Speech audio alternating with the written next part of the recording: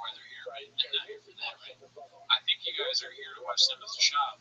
So start the timer for the cheap up. Hell yeah, dude. Well, shout out to you guys for posting my motherfucking shit on the Reddit. Mr. Successful Nick, 8345 posted the Stan song.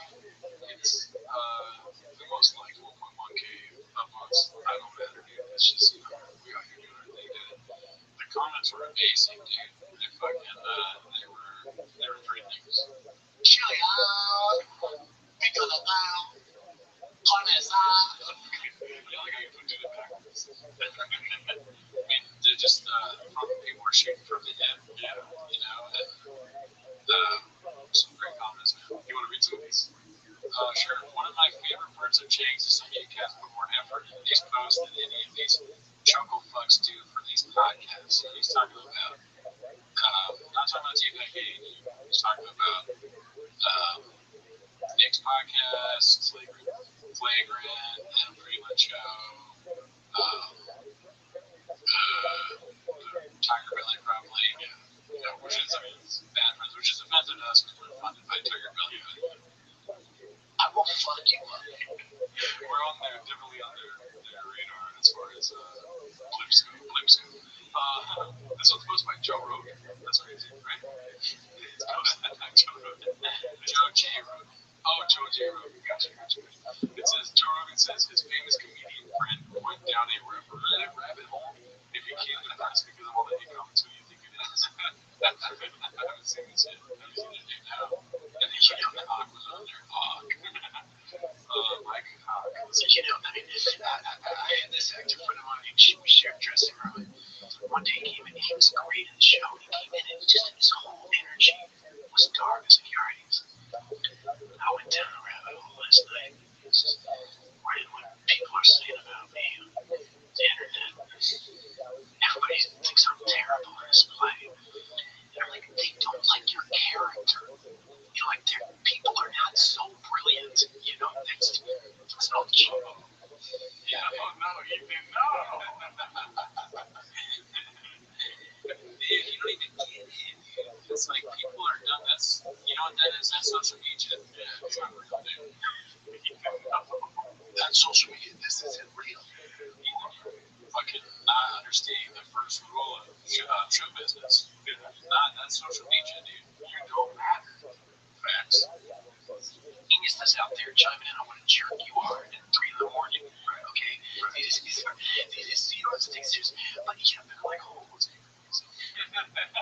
have profiles that are like cats. It's like they work at Starbucks. Like, it took him weeks to get his mojo back. Because every time he would step out on stage, just imagine this chorus of hate. I had the exact same conversation last night with a famous comedian friend of mine. Really? That's the narrative. I wonder who's a famous comedian. Ranger? Well, there's only 2. So we can whittle it down to this thing. It can't be Brendan Shaw because he would never say that. It can't be me because I don't talk to Joe. You know what I mean, though? No chance in shit. Yeah, no, he loves it. Well, Shaw's not a famous comedian, but he would be something wrong. Like, if he was a famous truck guy, then he would have been Shaw. I sat down with my guy. He used to do comedy. He's a big truck guy. He makes it very obvious in his shop. He used to do UFC. I'm not going to say who it is. But he went down a Reddit rabbit hole.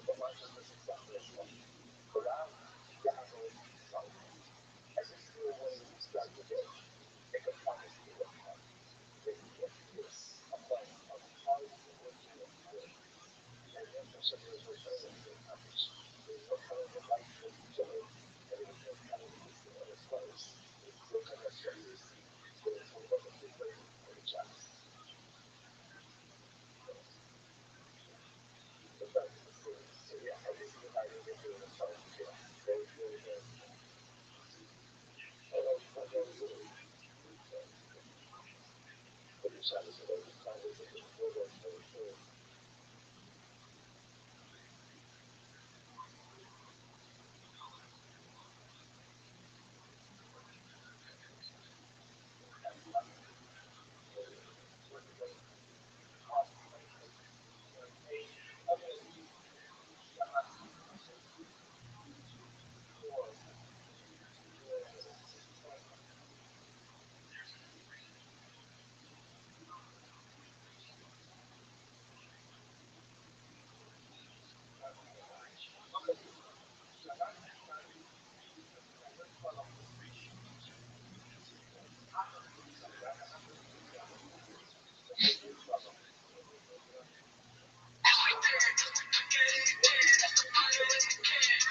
is really the fun in the kid.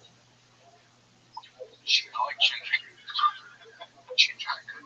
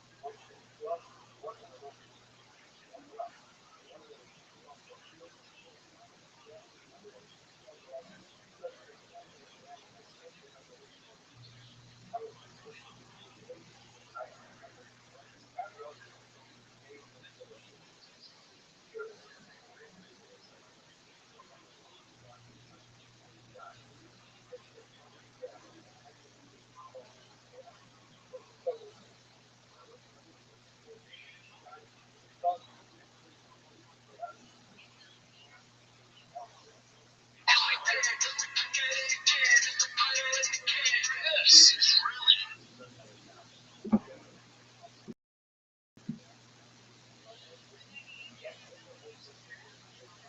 the fun in the kid. I like ginger. Ginger could be ginger. Ginger is called ginger. I mix it up. Ginger's a mix up. I'll say ginster instead of a hipster. Yeah, hipster. Ginster. Oh, deary ginger. That's endearing. Gingy. Gingy. Be like Gingy. Be careful. He ties the one. You gotta be careful that one, but that's also a rapper. That's my bailout. Gingy's a rapper. Yeah, Gin. I don't know if Gin like that. Why did they call him Chin Chin? I thought that was super racist. I can't do that. I call him Chin Chin all the time. Yeah, well, you're racist. It's cute. Chin Chin's not. You're a closet racist. No, Chin Chin. Especially as a hat on Chin Chin. Yeah. Chin Chin. Chin Chin. Chin, what is your real name? Chin.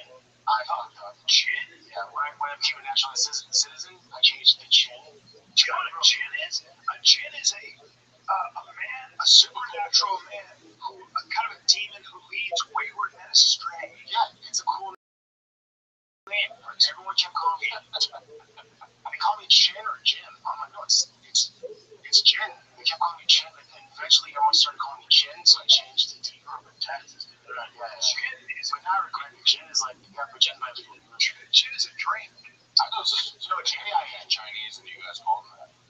Do you know what I wanted to actually come in? I wanted to name my kid Karate Callan.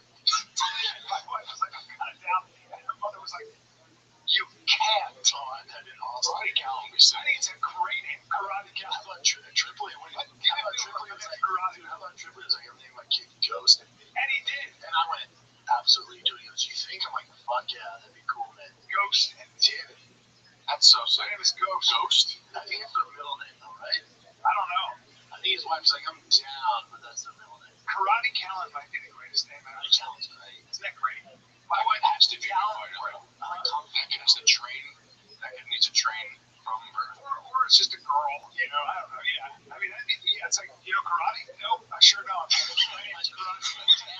was really into karate. Karate Callan. First day at school, I was like, what's your name? Karate. Are you a job interview? My name is Karate. My parents were assholes. That would be great. It's pronounced karate. My dad says karate, and it's karate. You just call me karate. Spell it ka. It's H ka. Well, they're either gonna excel in karate, or if it's a female, it's gonna be a stripper. Or it's coming to the stage. Karate. Never around. He was a comic chasing approval. Jason, you have a ticket. Tell us what your face is. The Things are coming. It's Karate Callan. Moose is on the thighs, and you can catch 78-year-old Brian Callan at the San Jose Hip this weekend, Friday, Saturday. Hey, are you a fan of Karate Callan? Yeah, she'll do a spinning back kick and hit you with her titties. That's all. Her dad needs help sell tickets this weekend. San Jose. She does take money. She does take money. Her dad can't sell tickets. She'll take your money, but then also help her dad out. He's in the corner over there. Dad's Hollywood dreams never really came to fruition. He's banking on his dollar, collect at least $100 right, gentlemen. Go ahead and give it up for Karate Callan. He's been really successful in the business. I know them. Give him a part in the movie. Hey, you guys like Karate Callan? Yeah, she's fantastic. Gives the best hand job. Hey, listen, her dad could sure use some help. Maybe you've seen Hangover 7. Oh, you haven't? Well, fuck me. Unless you weren't born by then, but he's still cracking, guys. 78 years old, still flying coach. Here's the thing, everybody. Also, if you see him in Gordon Group D on Southwest, give him a wave.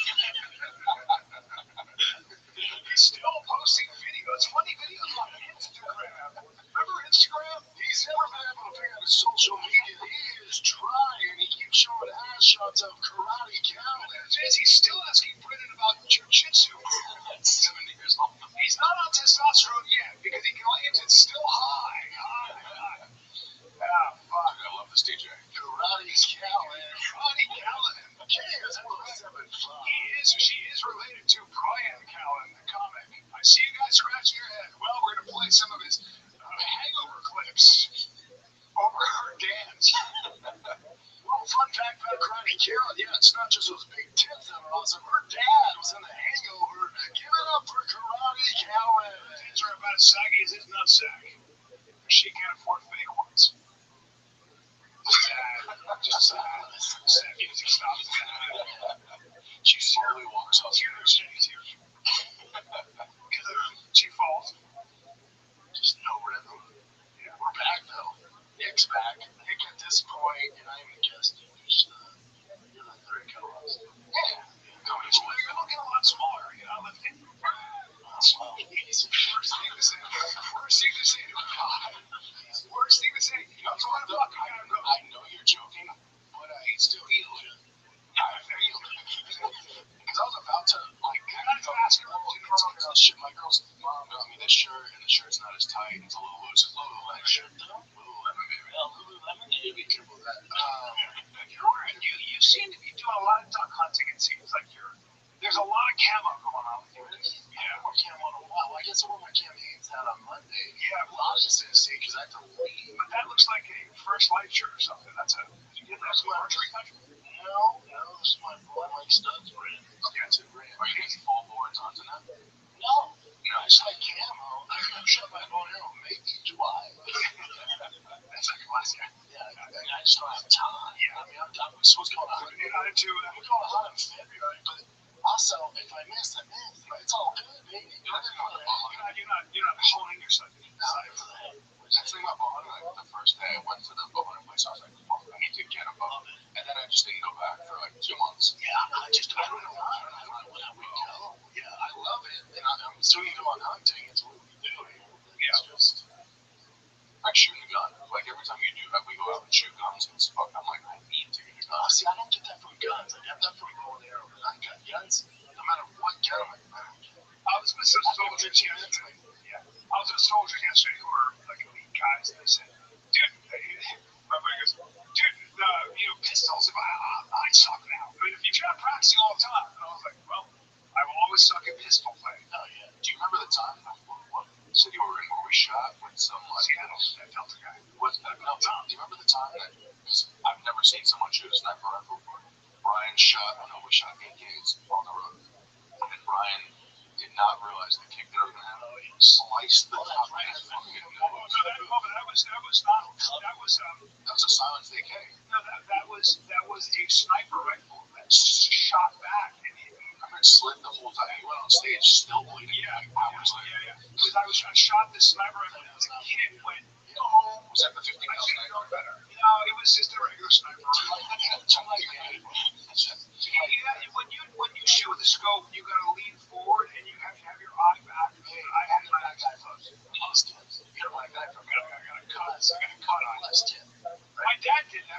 to, my dad's like, I was a sniper in the Marines. I'm like, okay. We go to, he had a 370, which is what you use to shoot like big game. And it's didn't know. Because when you shoot like an M1 or an M16, it's just not as loud. It's loud, but those 370, I think it was like a 370 is a big Rothschild number. I learned about time. I'm such a new. Is this big? When they say the numbers, I'm like, oh. Dude, he lies down to shoot it, and he didn't know the kick was going to happen, so he never shot it. We also didn't know how loud it was. He shoots that gun, dude, and it was outside. I was like, Jesus Christ! His fucking, he comes up with a round. He walked around Alaska with his. Yeah, hilarious. That's why the first time you took me shooting, I remember hearing the guns, and I'm like, movies don't make sense at all. When they fucking shoot people inside of a house, silence, and everyone just hanging around. Silence suppressor, Joe. We were using headphones, and even then, I was like, Did you grow up? Did your dad have guns and shit? My dad did. My dad was law enforcement, so he had guns. There's nowhere to go shoot in New York City. I told you. No, he told me how to he told me all how to take apart a gun, safety stuff like that. Stuff like that. You know more than we did. No, I literally shot. I bought an AR from Terra Tech. I got my AR, 60 grand or something I spent on it. I had ear plugs in, just earplugs. I shot it outside, and it was so loud that I was like, I can't shoot this. He goes, no, you need earphones. And I go, well, I want this for my home. I can't shoot this in my home because I'll go deaf. He goes, yeah, you have to have it. I go, I don't want it, and I gave it to my friend Tara. yeah, that's why the most unrealistic thing about like a John Wick movie is every time you shoot someone, you just go fucking ow. You know? You guys also bitches because I have the same gun and I have the so. It's also really fun. It's also a gun. You can't shoot it out. You can't shoot it. You need to suppress it. Even that, it's not even that. I thought also use it, shotgun with slugs. That's what you do. I knew so little about guns that I thought a silencer would actually silence it. Then we shot the silencer, I'm like, it's just a different noise. Now, if you shoot a 22 silencer, that's very quiet. Is there actual silencers, or is that just like made up? So you can suppress an AR, but you need what's called 360 blackout. And 360 blackout is a subsonic round. It doesn't break the sound barrier. That's what makes noise. And you have a suppressor, and then those are so quiet you just hear the slide. That's what those elite guys Really? Yeah. Because they'll use it. Very expensive. That's what I think those Delta guys when they want to be really quiet. Yeah. But it's like those are you have a suppressor in the round is subsonic. So it goes slower than 750 miles. You need a suppressor, bro. Now you know. I'm still a pussy. I'm still like, fucking ears. Such a pussy. I want to get good with guns, but it's just like, it just seems. You just want enough where you can defend yourself. I think as a dude, you should be able to shoot a gun and change it. So one of the biggest problems, by the way, when you those guys train so much, those guys do. I learned on YouTube University. Those guys train so much that they get lead poisoning. They train so much that lead poisoning is a major problem. And they would put their shells in their hat. They collect their shells, and then they dump the shells and they put their hat back on their head. And a lot of those guys get brain cancer and stuff. So if you want to be good, if you want to be like a Delta guy, and they also practice shooting live rounds inside, that's super good for your lungs. Yeah, so many things we never think about. So many things. The Delta people we have met, the stories that they told us, I'm not. If the three of us had to go into a house and do CQB, close quarter combat, and clear a house, you know what would happen? We'd end up shooting each other. That's what happens. You're like, oh, what's the bug? You sweep a guy's head, come on, you hit him, without the training. Yeah, you need training. And a lot of hitching would be alright. I use throwing stars. Yeah. You're a nunchucks guy, right? I'm a nunchuck throwing star guy. So, I use a bow staff. Oh, dude, remember when Dana did that thing with Gary Braga and it showed his actual physical age? Remember that? Because do we believe that stuff? The reason I bring it up because Ways to Well has this app, right? And so I was there doing all my shit right here with Braga. And then it goes, your age, shows your age, his actual age is like 34. I'm like, I don't know. Everybody says none of that makes any sense to me. I guess it's going through because it's going based on your blood panel, right? Like I don't know. No, even that guy Brian Johnson, the other guy who like dedicated his life to it, has like that guy's dedicated his life to science and being just like a guinea pig for science. And even he has de-aged himself only like a handful of years. And that guy's dedicated. So when like All the time, bro. All the time. yeah, he's still getting I'll tell five you, bucks. they have Brigham Young's 12 sent me that really interesting thing where they have taken human skin cells and reversed, somehow figured out a way to re-engineer their aging. But like, so what Gary Brick was probably looking at was Dana's, cardiovascular health, his high blood pressure, and you can compare that to metadata and say, look, people with your blood pressure, your profile, a lot of times don't live past 63 or have heart attacks. But there has to be something to it because people like 40 or shit. I'm 40. When you look at pictures of people in the 90s, the 40s, there's something to the cheers. There's something to it. Well, you know what it is? There's something to it. This is going to sound fucking crazy. You know what the biggest difference between now and then is? The consumption of water. People were not hydrating their bodies back then. Like, that sounds insane. Sleep. But people weren't sleeping right. They weren't smoking cigarettes or something. And they weren't drinking water. Drinking water is, people underestimate how much drinking water is. So Dan had sleep apnea. That's a huge problem. Like, also high pressure. It's really bad. There's over sleep. Yeah, if you have sleep apnea, that's like really bad. You're not getting sleep. I remember we just saw Dana recently. He was great. He was in great shape. I know. Years ago. It's like now it's all back. If you go back to your habits, You think? Do you like this Gary Brick guy? No comment. Let's take a little break and chat with the boys. You don't need to overhaul your life to start investing. Just automate it with Stash. Your New Year money goals can quietly run in the background while you focus on everything else. Stash isn't just another investing app. No. It's a registered investment advisor that combines automated investing with expert personalized guidance so you don't have to worry about gambling or figuring it out on your own. We got you. Stash is simple, smart, and stress-free. Choose from your personalized investment.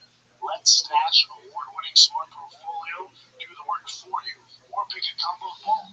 Stash is there to guide you every step of the way. Don't let your money sit around. Put it to work with Stash. Go to get.stash.com/buyer to see how you can receive $25 towards your first stock purchase and to view important disclosures. That's get.stash.com/buyer. Get.stash.com/buyer. Paid non-client endorsement, not representative of all clients, and not guaranteed. Investment advisory service offered by Stash Investments, LLC, SEC registered investment advisor. Investing involves risk. Offers subject to terms and conditions. Stash. It's just, some of the things he says are just like, what are you talking about? Like, I don't really fuck with idiots. Like D&D, Test by getting an cool D&D. If you're watching this ever, you're so nice, and you just made part of my day, bro. Your zero fucks attitude is courageous. Fuck yeah, baby. Why? This shit's right.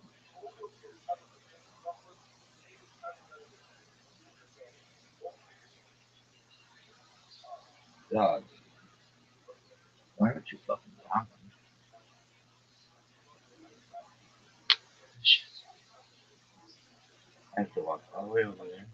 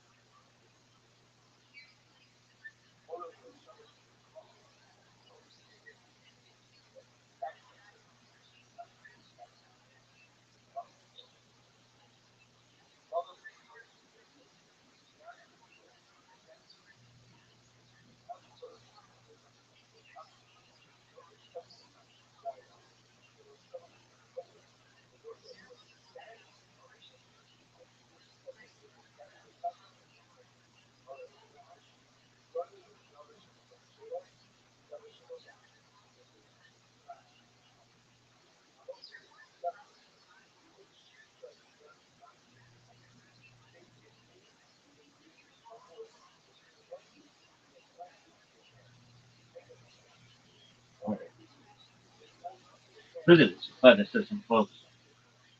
Folks, I've seen athleticism. I'm telling you.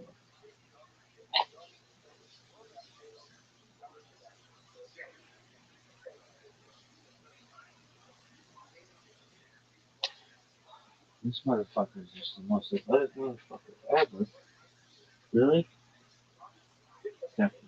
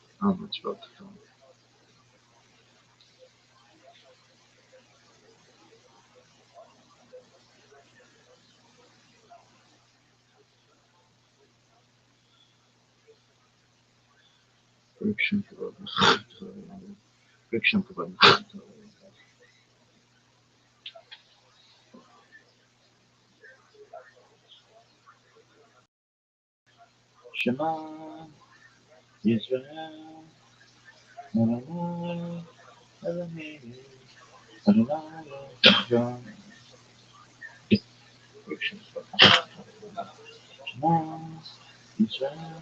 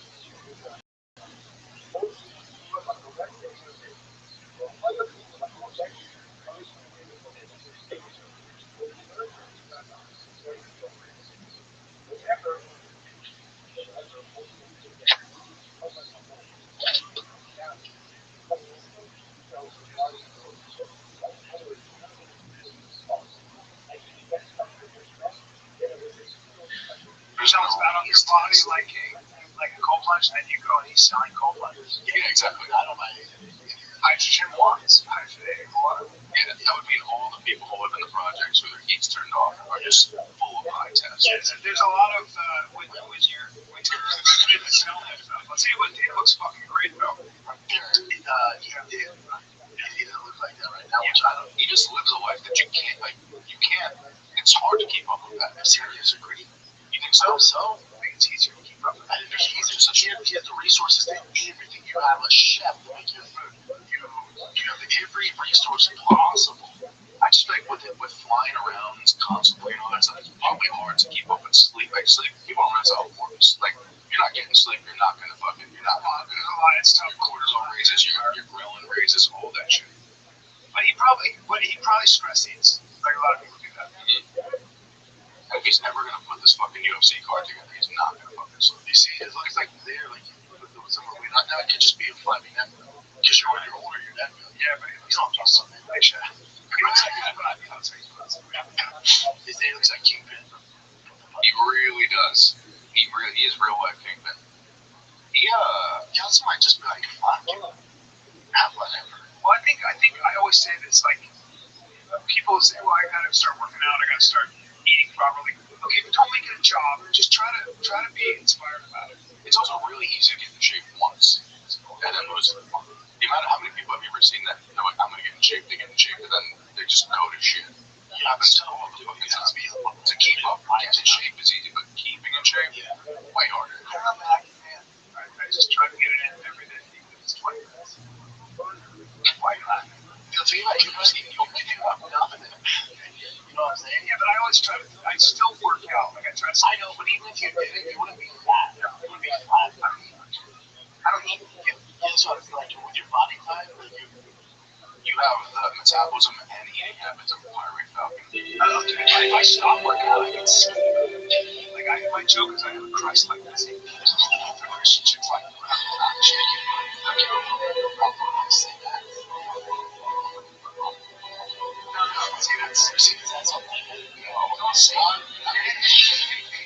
take it back right now. Yes, I got an itch.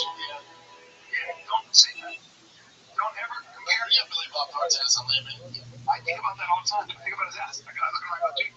It's distracting. It's distracting. You have. He's in jeans and like him and his wife are staring at the sunset like. So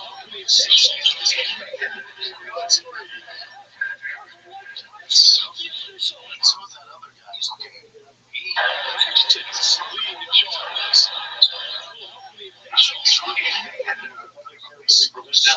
Excerpts.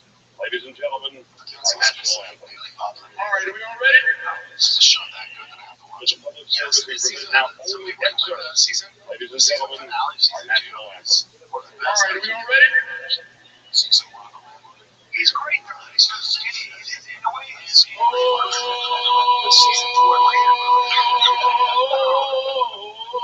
Yes, that show's great. I got my girl on some That's the show. You can't not like it. What if the show started at all? I think that show. It would be a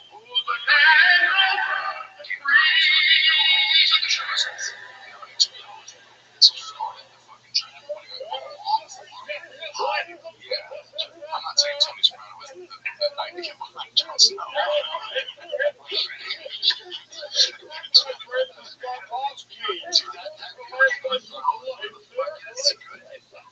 I was so worried about it. So the shots are dragons.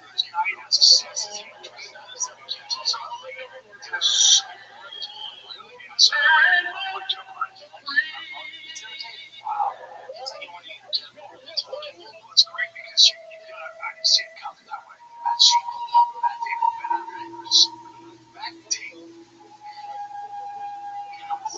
because I feel like sometimes the execs don't listen to the people. Like when it comes to what would be good, everybody wants a Jon Snow spin-off show. And everyone would fucking kill to see that. And they're like, nah, let's not do that. They do it Marvel all the time. Like, let's make Doctor Doom. And they're like, how about She-Hulk? How did that work? No one wants that. Netflix is doing it. Oh, she's right out there. She's sad. I am done being schizophrenic about streaming videos. I'm kind of good.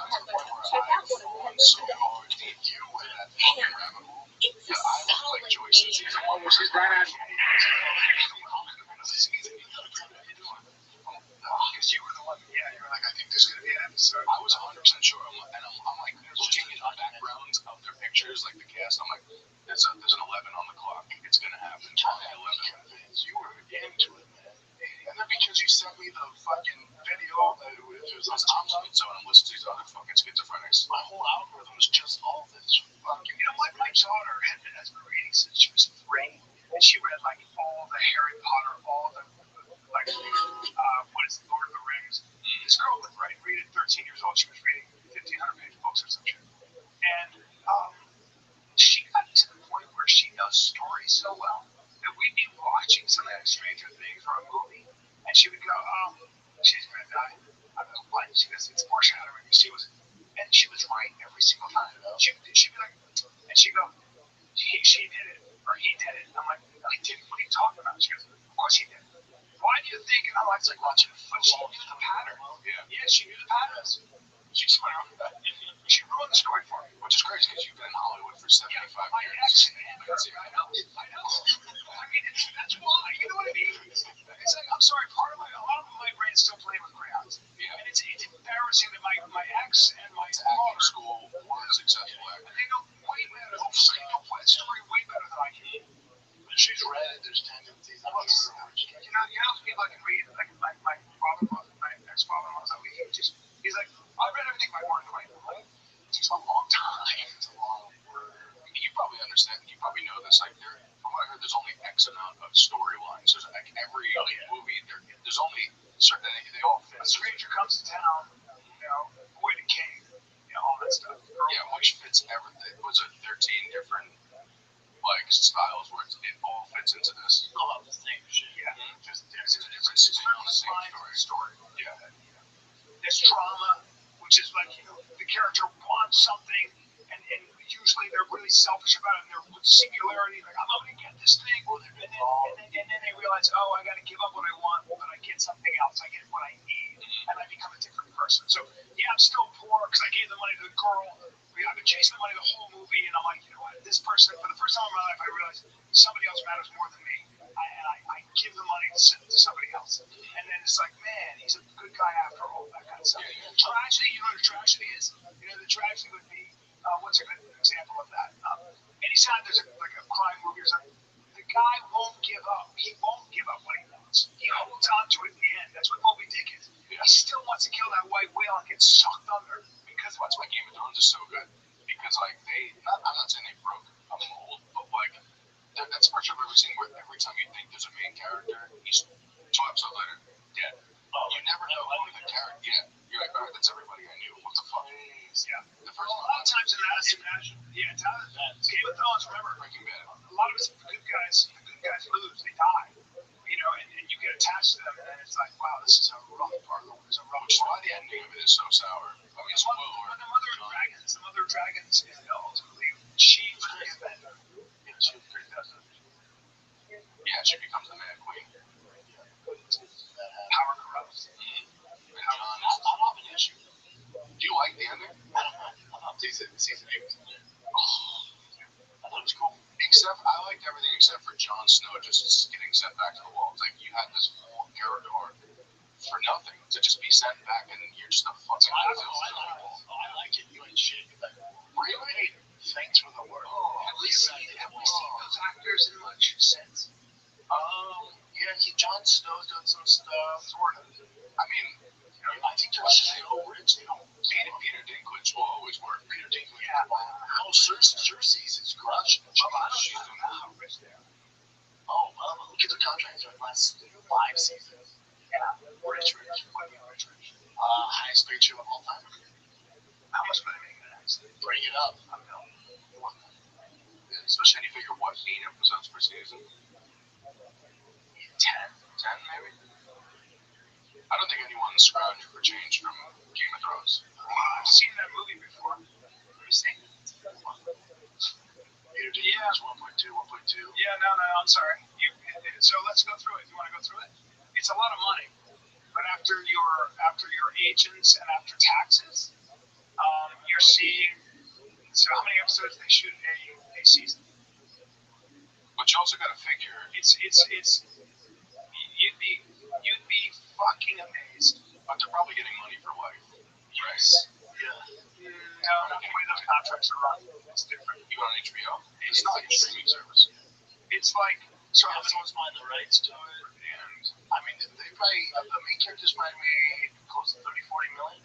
Yeah, if you're broke after that, you're 8 seasons. Yeah, but I'm just saying. So, is it 8? How many episodes per season? It's probably 8 to 10 per season. Let's just say it's 10. So they can get royalties. Yeah. So how many episodes? John, let's just talk this out. Look at this athleticism. Look at this athleticism. Look at this footwork.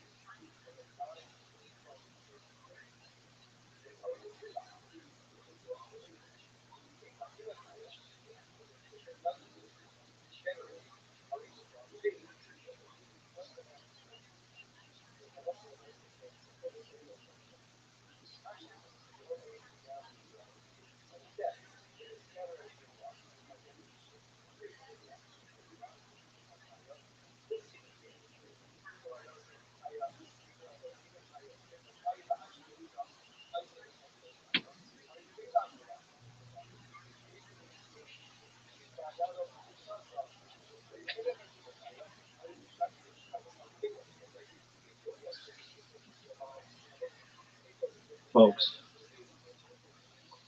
I'm saying this way as best I can. You all recognize athletic prowess? Do you know what prowess is? Do you even know what prowess is? Because you're seeing it in the fucking flesh and bones.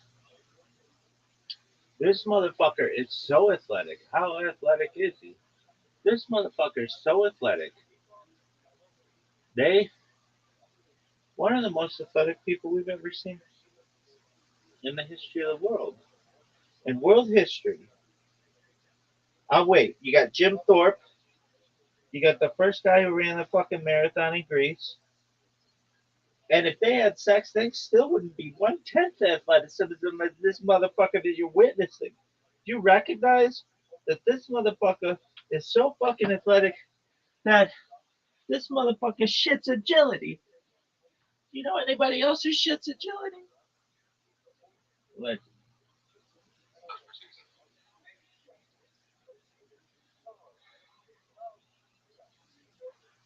this show sucks. I mean, if I'm so say 1.2, it's $12 million after taxes and after commission. You're seeing $5 million realistically. Still, it's a lot of money. $5 million. So $5 million years though. Yeah, but they're not doing it for 8 years. It's actually the last 4 years. 5, 20 mil, and you get royalties. Yeah, the royalties are shit. But 20 mil in the bank, if you're, let's just say that's Royalties are shit for making. yes. But you still get. You know what it sounds like? It sounds like the guard in Shawshank Redemption. When Andy Dufresne's like, I could save you that money. He's like, get me alive. My guard is fine. I'm like, You know how it is. $20 million a lot of money. we're bad with money. They might be really good money. Well, history would suggest otherwise, but I'm just saying that actors, like you make 20 mil, yes, it's a lot of money. It's just amazing how fast it goes. I'll say for that promotion, that's how you live. Yeah, right. You buy a $5 million That's how you live. house. And they're also, a lot of them are older too. I bet some of them are just. With most shows, like people who are that ingrained into a character, it's so rare you ever see them do something. So this show, out of all the shows, I think is doing the best. I think the people who are going to do the worst is actually Stranger Things. But did you see them on SNL? Oh, terrible. It was just you're like, oh, I can't. You'll never see them as like, you're never gonna see Dustin as not Dustin. Yeah, it's like, what other toothless character can you play? You know what I mean? Cersei's has been on a ton of shit though. Cersei's was just on a Netflix show. She's on a bunch of shit. But keep working. And this might be it's just the reality of it. Because me and my girl, we watched the newest season of Stranger Things, and like, there's something about, I don't know if they got worse at acting, or if you just give kids grace at acting when they're younger, but when they're adults playing kids, you're like, this kid kind of fucking sucks. Yeah. I think you might just give a grace to a kid because it's easier when they're actually in that. I've worked with a lot of kids in my career, like just on Seventh Heaven or on Cold School. And a lot of those kids come up just like the boxing, they were acting since they were in Hollywood since they were 5, 6, their parents were there. Yeah. And then and it's interesting because some of them, like Matthew Perry was a Disney kid. So was Justin Timberlake. So was a lot of people that started and they just hit it. But yeah, it's not as though when you're always on the set, you become a great actor. You become reliable. You just become reliable. Yeah, like but then also those kids too. Like, how long was between season 4 and 5? 4 years. Right, Chandler, how many were going to class and have, and once you get to pop and like, oh shit, it's like, that's not the old clean type probably. So those first 2 seasons, the first 2 episodes, that's like 12 and a half. Except for the girl Sadie Sink, the girl, the redhead girl. No, she's great. She's gotten massively better. Yeah, she's good. Everyone else are like, this is cool. See, she'll probably have a clip. 11 special though. The girl plays 11. Yeah. Special. She was a little wonky this season, but I think it's also just because she's a mom. She's A married mother who's playing a girl who doesn't talk in high school. It's just like, it doesn't fit who she is anymore. That's what she started. She was like this. Now she's like a figure. Oh, maybe, Yeah, she has titties. she had lip injections. Like, what happened in the Upside Down? Yeah, what's going on there? Like, yeah. It what? Hey, who's the Botox? Who's the Botox guy? Hey, what kind of hormones are you Water to upside down. Right. It's weird when you see it on the side of Stranger Things. Like, it's sad. Yeah. Oh yeah, she showed up on my feed for like she has her own like kind of like sexy clothing line or something like that. And you're just like, I feel like I shouldn't be saying this. This is crazy. She's 23. Yeah. But like I still see her as a fucking teenager. She started. We saw her when she was like 6. Her name Bobby Millie Brown. She showed up on my feed too. Randomly out of nowhere. I don't even watch her. She's a pretty girl. She's English, yeah. British actress. Who married her? Bon Jovi's kid. Oh, What? Bon Jovi's son. Oh, wow. Jake Bon Jovi. Really? You see it? Another picture. Is that good looking? Yeah. that's a bastard. Bon Jovi and that whole group are good people. Yeah. He's a traditional. He's a New Jersey Italian guy. Conservative New Jersey. He's still married to the same woman. Bon Jovi's not British. No, Bon Jovi. Oh my god. Bon Jovi, bro. Bon Jovi is shout to the. Is that a British guy? Oh man, he's as Italian. He's as New Jersey Italian. Conservative dude. Am I confusing him for you too? Yes. Yeah. Oh, okay. Yeah. Bono. She's doing a Bono. Bono is Bon the Jovi. Fuck. No, he's I thought he was British this whole time. John Bon Jovi. His brother, I think, is the drummer. Also in there. It's the Bon Jovi brothers. And I remember This is why I said in the last episode, I know I'm a fucking idiot. But you have to just give this example. This whole time I thought he was a British you man. didn't grow up listening to him because it's like not actually even your generation. It's mine. So That's American nation, though.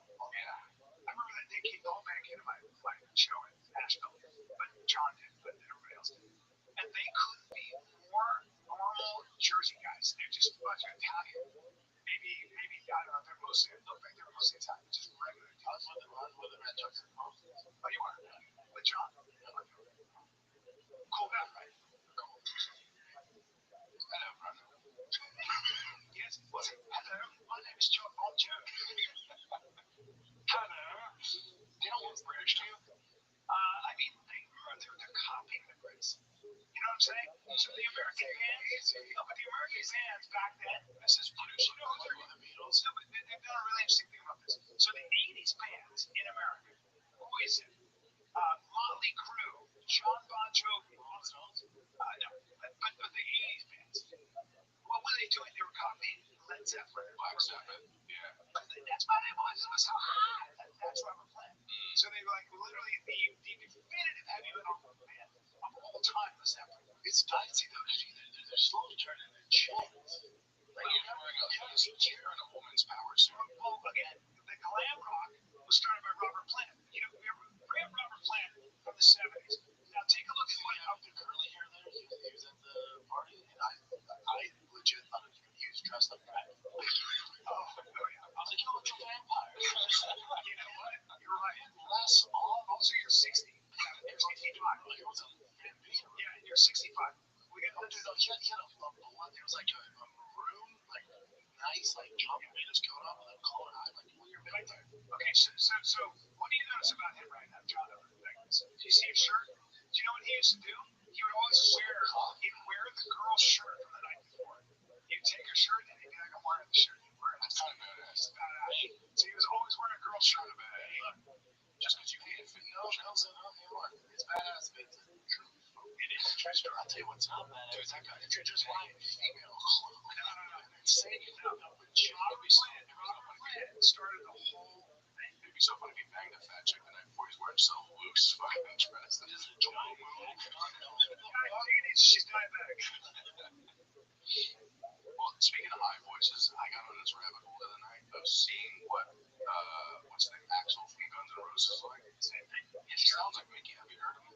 Now? Well, yeah, come on. So now he's a legend. But Slash is playing with cover bands now, so he can actually play with someone who actually sounds like Axel. But if you heard Axel is because he's destroyed his voice over time. Because doing that with your voice, you can't do that.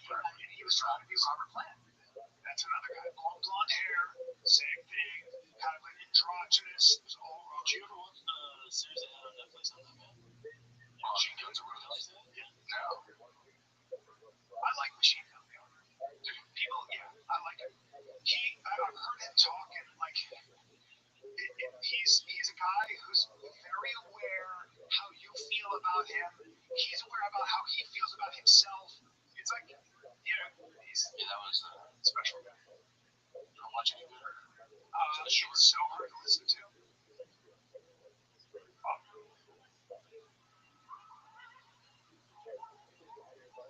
This is BC. Next Mickey Mouse. Was changed. This guy is I saw him. It's be like watching Larry Bird fucking get my boy. Firebird's still got it. Maybe. Let's say a bad back in Asia. That's actually a great analogy. That's a great. What are you gonna change? Party. Yeah, Axl Rose's voice. It's so sad. Suddenly he just brings everything down. Oh man, it sounds like Axl Rose's voice in here. I can't hear it. Gee, I like the guys watch you guys are on the World's Cup weekend? Yeah, we're in San Jose across the team. Missed the UFC.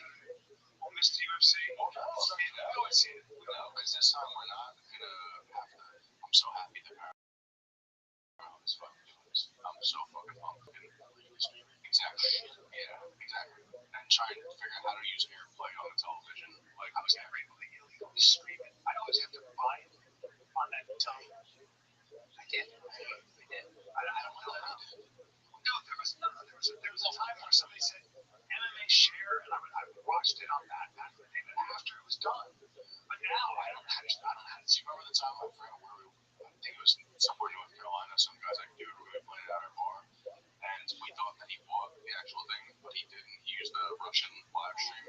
And the whole time, remember, it was skipping. It would go 10 seconds at a time. We missed the whole. You just paid 10 grand. I mean, I just think it's easier just to pay the sound at a boss. It was at a nightclub, and they gave us a VIP, and they tried to legally stream it. I remember you were bugging the fuck out. You're like, we need to get the fuck out of here. Let's take a little break because the UFC's back, baby. UFC 324 is going down this Saturday in DraftKings. Let's take a little break because the UFC's back, baby. UFC 324 is going down this Saturday in DraftKings Sportsbook, the #1 sportsbook for live betting. Once it's over, your shot to get in on the action is gone. DraftKings Sportsbook is built for live betting, not just free fight picks, because in the UFC, one moment can flip the entire fight. One punch, one kick, one takedown. New to DraftKings, new customers can bet $5 and get $300 in bonus bets if your bet wins with the code FIGHTER.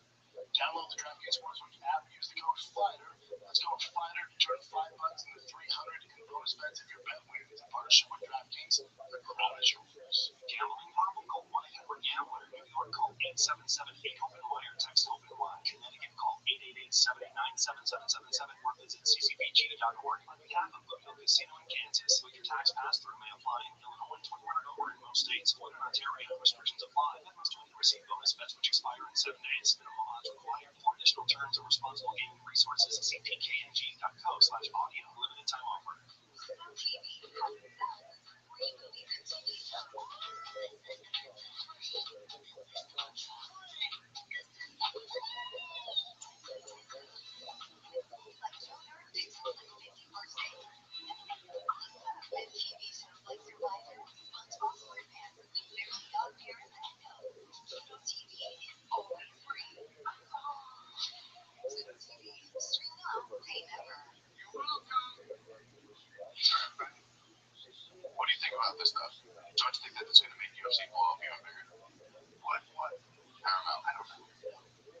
so.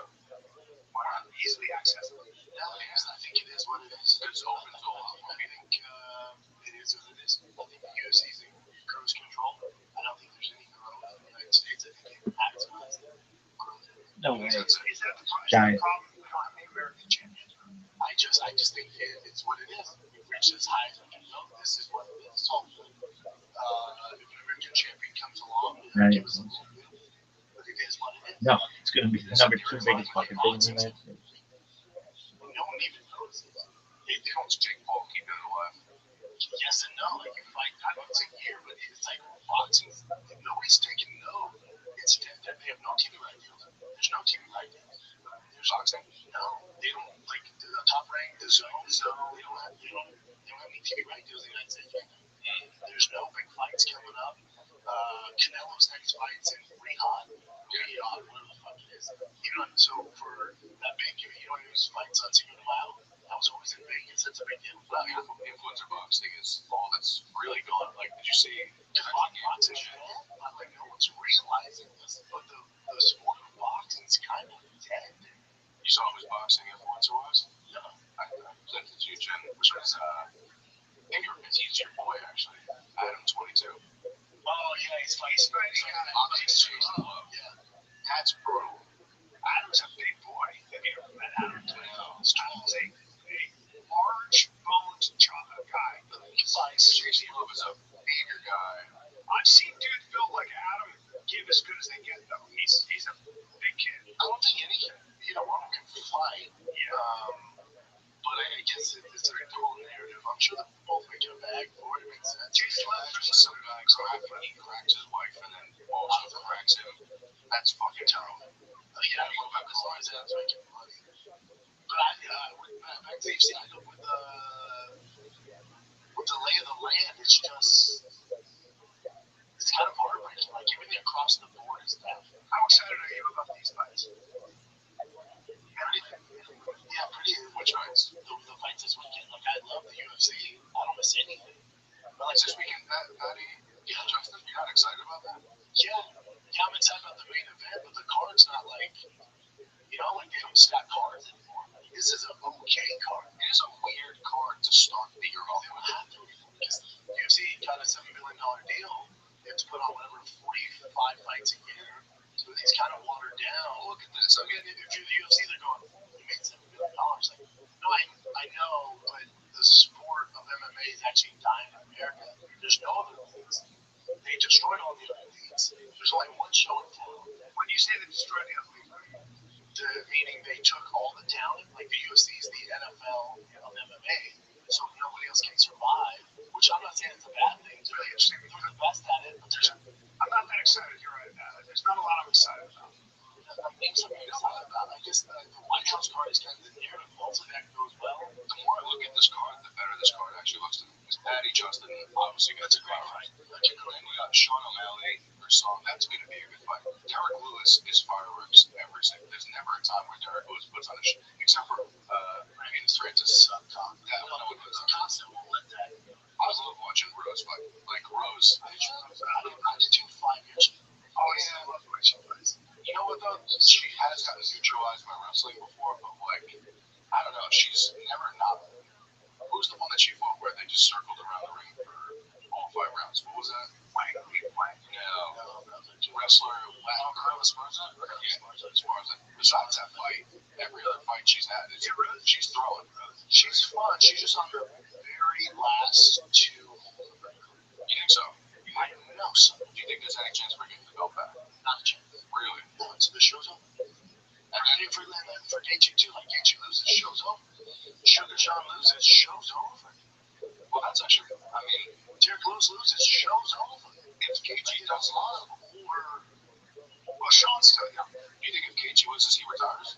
Yes. I think so. O'Malley's not. O'Malley's not going to retire. I'm just saying, as far as him being the face of America, which he was for a long time, that's all. And then lose 3 out of your last 3 fights. Like, you can't do much. Silva, beast. The way he fucking manhandled Bryce Hall. Yeah. And Bryce Mitchell. Yeah. Fucking beast. Like, that's gonna be a good fight. He doesn't go like he goes in there like a fucking animal. Yeah, I don't know what fight. Yeah, Arnold Allen's gonna be a good. That's gonna be a good fight. No, Arnold Allen's dad was steroids and tell him not to do it. Really? Yeah, he's like, absolutely not. It's funny, his name That's is good. He's a monster. He's so strong. What's wrong with Allen's record? Oh, he's a fucking savage. If he didn't lose to, I think he lost to Max Holloway, but he's lost to Max and lost to Evil. He's a fucking beast, though. That could be. I mean, even though they're not all the biggest names, I think that could be because sometimes you get these big cards where it's these big names and it's not as No, intense. that's my sleeper fight on the card. Yeah, That's a good fight. Again, the card's not bad like it. and then you got an undefeated fighter in the Bruins, right? Yeah, you got homeboy. Who's a fucking monster. Where's he at? No, the fucking Yeah. I mean, who we got? Tiva, right? Yeah. He's scared. Who is it? But they should put him on the main card. He's like one of Silva and Rose. He's like the next big thing. He's a party guy too. You ever seen this guy? Get ready to get your cock insert from him. I love this guy. African, chiseled. And I'm pretty Fights sure like a he's fucking undefeated. Fights like a fucking bitch. What's his thing? Striking Fucking people. That's his like just exploding in your face. like a Morales type of fighter. yes, not as technical. Yes. We're in up because But again, it's he's a real problem. Him cards are fucking good, but you know what I'm saying? Like the UFC on Fox card, if you remember that, or the ESPN, like I don't know. I mean, so it's just to me, it's like the UFC, even Dana White. You know, I'm not saying I do anything different. It's like they're in cruise control. They're cruising altitude instead, and they're like, we're good. Let me ask then, for the White House card, if you could build the perfect White House card, we've talked about this last time. did you? That's gonna be a bonus on Patreon. So I would say, what's your three? I'll tell you what they have to do. So I think it's I'm gonna say Jones Pereira. it's gonna be a royal disaster if you don't have Jones on there, Alex on there, or Connor. If those three are on there, or two out of three, it's a fake. I don't give a fuck who they put on there. There's been so much pressure from those three fighters themselves, and then also from the public to make sure they're on the White House card. And Dana knows this. He's fucking the best to ever do it. He knows we're expecting that. If for whatever reason that doesn't come to fruition, it's a royal fuck up. They're going to get so much pushback. And again, UFC's like, okay, don't watch it then. Yeah. That's their thing. They're like, okay, don't watch it. Like, I know it's a watch, but still. The one thing that worries me is the same thing happens with UFC 300 where for months in advance he was talking about we're going to have the best fights we've ever seen locked in. And then a month before he admitted, like, I don't even know what we have locked in. It's tough. Now, now I was very critical of UFC 300. That was an awesome card. It did come out, it was a It wasn't even big names. It wasn't what you expect. Card was fucking great. Sure, to his defense, that card was great. But the White House is a little different. It's never going to happen again. This is our one shot. Yeah. This has to be Jones, Bo Nickel, Chandler, Connor. you want Bo Nickel on it. Fuck yeah, I do. Yeah. Unless you're from North Korea, you gotta have him on. That's true. You know? Do you think he's ready? He has to be a pretty long fight now. I mean, they're saying there's gonna be, who would Bo Nickel fight? Colby Colby's too small. Colby's asking for the smoke. He's asking that's why he's Smoke. yeah, he has problems. We saw him at Murray talking all that shit. I know, but he's one of them. And this is my debate before. This is my thing with Colby and Luke. And who knows I love. We're talking all that shit to Bo and MMA. Wrestle. You two wrestle Bo and Bo tech balls. Colby's round one. Not even close. Colby has a much better chance than MMA after that. Even though he's not, but Colby knows that. Well, that's why they're like, I'll fight in MMA. And I was like, but we're at RFA, let's wrestle. They're like, don't be ridiculous. There's a reason for that. I think you have to pull out the big boys. They have to for this fight. You have to have John Pereira. That has to happen. Even if they're not fighting each other, they have to be on the card. They have to fight each other.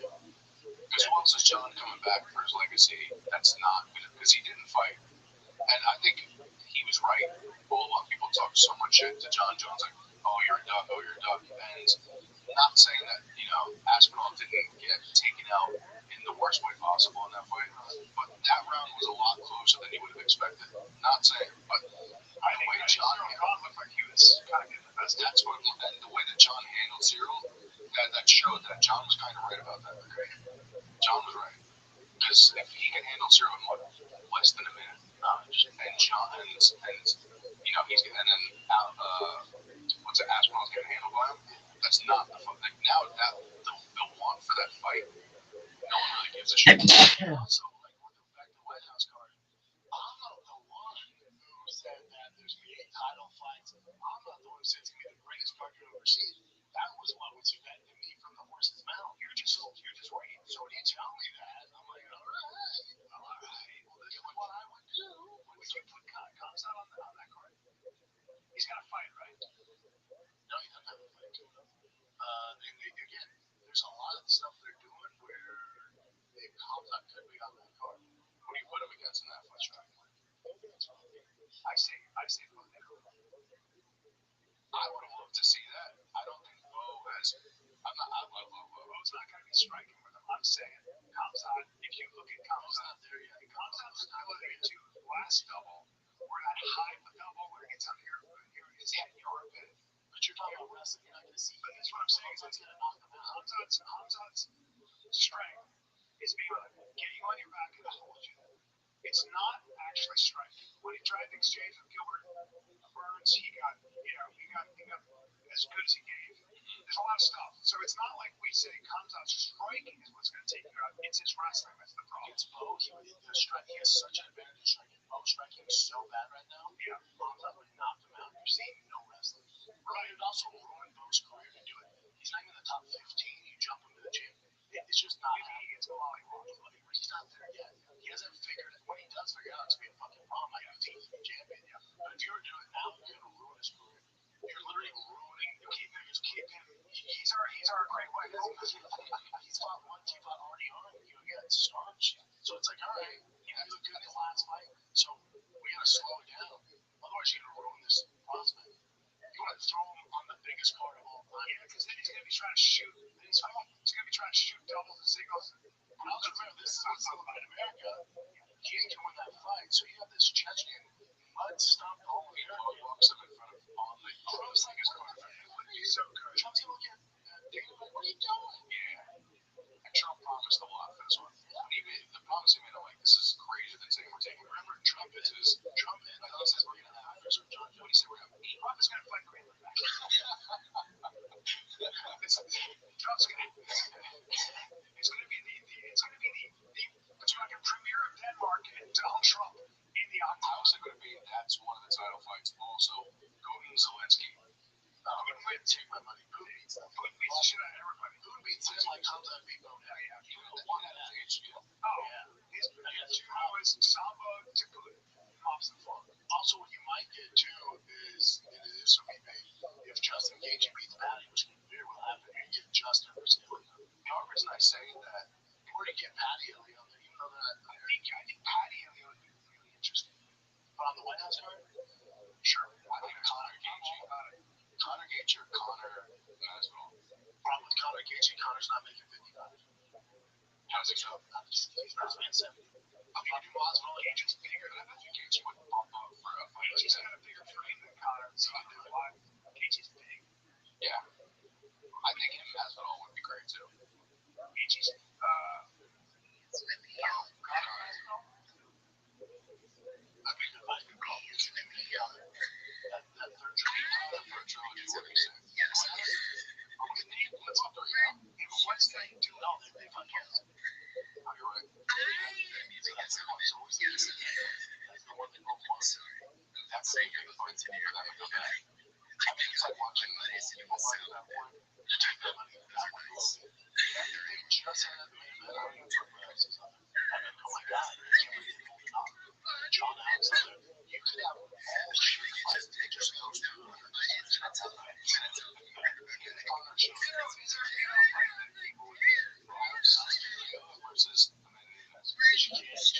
Look who the fuck it is.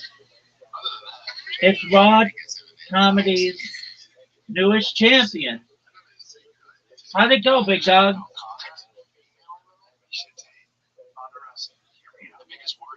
Dude, Okay. tell me all Okay. about it. Okay. I feel like he's like my dad beat that. He's gonna say what? Well, I don't want to go too much into it but everyone, a lot of people thought I should have won. And I could get wild carded, but a lot of people thought I should have won, and it kind of was some bullshit. But yeah, it is what it is. What happened, dude? So this woman rocks up, right? Right, She doesn't even come to open mic nights, right? I right. killed my set. Like everyone said, it's the best set they've seen me do. Killed my set. This woman doesn't even come to open mic nights. She's not even a comedian. She's a slam poet. She comes in. I mean, I don't even see her set because I'm backstage, but like everyone's like, oh yeah, she does slam poetry. She doesn't even do comedy. She comes in late for one. She was nearly like not going to go on stage because she was late. The thing that pisses me off is she was late and they still let her on. Like really fucking late. Okay, and what happened? And she fucking won somehow. They only have one winner? For the hate, yeah. So you beat Chelsea? There was 9 people in the hate. Okay. Do you... Chelsea won the previous day. Oh, okay. Wow, that's pretty good. Chelsea's pretty good. Okay. So, you got second, or did they not rank them? No, they don't rank him, but there's a possibility that I could get wild card. Okay, so how do they give you wild card? After all the hates are over, the wild card people. How many wild cards do they allow? 1 or 2. Okay, how many heats are there? 5. All right, so you basically, and there are 9 people for each heat or so. So out of 45 people or so, you have a chance of 1 or 2 of those get chosen, right? Yeah. Okay. Well, I'm proud of you, dude. If people said that you did it better than you've ever done it, did you mess up at all?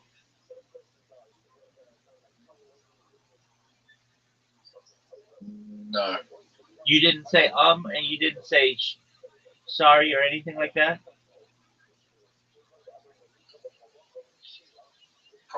Probably did, but not to the point where it was off-putting. Like, I paused a lot because I was laughing. Like, the crowd was fucking laughing, so I kept on fucking pausing a lot. That was because I was Okay. Okay, so do your set. Let's hear it. Nah, you already heard it. That's it? You told one joke? That's it? Yep. You didn't fill up your... Nah, it's like 4 minutes. You know what I think it was, Rabbi? Hold on. What do you think it was, Zoo? One of the judges, like, has seen me before. Like, one of the judges comes to open mics night and they've seen me perform other nights where I've bombed. I feel like that might have had some influence on it, but I could be wrong. Okay, did people say that the slam poet was at all funny? They said she had that one good line, one good point. Okay, do you think that people thought that you didn't have enough material? I mean, you did like 45 seconds worth of 5 minutes of material that you could do. No, I did 4.5 minutes. With that one joke? No, I did multiple jokes. Okay, what other jokes did you do? It's really late here, Rabbi. Like, people trying to step in my house. So you're talking to me. You can say it slowly. You can whisper it. Whatever you want. You did the joke about RFK Jr. What other jokes did you do? Every joke that I sent you a video, I did into like one set, except for the pedophile stuff. Okay, that's good. But Okay, why didn't you record your set?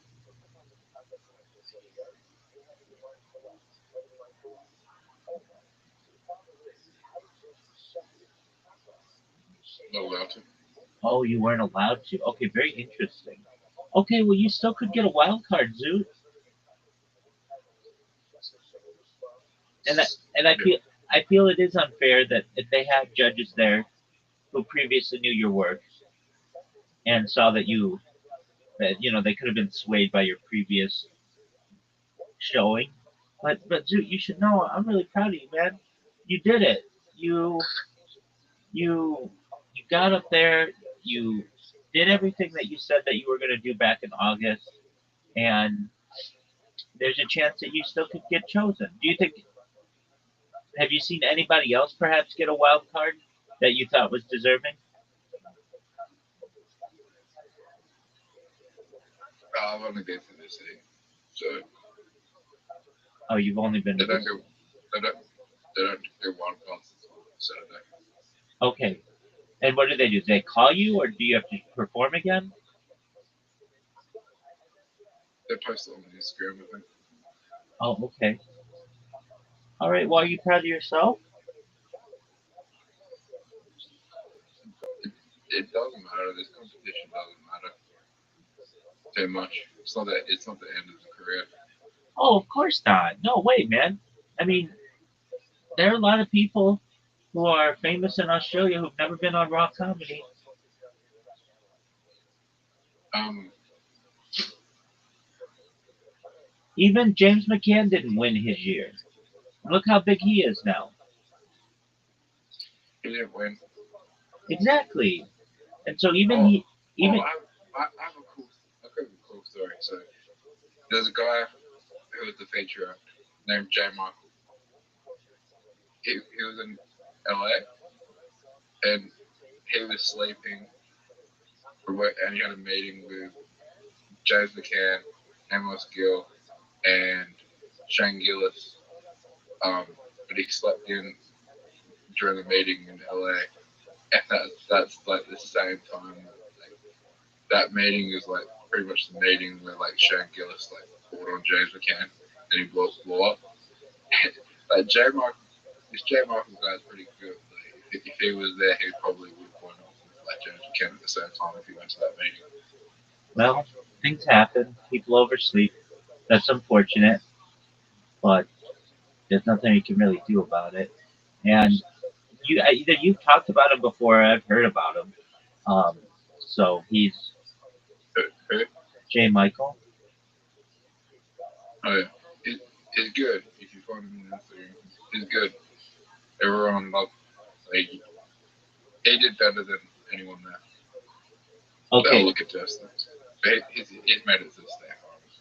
Well, Oh, but so he didn't get full nationals. so he can't. Once you make it there, you can't do it again. If you do two state finals or one where you go through to the nationals, two state finals.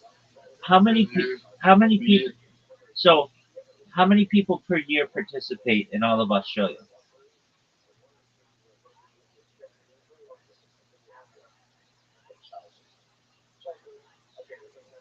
Usually 1,000, but this year I think it's not as big this year. Okay, and you still have a chance at the wild card, which is really cool. And um, you said it. And I mean, it's unfortunate you didn't see the slam poet. You didn't hear her set at all. I was in the green room.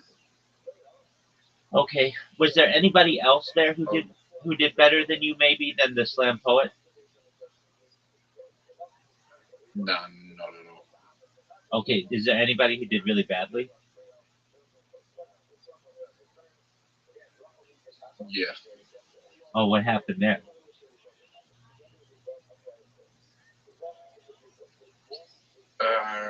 Just he just randomly talked about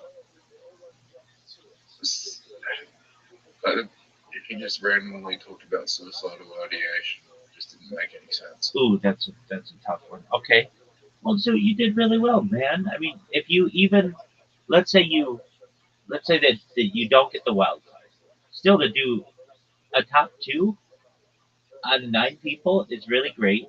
And you still do Monday night comedy, like you continue, that you continue to do. And Zoot, funny's funny. And if you're funny, like here's your plan. I mean, this is what I would say would be your plan.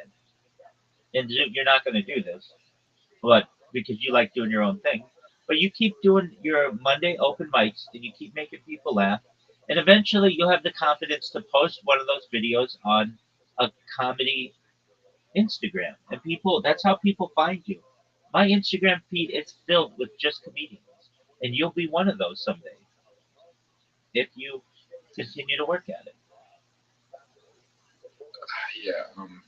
So right now, I'm just having fun. Like I don't even care. Like when the results got revealed, I was just like, because I didn't see her set, I was just like, who the fuck is this bitch? And then I was just like, because because I didn't even know she performed because she came in so late. I thought there was only 8 people performing, so I was like, holy shit, who the fuck is this bitch? Like, Rabbi, I can't even tell you what she looked like. I was just like, because like, I kind of just like just blanked it out like for a minute, because I was just like, okay, I don't, because I felt like I was gonna win, but then it was like when the vote got read, it was just like it's kind of relieved. I was just like, yeah, I can't explain it, but anyway, I'm just rambling. Sorry. You're good, big dog. I'm proud of you, man. Good job. Anyway, I did talk to this gal that really attractive afterwards. She said I did well. Did you finger her? I wish. There you But go. There you go, big dog. um, Did you get her number?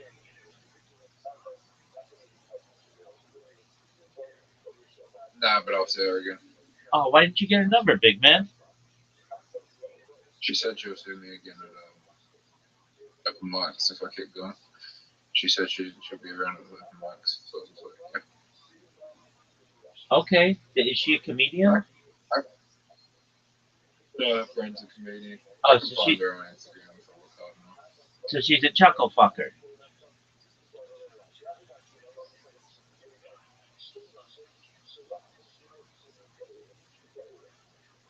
All right. Probably not. All right. Well, who knows? But that's really great that you got that going. So did you ask for her number and she said you'll just see me around or what? No. No. Okay. That's all right. What's her name?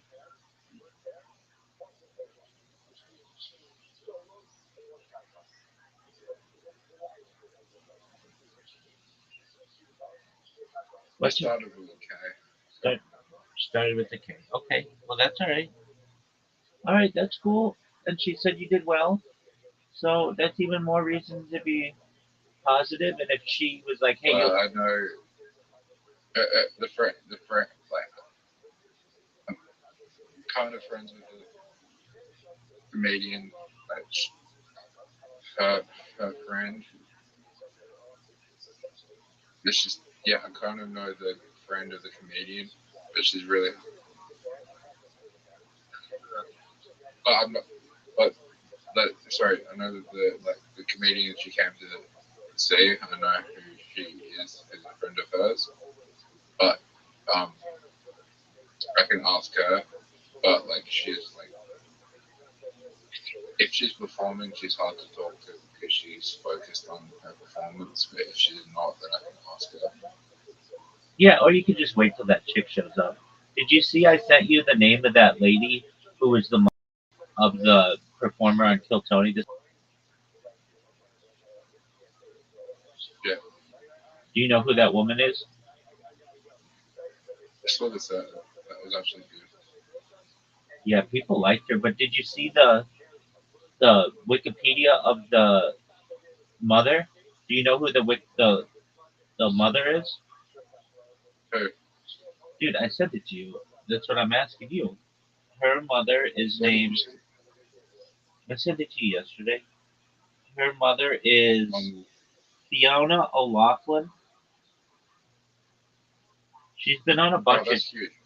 Oh, is she? Okay, so she's been on a bunch of shows: Spicks and Specks, Network 10's Rove Live, Good News Week, All Star Family Feud, The Project Studio 10, Show Me the Movie, and Husey.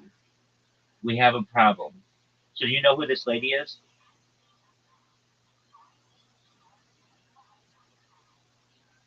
Yeah.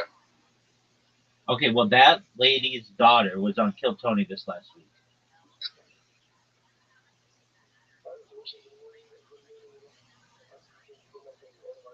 So you know who Fiona O'Loughlin is?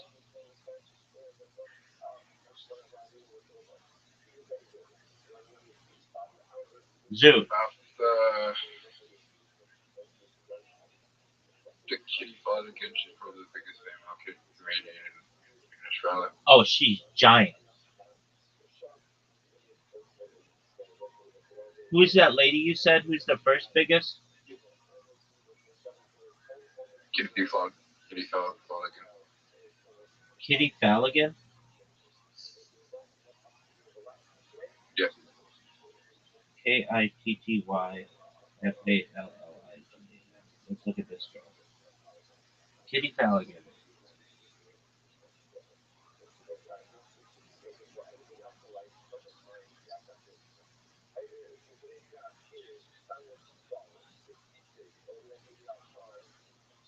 Oh, Kitty Flanagan.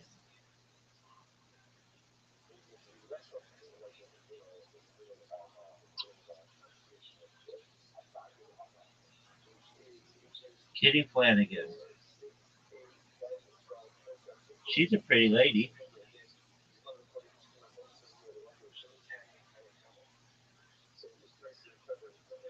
All right, well, good on you, Kitty Flanagan.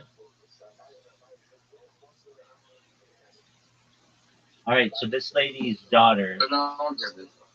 What'd you say, Big Dog? But no one gives it. No one gives a shit about Australian TV people. comedians. Oh, okay. Well, In Australia, no one cares about TV comedians anymore. In the 2000s, like they were huge, but like there's you know how there's subreddits on that guy you sent me yeah. being work. There's subreddits on Australian TV comedians not being funny, especially Tommy Little. Okay. And do you think Tommy Little's funny?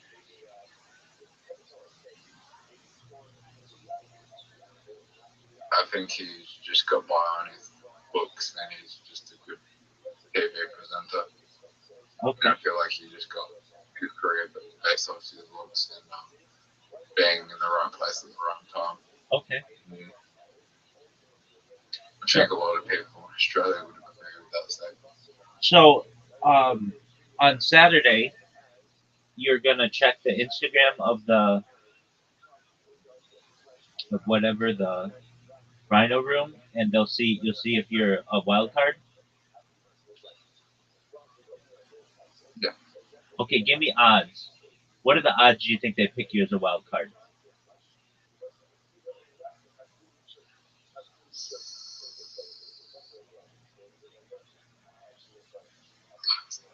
30%. Okay, that's something. Well, I'm proud of you. You did your best. Go ahead. There's another guy I think on Chelsea's night that might be a wild card. Is you know, if you watch the interviews of like I sent you where Chelsea's being interviewed, you can see like every single one of my friends on that fucking podcast. Are you gonna get on that podcast? I'm invited on the 24th, but I'm skeptical because he posts a lot of stuff that's anti-Israel on Instagram, and I don't know if I want to associate with that. Like he posts a lot of anti-Israel stuff, Okay, so well, I don't know if I'm associated with that. do what makes you happy, big man. Yeah, I just don't know if I want to associate with that. Okay, well, I'm proud of you. I'm happy with your. Like, how would you feel if I got on a podcast with someone that was like really anti-Israel? I wouldn't care. I would say that you were just doing it to help your career, and I would understand.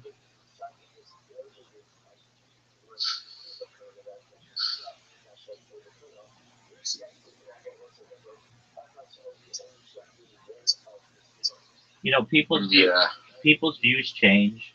I do my best not to judge people by what their views are generally because people's views change. People who are anti-Israel can become very pro-Israel. People who are anti-America can become very pro-America. It's just people who are pro-Australia can become anti-Australia. Things change. People change. So I don't necessarily judge people by that, and I don't think it's. I do. I do think there are, and you're going to agree with this. There are some people in the Israeli government that are, or just like in Israel in general, that do bad things. There are Cause bad people things in to happen. every country, Zoo. Every single country in the United States, in the United Kingdom, in Australia, in You didn't let France. me. That's what I was about to say. But there's also good people in Israel that do good things, and there's people people in the Israeli government that do good things, and there's good people in Israel that do good things. Just like there are in Australia, in the United States, and in Canada, and Mexico, and in the UK, and China, everywhere. I mean, these are not. It is important not to paint with a broad brush.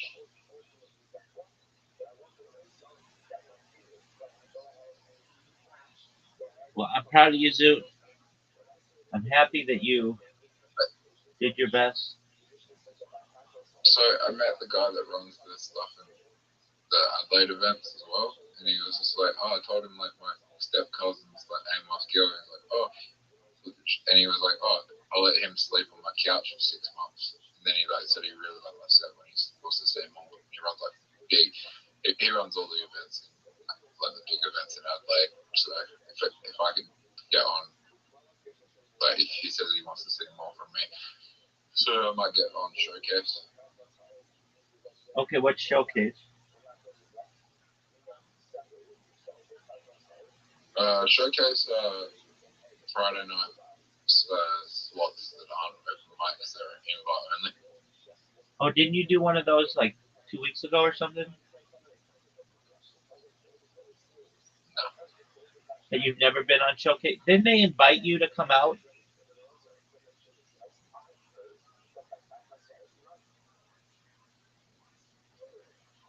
Yeah.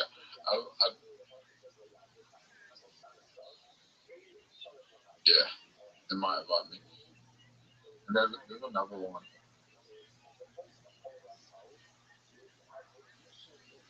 Oh, so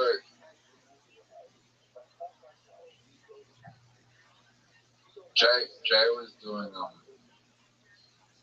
he did 2 venues in one night. He was at another venue and then he sped run through that one and then came to the back to the runaround. Oh, very cool. A lot of comedians do that. Yeah, that's really common in New York and LA. Is it? Yep. In fact, I don't know if you know who Ray Romano is. He's a very popular comedian. Yeah, Okay, yeah. So he actually did a. I've watched everybody loves that. Grew up in the 90s. Okay, well, I'm sorry. it was a it was a 2000 show. So, um, he did a special that was really cool, where his special was literally him going up on stage in one comedy club, and then instead of cutting to the next comedy club, they just filmed him walking to the other comedy club and then getting up on stage and doing that and kind of showing behind the scenes how that worked of a comedian in New York City. And then also Brendan Schaub, that guy who I love to make fun of, uh, he did he did something like on Instagram that I've seen where there's like this trifecta that people try to do in LA, and you don't always get a chance to do all three, but at least two of them.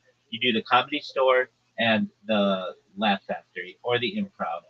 Um, like either two of those three, if you're a pretty big comic, and occasionally you can perhaps get on all three, but usually you're fortunate to just do one of them. But some people try to speed run it, and because they're all within 1 mile of each other, you can almost get all. In California, where's like the place you go to start open mics? Where's the main place you go? Yeah, I mean the best place is the Comedy Store, which is located on Sunset, and it's like the heart of comedy, arguably in the Can, United. can anyone can anyone can anyone get up? So the way that it usually works is they have what's called potluck night. Do you know what a potluck is? It's okay if you A don't. draw? No, no, no. Potluck is where you bring a dish, and so like Sunday nights they do a potluck night where you bring a dish and you kind of get familiar with the people there. And then in the past, they've done two open night mic nights. They've done Sunday night and Monday night, but Monday's the big one. That's when Kill Tony would do the Comedy Store there. So Monday night in the United States is the big place for open mic night. I mean, it sounds like it's the same in Australia, where the clubs aren't. They don't have headliners there. They don't have features there. Basically, they have a bunch of people who are fighting to be openers, and so Monday night is the big night, and um, people do their open mic sets. And then if you're good, like at the Comedy Store, if you're good, somebody will see you and ask if you want to be a door person, and that's the big key. That's that a lot of people have become door people. Like um, Tony Hinchcliffe started as a door person. David Letterman, I believe, started as a door person. Jim Carrey started as a door person at the Comedy Store. So there's like a long list of really popular comedians who started that way. And what a door person is, it is literally somebody who works the door, who takes tickets, and also helps people to their seats because the comedy club wants to ensure that the seats are always filled so that you have people who are ordering drinks and food and such. So that's kind of what you do. If you're good on an open mic night, they'll ask you to if you want to be a door person, and if you don't have a job, that's great. That's what they want to hire you for that. And if you do have a job, then you are just someone who comes in on Mondays and does their thing. And then if you get really good, a lot of agents in LA go to these comedy clubs to get new talent or to scout new talent, but they also have an ear to the ground. If somebody's really, really good, they will tell them, "Hey, do you know about X, Y, and Z?" As a comedy person, and there are some comedians I know, even people from Kill Tony, who are regulars. There's one girl in particular. She was really, really attractive. She was like probably the most attractive person to ever be on Kill Tony. Even Joe Rogan was like, "Wow, you are really hot." And this girl was like not that funny, but she was just talented enough that she got a job with HBO. Like, basically, like there's enough talent agents there that they'll get you in some way somehow if they want to. What, what's the best place if you don't want to go like don't kill Tony? You're not trying. You're just trying to practice. Yeah, then it would probably be one of the smaller open mics that are available. And uh, if you're looking like anywhere in the United States, then probably New York City has the most amount of comedy clubs per square mile just in Manhattan. I think there are 26 clubs or something like that. LA has something like 18 to 24. If you consider bars that have open mics to be comedy clubs, then the number increases dramatically. Um, like Orange County has a few open mics. We have an improv. I've been to that improv, but it's a big club. It's like it seats like 500 people. It's a big club, maybe anywhere between 250 and 500 people. It's big, and they have like professional wait staff, drinks, food, the whole deal. And so that's a pretty big room for an open mic. Um, so you probably, if you're going to start, you just go to a local bar that has an open mic. And if they don't have an open mic, a lot of comedians, what they'll do is go to a bar. Let's say you're not in one of the major cities in the United States, and you go to the bar owner and you say, "Look, I'd like to have an open mic night here." And what's that going to do for you? It's going to provide entertainment, and it's going to bring in people, comedians specifically, to fill a night that you're not popular. So you'd say, "What's your slowest night at this bar?" And they might say, "Well, Monday night we have Monday Night Football. So Tuesday is like a pretty slow night for us. Why don't you do it on Tuesday?" And then what you do for like a year or two is every single week on Tuesday, you host your own open mic, and then you bring people in to do comedy. And then eventually that grows into a serious show. And you hope that you'll be good enough with your own comedy that you'll be able to start at least going to larger clubs. And it's just ways to get for people to get up. As you know, as a comedian, the key element is stage time. You have to get comfortable up there. You have to get comfortable with the mic. You have to get comfortable with the audience, comfortable with their laughing. You have to get your timing down. You have to make sure you have excellent word economy and precision in your words. You know how it is. And the more that you do that, the better, more comfortable you become up there. And then, like, Zoo, how long have you been doing comedy? I know you say going way back, but you've really only been doing comedy seriously every 2 weeks or whatever for like 6 months, right? Less. Exactly. And so you're brand new. I mean, even the good comedians on Kill Tony have been doing it like 5 years. Like very few. They had one guy who came on. He'd been doing it 9 months, and he just got a golden ticket this last week. But he did something different. He did musical comedy where you like play an instrument, and he's really rare. Like the one guy who they just made a regular. He's been doing comedy 12 years in Atlanta before they let him do it. Ari Maddy, the another regular on Kill Tony, he's been doing comedy like 18 years or something like that in Estonia. Um, William Montgomery, the guy who Reiser and I always talk about, he did comedy in Denver for several years and in LA, but he's been doing it for like at least 5 years. Very few people get up there after maybe 6 months or as long as you've been doing it and are at all comfortable. It takes time. As you know, it's about how many mics you can get. That's why James McCann didn't win more comedy because he hadn't done it. When he go home raw, he's gonna be done it for like 6 to 12 months. There you go. And you're right in there too. And that's But do you know what the biggest comedy club is where I live? You remember what it's called? in where? Where I live in LA. It's not Rhino Room? Yeah. Okay, Rhino Room. But we have something called the Fringe Festival here coming up, and it's like it's all like big for comedians, like an art festival, and there's gonna be a lot of comedians.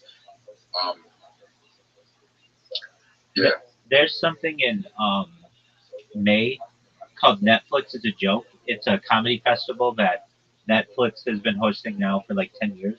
And Kill Tony's going to come back to LA to the Intuit Dome, and they're going to play that festival. And those are really great opportunities for people to get up.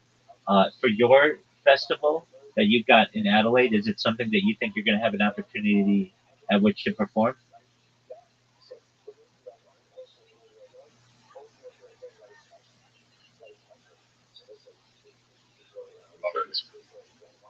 What did you say, Big Dog? Not at this point. Okay, well that's all right. I mean, again, you haven't even been doing it 6 months, and that's totally understandable. I'm really proud of you though. Yep. You got up there. You had the courage to perform in front of everybody, and that's really great. So if I put out flyers for my own show, no one would show up. Well, you're still new. Exactly. Um, Have I you do think have you ever thought about? Apologies for interrupting, but have you ever thought about doing comedy on Twitter Spaces? People do that. They have open mics there. um no, Why not? and I Why do not? think that Why not? They have comedy you think nights. What's the big deal? They have comedy nights on Twitter Spaces. we should host one. I mean, you don't even have to host them. They're available almost 24 hours a day. But usually in the evening, they'll have someone who does comedy night, and they'll have people. There was one last night. It was yesterday was National One Line one liner day. So you go up with a joke that's just one line and deliver it and see how it goes. But then they have people almost on a nightly basis who have comedy nights. And you go up and you do your 1 minute or your 5 minutes or whatever, and you make people laugh. I can tell you this, dude. I've gone up and I've done those. If you consider that, that's not stand up comedy, but and I've made people laugh, and they tell me that I'm funny on there, and I'm like, wow, that's they like remember. They're like, hey, you're really funny, and they remember me because of the jokes that I've told in some of these spaces. So, um, from your perspective, you go up there, and it just gives you more comfort um, in your art, in your craft. Hey, Rabbi, What's up, Tim? is James McCann's working visa cancelled in America right now? Not to my knowledge.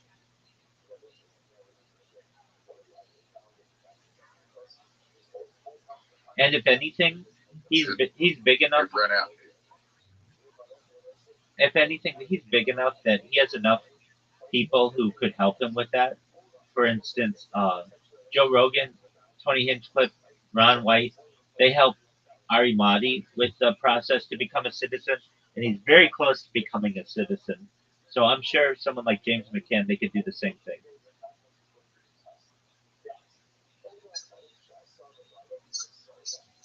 He's in Adelaide, bro. In Australia right now. All right. Do you think he'll become the biggest comedian from Australia? Oh, for sure. He already Why? he already is because he's been on Kill Tony 6 times in the last year. He's been on Joe Rogan in total, I think two times. He really does well touring in the United States, and I know that he did really well in San Jose, and he does well wherever he goes. He's also been able to open for some of the biggest acts in the United States, including Shane Gillis. Uh, that's as big as a comedian in Australia gets from Australia, unless you get to superstardom. And there have only been in global history maybe 5 Australians who have ever hit superstardom.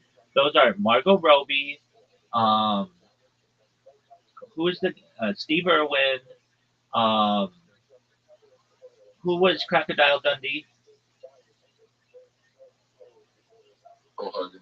Paul Hogan, those three, Nicole Kidman, uh, Russell Crowe. Isn't he like technically like New Zealand, but then he grew up in Australia? Hugh And Jackman. Hugh Jackman, who was Thor? Chris Hemsworth. That guy. And he doesn't even count, but Mel Gibson. I mean, he's from like New York. But I'm trying to think of anyone who like that's 8 people in the history of Australia. There have only been 8 people who have hit superstardom in the United States. The guy, Robert Irwin is not at that level yet, at least not in the U.S. I'm sure we're missing one Australian here or there, but it's a big country, and only 8 people have ever been able to make it in the United States, and that's in all of Hollywood. That's not just Hollywood. That's like biology with Steve Irwin, if you want to consider it, whatever that is, and um, it's also you know comedians. Is James McCann at that level yet? No, but I would say James McCann is the second biggest person currently who has any Australian ties who hasn't made it to that level. I'd say Robert Irwin's probably a little bit bigger, but James McCann is big. I mean, especially in the comedy world, people would say James McCann's bigger than Robert Irwin. The only reason why Robert Irwin right now is bigger is because he won Dancing with the Stars. That's the only reason.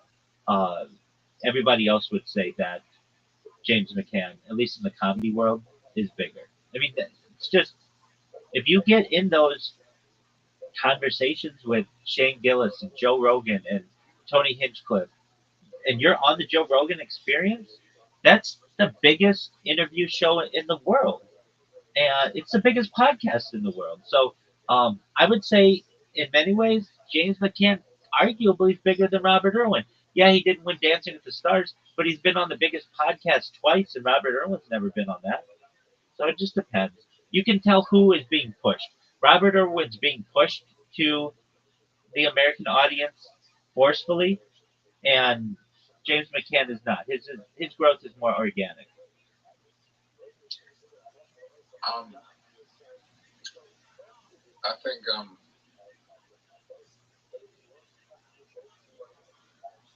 I would tell you this: I don't think James McCann's that funny. I don't think James McCann. Australia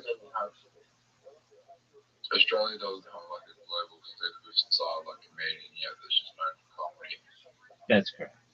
And I'll be honest with you: the United Kingdom, at least in the United States, does not have anybody either. Jimmy Carr, he's not a superstar in the United States.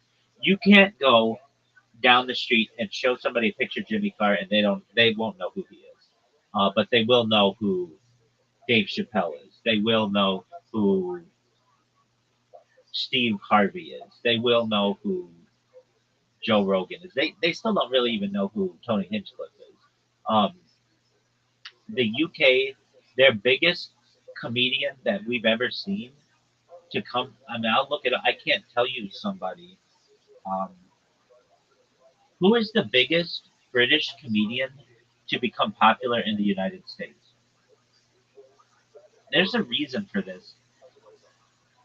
Jimmy Carr. Ricky Gervais. Okay, Ricky Gervais. But even Ricky Gervais isn't that popular.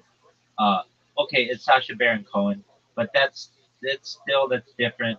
If they wouldn't say Stephen Merchant, What about Rowan Atkinson? yeah, so he's like not a tradition. He's like more an actor, comedic actor, and he only did like what 8 or 12 of the Mr. Bean show. Um, I mean, like I've never heard of Rowan Atkinson doing a tour of the United States for comedy.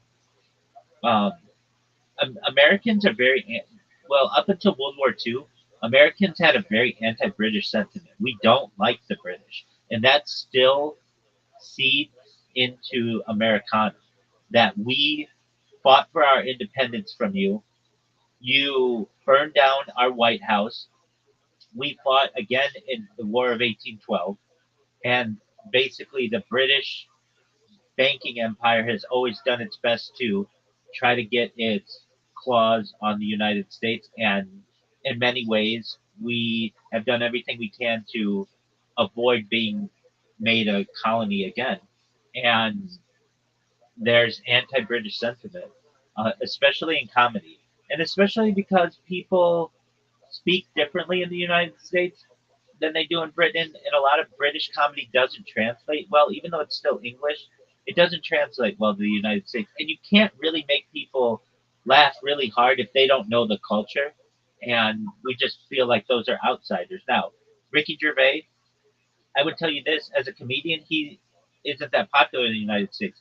The reason why Ricky Gervais is ever got popular was because he created The Office, and The Office became a phenomenon in the United States. Sacha Baron Cohen, funny, but not a stand-up comedian. He's a comedic actor. The other ones, Jimmy Carr is someone who does sell out, but isn't like a superstar. He isn't one of the top 10 comedians in the United States. Stephen Merchant, nobody knows. James Corden, they forced James Corden down the American public's throat for whatever 5 or 10 years with the Late Late Show, and the only thing that anybody ever liked that that guy did was carpool karaoke. Everything else that that guy did, people hated to the point where he lost his job. Eddie Izzard, nobody liked that. Nobody knows really what that is, and I mean they do. They know he's a comedian, but he's not popular.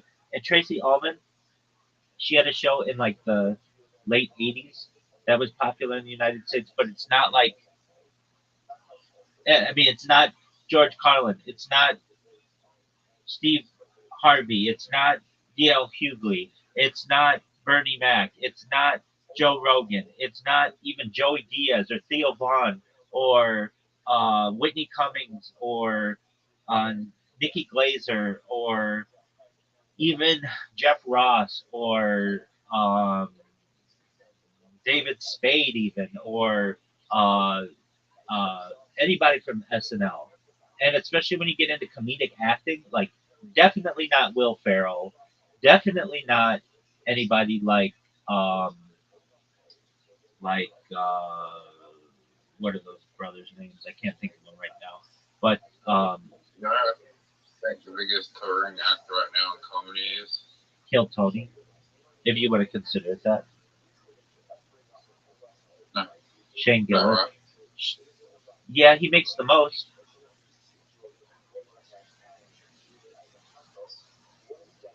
Matt Rife, then probably Shane Gillis, Yeah, and then Shane Gillis does the biggest crowds. Shane Gillis does football stadiums, which is basically unheard of in comedy. Um, Shane Gillis is doing the Philadelphia Eagles stadium this summer. That holds like 80,000 people. That's like a giant stadium. He's done that. Matt Rife did not sell out a stadium that large, but Matt Rife is touring all the time and grinding it out, and he does really he's well touring real well globally. right now. He's still totaling. He's in Adelaide right now as we speak. That's right. He might be on a plane to like somewhere else, but yeah, he's in Oceania. He just did the Adelaide show. He's probably on a plane somewhere else right now as we speak. And how big was the facility that he sold out?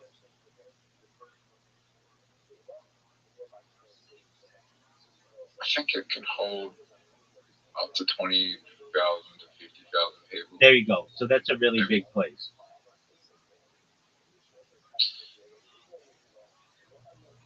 I'll tell you what, this is an interesting one. Do you know who Dane Cook is? Yeah, I know. But I do think one day I'm surprised that no comedian. Not surprised actually, but I think one day a comedian will probably sell out in Adelaide Oval. Yeah. Oh, I'm sure. Maybe you too. Adelaide Oval. Adelaide Oval could fit like 100,000 people. Is it a racetrack or is it a soccer stadium or something? It's a football stadium. Oh, okay. AFL stadium. Okay. Well, maybe Maybe that'll not 100,000 people, but I know it can fit 60,000 people. maybe that'll be you. Would you want to play that if you had the material?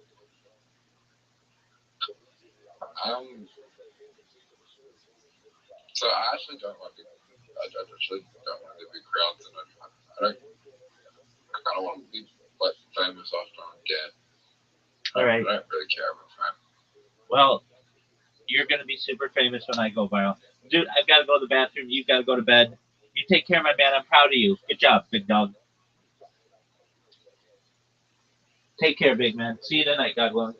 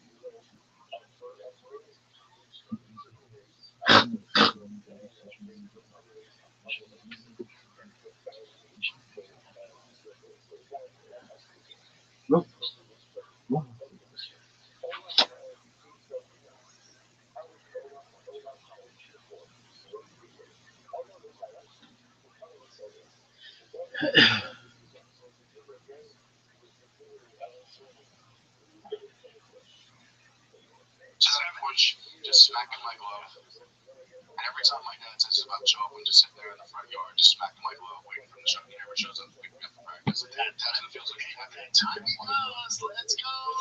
Let's go all over here. I don't know this yet, but Connor and this is going to change some things. I don't know if he knows. It's about Jesus. Imagine. It's not Jesus. He says he's dedicated to social media. So you take Conor McGregor and you put some Holy Ghost power in him. He comes hot. You got notice. He comes hot. You got notice. Because the Irish Catholic warrior hops out quick. You agree with anybody else. The worst. Connor has Jesus now. Go back to the champs, Jen. So if they said there's 8 championship fights on the card, that's what Trump said. Obviously, the UFC stuff. But so there's no Americans out there then. American. There's not an American. There's about as many Americans as there are in Dagestan right now. There's just like you can't put a card on all champions. Wait, how many Americans do we have as champions? Joshua Van, even though he won, he's our only one. Kayla Harrison's still a champion technically. So you have Kayla Harrison, Joshua Van. Oh, we're washed. America's washed. And you know what? This is my theory about why we're washed. The only way to keep up now is to have good wrestling. And now that D1 wrestlers can get paid very well, like you can make what, $300,000 as a D1 wrestler. So what's the point in getting into MMA now? There's not, and it's a great thing. It's good for wrestling because those guys have to be like, man, hopefully I can take a punch in MMA to make some money. But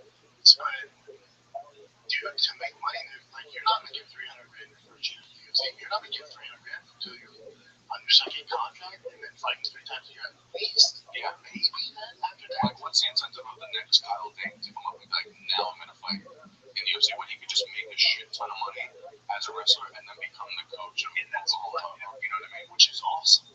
Now sucks with the UFC. It's for American MMA, really bad. Oh, you Because remember? Gable might be the last one that, because he's already way past college, that he might be the last great American wrestler that could. I think the UFC challenge is creating incentives for American fighters, wrestlers, athletes to be independent.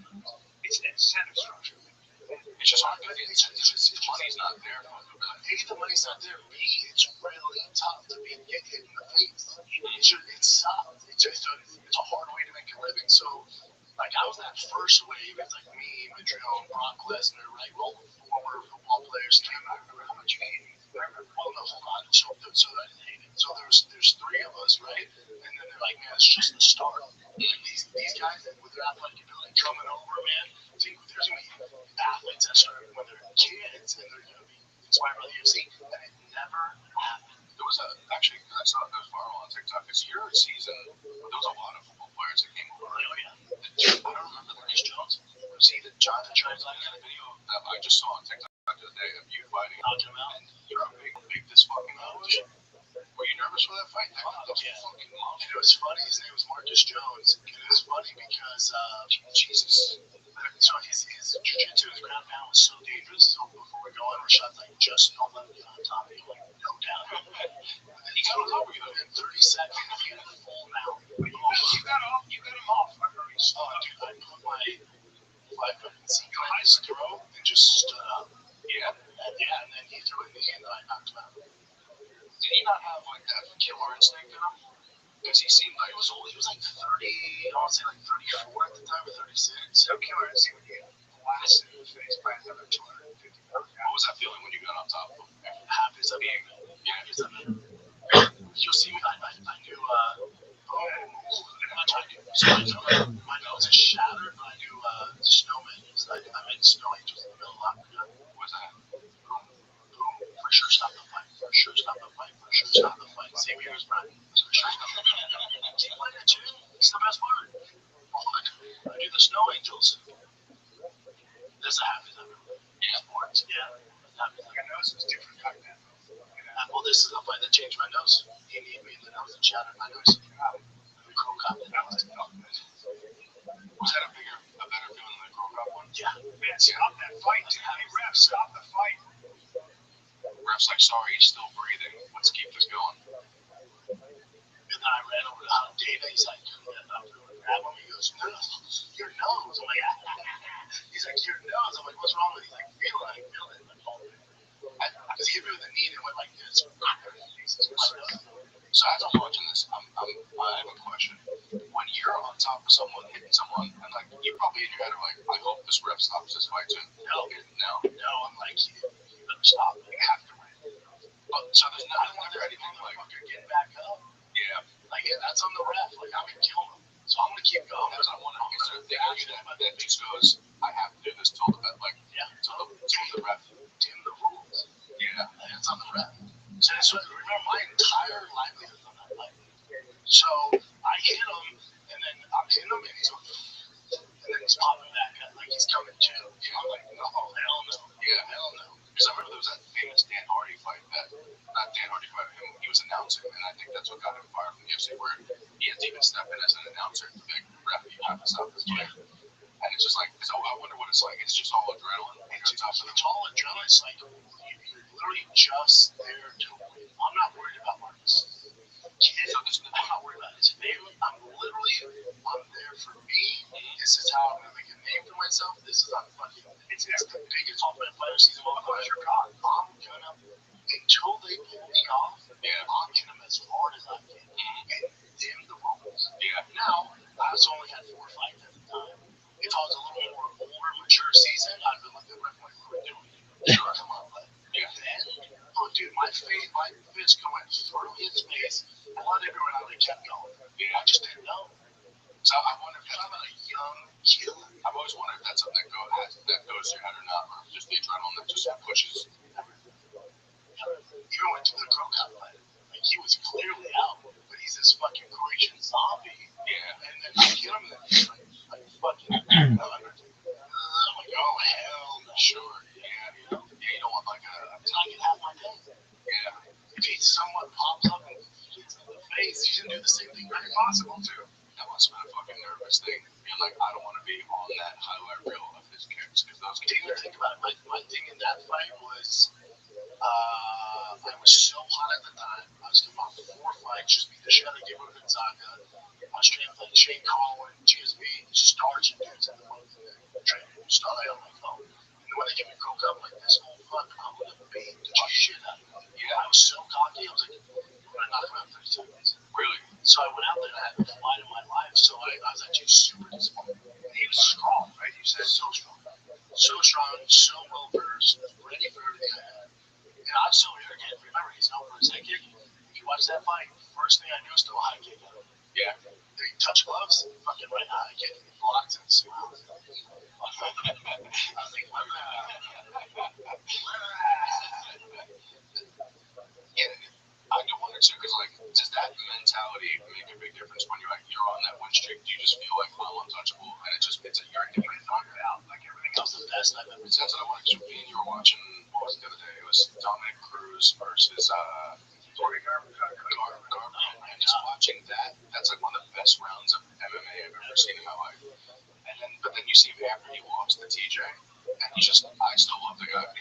It's very hard when you get starched, when you get knocked out. It's not even that, especially with Dom. Like, Dom was great before. He's one of the best ever. He's great before that. So you're seeing an older version, even though he's great. I'm talking about Garbrandt, where like Garbrandt, the best he's ever been. But then also, you can only run at that many RPMs for so long. So for some guys, it's 2 years. For some guys, it's 3 fights. For some guys, it's 2 fights. For me, I was in my prime for about 3 years. I only fought maybe twice, 3 times a year. I had 3 years to go. That's what they don't tell you. Yeah. So in NFL, you can kind of work your way up, get going. You're 7, 8, you're in your prime. The UFC, it depends. For most of us, we have about 2 years to make it to the top. Yeah. After 2 years, you might, if you did well enough, you still get big fights, you're never be champ. You have 2 years right here, your ultimate fight. You need 2 years. So that's why, like Alex, who's like, let's fight, but he knows. Yeah. My clock's going, yeah, but he's happy. So he's in his prime. So he's like, my clock's going like this. Let's fight. Make as much money as I can. You have 2 years to run at that red light. You better fucking imagine. You have 2 years to run at that fucking. I was like, he's a woman. I have so many eggs left. I gotta make this happen before I have a kid who's allergic to It's out of control. That's how you're like an ingenue for just a short period. I would tell the UFC, hey man, I'm ready to go. I'm in my prime. It's like, And it's probably frustrating if the UFC is not giving you. Yeah. or it's a timing thing, and then when you fight this guy, like, fuck, there's another 6 months. You're absolutely right. Yeah. And then even it's not even after those, that once you're at your red line, like, you take a step back, you're still fucking good, but you're not elite. And then also, and then there's another guy coming up, and now he's in his prime. You're a step behind. Back then, the UFC would do things like, if I was with, I never told this story, but I was with Nate Marquardt, and they said, you have to take this fight. He's like, I'm 205 pounds. And they were like, if you don't take it, you'll get cut. He's like, but I'm coming off an injury. I'm not, they're like, we have 3 weeks. And I was like, you better take that fight. Figure it out. It's $1,000 dollars. I guess that's why it's so crazy. Anderson Silva being that long, that was a long fucking run. That's why people don't put him in the GOATs. That is actually you can tell who's been watching MMA since Conor McGregor. Because I remember watching him about Conor too. Yeah, kind of, if you look at it, most guys have a 2-year window when they're absolutely true, right? There's some outliers, John Jones, right? Yeah. But remember, John was very best up 2-3 years then. Because of his knowledge and IQ and his size and the weight class he's fighting at, it's about to extend it. You look at guys, GSP, there's about 2 years worth of the baddest motherfucker walking the planet. And then, again, I'm not saying they're not bodies, right? They're not. Even Kane, right? All of them. All of us have John now is like at the Tom Brady at the end of his career stage, where like he's still the GOAT, but like he doesn't have the same step he had back, and he's like huge, great, but he's a little slower. He's not putting things together as fast. Muscles a little tighter. Yeah, you have to fight a lot smarter. But you go back and watch him, when he was 26, 25, you. Yeah, that's why Anderson Silva to me he's in the top 3. I remember the way he just, but that long to be that good, and for his lots of guys who train with him and know him really well, they would always say he's a fighter. Yeah, they just get obsessed with different techniques, and he loves the color shit. He loves it all. And he got too cocky. But the thing about that, this is why Anderson Silva should be listed higher than for the greatest of all time. This is why Alex Beer should be listed higher. This is why Izzy should be listed higher. Because they're strikers. You know exactly what they're gonna do, and they still want to play. A Khabib, a GSP, a Makhachev, Hamza, these wrestlers, they're wrestling. They're wrestling, sure. So your margin of error, your chance of losing isn't that high. But Anderson Silva can get knocked out any minute. Austin get knocked out any minute. Izzy's run, y'all must have fucking forgot. He fucking leapfrogged everybody. He ran circles. They had to find a fucking guy working a tire store in Brazil and be like, hey, can you come out and fight MMA? Because he fucking ran circles on competition they had nobody else for. So they got Alex Vieira. So remember, Izzy can't wrestle. The only way he's going to beat you is by striking. Yeah. So the chance of him losing is so much higher than it can be a GSP. That's why when we talk about Mount Rushmore, I always put strikers so much higher. Yeah, because they don't have that outlet where it's not coming away. I'm gonna take it down. I'm still gonna win. I'm gonna take it down. Yeah. Also, I'm not saying that Khabib, as great as he was, didn't really fight. The only wrestler he ever fought was Ayaka, whatever his name is. We've heard my crazy thing about Khabib. I think Islam is the better fighter. I think Islam is much more likely to get, or should get GOAT status. But the fact that Khabib had the beating Conor part of his career, and then retiring undefeated, he has just so much more power. He's just so good. I think Islam is just the better fighter of the two. I think strength of schedule's way better too. What's that? Islam's legacy as far as strength of schedule is much higher. I would say he's fighting better fighters. Yeah. And it's not a knock to be like, Izzy fought better fighters than GSP. It's just the games, the evolution of the game. Sure. Yeah. I mean, they both fought some of the same people too. Yeah. The way Islam's dominated, but then they're both fucking. Islam's just a better version. Now his grappling's not as high level, but he can grapple now. His striking. Like the fact that he was able to knock out Volkanovski, the fact that people are in question if he could be outstriked, if the strike was him and Ilya, that just shows that because no one would have said that Khabib could strike with Ilya. Khabib, you've seen his low legs videos of him striking. It's crazy. Hey, let's see what you got, Jim. Let's take a little break here, because this episode of the Fire Kid is brought to you by my fave, O'Reilly Auto Parts. My Ram TRX, my favorite vehicle I own, that's a 1300 monster horsepower Hellcat engine. My tailgate, the paint, I had a wrap, I took the logos off, there's divots in it, so the wrap wasn't showing it, so I have to replace all that. I gotta fill in the divots. I need the hydro blue paint, they had the paint. That's right, I went there, they had the same matching color paint. I'm doing that project right now. And I didn't even have to call them. I just went up there. I said, I'm looking for this paint match, this. They had it all in stock. And even if they didn't, they would call around, they'd tell me what store has it, or the order shows up the next freaking day. They have everything you need. The professional parts people at O'Reilly Auto Parts are your one-stop shop for all things auto do-it-yourself. You can find what you need in store or online. Stop by O'Reilly Auto Parts today. Visit them at O'ReillyAuto.com/fighter. That's O'ReillyAuto.com/fighter. This episode of the Fire Kid is brought to you by Progressive Insurance. You choose a new plan on this podcast, a smart choice. Progressive loves to help people make smart choices. That's why they offer a tool called AutoQuote Explorer that allows you to compare your Progressive car insurance quote with the rate from other companies. So you save time on research. You can enjoy savings when you choose the best rate for you. Give it a try after this episode at Progressive.com. Progressive County Insurance Company affiliates not available in all states or situations. Prices vary based on how you buy. Progressive. See you in the program. Nick, I want to ask you a so I always put a little asterisk on John Jones and Anderson because they both failed. But when you see this test, failure, do you think, okay, is this an accident? Honestly, No, because there's no sexual enhancement drug that makes you sleepy. thank you, bro. And I mean, that's a 19-to-1 steroid, which is actually going to kill your libido and not make you hard. You know what I mean? Like, it's actually going to make your dick less. To be honest, Anderson Silva's fight, his career. I don't say that's pretty hard. I'll solve this way. This is like the very Bond documentary. Oh, actually, they better not spend their whole time. It's not even great. Nobody argued, but also they're lost. They were stepping up to make it. That's why guys like Mike Stanton was throwing fucking heat in the weight Information or just the UFCs? Yeah, just UFC. Everything else does not matter.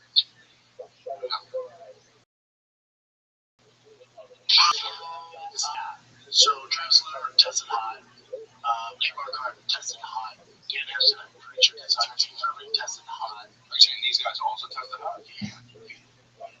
It's Dewey Maya, Chael Sonnen, Pedro Belfort. Well, Chael's also told this whole cycle. You know, Everybody back then was. keep going. They lost the two. You know. So if you go through the last one, I don't know about, but if you go through when he's at the height of his career and stuff, everyone was doing it, and they hold it. Dude, I look at those Chris Weidman losses, and it's like the first one, he was just dancing and got caught. That was not him being. It wasn't like Chris got the better from that fight, and then just also breaking your leg in the second fight. It's like those two losses are like. I'll tell you the problem with that one though. Chris Weidman, he checked the guy in his prime. If you took Chris Weidman in his prime, you took UFC in his prime, I would take Chris Weidman. So it's wrestling. Dude, I'm telling you, he was a mother. Chris Weidman, now, again, he was only out for about a year. He was running at higher pace for about a year. That year, good. But he's kind of getting starched the first Well, fight. Luke Rockhold did some work. Luke would have been a nightmare for him. Think so? I think so, because Bill was training on a daily basis with Daniel Cormier and Kenny Velasquez. And so his wrestling and everything else was just useless. So then he'd be forced to strike with Anderson. He would get lit up like this. He's like a Gaethje, where Gaethje was like one wrestler. But no one even knows wrestling. I don't give a fuck who he's working with. And that's not something you've seen Gaethje shoot a thing down. He doesn't. Anderson Silva in his prime is such a high IQ fighter. Is there good Richard? Yeah, this is Dana White yesterday talking about Paddy Pimblett. We knew he was a fan favorite, the fans loved him, all that, but did you think that he was a championship level fighter? Or is it a change? He reminds me of the Conor McGregor story because, you know, he came in with this great personality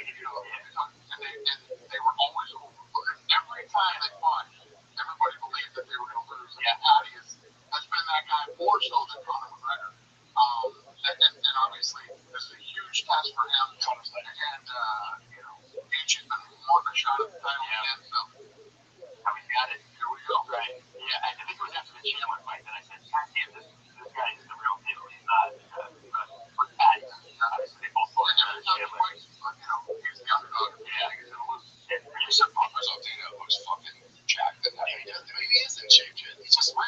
Maybe he was exploding that day also.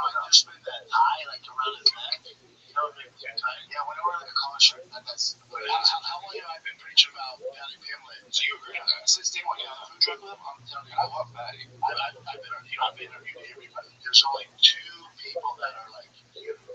It's Connor and Patty. How do you see? Just has the it factor and star factor. Fucking. I think he's got aura as a star, but I just think I don't know. It's such a different career. I think he rises to the occasion. Something happens to him. I think he's probably a ridiculously good athlete too. The difference is we don't know what Patty's capable of yet. He hasn't even tested. Now, but he's getting better every I was going to ask you that. And he's getting better every fight. He's improving every fight. Yeah. Wow. We saw him against Chandler. Like, oh shit, his striking looks good. Yeah. His footwork looks good. Yeah. So if he's on that trajectory, you look at him against Justin Gaethje, he's got even better. It's like, he's a fucking problem. Yes. The only problem is, there was never, I don't know if it's been a while, but, the thing about Patty is, everyone already feels like he's going to lose to Ilya. Was there anybody, I guess you could say Aldo was that version of that. Yeah, Aldo. I can't see a world where Patty can beat Ilya, but I guess that's kind of his point. That's the thing. Yeah, you don't know how he's going to do it, but Patty on the ground when he's on your back is super special. We'll see if he can do it. I'm very interested to see Ilya when he finals, because he said he's coming back in June, April or June. June is going to be the call. Yeah, but I'm interested to see if he can come back. Oh, that could be a good fight. Patty? That could be a good fight. Man, oh man, I'd like to see that. That's neither one there. I still want to that fucking fight. If Patty beats Ilya, you're talking about the face of the legit have their next. I'll change my mind. Winner gets Greenland. That's what he's saying. Winner gets Greenland. And I just grabbed the mic. Trump just grabbed the mic. Winner gets Greenland. Winner gets Greenland. It's Minneapolis. That's so much more fair than going to war. Let us fight out in the octagon. You take your best fight from Greenland, and when you get best America, you can even take your best fight from Denmark. You can have your best from NATO, and we'll still win. Actually, maybe not NATO. Denmark, yes. What's this? No, it's Islam.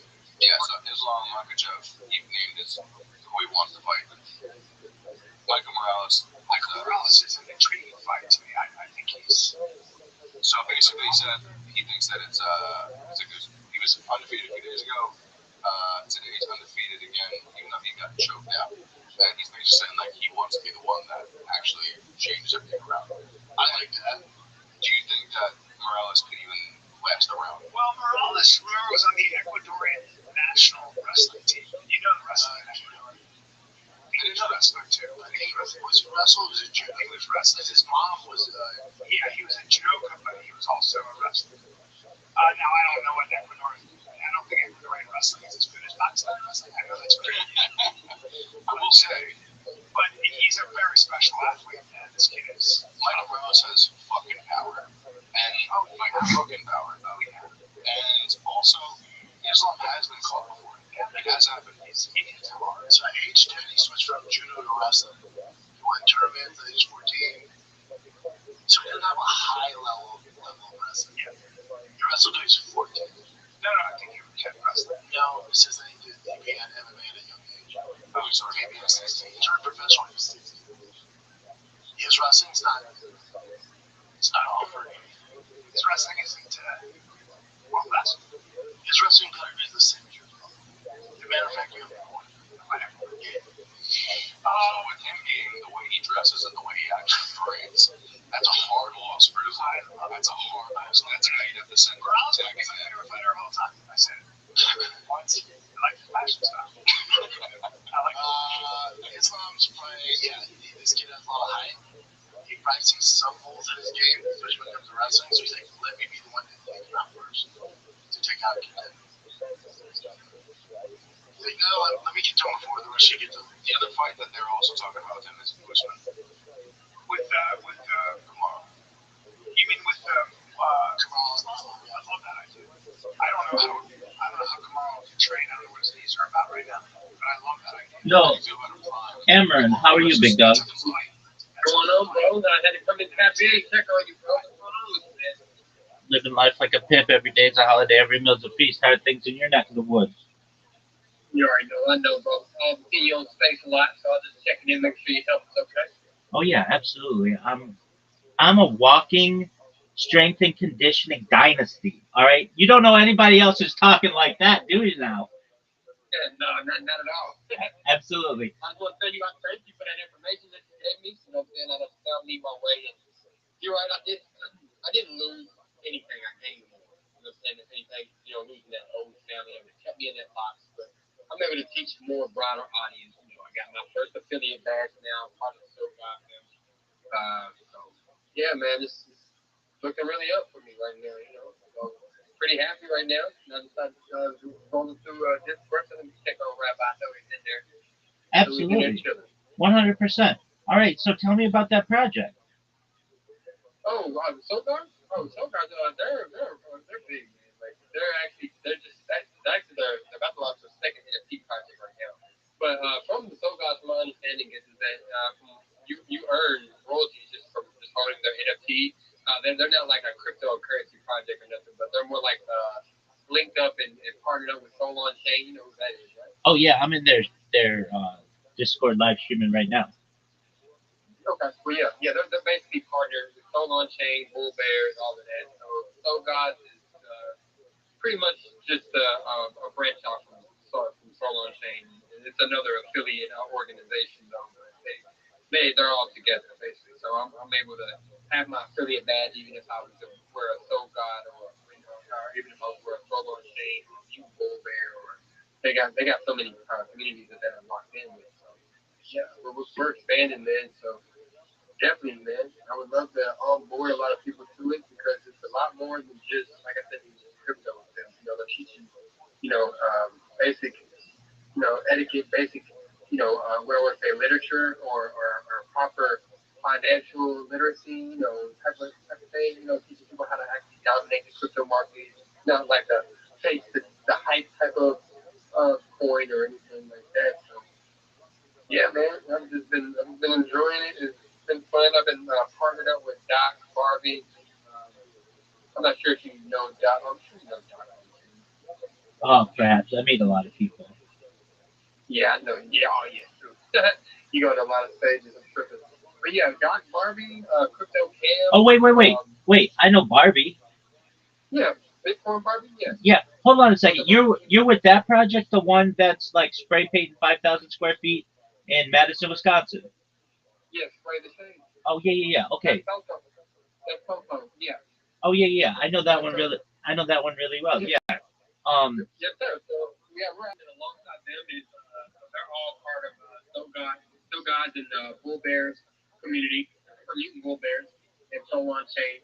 I don't know if Barbie's affiliated with them or not. I don't see her badge or not, but Yeah, she's definitely affiliated with them. I can tell you that because I just did a space where they featured my project for not they, but another organization featured my space for like an hour, and then she was the hour after me, so I got to hear all about that project. Okay. Well, yeah, spray on chain. It's like we had some buttholes trying to come in there and trying to be like, hey, we made you a token. You need her to go claim this $2,000. Like, bro, she asked me. I was like, fuck that shit. Leave that alone. I heard about this. You're trying to make a Guinness World Record, and you don't need nothing shady to be tied to trying to make a world record. I heard about this. He kept poking, like, hey, check your DMs, have him go claim them, because nobody's gonna believe it that it's real, because it's not real. Why did y'all come to these people that this is you're just trying to use the lore?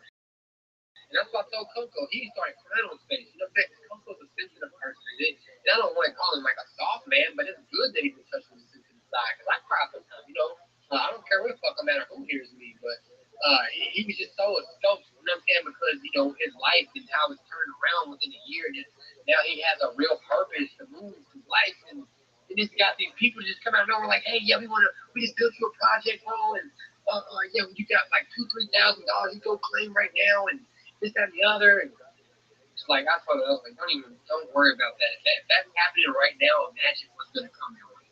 Exactly. I heard about 3,000. this. Basically, Work for it. We're talking about 6,000 feet of canvas that you have to cover for a Guinness World Record. right, And he's bringing it, blockchains, NFT projects, stuff like that, and like all the history of the blockchain. So you definitely should be on. right. You are everybody knows you. So I heard about this, what happened, and basically they started and rug like 7 different coins over the course of a weekend, right? Yep. Yeah, and that's not cool. And I know that that project's an NFT project and not a crypto project. So I think that that person was doing an excellent job of clarifying everything for the Twitter community so that they know that hey, that is not our project. We are an NFT project. We're not a crypto project, and to steer clear of that. He's actually not even a project. He's actually just what we're calling is the RWB. You know what I'm saying? He's not a real world asset. He's a real world business. I mean, even though tagging could be illegal, but they're actually getting in touch with vendors and people that's allowing the graffiti to be done. So it's not just going at lifetime tagging stuff. It's kind of cool. It's actually make a world record during the week. Right. Well, okay. So let me clarify. So he's featuring NFT projects, right? Yes, sir. Is that yes. Is that right? Yeah. Okay, so he's featuring on that wall. Yeah, he's taking all the projects that's on the chain and like the real projects, not just anybody's, because of course Bitcoin Barbie's very knowledgeable. We know how to check the charts. We know how to look through to see what tokenomics is. We know how to you can look at a project or tell by when they're pitching how, like, if they're long term or if they're not. As soon as they start talking about they want to do this giveaways for people, like, bro, we go. You know what I'm saying? Like, that's not how a real project ever started talking about giving away nothing, because everybody knows it's ground level. It means all boots on ground, and we need to go in different directions, getting the word out before paying anything out. So yeah, so it's just communities like that. So we're watching out. So of course, you can go there, Soul on Chain, all the long term projects that have been through. I'm sure the Board 8, stuff like that. Like real stuff that people know about that they don't blockchain is still on there. Right now, what's the aspect of a vending machine? What was that? That was actually dope, man. That aspect there was just like NFTs. Like, I think he showed. Let me look at it again, because I think it's NFTs that he just put like inside of the vending machine. Like, there's gonna be another vending machine, but let me see who that one was dedicated to. Because he's gonna do a few of those, and I also gave him an idea about, like, he should dedicate Elon on there because Elon's crypto pro. And he's like, oh, I didn't even think about that. I'm like, yeah, we're on SpaceX and Doge and all of the stuff that he's done, did for crypto. I mean, I wouldn't see, why you wouldn't slap him on there. Word. But I don't understand. So you explained the vending machine part of it to me.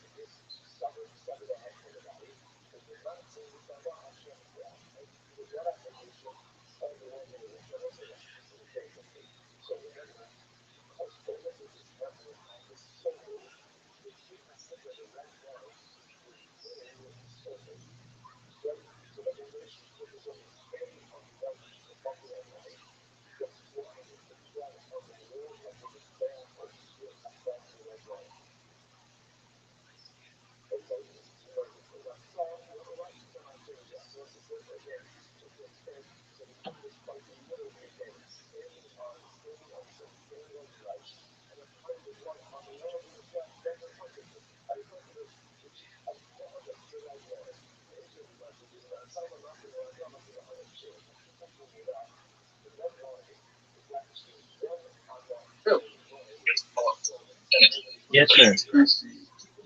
Let's share my screen real quick. We're done. And then, yeah. So this right here, I don't know. I've never really seen this project. Yeah, that one. So I don't think this is his project necessarily. I just think that this is the start just to show people that this is about to be how it's about to be looking. You know what I'm saying? Once they start like just, I want to know how he got them all in there like that. But, Well, what is that, it? What is it? Do you go up and buy it like it IRL or I don't get that part. no. It's just literally spraying the cane. He's spraying the cane like he's using cans of paint and he created that vending machine. That's 3D sticking off the wall. That's Oh, on the wall. okay, but I've heard him talk about a vending machine. Yeah. That's the vending machine right there. He's spray painting it. If you look at it real closely, that's not real. Okay, no, I see that, and it's very good.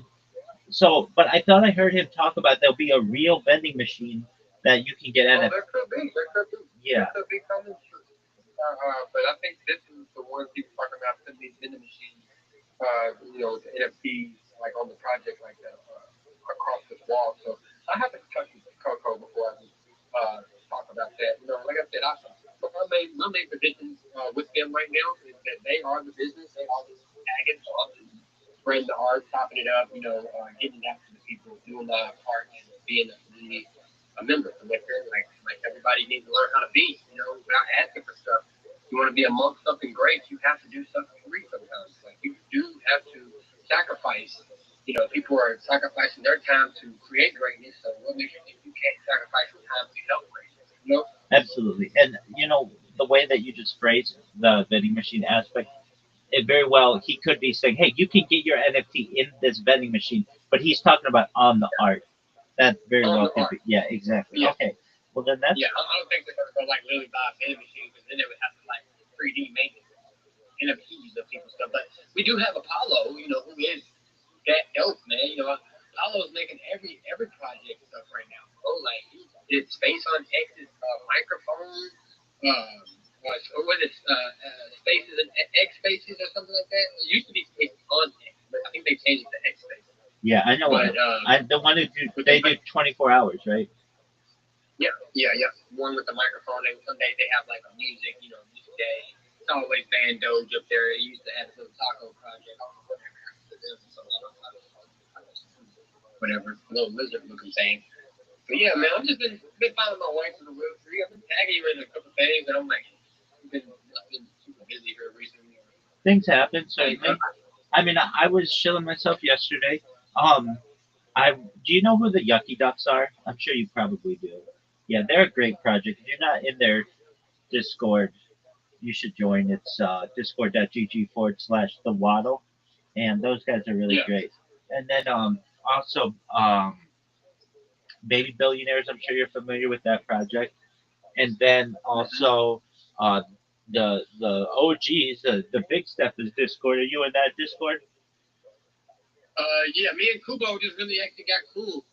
Like cool because Lala kind of ruined my image with them. Because she hates them or she hates them. So as I was with her building, they all was like, who the fuck is this A-Mind dude? Who the fuck is this guy? And why the fuck did you pick him to be with you over us?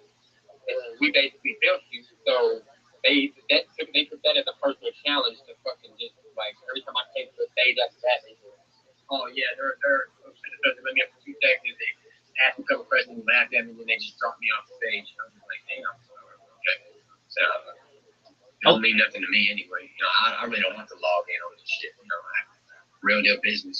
Yeah. Okay. So if I remember correctly, yeah, things weren't good with Lala, but that was like a month ago. Have things improved at all? A lot. Okay, A good. lot. I've got a partnership. Good. That's what I said. A partnership. If I would have still been stuck inside there teaching and inside like Straw had too really opened my eyes. He was the one that told me like, man, I was in the same age, like I was in that bubble, and then when I got pushed out, it really hurt. Like he's like, I really shedded a tear, and I was like, damn, I did too, bro. Like Cause like I really gave my all to teaching people that I don't even know, free time, animation, graphics. They're doing great. Still to this day, they're still, designing and doing their thing. I'm proud of them. You know what I'm saying? Don't want to take it away from them at all, but they just they try to hurt me to the core the next day. Like I said, they came on stage and I never showed them shit, to do shit with them. I'm like, Vic, you wouldn't even be controlling her account if I didn't show you how to delegate accounts.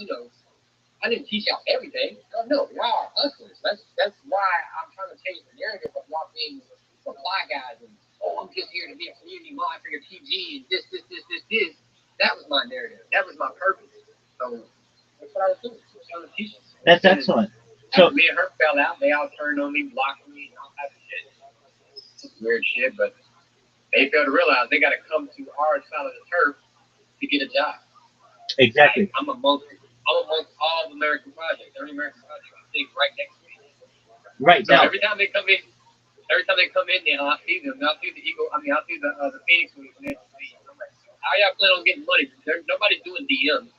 oh yeah, So no. you you send a DM all you want, but if you don't come up and show your face and tell who you are, or meet, I'm there waiting to see them. I'm not kicking them out the room. I'm throwing heart emojis, fist bumps, trying to show them some love and let them know, like, hey, I don't have hearts. It's like, y'all the ones that hate me. Y'all hate me because what? Because I called out one fucker that was scamming Nigerians? Right. Like, how are y'all mad? Because Fortune took, and look, Lavanya just hit me up yesterday. He said, bro, you know Fortune? I was like, yeah, that's exactly how I lost the community off the back of him, by calling him and blasting him out across the face. And yeah, and he said, yeah, bro, he just got me in Unchained over on some money because they want to be doing a giveaway and they can't send him the money. He's supposed to do the giveaway and he just never returned and never came back. Same shit he did. Same shit he's been doing. So it's like I kind of feel like I went on a limb for nothing, but then again, now that I look back and look forward, 2026 where I'm at now, compared to where I was at then, I wouldn't be here. I would still be just giving away my hard-earned money every damn day. You know what I'm saying? Like trying to hear people out and sympathize with them because they're in a less fortunate situation than me. But shit, nobody's gonna give me money about my less fortunate situation. Or if I got bills coming, motherfucker ain't gonna like, hey, do what you gotta do. Absolutely. That's all about. Absolutely. I'm going to send you a direct message on Discord right now, or I can actually send it in X. I want you to let me make sure we have. Yeah, I'm sure.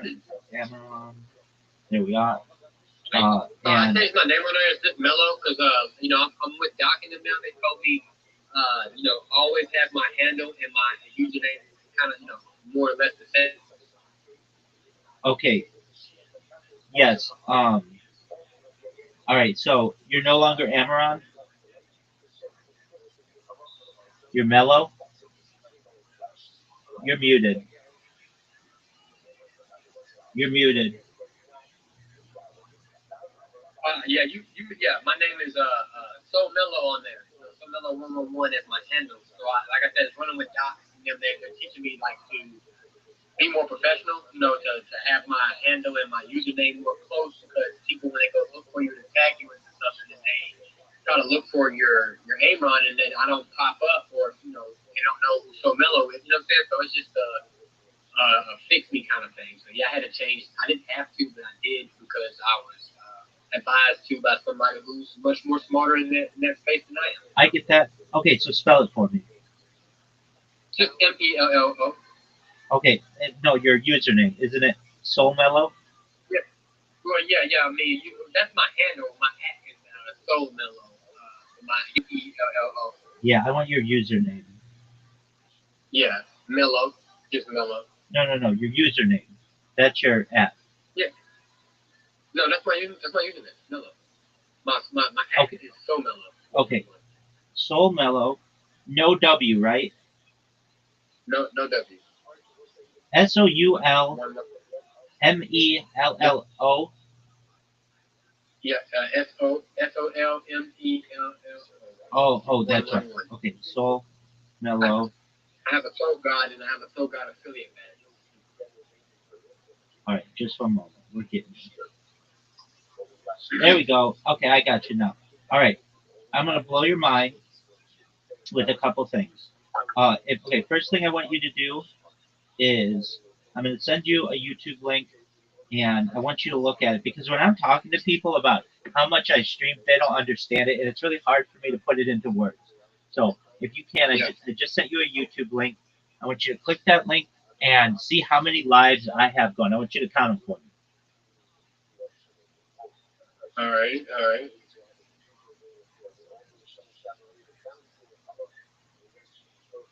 You got Rumble. You got 2, 3, 4, 5, 6, 7, 8, 9, 10, 11, 12, 13, 14, 15, 15, At least. 15. How many people do you know who are streaming on YouTube with more than one?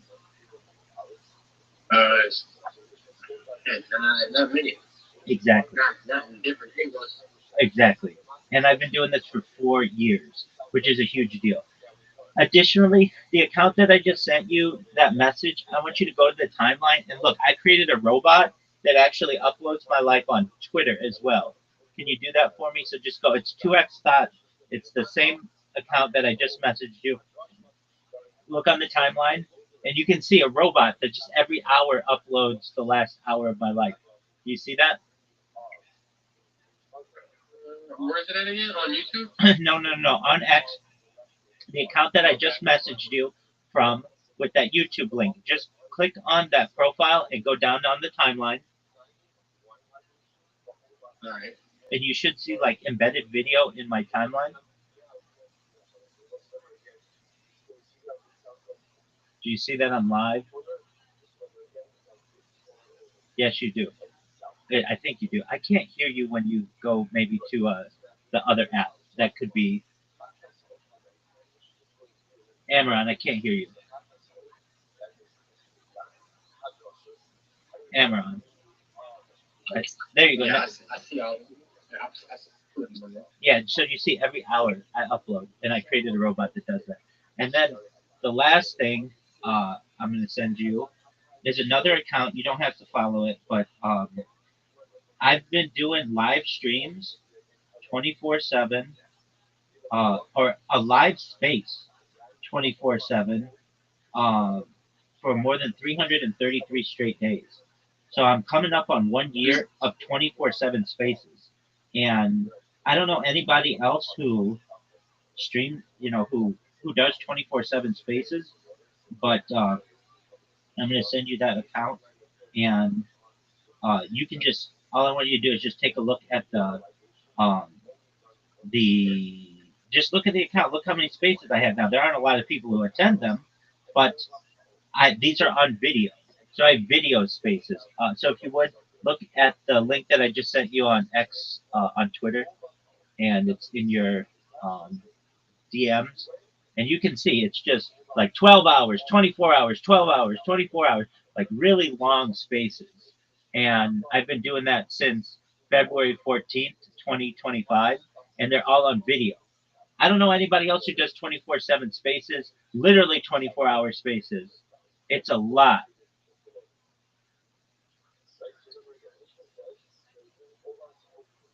I can just tell. I can't hear you right now, but I can just tell by your face because I think you're in the other app, so like your microphone's not coming through.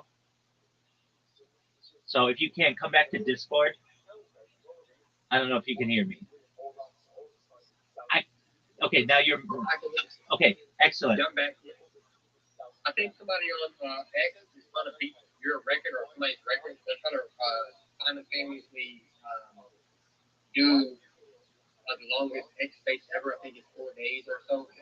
Yeah, so I spoke with them yesterday, and they wanted to do 7 days, and I said, I hate to be the bearer of bad news, but I've been doing these for more than 333 straight days, 24/7, and mine are on video as well.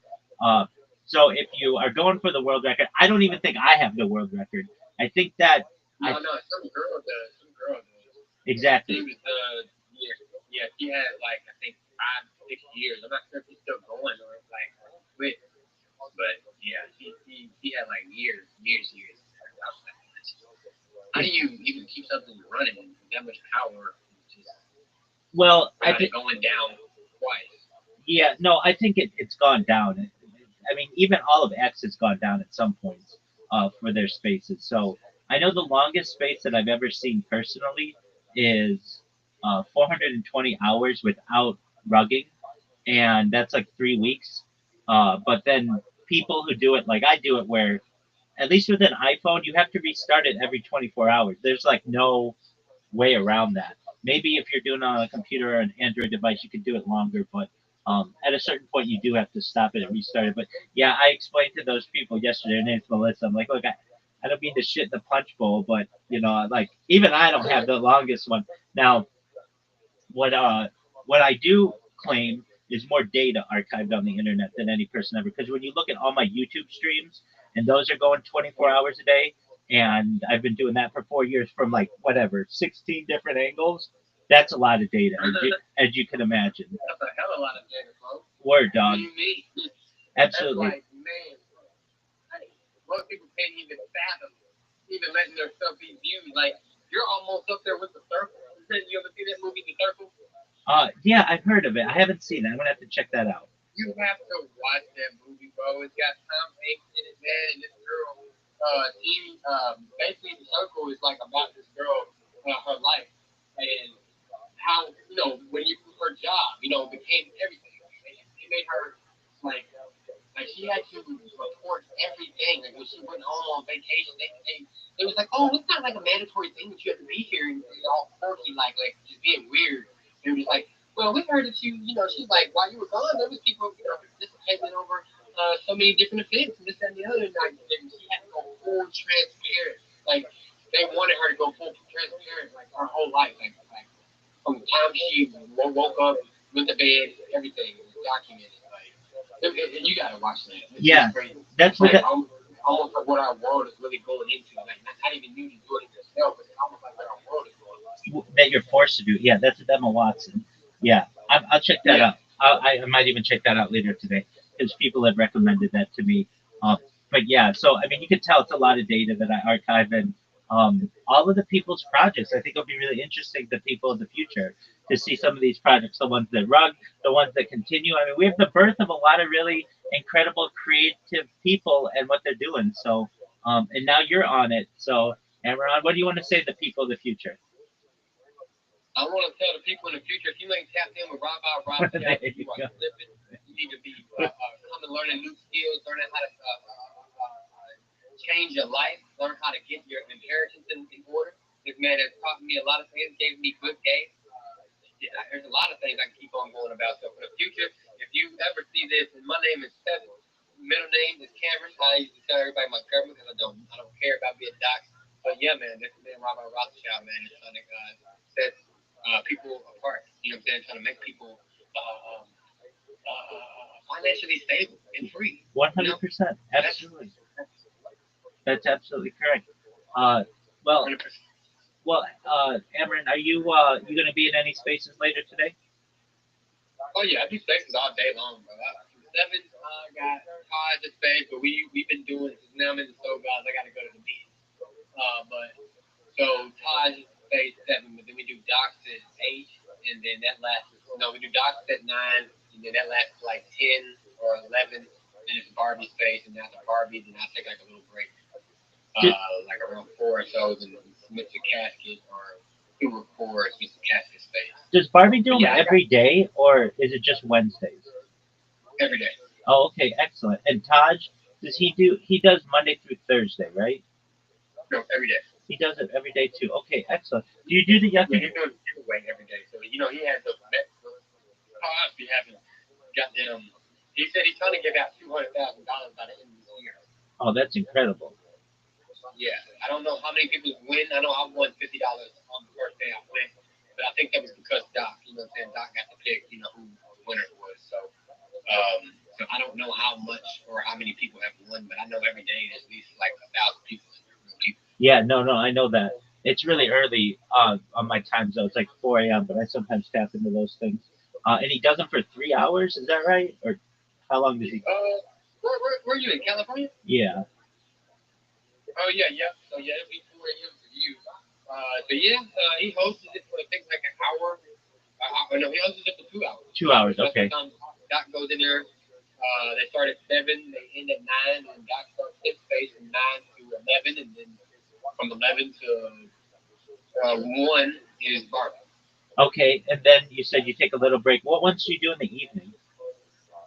Which ones do I do in the evening is Casket, which is Cold Trust. That was bro, I was with a fucking I was with a project that I was really that I really believed in, that I thought was one, this is how I met them, was calling out Russ. Okay. And the fucker who built it, named Wealth Wave, rugged it the other day. No way, you called it. Yeah. He called it, he rugged it the other day. And we're still building. Like, we're not going anywhere, because first off, the deck is, it's already migrated from there to Radium. So he pulled all his money out talking about the back end is costing too much for the website that he built for people to go on there just to put a comment or to rate KOLs was costing him $600 a month. I said, bro, you're fucking lying. Why are you lying like that? We're done. $600 for a .io, not even a .com? Wow. That's incredibly expensive. Right. Come on, man. Like, ridiculous. Like, he's lying just to rug the coin, and I had about $300 in there, and he's like, you reckon like you put in I don't care if I put in a $10. You know what I'm saying? Like, what does it matter, bro? Like, my money ain't there. I'm more mad for the Nigerians that put in, like, he didn't even give a fuck that he rugged the Nigerians that was there that built this whole TG, the Discord, and X-Rater cried on there. It's like, bro, like, I had $60. I just bought more. Like, he's like, He's like, bro, you did this all wrong. If you wanted to shut it down, you should have told everybody they could pull out what they got, and you get out and you take what's left, bro. You know what I'm saying? Like, you don't pull out first so you can send us our money. Like, that's what he trying to say. I took it out so I can send y'all money. What? Shut up. Right. My money was already there. I could have pulled it myself. I don't need you to handle my money and send it back to me. I understand that. Hey, have you heard from Spider Pig recently? No, he rubbed his entire community. And then why the fuck as soon as we called him out, this fucker did it to us. Shut the fuck up. Spider Pig rugged everybody? No, wait. This is a guy who would come into spaces every single day, do his spider pill shill or whatever, Spider Pig shill, tell everybody he was going to be giving like $1,000 away every week or something like that at B&B. And that's the Lord. That's what I'm telling you. When people talk like that, that's the setup. That's what everybody needs to start realizing. What real company comes and pays you? Like look at crypto. I look at crypto like real business. Like, what company is going to come pay you?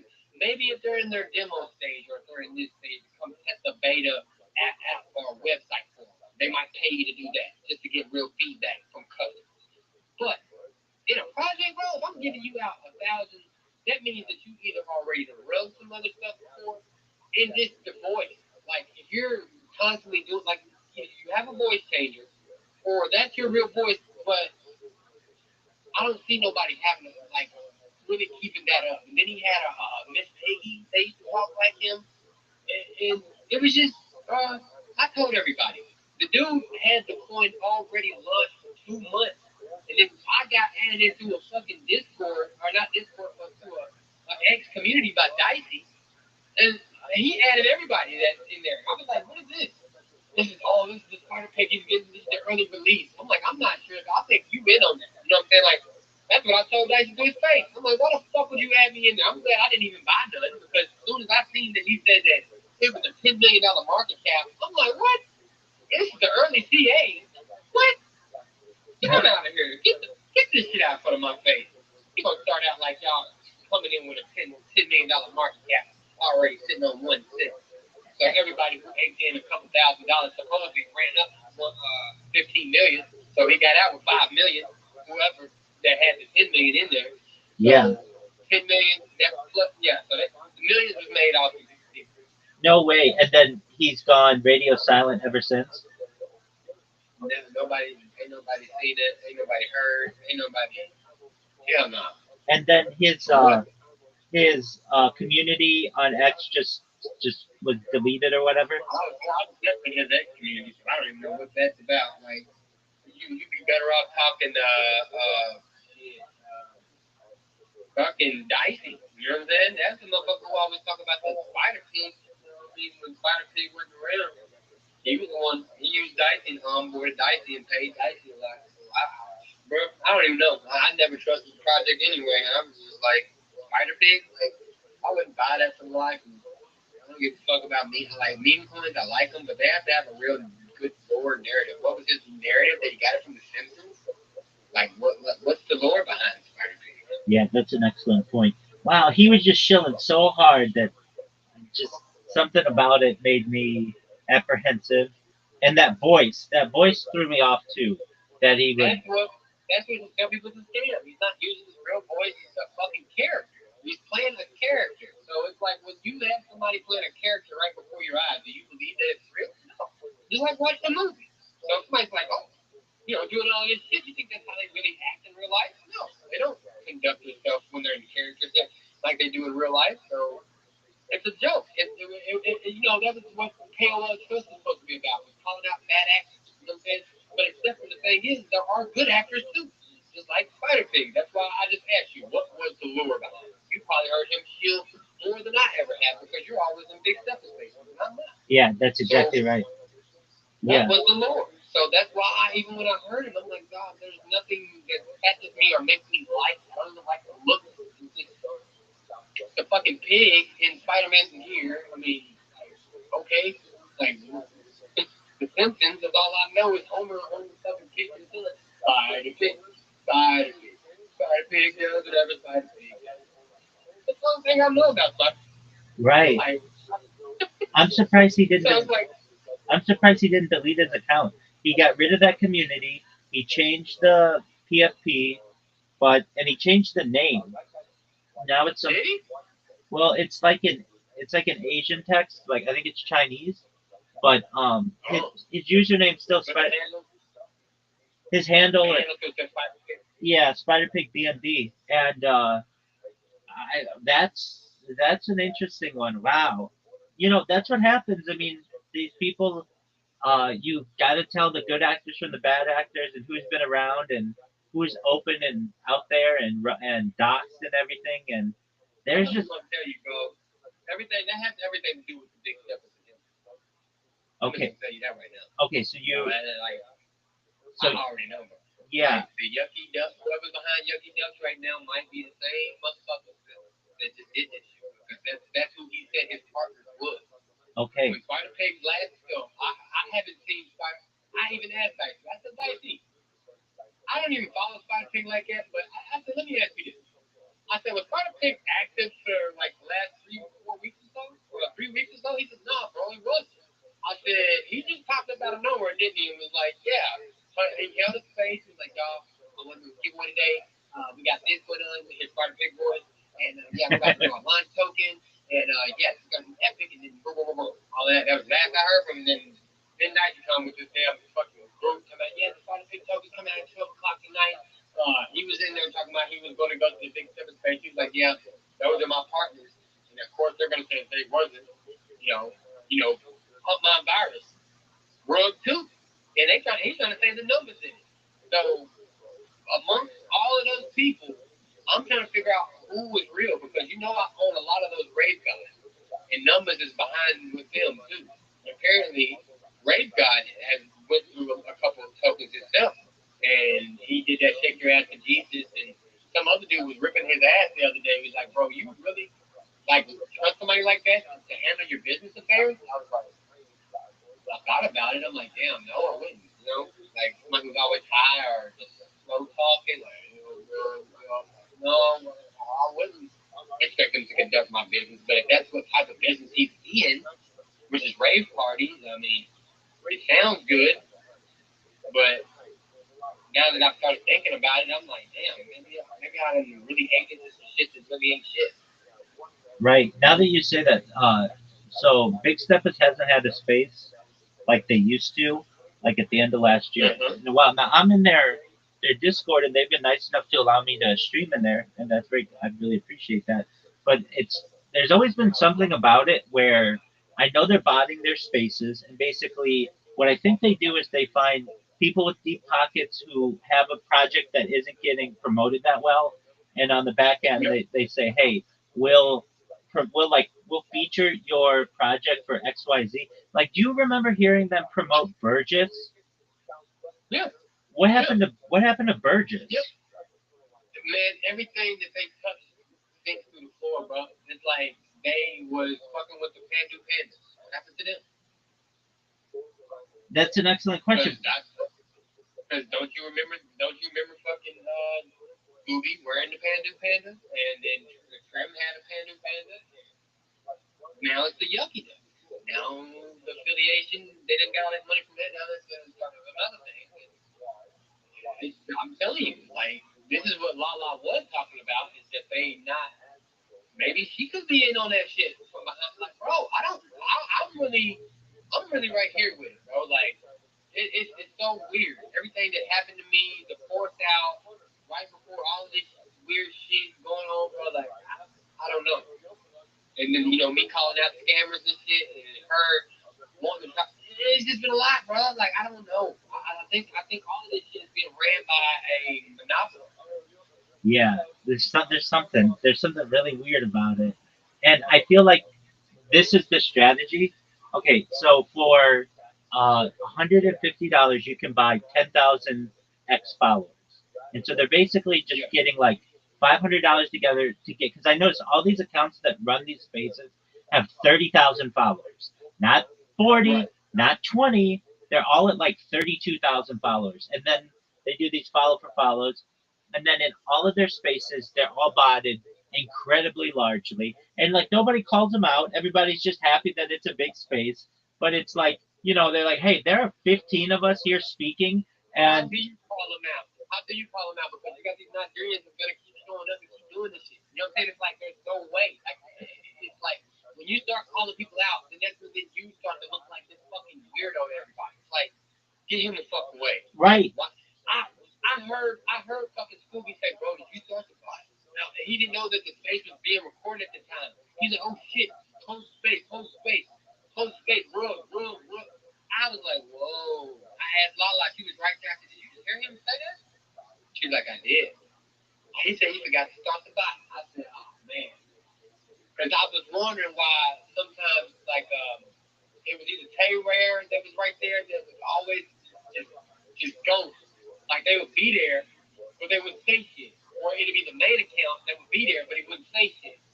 And I was trying to message Chip, hey, bro, if you rug, you just got to close the app and reopen it, and you come back in if you rugged out. Never said shit. And then he had just popped back in, like, yeah, I was just over here fucking fighting with what did he say? A raccoon or some shit. I'm like, bro, What? really he was talking to raccoon this whole time, bro. Evan, you're hilarious. Yeah, something's weird. They change their names, and they keep all the followers, but it's like they change their names and they don't do an announcement for it, and they kind of keep it on the DL. And I've always been suspicious. Why is it like you want people to know who you are, right? You want people. Now, I understand your case. I get that, and it's logical, but you don't foresee yourself changing your name again. No. I had to learn from, like I said, document. They were just telling me like what your handle is. You want your username to be close, because when you're in spaces, people don't see your handle. They see your space name, your username. So he's just like, so when they look up you, they need to be typing in Mellow, so you straight pop in there. So I was like, makes sense. So I was like, yeah. Because, I came out with this profile at So Mellow. That was my project when I was feeling back then. I was by myself. And I started it from the back end wrong. I started in TG, like everybody else does that doesn't know what they're doing, and they come to X class looking to shield in the spaces and do all of this stuff.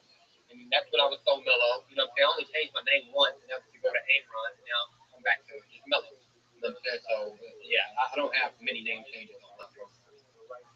I get that. Now, the big steppers, like they used to do spaces like sometimes multiple a day, and it's been radio silent from a lot of them. What they'll do is maybe they'll have somebody else in the space and they'll take one of their big accounts and put it in, but they haven't been doing it the way that they once were, and I don't really know why. I can tell you this: there was one one project that was in there that I think was paying them to get featured, and they really wanted 10,000 followers. And it was a cool project, and it seemed like it was interesting. And I just messaged this this this account, and I said, "Hey, if you want 10,000 followers, it's $150. Here's the website." And they never sponsored another one. I felt badly because it's like, oh, I didn't want to take away business from the big steppers, but it's like, look, if all you want is 10,000 followers, there are easier ways to do this than by pumping money into these certain projects, and But nobody wants fucking followers. I want organic followers. I don't need a whole bunch of random ass accounts just look for. Well, like, if you're not engaging, like I mean, my shit's going up daily. Like every time I wake up, I think I'm at another 100. Like it just goes up. I just be sitting there. Like I'm done following people right now because I'm waiting on my followers to catch up to my following. So right now, same thing's happening for you, and I'm just realizing that X puts us in this category. You're not influential. That's why people aren't seeing your timeline like that because you're following more than that's following you. So once you're following or more following you than that you're following, it puts you in the not KOL, but puts you in more of a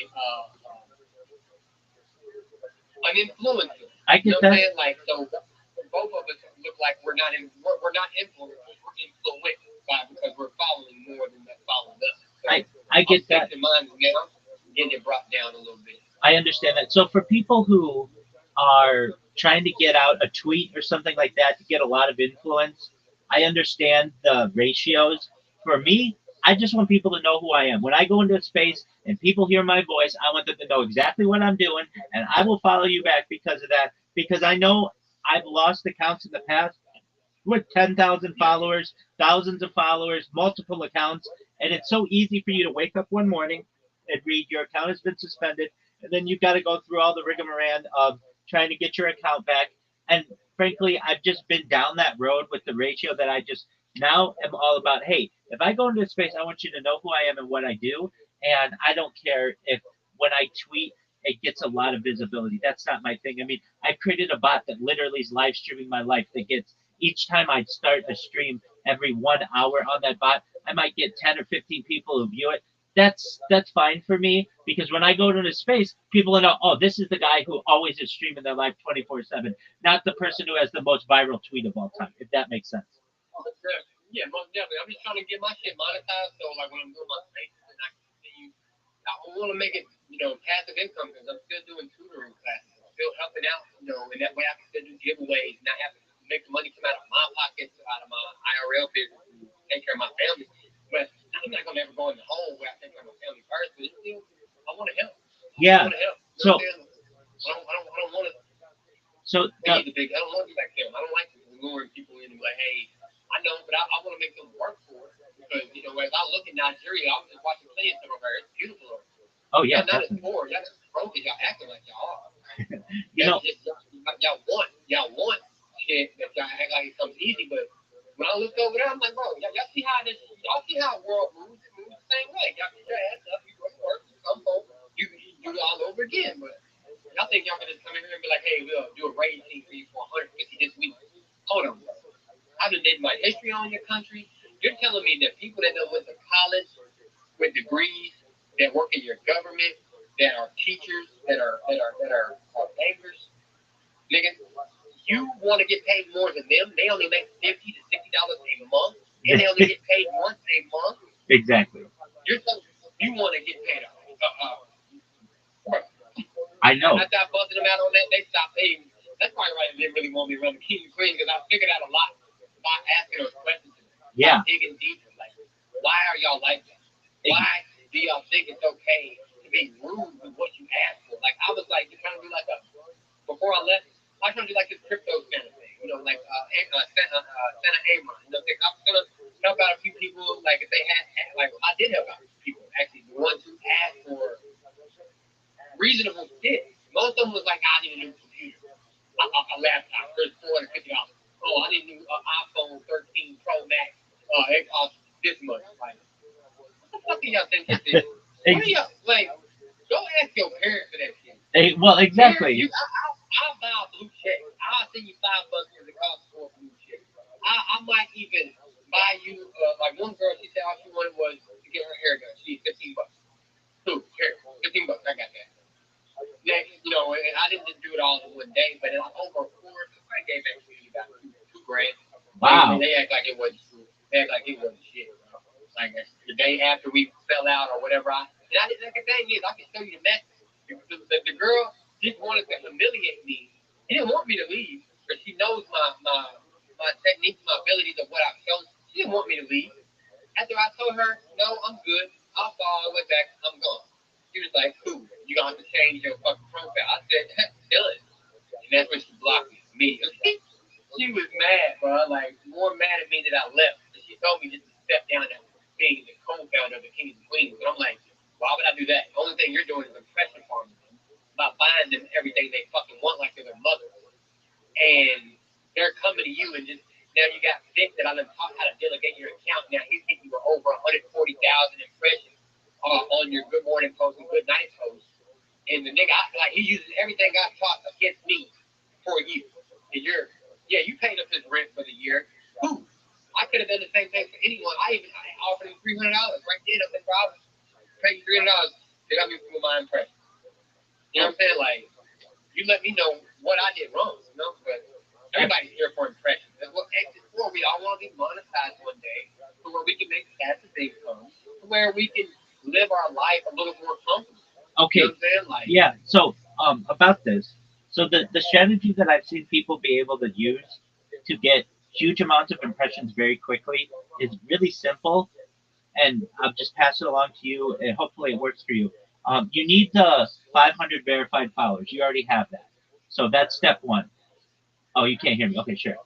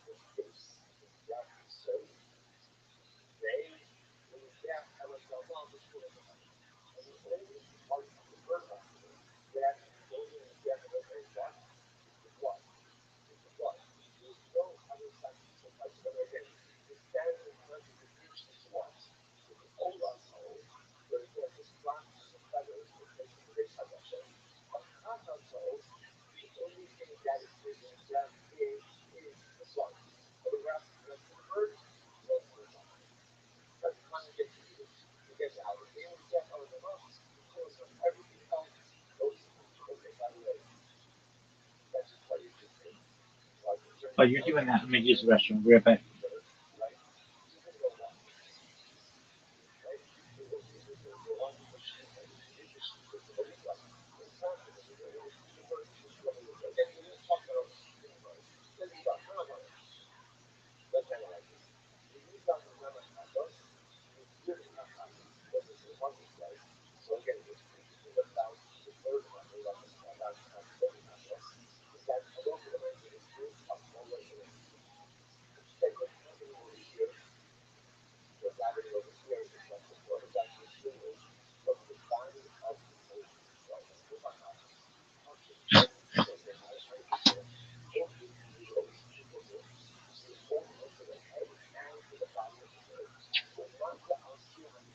I'm back.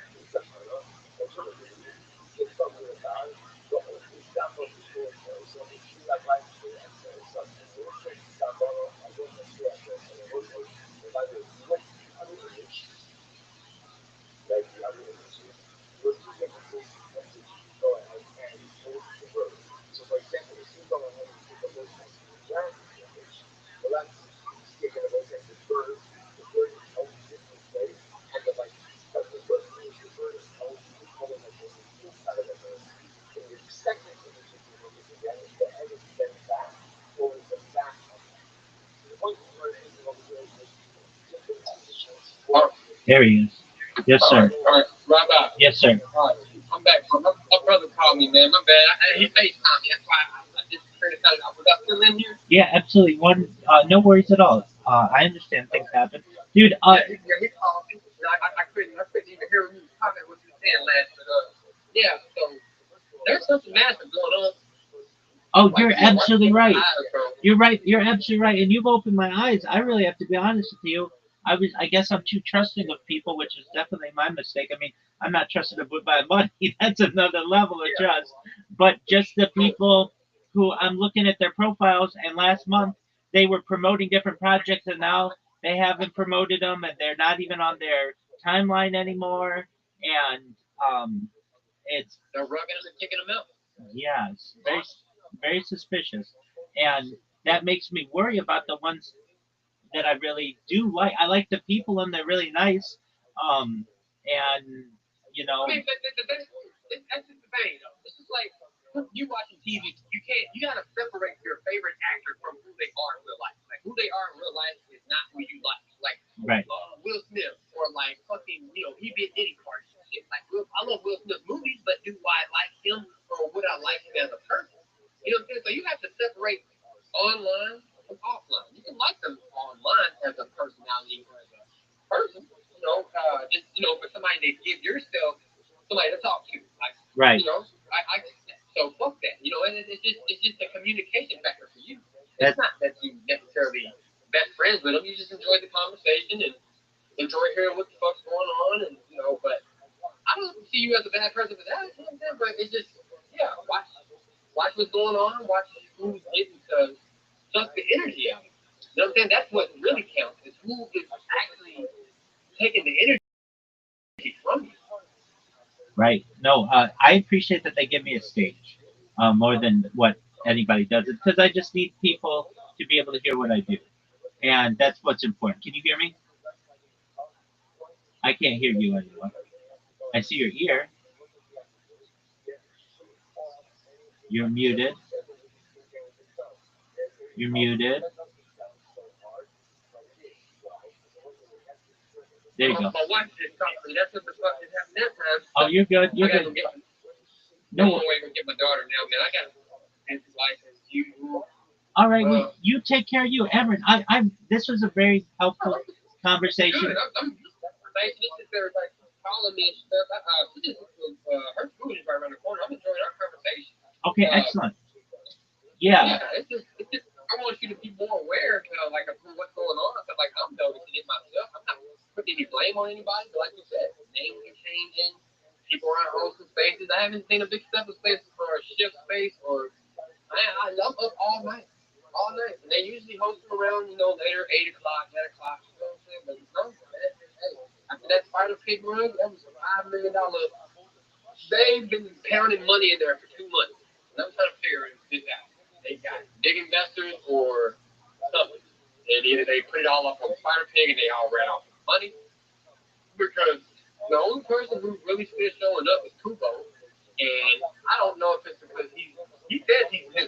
He says he's new to the big stuff, and he doesn't really know what's going on, and he knows of some stuff about pump fun, and then I know exactly what you're talking about. He's mean. I'm like, bro, it's not hard to tell when you say pump fun, boy. You got these pump fun bandits out here stealing people's projects. I know exactly what you're talking about. He's like, oh, I didn't know if anybody else knew. Yes, I know. The name is Naughty Soul. And he's going to, if you got a pump fund project, and he sees that the dev just doesn't accept their rewards within the 12 hours, they might have fucking fell asleep. They might just be ready to accumulate anything. He says, oh, I got a lot of money. He goes straight to pump fund. They didn't let him PTO probably about 15 coins within 2 weeks. I was around him. I was just chilling. I'm like, oh, what are you doing? Like, what? I was new. Just trying to figure out what was going on. Like, there's a new project every day. Oh, the lure behind this, lure behind that, this, that. I'm like, those are on. And then, oh, bro, I just got the contract. I'm like, okay, so Pump Fun is in on this shit with y'all? Like, filling people's projects and giving you the fucking creator on? That's wild. Okay, I'm going to ask you the name of projects, and you tell me what you think of them. And to anybody who's watching this in the future, Amaran and I are just we're kind of just third parties to this. We don't have dogs in this fight. All right. What about Wise Ecosystem? Wise Ecosystem supposedly just got hacked today. Oh no, you know everything, man. Yep. Wise Ecosystem just supposedly got hacked today. And like I told you, I'm in deep with some people. You are indeed. I'm hearing everything that's going on. I just don't have to talk about it no more. I can speak. I can say I know who to move away from. I know what's going on, bro. Oh, okay. So does that mean? I didn't like ecosystem. You know, they have to go check, you know, whatever. But everybody thinks that affiliation, that go check, makes them more trustworthy. It's just extra expenses that people have the money to pay for. You know? Yeah. Look at it like that. Yeah, a big business would have the money to pay for that. Somebody who is paying for that. Because why every time he talks that he wasn't never the dev too? He always like, yeah, I'm not the dev. I'm just, you know, basically like, where's the dev? You know, I'm always like, that's my number one thing from him. Because Mr. Cassie was the KOL trust of the project that I just believed in, and he runs, and that's what the project was based on. Calling out people who rug. Like, how do you rug a project called KOL trust based on rugging projects? Like, make that make sense. Like, are you fucking stupid? Like, what's the point? Like, even if you wanted to get out, you could have did it totally different. Use your money. You need to get out. We could have all just been like, all right, y'all, we're going to call it quits here. Everybody take it. But he rubbed us and then left.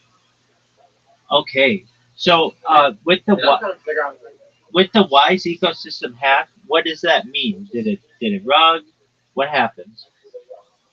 You know, supposedly they're saying that the Wise Ecosystem, just their X account got hacked. So not necessarily the token. Okay. So they're just saying like if the Wise Ecosystem page messages you and says, hey, if you have your Wise whatever, this that and the other, and like you know how they do. You know how they do. Right. They play games like somebody hacks them, or if they've been hacked, and the hacker will tell you to send your CA or drop your wallet or whatever. That way they can find out how much people's holding, and send malicious coins, and then they'll get one or two idiots out of there and just click and send on accident. Come on, boy. Okay. Absolutely. Okay. What about End Pump Fund? End Pump Fund? Yeah. Oh, that's what Reaper? Yeah, End Pump Fund's good. That's Jackson. He's actually with Doc. I'm not gonna say that Doc. They're not total saint people, but crypto is not full of saints. You know, at the end of the day, but it's definitely a good project. I don't have the token necessarily, but I do have the rubber reaper because I'm finding more utility and more purpose with utility non-fungible tokens that I am with tokens. You know? Tokens are millions of them, and anybody can mess with the floor. Anybody can do this, you know. But once you have minted NFTs and the floor stays there, that's why I'm in the Bull Bear community. That's why I'm with the Soul Gods now, because they're actually putting utility behind it. Because every one you hold, they're going to be paying you a percentage of the revenues, shares, and royalties. So yeah. I'm just out here coasting through, hearing bullshit everywhere I go. There's another project that just came out around. Watch out for them. It's called Chicken. They're trying to say they're an RWA or RWB or whatever. That what about there was one like what was it? Crazy Chickens or something? Hold on, chickens. Let me see if I can find it. I have a partner, High Speed Chicken Feed. Nope, not that one. It was another project. Okay, what are your thoughts on Soul on Chain? Soul on Chain? Yeah. Those guys are legit. I agree. I especially like Click in that community. Yeah, definitely Soul on Chain because they got some deep bull bears. You know, that whole Click. I think they're straight, bro. Like they're doing it like the Dojo Dogs. You know what I'm saying? Yeah. That's what most people don't even know this. The people who created the Dojo Dogs is the ones running the so on. Oh, okay. Are they still running Yeah. Dojino dogs as well, or just they moved away from it? They're just branding out, making more. That's- We got another person in here. What's up, Brandon? Oh yeah, Brandon's always in here. Brandon, he's aside from myself, he's the number one streamer in here. What about the baby billionaires? What are your thoughts? About what again? Baby billionaires. Baby billionaires, definitely. They are definitely some winners. I believe in baby billionaires. I do. Excellent. What about let's see. What are you name a project and give me your opinion on it. The energy wabbit, but the only thing Oh, is yeah. they That's are the tied in with great gods right now. I That's- don't know. that's that's the energy drink, right? Yes. I mean, it's supposed to be sugar free. Okay. So yeah, what do you think about the Wabbits? I love them. I have over 5 or 6 of their NFTs. Okay, that works. Yeah, that's an interesting project. All right. What about the let's see, who else do we have? The do you know anything about Burgess? About who? Burgess? Yeah. I've heard of them though. Okay, so they were something that was launching in January, and they were associated with the Big Steppas, but then they moved away. I don't know why the split was there. Something happened. I don't exactly know. Because the split happened with the Pandas because Scooby ripped them off because they thought they were going to be. They paid him like $10,000 or some shit. $5,000. To just have that panda. Yep. Okay. What about 32 Dream? I can't really, pinpoint people. Different people. I think people are just trying to navigate through the space, trying to get there. I don't know. I think he could be just as well a part of it as Lala. Yeah. I want to believe. We're not doing real giveaways. He wanted to pull away from us, and all of that shit happened. And stop going to their faces out of nowhere. And wanted to start her own thing, and all kind of, la-di-da-di-da. I want to believe she's good-hearted in it, but she's associated with a lot of projects that have some questionable ties. I guess you could say the same thing about me as well, but I'm not involved in any of them, and it's always do your own research and that kind of stuff. I just am associated with the people. But if you're in as many spaces as I am, or as many as 32 Dream is, then you're going to be around these kinds of people. Do you think she gets compensated for doing all the call outs during the spaces? Okay, interesting. So she's just.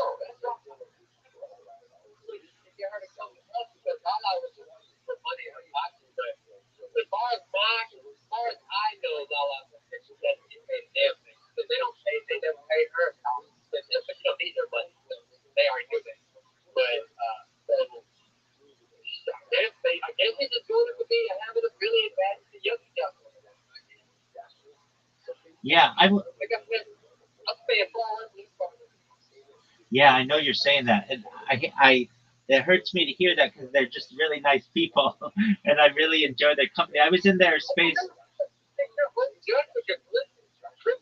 Anything is possible. Anything is possible. Like they may not do you what they did to everybody. They may let you get in other countries. You never know, bro. So you keep your credentials, but you just don't reveal your hand, But don't want to be in no shady shit. But how does people really win that some of the cryptos are now going to be selling or making money? Like we're all here to make money, but it's about how we make our money. It's about how much money we take it from others to make our money. You know what I'm saying? Because it's the name of the game when you come into crypto. It's just like first in, last out, or last in, first out. You know what I'm saying? Like in a warehouse situation. You don't get to come in last and cash out first. Yeah, you were sold this project by somebody else, like you found out there was already somebody there before you, so when you got in, that's profit on this ass. It makes a good profit. Yeah, you got to work. Somebody came in and you can profit. What it is.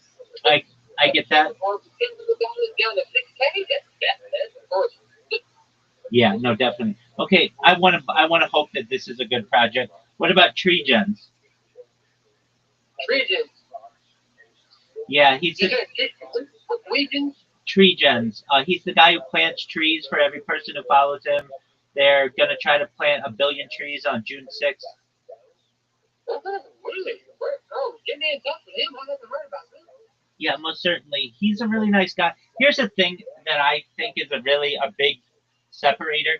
If you come in here with my stream, where you know I'm streaming on all my different platforms, and you show your face, and we can talk just like you and I are talking, I have a lot more trust in you.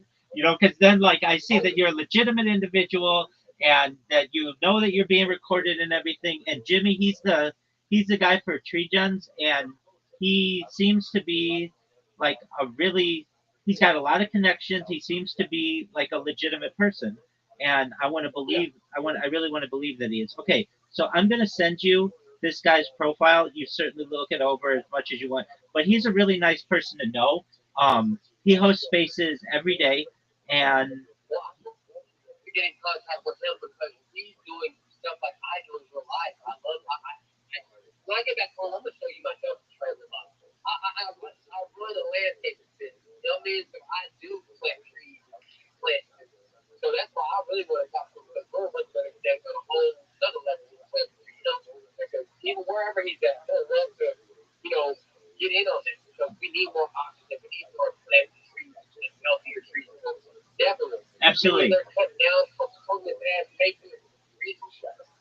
So I love that. So, give you a little background on his project. He already has the Guinness World Record for the most amount of trees planted by a single individual, I believe, in 24 hours. And that's like it's verified and everything. And so he's getting people together for June 6th, 2026, to have 1 billion trees planted in the world. And he's got like 12 different governments that are involved in it. He does spaces. He does his spaces on camera, which I think is legitimizes you even more because you can't just Listen, that dude's got to be more legit than anything because he's got the government backing him. He's not doing that funky shit. He's not going to get more money. And not only that, if he's planting and has the government behind him, that means he's doing parks. I mean, he's doing like parks and stuff. So that's exactly. I would think he would want to rock his name because he's got to get his world record and he's showing his face. But he's definitely legit. Yeah, I think there's no going back on that. I think so too. And he's all over social media with this project. Pardon me? Has he shown you his certificate? I've seen a picture of him with it. Yeah, see, that's one thing I would say. Like, I would want to where's the website to get his world record? You're actually recorded somewhere. Yeah. You don't just I mean, piece of paper like this. Yeah, I mean, I think I can look it up right now. He and I have talked about it. So that's. Just that type of way right there, that's what gets people. That comfortability because he went live when he was okay. Some people are just ballers. You don't understand that too. The people out here, they might shoot up papers. You don't give a damn. You can really trust people's hands that you shake in IRL. When you go up to the person that you know, how you doing? Yeah, they'll fuck me over. I really believe you because I'm seeing you in my face. That's So absolutely. you have to look at it from that too. Well, if we're not actually meeting these people, we're not actually touching them. Like I said, even the people that we get to shoot for, not saying we can barely shoot, but we still got to give them slightly the benefit of the doubt, but we know how people are. 100%. Yeah, he's on their website. In a picture of him, most mangrove trees planted by an individual in 24 hours, and it's his name. Like, yeah, that's legitimate. Okay, and we've got what other projects are there? What do you? Let me go through my wallet. I have Sure. I know about Duty. You like Duty? Not familiar with him. Tell me about him. Nudies is another NFT project that's actually partnered up with. Well, they're not really necessarily partnered up with Soul Guys or whatever, but they're definitely affiliated on another side. Yeah, the Nudie brand. You can look at the pictures of the big separation. Maybe it's like NUDDES, Nudie. Okay. There's nothing new. There's nothing new about it like that. It's just like this girl, like yeah. She almost looks like she's old a little bit. You look at her, but yeah, Nudies. I think it's gonna be a good project. It's fun. Yes, Jackson's not pumping it most hard. He's actually a trader in real life. Like he actually deals with trading silver and gold at his job. So he can, I'm sure, buy a big bag of his own project if he wanted to. But he's just, showing up in space and letting it be an after project for organically. And it's still on no market cap. So with that being said, I think that's the most organic that you can really get original, that it can be. Because, people always want to see the green panel as soon as it starts. Like, oh, yeah, we started out first day, first week we went up to 50,000. Like, no, that's, that's cool and happens. It's a great narrative, but what's the likable chance that happens in today's market right now? Everybody is still down on all their bags that they lost. Right. You think people got money right now from all the Solana, all the BTC, all the Ethereum, all the other ecosystem coins? Like anybody launching right now is on coins. That's right. Oh, before I forget, you were wondering, we were discussing about how you can get a lot of impressions very quickly. And the strategy that I've heard works the best is to have your notifications on when a big influencer like Elon Musk or somebody like that goes and posts something, and then immediately post a well-known meme. And that goes all the way to the top and gets a ton of impressions. Well, see, that only works to a certain thing. Like, I was telling you, like, visibility gets to start getting cut off. Like, I'm at 3.5 million. I used to be able to get, like, 30, 40,000, bro. Now I'm only able to get, like, 1,000. After doing a couple updates you did something else, that was just weird. But told that this is something that happens to everybody takes account when they almost get to the threshold. It's like, I need to start doing more replies. I'm scared. I didn't think we could at least 200 replies a day to get through that threshold of them holding you back. Because I'm posting, get good traction. I can post something on my natural page and it does like 1,400 impressions. But, let's be real. It's not what can get me there. It can get me there slow and steady, but it has to, consistently do like spaces like I've been doing. I haven't been hosting none for myself, so I just have to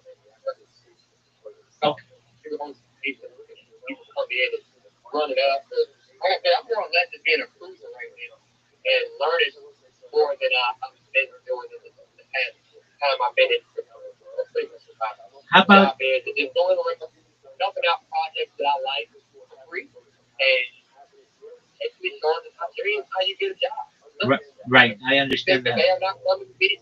They're not coming to me like, "Hey, bro, I love that you did this. How much do you want? I don't want anything straight." That's what I say too. They're not doing you want to get a job? Giving you graphic design, teaching you this, go in their project, just talk on graphic, do a song, write up something, just do it for free. Don't answer shit that disappears. They're like, "Oh, what the fuck is this? What is this?" What's good for you? Like they do me every time. They're like, "Hey, was you the one who did this?" Yeah, I'm the one. Are you looking to get paid? Oh, bro. Like, I did music for Randy AI. I like Randy. She's doing a real world well, where she's doing water well, putting them around. I don't know if you've heard of Randy AI. I think I have. Yeah, her. I got a song for Recovery Coin. I'm not sure if you know about Blake. Yeah. What are your thoughts on Recovery Coin? Yeah, that's my boy. Okay. Yeah. We met on Facebook, though. Right. He's been doing it for like a year, right? Yeah. Excellent. Yeah, the safe haven. Yeah, he's been What about Lazy POS? That's my guy for sure. Hey, I don't tell you one thing. Buy into him and Project Two Bros. They're brothers. Okay. They also just got sponsored by. They're sponsored by Lurky, and they're sponsored by. They got coffee companies to put them out. Okay, that's good to know. Yes, sir. All right. What In the about? mail, hell no. Oh my god. I got a package in the mail. All right. It came in the mail at Amazon, bro. Look at this shit. Oh, no way. I got it just through Braintree. That's another one you need to tap in with. Do you like weed or smoke? Absolutely.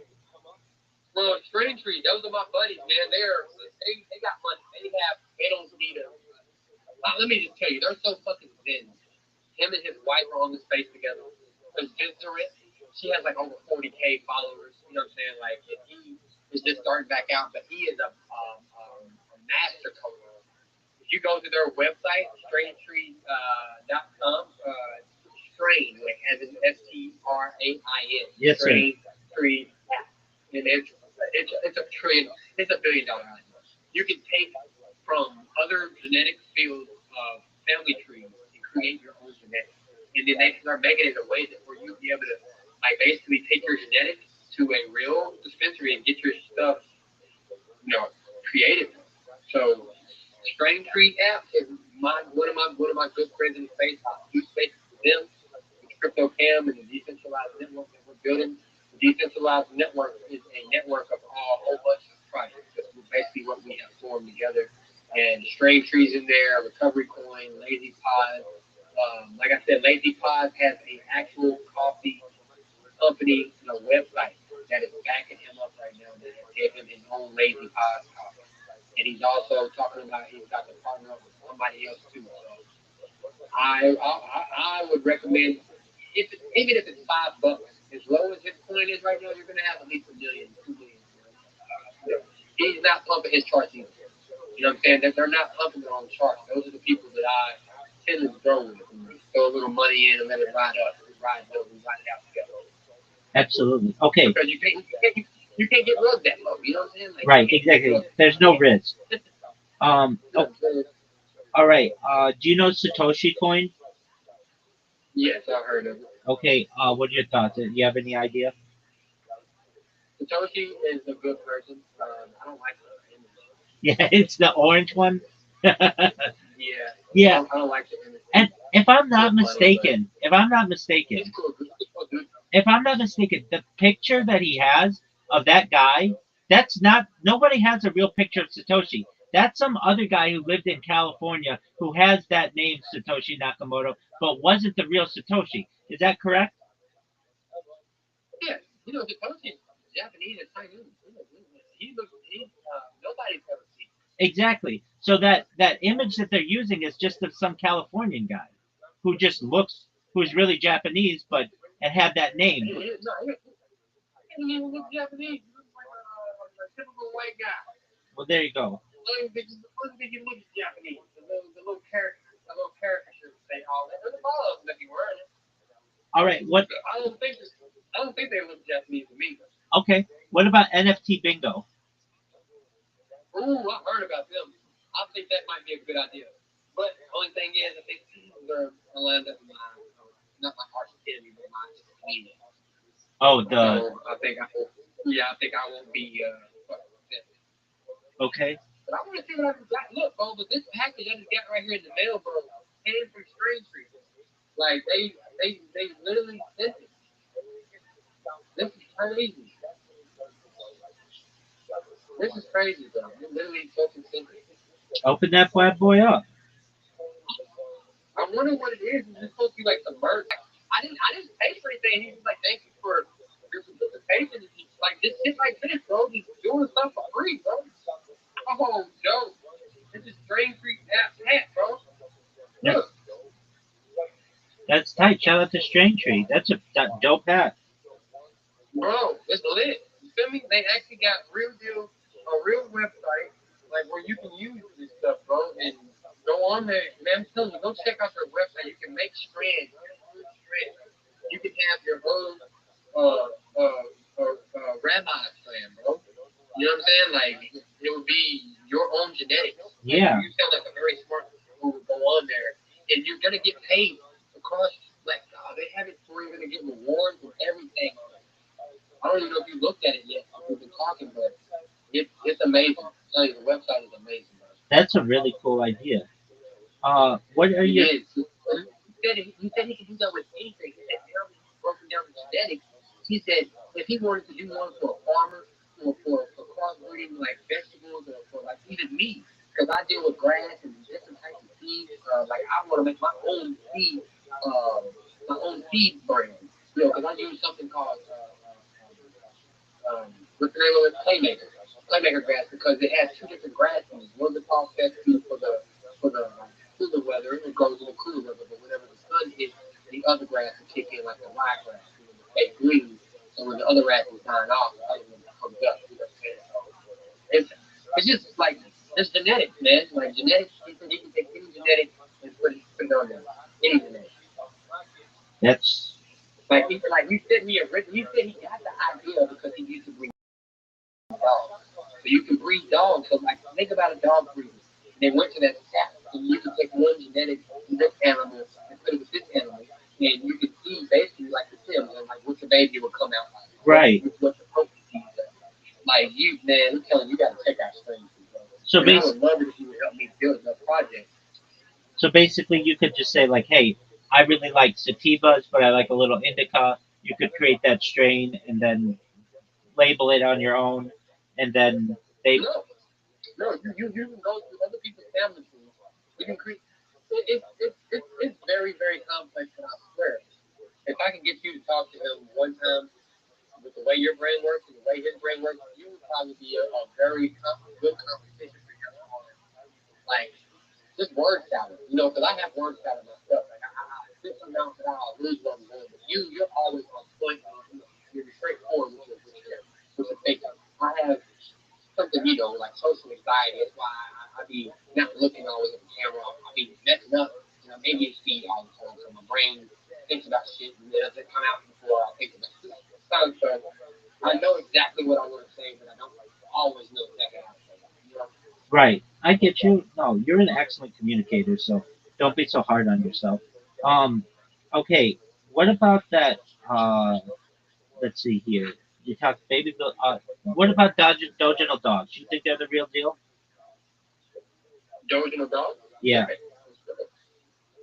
The Um, Dojan of dogs is the real deal. how about the Moonsters? They're on ether. Yeah, I You know. gotta be real deal. Right. What They about ain't supposed to about ether. And if you are, you're a rich.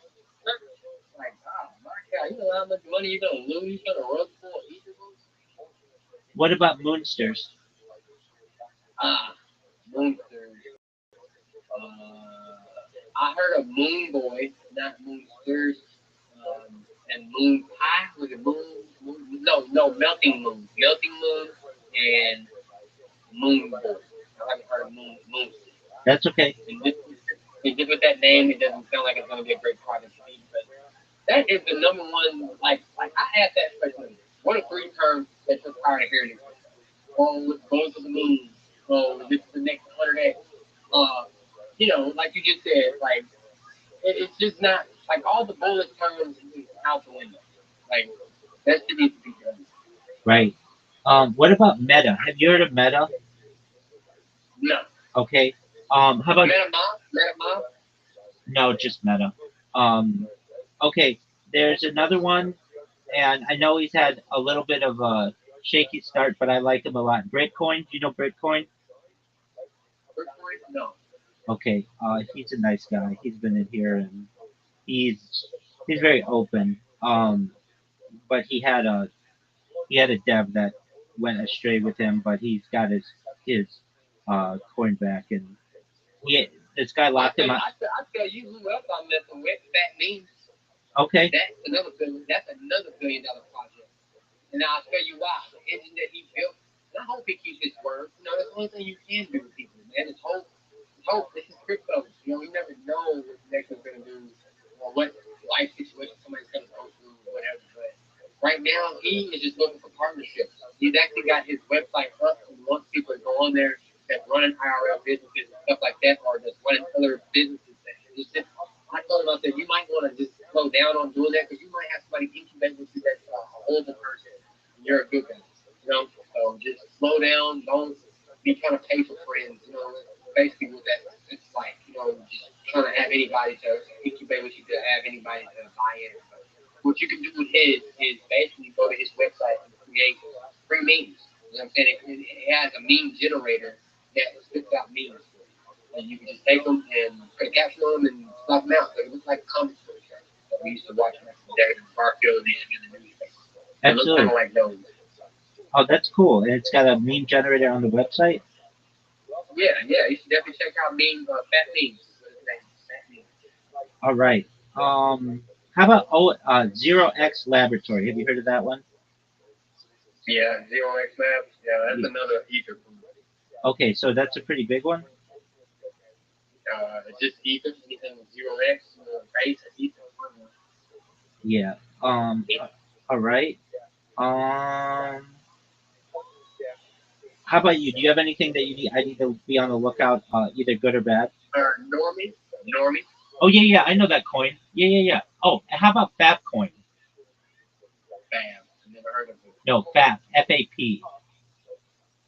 Fat. Oh, never heard of that either. Okay, that's all right. Yeah, I know Normie Coin. Talk to me about it. Yeah, Normie. He's a real solid Chad, man. Normie. He's a boss. That's all I can tell you. He's a boss in real life. Man owns, I think, 2 cigar lounges. And, he goes live stream. He shows his face. He has a wife that he calls his hot normie wife. She has, you probably seen her profile before. It says hot or not on it, but that's another project or currency I think that she does on her own. So they're like a working force. He could run his own charts up, or he just and he plays games on his and at his he has a really nice lounge, bro. Like it's a cigar lounge, man. It's like and that's where he was shooting the broadcaster from the other day. It's just like, I'm like, hey, Normie, what is that in the back? He's like, oh, that's a cigar case. He's like, I gotta thank you for saying something about that. He's like, I gotta put some water on the cigars. And can turn it down to a certain temperature. I guess it keeps it more fresh, so they don't break up and hard out and stuff like that. Yeah, like in a humidor. Yeah, man. Yeah, he's a solid man, dude. Like he goes live. Like if you go to his page, Normie, you'll see down through there where he's gonna look live, stuff like that. And show his real face. But yeah, if you want to think about IRL people, that's definitely them. Other projects.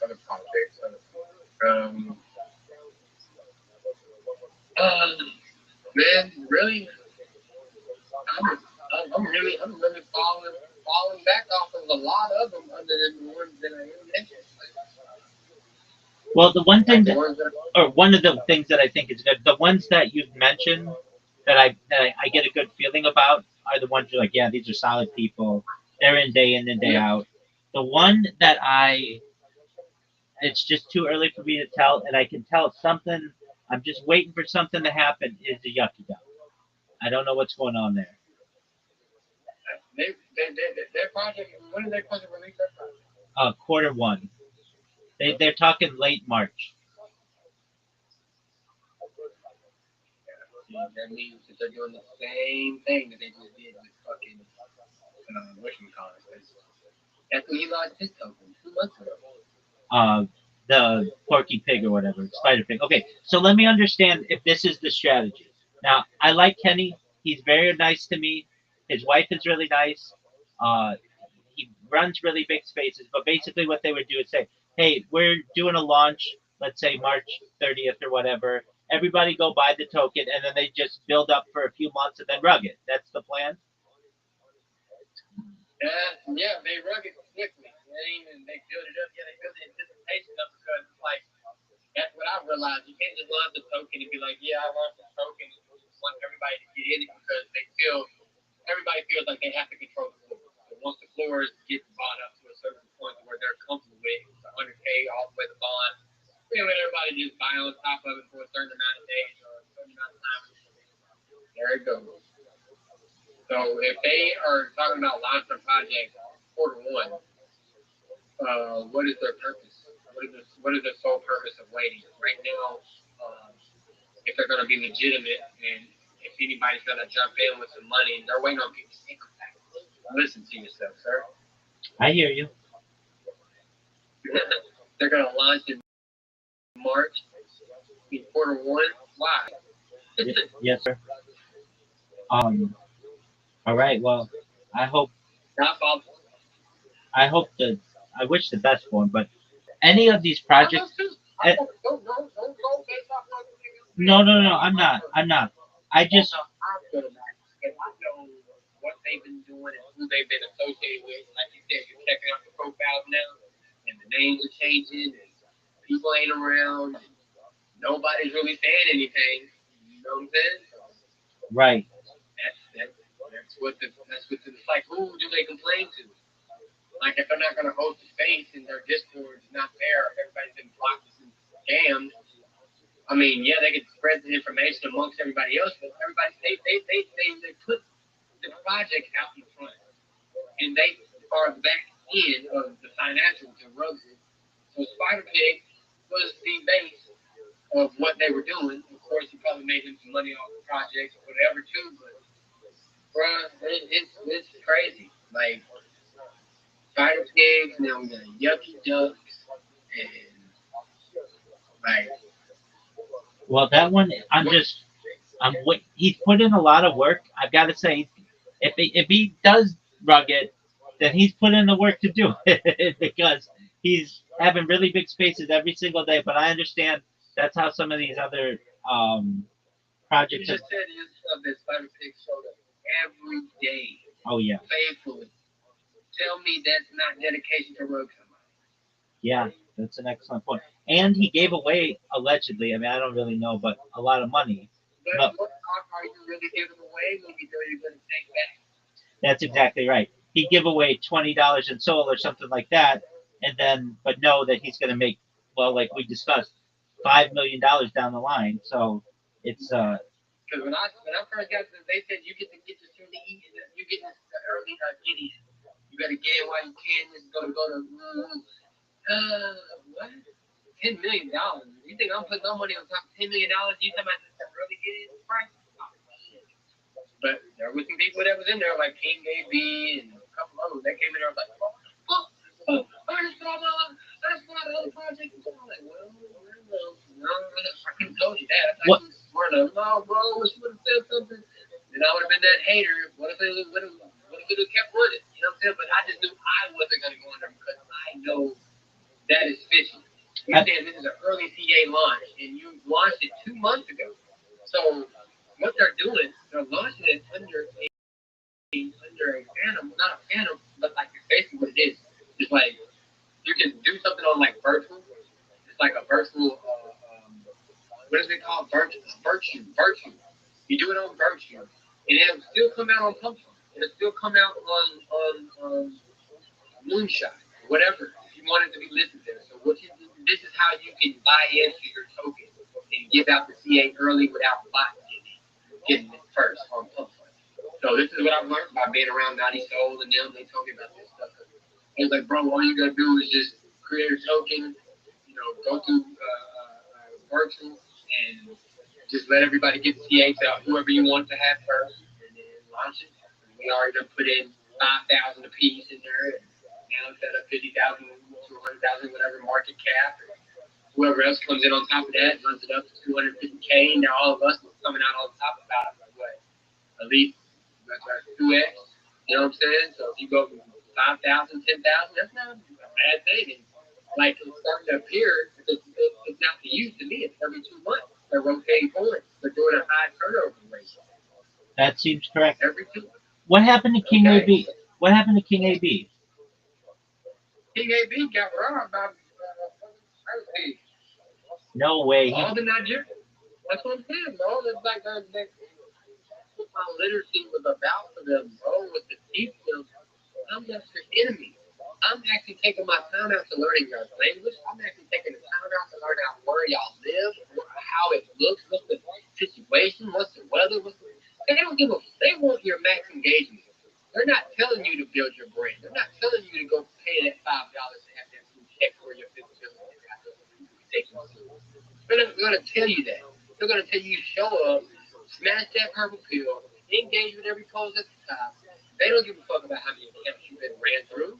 And that's why every time they get that, they start to buy their blue check, they lose their account because it triggers in the system from the last time that they lost it. Like, bro, y'all don't even know y'all are fucking y'all's life up when y'all trying to say you're trying to free it. Like, what the? You don't want to be exiled on Web3 before you can like learn it. Like, how are you thinking from your buddies? Oh yeah, you're supposed to go there, you do this, you can win giveaways. Like, then that's where I started digging deeper. Who's giving y'all the money in IRL to use all of this thing to come here and get these free giveaways? But y'all complain about, oh, I need this, I don't have no data, I don't have this. So who is paying for this stuff for you to come here, to sit here in all these spaces all day long and do this stuff? But yeah, So that's the scheme. right. And y'all can, and I called that out, and I said that to them. They was like, yeah, a lot of us do use it as that, you know what I'm saying? And that's the scheme. That's why the bad name is in this space. So y'all don't get mad when I call one a scammer. What are your thoughts on? Apologies. Go ahead. No. I was just letting you know. Y'all don't shoot the messenger for telling y'all about myself. Like, you can't be mad at me for not allowing other people to get robbed. Because it happened to me. I let it go. I lost $100 for me. Did I go and start blabbing my mouth all across space? No. I was like, all right. Maybe it's just because I'm an outsider. I'm a foreign to him. So he's like, fuck him. You know what I'm saying? That's basically how I'm looking at it, too. So I looked at it like it was lost. It's not like I can fly to Nigeria for $100. Like, you're going to do the work that I gave you money for. Like, you know, the street is different. But we live in Nigeria. You know what I'm saying? So there's nothing I really can do about that. That's why I gave it to you. So, yeah. So this is dope. And then I got even more deep. It's like, they feel that when they get their big win or with somebody they can get over with in the U.S., like say, just a random person just throws them $100 to do or your new project, and you really think that this is the way to get the difference. Every new project or every person who comes and thinks that crypto and that they can just launch their own token because this other token runs them. First, you need to start back at X.com, and that's the root. You start there. Like, I thought that it was creating your own shit and starting a TG. But what do you do all that for if you have nobody to go there? Right. I get that. So I had to unlearn what I learned. I had to reteach myself. Like, I'm doing it right now. Like, people who I'm building with now will be my early investors. Because I invest into all their projects. I have a lot of tokens, but not a large amount, but it's a large amount of tokens for a little bit of nothing. Right. Because I'm early. Right. What are your thoughts on TazHub? TazHub? Yeah. I can't really give you an opinion on TazHub, actually. Is that one on Tui? I'm not sure, but it's like its logo looks like panties. Like anything like that, I know I'm really getting away from the meme shit. More, like I said, the meme shit is really, I think, starting to move to practice, more or less, just like memes in real life. You put them out, they're funny for a second. You put them out, they're funny for a second. I think that dog with Ash was like one of the last that's gonna really go to billions like that. Yeah, and that quick. And it did. That quick. I'm not saying that no other ones won't go to billions. That's not. I'm just saying that quick. Because what the fuck was good about a dog with a hat? Right. What are your thoughts on Jimmy? Jimmy Wynn? James Wynn. James Wynn. No, he's a runner. Yeah, he comes in and doesn't seem to be extremely trusting. Have you ever been on KOL Trust Ohio? I've heard about it. No, I haven't. No, that's the project that I want, that I'm starting to rebuild right now, that got run by the devs. You know what I'm saying? Like, we're picking that up because we're the key opinion leader trust. We're trying to teach people how to have trust in key opinion leaders. Yeah. And this motherfucker works. But we should go to that website before we take it down. And I need to go there actually and see if I can take a couple pictures. But I would like you to go there and read some of the people who are listed there, and that will give you a good idea of what you could be looking It's an That's what excellent AOL.com. .com. .io. .io. Nope. .io. Do you ever go to spaces-board.com? Spaces dashboard? Oh, you have to go to it. It's the best Spaces website in the world. Go to spaces-board.com. It shows you all the spaces that are happening concurrently. You can order them in terms of largest to smallest, or most recent to longest duration.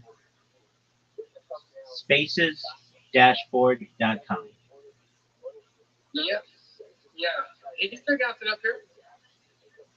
Yep, he still got it up here. So you check it out before he takes it down. I'm looking at it. This is what we were doing. He was able to put in the KOL's name by name, their handle, or their their handle. So yeah, there's a lot of people on here.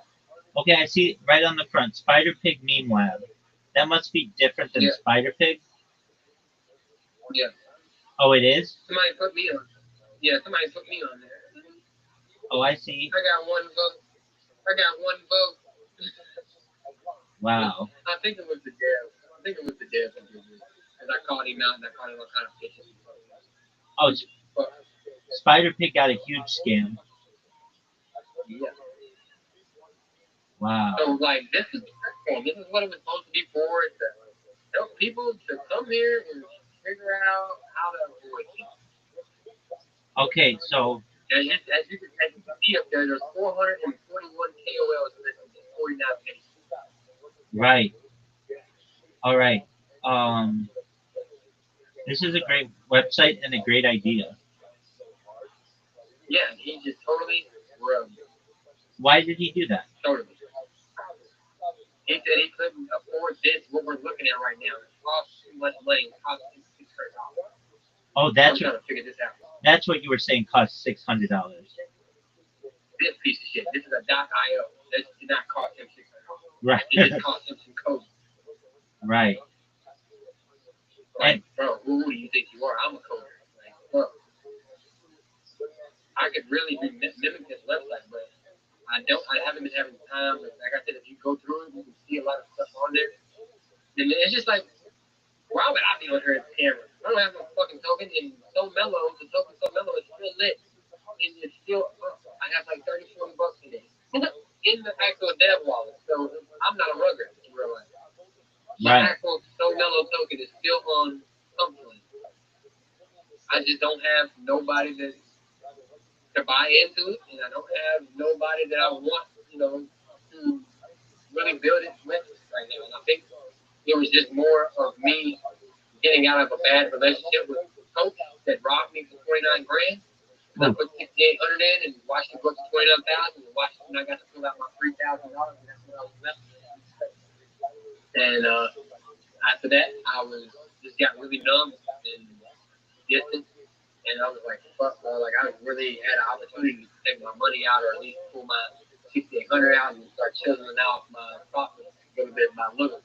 And I just slammed it. But yeah, bro, about $29,000, bro. I created So Mellow, because I just wanted to re-ground myself and tell myself that this shit isn't real. And even though it was, I just had to tell myself that this is crypto. This is no crown in the casino type of thing. So that's what So Mellow was transformed. That's why, like I said, it's still there. You can go look it up.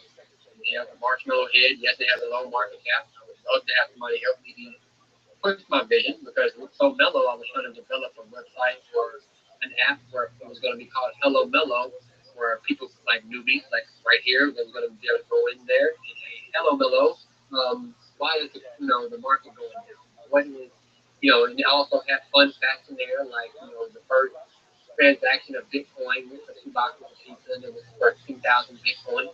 You know what I'm saying? When it was worth like a few cents, you know what I'm saying? And there's a lot of cool fun facts and stuff I'm going to implement into things like that. I mean, I think it's very, very hilarious that I'm on here. That's hilarious. Well, you just have one bad rating. It's not like a lot. I'm interested. But it's a scam rating, though. It's like, how can I have one scam rating? Yeah, somebody just not. I had one. I had one buyer. I see James Wynn on here actually is quite positive. Probably is good. Yeah. Okay. All right. Will you please, if you have a chance, check out spaces-dashboard.com? Yeah.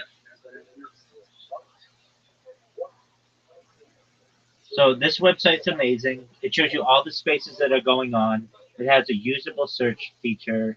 It shows you the largest to the smallest. You can rank the spaces by different languages.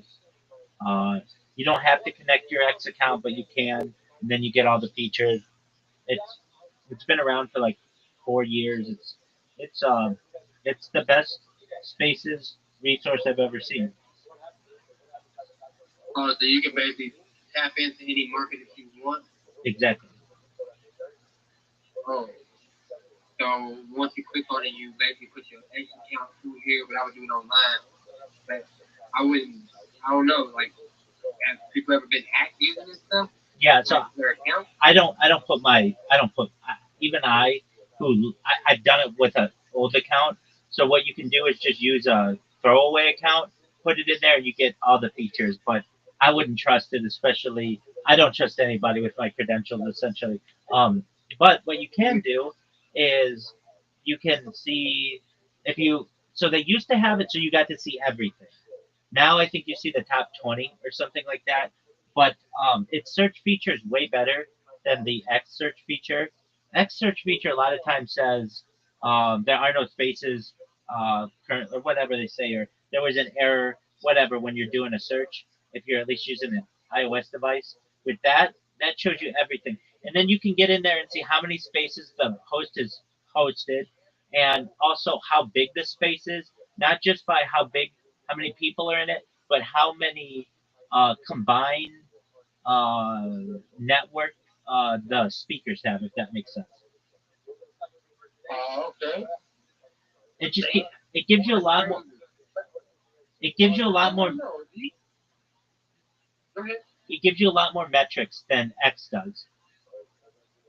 Yeah, I can see that. I'm seeing all types of, like, some of them are just popping up now, like hour old, 26 minutes, 69 people's in there, Bitcoin 105 soon. Like, people just look at this like just lay back. They don't even understand what has been going on while crypto is down. Like, why is it down? Why is it down? Do y'all realize that we just changed presidents? Do y'all realize that we're kicking a lot of people out the country? Do y'all realize that places have been burning down? Do y'all realize that people are getting snowed in and life is fucked up everywhere going on? So people are probably throwing their money out because they're needing it. Yeah. Like, and let's be real. Like, I know there's a lot leaving at the same time, but people aren't really fathoming how many world events we have had since he had became the president. Right before he became the president, the mountains got washed out with the lithium up there in North Carolina. Then right after that, then the Palisades burned all the way down. Right there, I think it was right before that or something, the world lungs, the Amazon forest was burned down. Then China and then that whole fight with Russia and Ukraine and dude, people act like this shit does not affect the stock market. The stock market and crypto are tied in, but everybody like the stock market's pumping because the world is still pumping, but nobody's putting their money in crypto right now. They're taking it out. So you're gonna try to revive KOLTrust.io? Yeah. Okay. Um, what stops somebody from just getting a small community together and saying, "Hey, promote, like, make sure I have a good rating on there, and then we're gonna rug a coin." I mean, is it tough That's to? why there was a score limit that was implemented on there. You could only vote so many times, and then we was gonna have people that was gonna go through there and scam, look through and make sure there was no fake shit or bullshit, and that way that we could remove it. Was there ever a thought of having a comment section so people can find out what happened? Um, yeah, that's the only way that you can load stuff up on there. No, what I mean is you can vote on the person, but then having like a little text box to say like, "Hey, yes, Spider Pig came into every space for 2 months, told everybody that he was gonna make everybody millionaires, and then rugged us." Um, Like Yelp. yeah. Like Yelp. I mean, yeah. I mean, you could have they can have their thing on the vote them all they want, but at the end of the day, you have to have proof. Like you can come on here and vote, but yeah, you only get one vote, and every vote, like you said, you can't just go around here and just spam it. So there was something that we implemented in here that was it's like a reward system, a voting system. Like you can't just then we made the PFP generator. He put that in here where like he's a decent coder, but he's not all that. You know what I'm saying? He act like he was truly like something was really doing something here. I'm just so pissed because this has the best narrative behind it for somebody to do this. Right. Is there any way to get? I can, Is there any way to get control of the website anymore? no, I don't really have to rebuild this like how it is, but better. Yeah. That's what I would shoot for. And then with the tokens, we don't have a dev wallet either.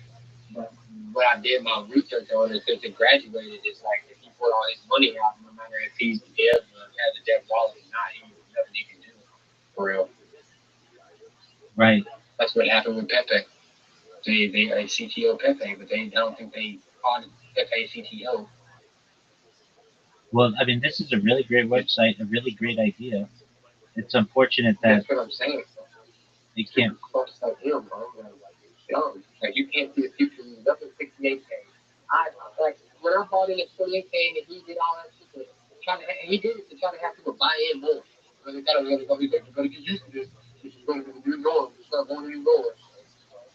Okay, man. I've been in crypto and it's gonna go down. Whatever. Right.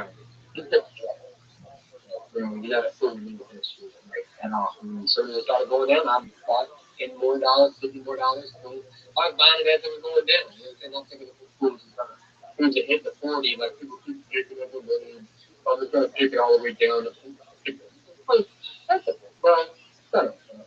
You're an idiot. That's all I'm telling you. You can be way more rich than what you are. Like you are a idiot. Like there's nothing else to do. I can't even say if I don't know if Mr. Cat is going on because like there's just so much. Like this dude told me that they sat down in a coffee shop in a cafe and everything talked before launching the token. He supposedly got rugged too. He said, imagine having he said he bought an 18K, so the dev already put in a large amount of money in before he said he got his 18K. And I looked at it, and I guess, is telling the truth because when I looked at it all the way back to launch, started out at 18, 19K. I was like, damn, he really made you buy on top of him at 18K? What an asshole. What an asshole. He really threw like about, at that point when it was on Pump Fund, they give you a $5,000 start. So they probably put like three grand, $4 in there. And then from there, people put their money on top, and trade, pour a little bit out, and then put more money on top, and then spread it back up, put his little money in. Bro, I know all this shit. I've been through a lot of this shit. Arguing with people. So people from a mile away, I'm kind of starting to feel like, nigga, did you have something to do with the KOL that you were supposedly calling out? Like, you were trying to make it seem like you were going to put them on a platform to call them out and this, that, and the other. And then one day they both kind of was like, yeah, all life was this, that, and the other. And so what? You went in on with some other KOLs on the space and worked this project and boosted up. Man, so lame. So God's gonna deal with these people. They think that this is all gonna fly by. Deal with all of this. That's why I'm not even gonna trip. He took $300. He took a 10x from me. I'm thinking like $35. I'm just a firm believer. I know when I'm pulling out. Wow. Well, I gotta tell you, I learned a lot today, and I appreciate this conversation. It's been extremely hearing what your experience has been with many of these KOLs and many of these projects, and loved it. Loved this discussion. Yes, sir. Most definitely. Like I said, you don't have to take everything, just my word for bond or anything, but I'm just telling you what I've been experiencing and what I'm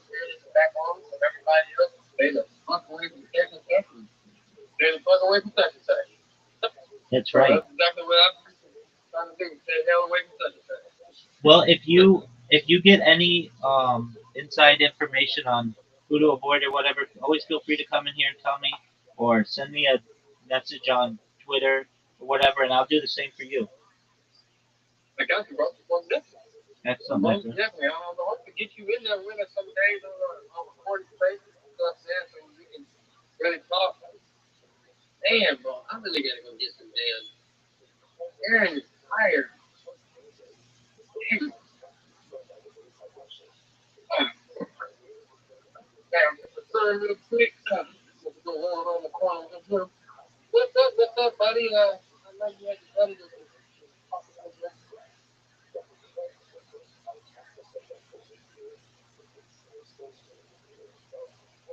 How do you get a timer? How do you do a timer? Like On iOS, a shutter. Yeah, I got it. There it is.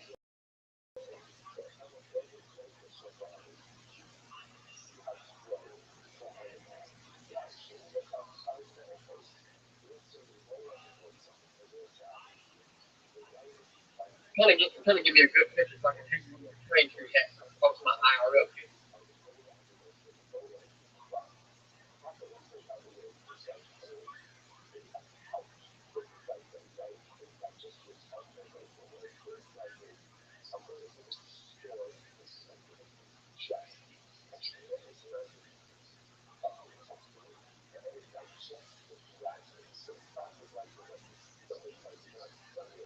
Man, this is cool.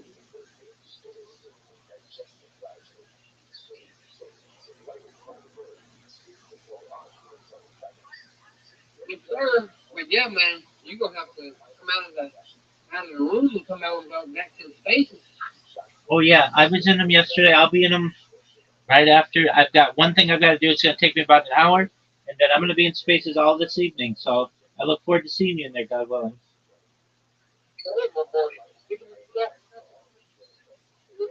The perfect point to be hosting the spaces, like I said, these smaller, man, that's when you really get to see where you can chill and you get. I know you like telling people what you're doing and know what's going on. Or you could just get in there and just let them make more friends and really let them talk. They got going.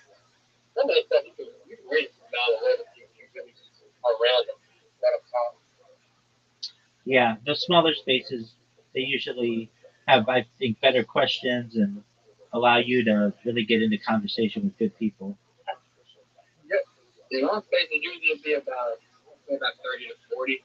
I mean, that's the average good space. People act like that's small.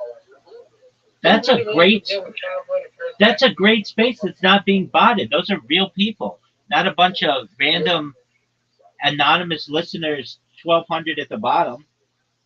Yeah, that's I already know that. That's fine. Because like it disappeared. One time they had one out of nowhere. I'm still trying to figure out how they do it. Oh, you don't know? Like, no, I could never understand how the hell they do it. Here, I'll send you the website. Just one moment. Website? Yeah, and you can. It has all the. Pay for domain. Yeah, it has all the. It has all the pricing. So just one moment, and I'll get. And it's actually. I'm not. I'm not saying. I'm not saying. I'm not.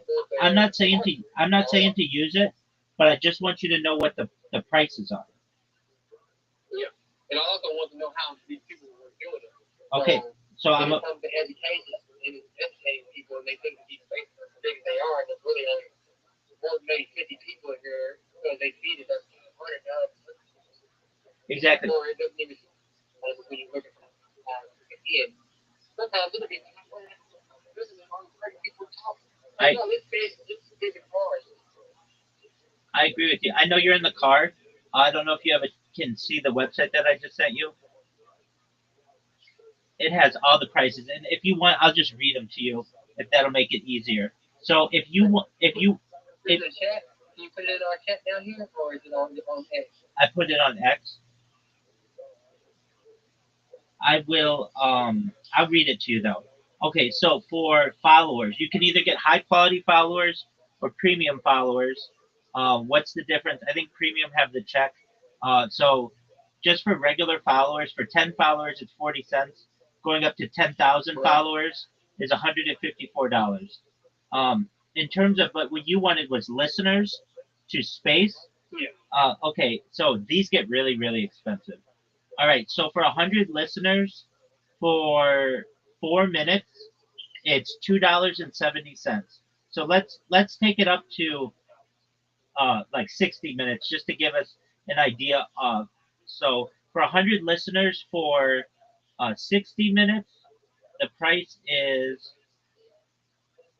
$29.90. Now, I do know some guys in Nigeria who can get this cheaper, but usually that's probably the going rate. You'll also see what these guys do is they won't have people in the spaces for the entire time. They'll get like 1,000 people in there for like the first 15 minutes, and then after that, everybody tails off. But they've already gotten 300 people in the space, so they're able to just keep that momentum going.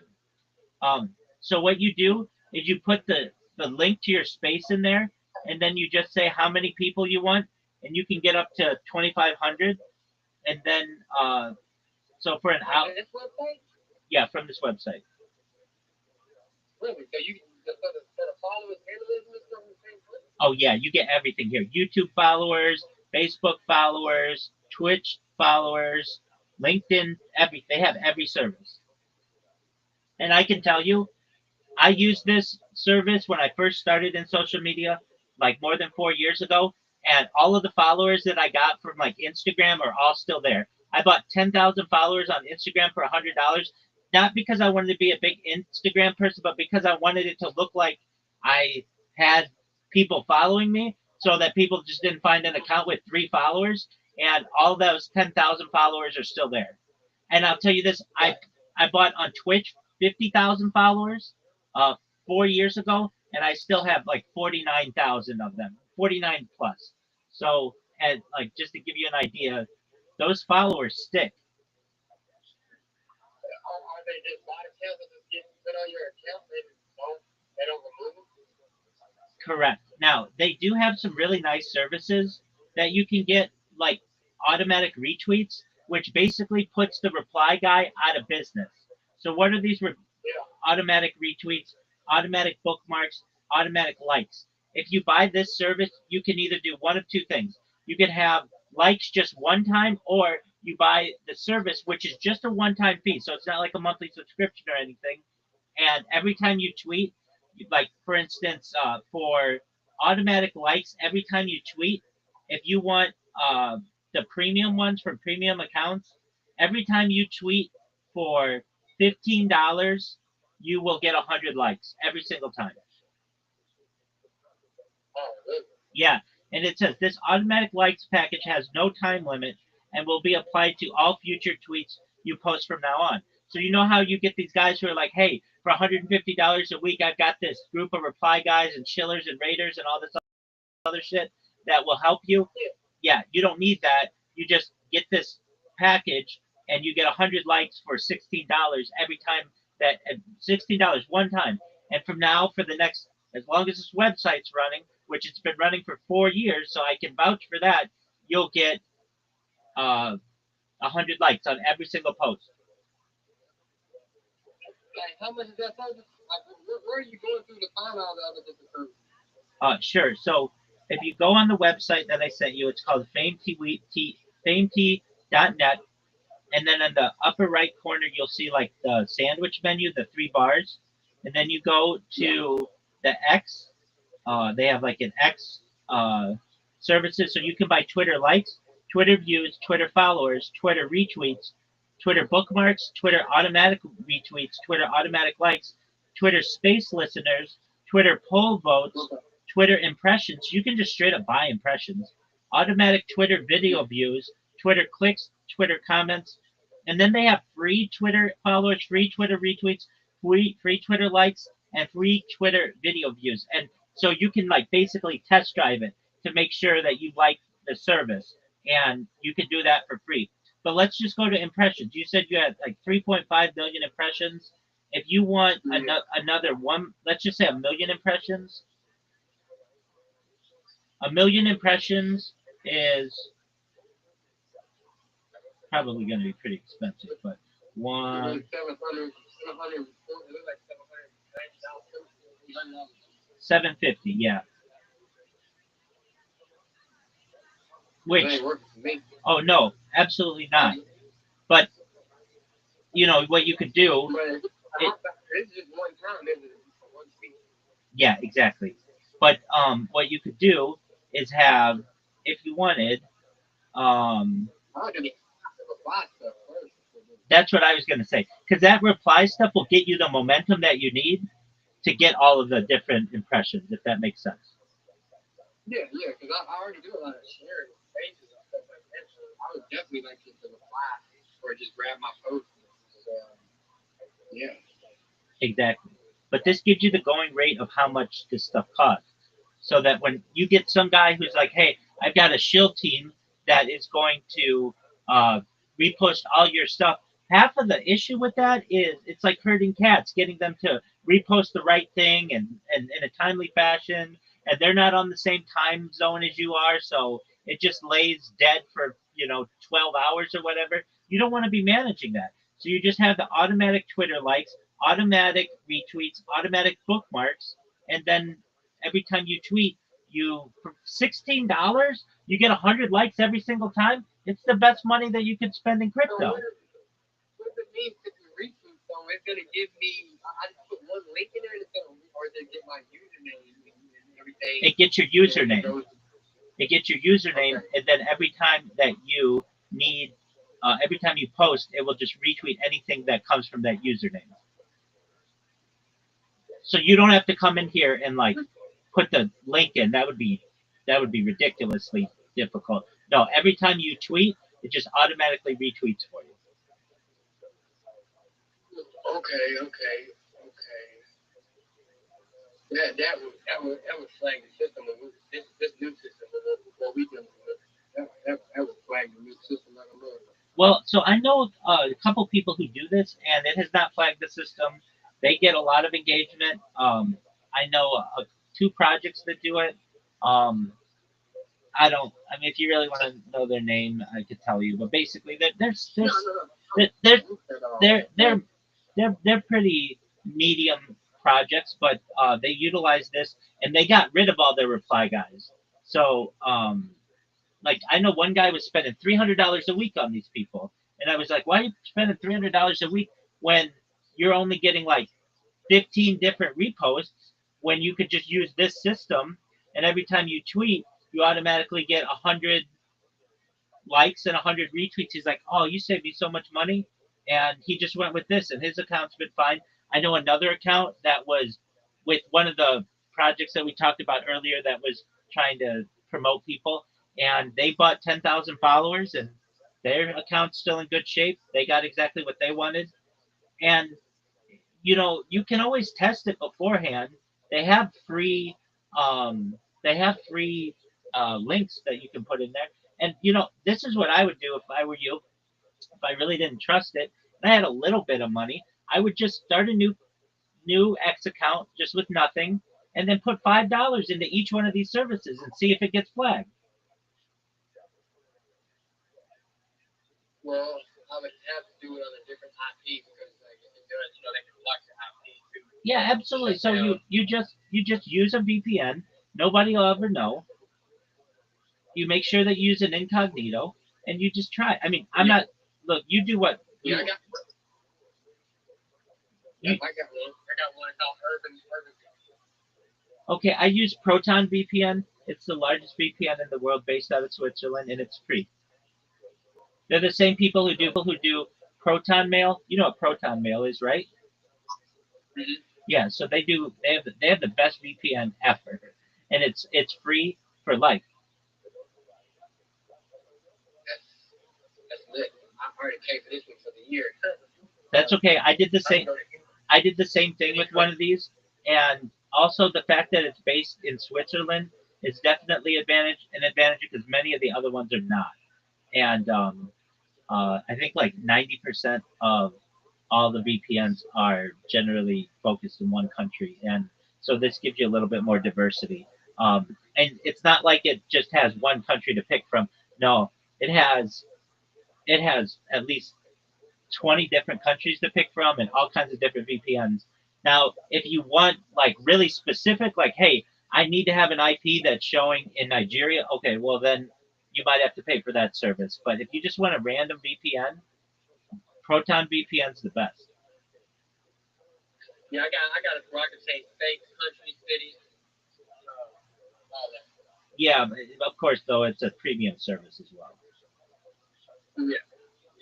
Exactly. But it's one of those things that you don't know until you try. I can tell you I've used this website before and it never did me wrong, and it hasn't done the people who I've seen interact with it on X wrong. I can tell you I one time bought 10,000 followers on X, and if you're like, well, okay, where are your 10,000 followers? It was on another account, and I lost that account not because of those followers. Those followers were on there for 2 years. I lost that account because I spammed people, and I understand that. I get why I lost it, and I didn't even spam it with that account. I just created a bunch of other accounts that said to follow my one with 10,000 followers, and that's how I got nailed. But it wasn't because of this website. I wouldn't lead you in the wrong direction. But this gives you the best idea of just the pricing on this stuff. So when people get a ton of people in their space, you know that they are paying a premium for that, and there's got to be a reason why. People just don't start a space and get 1,000 people in it if they don't have some reasoning that they want to have that many listeners. That's a pretty cool thing. So the hundred, you can either do it like gradually or you can do it instantly. Yeah, this website only does gradually. They don't want the sensors to know. So like the automatic likes will go. It tells you as well. You can either choose premium or high quality, and it says it does give like comments of what people think um of the service, and it says the What is the high? What is that? What is the high quality? yeah, that's a good question. So, I believe high quality means that they have at least 1,000 followers. Don't quote me on that though. Premium, I believe, means blue check. Okay, that's what you. That's what I want my engagement anyway. I guess how you get paid. Exactly. And so for like that hundred likes every time you tweet, it's $15.90. And um, then there's something. Oh wait, hold on. Oh, here it is. Risk of decrease. Users control their accounts, and there may be decreases. Uh, Thus, approximately extra service by 25% of your order is provided in addition to each order. So they already give you extra, and I can tell you that's true too. Like you'll get more than what you pay for because there is a risk of decrease. What Here's another cool thing: they accept crypto. They accept Stripe credit cards and crypto. You don't need your account password. That was a big thing for me too. I don't want to put my username and password in some random website. You don't have to do that. You just have to give them your handle, your username. Are Twitter auto likes delivered instantly or gradually? This is the answer to your question. You can usually choose. Likes can arrive within seconds or be spaced out to mimic natural audience behavior, ideal for avoiding spam detection. So you can choose. Um, and I'm definitely gonna go with gradual. yeah, absolutely. Um, Ain't good. I can do that. and do automatic likes affect visibility on X's algorithm? Absolutely. Early likes are a strong engagement signal on X, helping tweets reach more timelines and possibly qualify for trending tabs or replies. Is it safe to use automatic likes on Twitter? Yes, if the delivery is gradual and the service uses real-looking or real accounts. Avoid shady tools that ask for login access or flood likes unnaturally. What do I gain from automatic Twitter likes? They build credibility, improve post visibility, and save time, especially useful for brand accounts, influencer, or anyone posting content regularly on X. And this is what your big companies are doing. They don't have 500 people who like their stuff right away. They just use these services. Now, here's a nice thing. Is support included with automatic Twitter like services?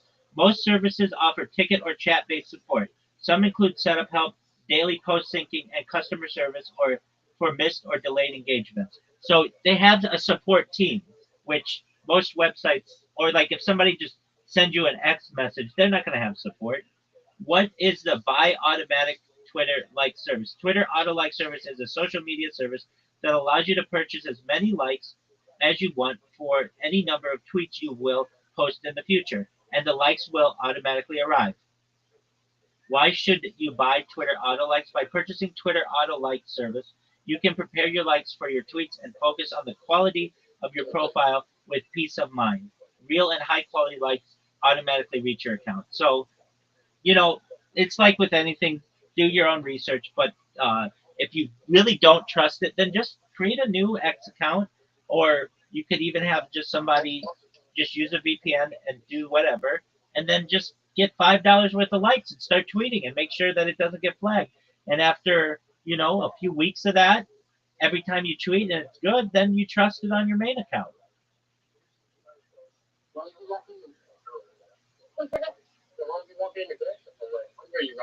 Yes, sir.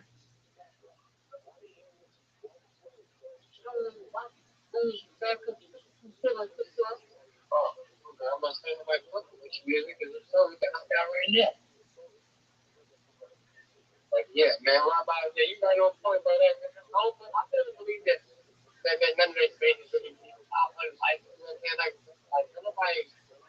Don't nobody show up, but people that just want free money. That's absolutely right. And don't believe the amount of people who are following these people either.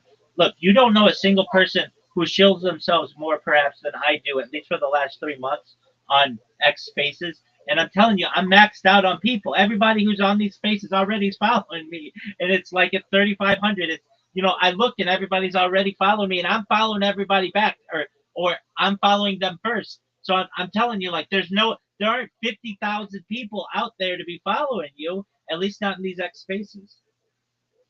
That's CT. You know what I'm saying? CT is small, and everybody thinks that's why we can be known, and everybody knows everybody. Like, Twitter's big. Now, we're a small section. CT is small. That's Everybody acts like it's so like millions and millions and millions of people know.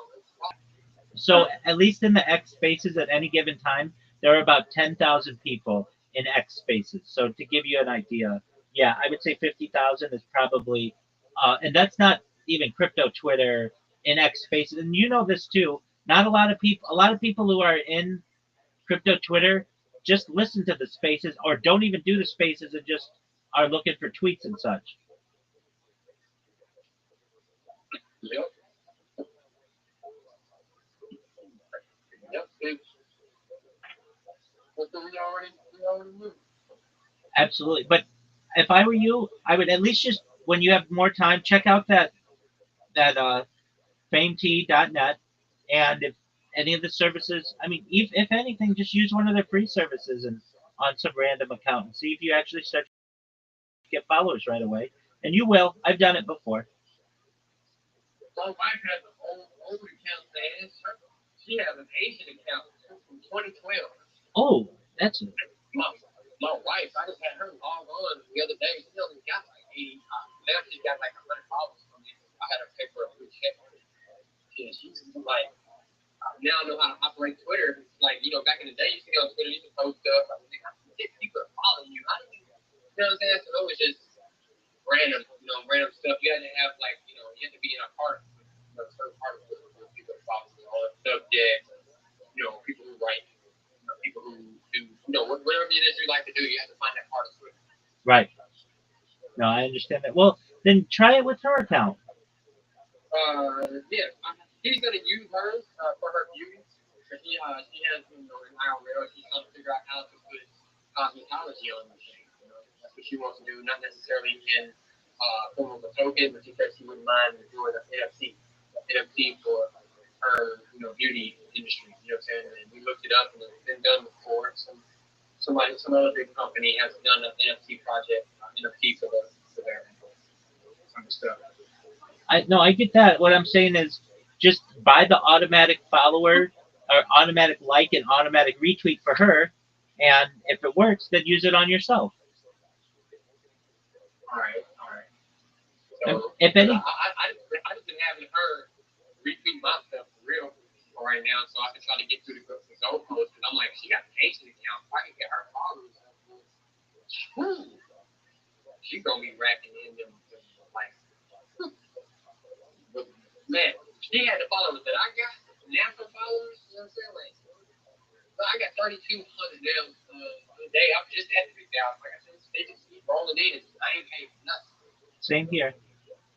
Every day I wake up, it's like 30 or 40 different new people. Then it go down, and then some of those, I've been saving off my other people who I've been following too, though. I've been trying to get that back down.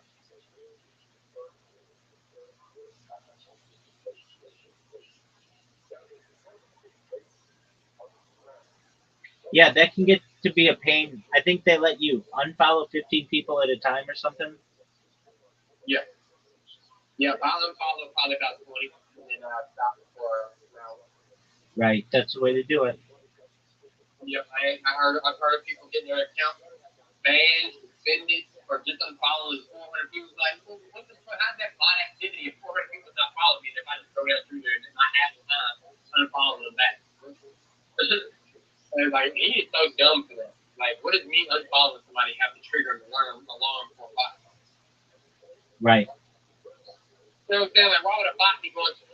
I mean, just going through just unfollowing people. You know what I'm saying? They be adding people more or less following the bot.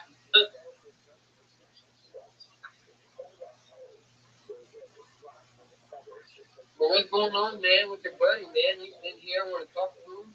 Talk to him? Oh, Get some stuff. he he's doing his own thing. He lives in here 24/7. He's been in here for Like, is almost. it a coder or a trainer? Um, believe it or not, he's actually just a special needs guy who met me in some Oh, okay. Discord.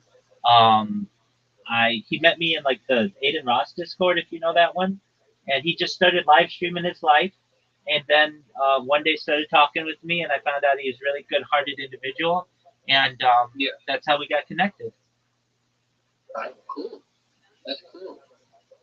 And he loves sports. So this my man here, Brandon, will watch every single sport, every football game, every basketball. He's always got sports streaming.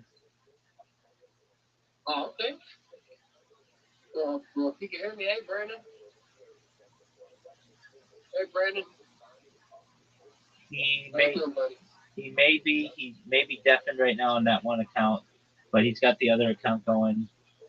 He's just doing his thing. So sometimes we'll Yeah. go a few days without saying hi to each other. Not that we don't. I mean, I just he's just kind of a random person who came in here, became my friend, and we keep each other company, so to speak. That's pretty cool, bro. Word dog.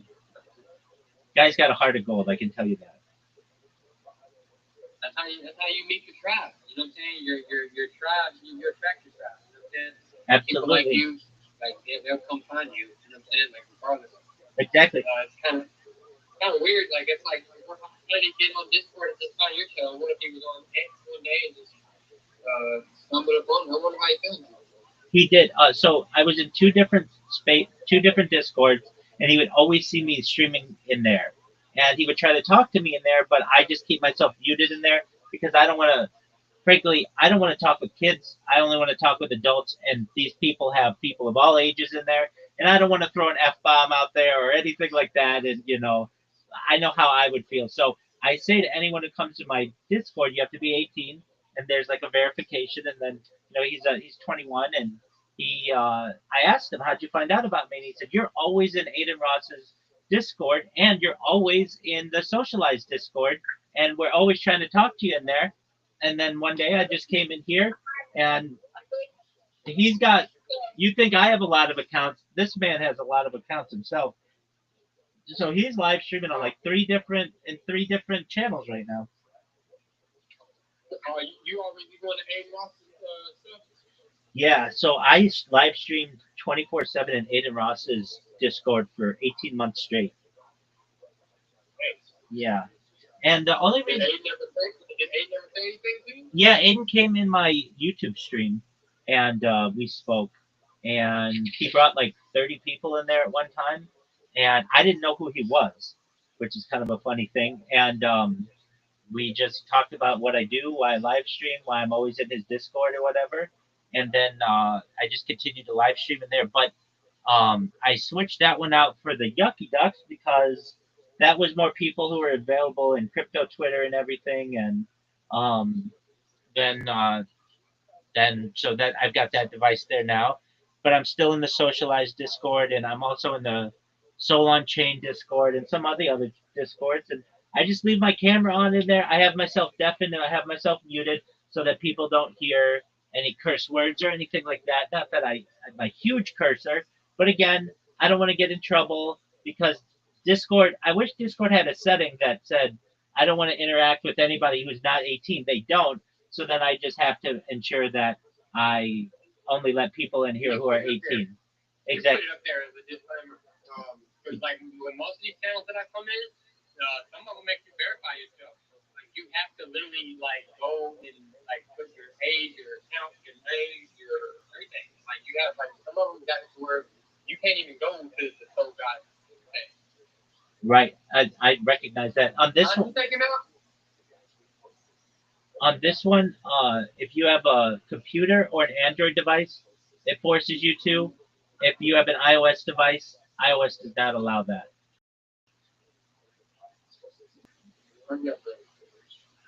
So yeah, I mean, I get a lot of people who come in here, and really the first question I ask them, if they sound young, how old are you? And if they say 18, then I really quickly say to them, all right, in what year were you born? And they'll be like, and if they're struggling, I'll say, come back when you're 18, take care. And then I usually ban them. Just because, I mean, I was under 18 one time. I can't tell you how many times I told people I was 18 on the internet just to see what was going on. But yeah. Part of your pitch when you say you're 18, you already need to know the year, the date. You need to know the age. See, that's why they ain't like that when we was young. We used to get asked at ASL, bro. What's your age? Your sex, your location. That's exactly right. And now you can't. I mean, people like that. That's from the old days. You know how it is. People don't even do that anymore. But that's how. Yeah. ASL. What's your ASL? ASL. Your age, your sex, your location. Exactly. Yeah, I'm glad you remember that. I say that to some people sometimes, even people in their early 20s, and they're like, huh? I'm like, you don't know what ASL is? Didn't you ever use AOL Instant Messenger or anything like that? They don't know what I'm talking about. But yeah, and it's and especially on Discord, there are just so many kids, and I'm not doing anything wrong, but I just think of how I would be if I were a parent, and I don't want if I had kids on the internet, I don't want them hanging out with adults. I'd want them to be in their gamer servers or whatever, and have adults be with adults and kids be with kids. So that.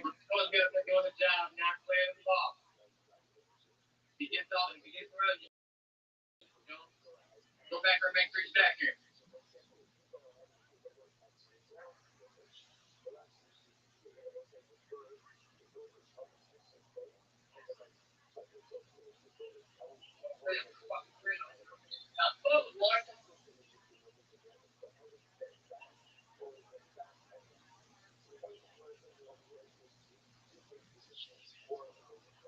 All right.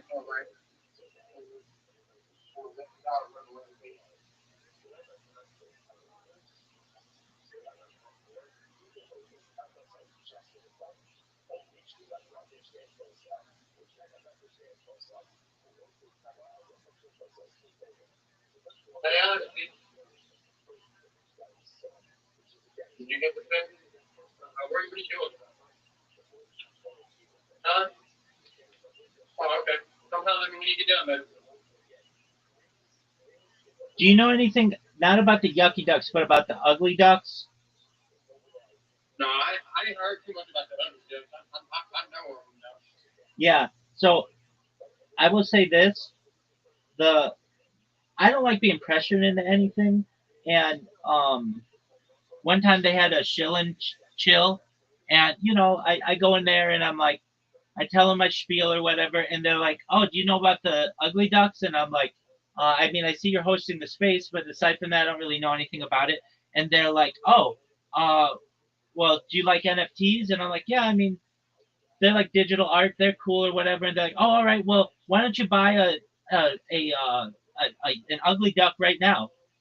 And I'm like, well, I didn't want to just shoot the guy down in front of his whole space. So I said, maybe I'll take a look at him, and if there's something that of interest to me, then perhaps I may buy one. He's like, no, we want you to buy one right now, and we're gonna live stream it just like you're live streaming us. And I'm like, well, let me let me take a look and see if I like the art and everything like that. So I sent the guy a message, and I said, look, I'm just making you aware I don't buy NFTs. I don't buy crypto. Generally, people give them to me. I'm not asking you to give them to me, but I'm just making you aware.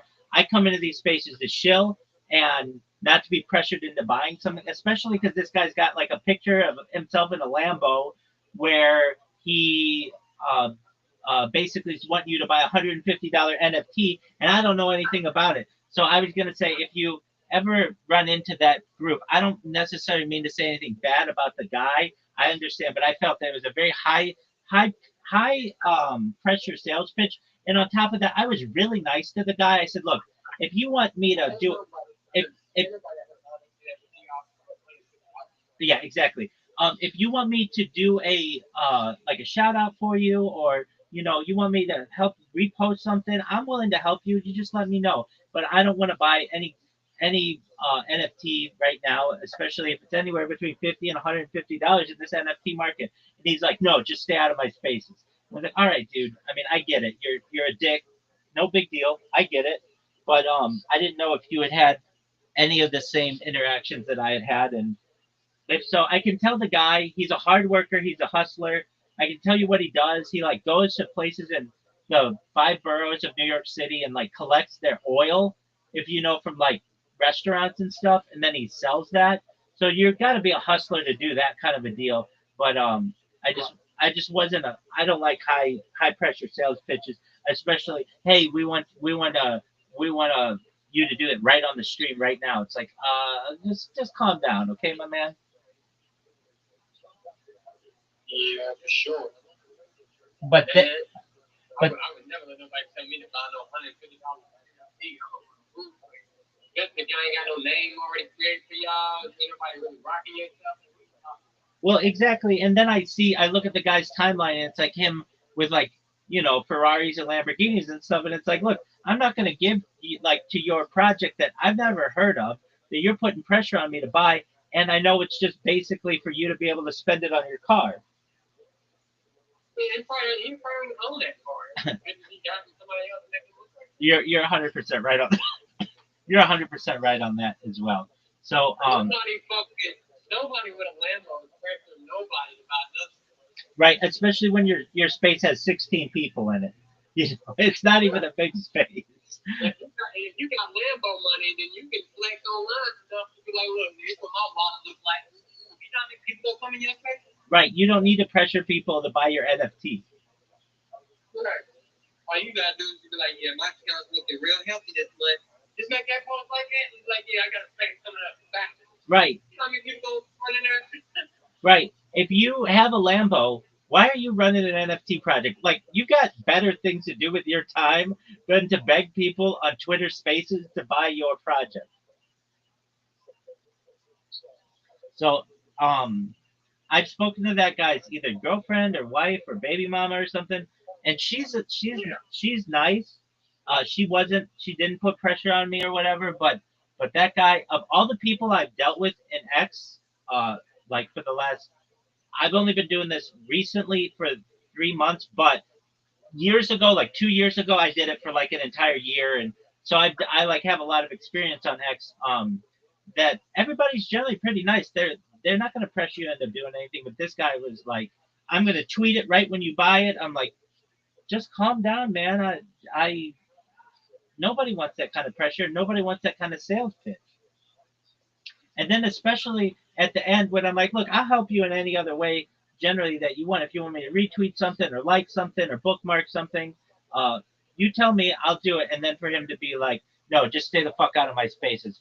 All right, dude, that's not the way to get on my good side. And then I look at his account and he's got like 2,200 followers, and it's like, dog, I've gotten that in less than 90 days. Like, if you really work at your account, you can, and that's without a blue check mark. Yeah, well, you can definitely get followers easy. I mean, that's just going from follow space. Yeah, exactly. Consistently. That's absolutely right. If you're just going for followers, a good strategy is to go to those follow for follow spaces, leave your account in there before you go to bed, and when you wake up, you'll have 20, 30, 40 extra followers, and you just follow those people back. Yep, that's what I did last night. With the one that had a big, it was pretty big, and it's like 1,000 mutuals or whatever, and a lot of people got to go, yeah, turning on mute, do it on the floor on the chart, and let it walk up. There you go. I've done that too. You know, I find though that there are the big fish are either gone or not there because of the market, and so it's kind of the same people in Twitter Spaces, and you find it. And then the other Twitter Spaces, the big one, a lot of the big ones are like political or they don't want shills. So like I respect that. I don't go in there and tell people what I do if they don't want that. But if you're gonna say shill and spill or shill and chill or whatever it is, or follow for follow and promote yourself, I'm all about those spaces. The mutuals, the growing, that's cool. Yeah, see, I like to grow. That's it. I just like to meet mutual people. I don't like doing all this trying to link up with people, do accounts, and trying to be here, there, and the other. I'm not in for all of that anymore. I understand. I want to be involved with a lot of bad negativity shit. Right. It's like every time I get into think something's decent, think something's good, it's just like, like recovery coin. He sent me my recovery coin too. I bought $1 million. He sent me. So I'm just holding on to what he sent me, mainly. Dave, he's got 18,000 market cap. He's been out here grinding daily, pushing, making his faces. His face is fine. He's probably doing his own faces now. I think he just held one. But my face is actually up right now. I just face but he's a part of co-structing me. He's like, we need to stay. He's like, we come in there.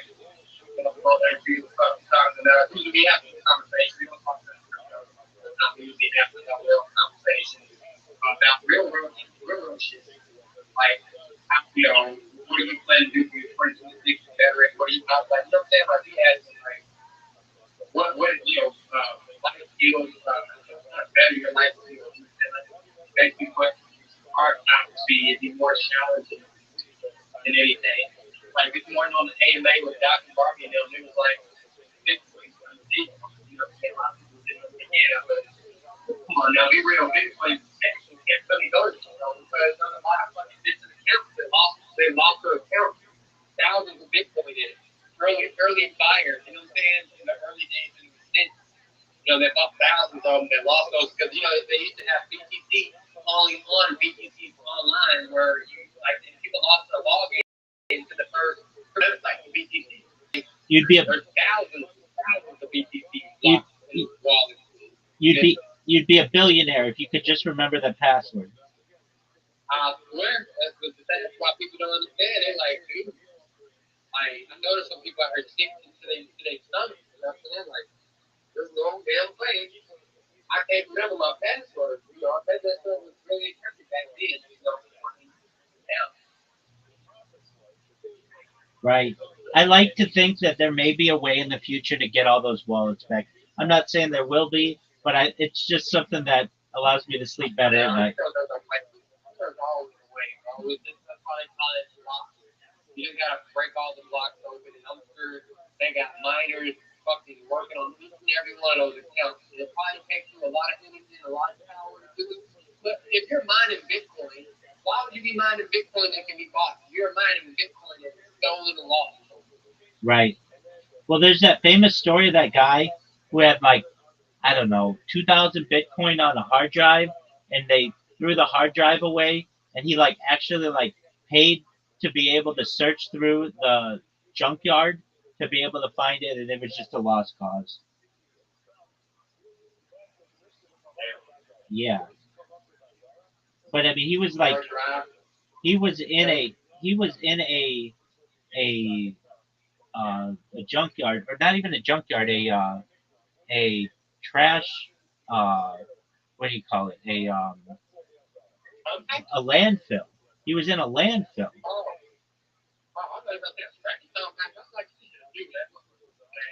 Right. No. He was in a landfill, just like asking the guys who fill it, like, all right, well, if some like where is it from like 4 years ago? And they're like, it could be anywhere, dude. But it was worth enough to him. Let me get the exact. Let me get the exactness of that story. Yo, Doug, what's the thing about the guy who put a hard drive in a landfill that had Bitcoin on it? All right, so here's the story. So this is 12 years this guy did this. He was James Howells, a Welsh IT engineer, accidentally threw away a hard drive containing 8,000 Bitcoin in 2013, mistaking it for a blank drive during a house cleanup. At the time, Bitcoin was worth just a few dollars. Today, those coins were worth about $1 billion. He spent over a decade trying to recover the drive, petitioning the Newport City Council for permission to excavate the landfill, offering large sums of money, and even proposing high-tech solutions like AI-powered scanners, robot dogs from Boston Dynamics, and drone surveillance. Despite these efforts, the council repeatedly denied access due to environmental and logistical concerns. In 2025, a court ruled that Howells has no legal right to search the landfill. He has since shifted strategy, announcing plans to launch a Bitcoin Layer 2 network backed by the lost funds, claiming legal ownership of the coins even though the hard drive remains uncovered. Like, what a story. So he got his funds back? No, he did not. Oh, I thought you said he was everything. No, like basically what he wanted to do is start a Bitcoin Layer 2 network backed by the lost funds, claiming legal ownership of the coins even though the hard drive remains uncovered. Some critics call the effort a scam or a long con, while others see him a cautionary tale of crypto's wild volatility. The hard drive likely remains buried in the landfill, possibly damaged beyond recovery after years of exposure to moisture and compaction.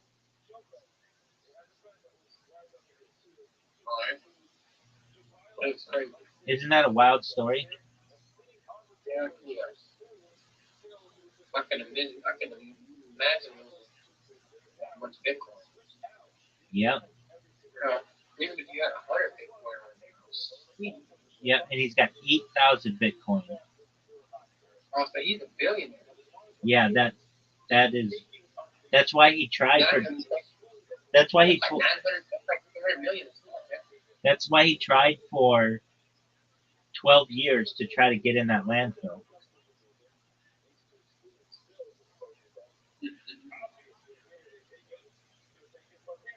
He could have never told away his book. It's an interesting thought. Pretty sure he did that. Offered large sums of money to come look for us. They probably thought some shit. They're like, boy, you probably got some little kids over here or something. You call the nigga. Boy, they probably found that motherfucker and ran through there. There's a house and what? Okay?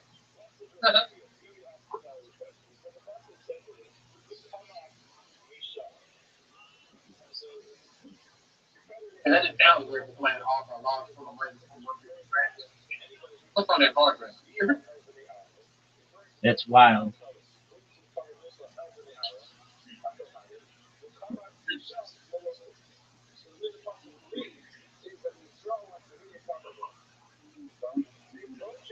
Do you know what? Let me get over here. What's it called? It's AMA with this dude for minutes, I'm gonna get my wife. Absolutely. I'll be right back here when talk to you for a little bit. You're always I welcome. got this. Absolutely. It's good catching up. Good catching up. Thank you for all the alpha. No problem. Like I said, I was here that thing. Let me check on. Came over here to check out the slow down stuff. Excellent, my friend. All right. I'll see you on crypto Twitter. All right, bro. Peace, buddy. Y'all be safe. You as well.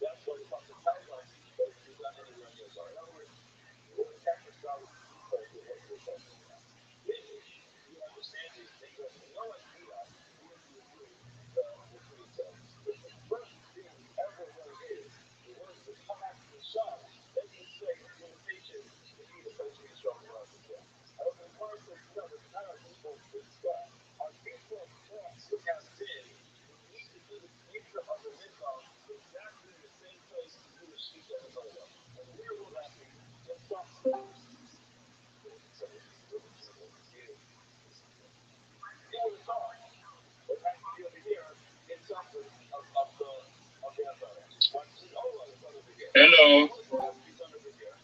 Hello. Hello.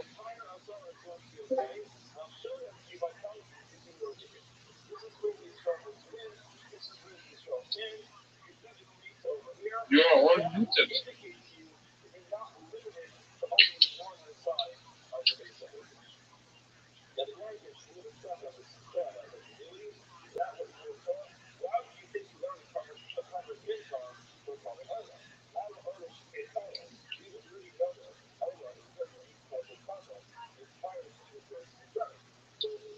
Does anyone want to play Platoon?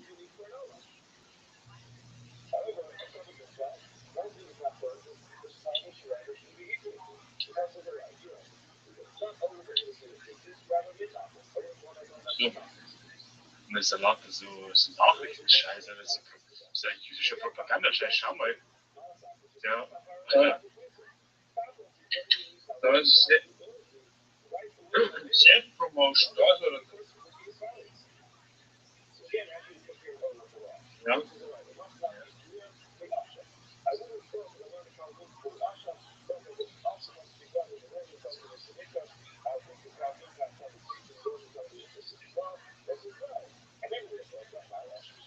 Gefugleute. Ja, mit Grau. Das Sport aus.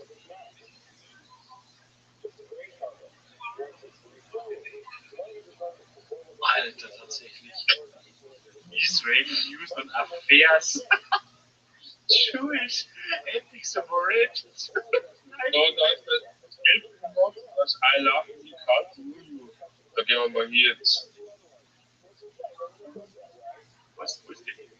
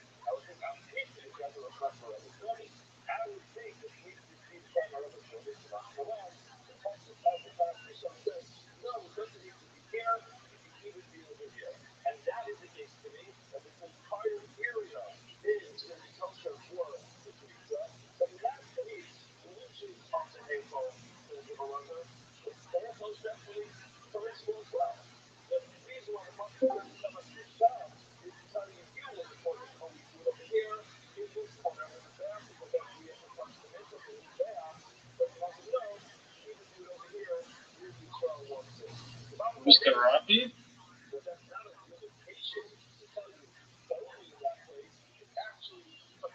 Mr. Rabbi, how are you? I can you not hear?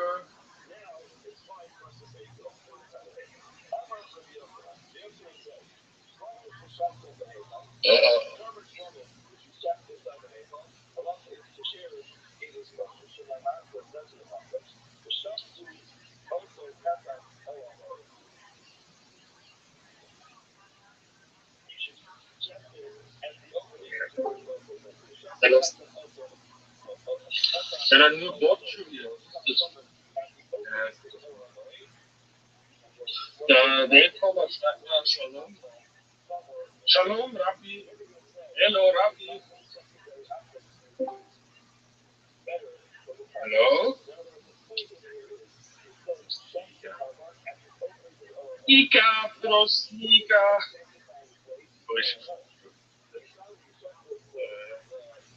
Nou, ik kan op een spreken. Wat is los? Het is gemutet. Die hört ihn nicht. Ich war gerade in die Radio-Channels, da läuft wirklich viel so komplett übersteigerte Musik. Steppert. Ja, geht. Ja, machen wir mit dem Rent, der Charlie gehört. Der Charlie gehört.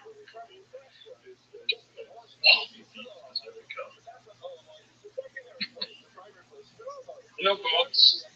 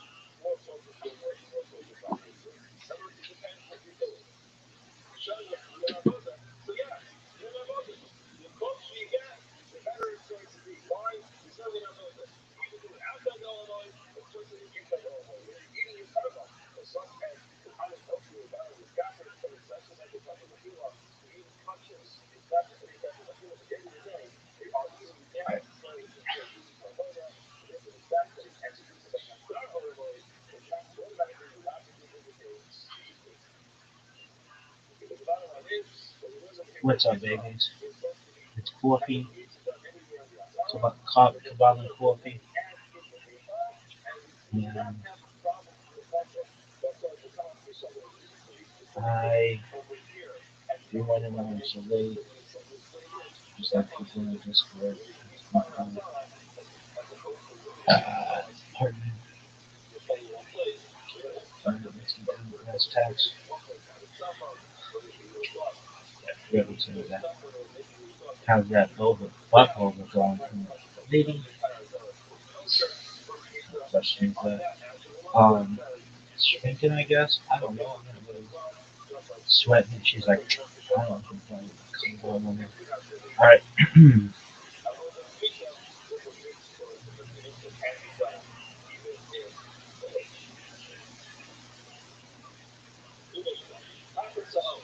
All right. So as we remember, I'm high. That bitch means something so pleasurable it could provide the dead or add years to one's life. So not for this very Machai. Machai is a Hebrew word that means giver, or life, and then of course Halavai. If only I wish.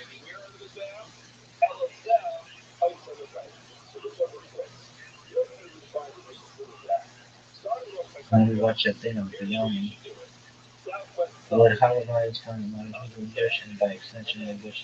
It means if only and I wish.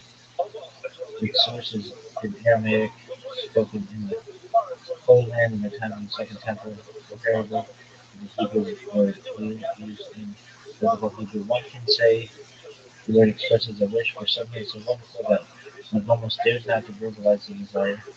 This is demonstrated in the following Hasidic anecdote.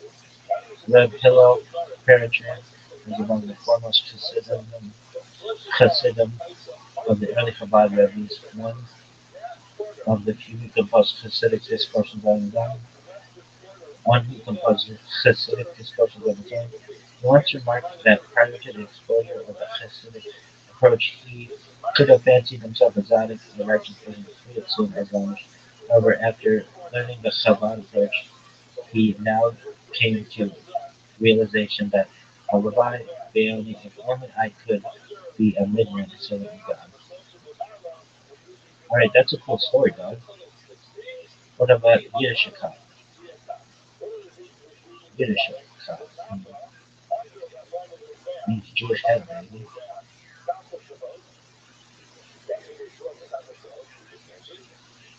What does Yiddishkeit mean? Yiddishkeit means Jewish head, and you can use it to refer to someone who has good problem-solving skills or otherwise acts with common sense. A related term is Gemara Kah, which means a Talmudic head. Through years of Talmud study, immersed in the divinely inspired wisdom, the mind is sharpened, and pretty smart becomes brilliant. Thus, while the Yiddish cop may figure out which line in the supermarket is shortest, the Gemara cop shops online and collects points.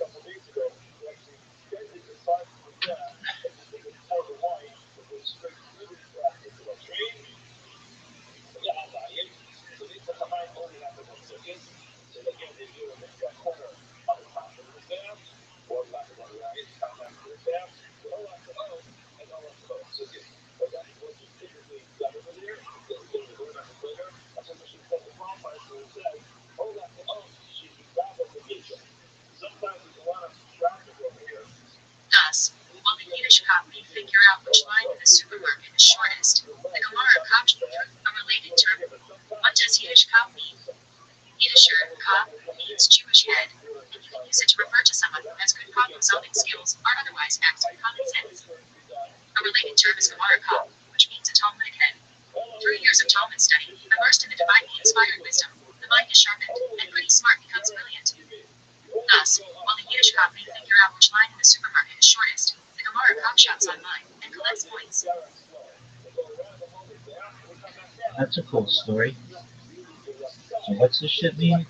Yiddishkeit means Jewish head.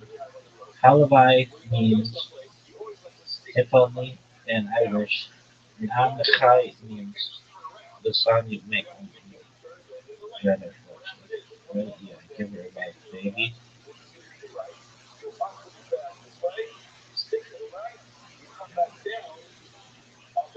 Something so pleasurable, it can revive the dead or add years to one's life. Alright. That's a really cool story.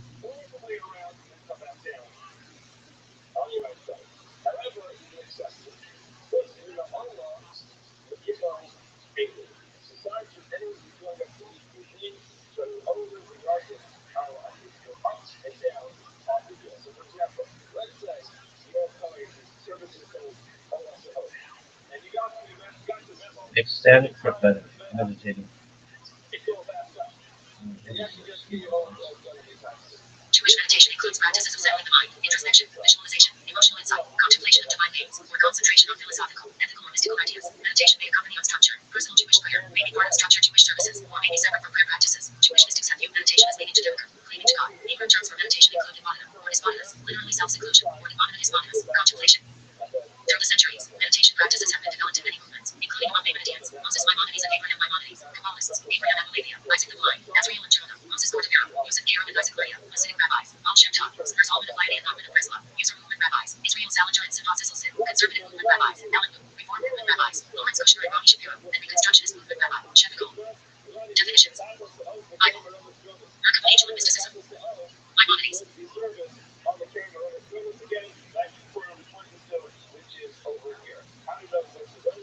Dog.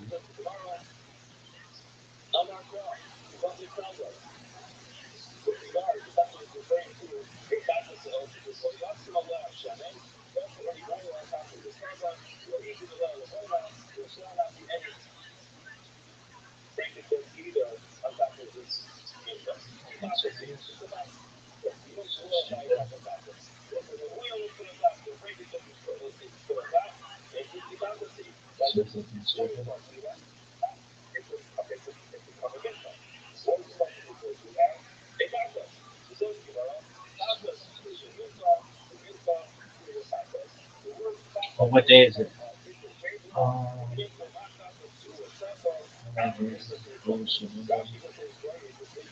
300 days until fucking Jesus. 27 days. Does it?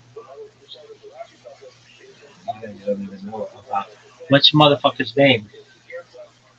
Bitch, Kwang, Duck, bitch. You don't even know who that is. That's a motherfucker who looks like this.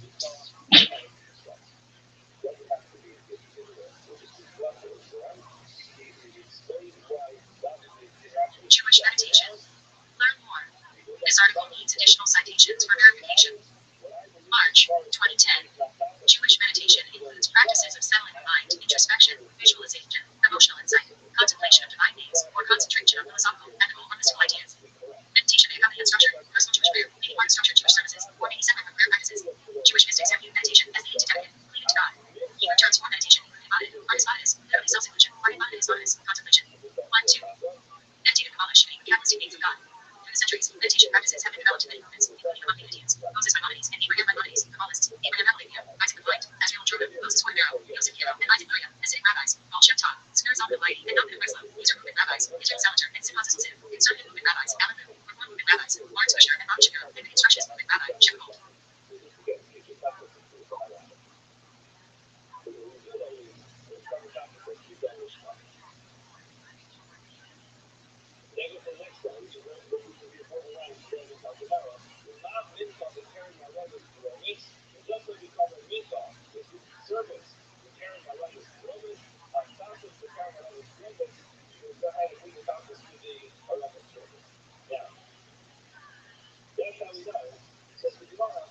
Through the centuries, meditation practices have been developed in many movements, including among Maimonideans, Moses Maimonides, and Abraham Maimonides, Kabbalists, Abraham Amelavia, Isaac the Blind, Azrael and Jonah, Moses Cordovero, Yosef Aaron and Isaac Leah, Hasidic rabbis, Baal Shem Tov, Spurs Alman of Liadi and Nachman of Breslau, User movement rabbis, Israel Salinger and Simon Sisselson, conservative movement rabbis, Alan Luke, reform movement rabbis, Lawrence Kushner and Rami Shapiro, and reconstructionist movement rabbi, Shep Gold. Are you fucking serious?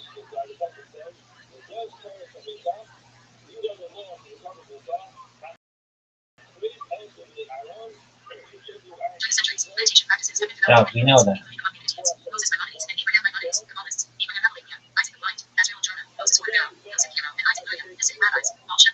Conservative Light, and Nominative Resla, User Movement Rabbis, Israel Salater, and Simon Sisselzia, Conservative Movement Rabbis, Alan Moon, Reform Movement Rabbis, Lawrence Fisher, and Robert Shapiro, and Reconstructionist Movement Rabbi, Jim Gold.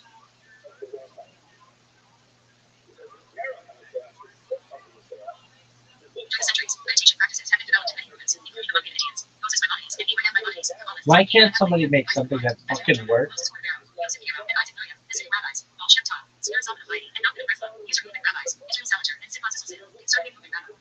Definitions.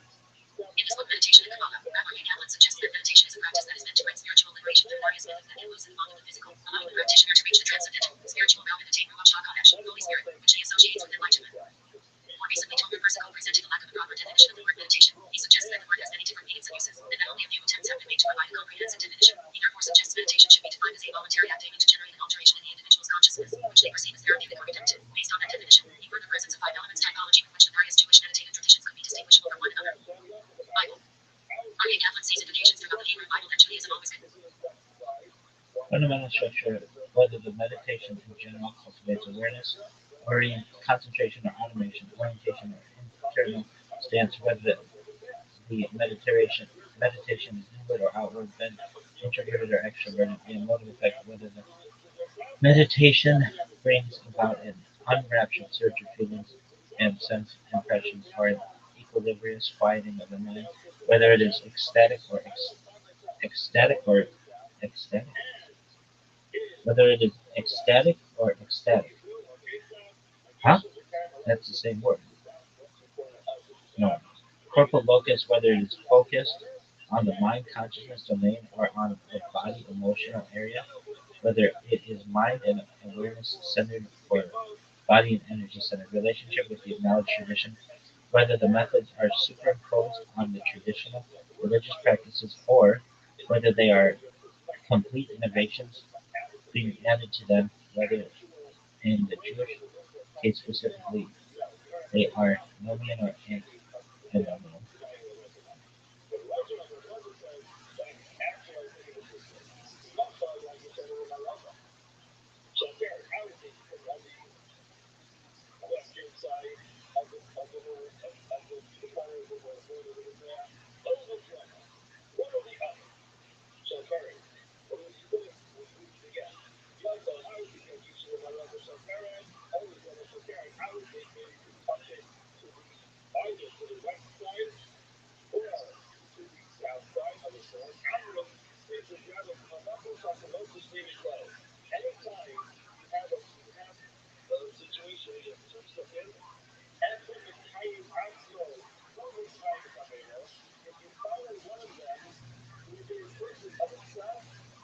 Definitions. Bible. R.A. Kaplan sees indications throughout the Hebrew Bible that Judaism always maintained a central meditative tradition, going back to the time of the patriarchs. For instance, in the book of Genesis, the patriarch Isaac is described as going less much, Hebrew, Romanized, Elder, Lit, to meditate, in the field. Genesis 24:63, understood by many commentators to refer to some type of meditative practice.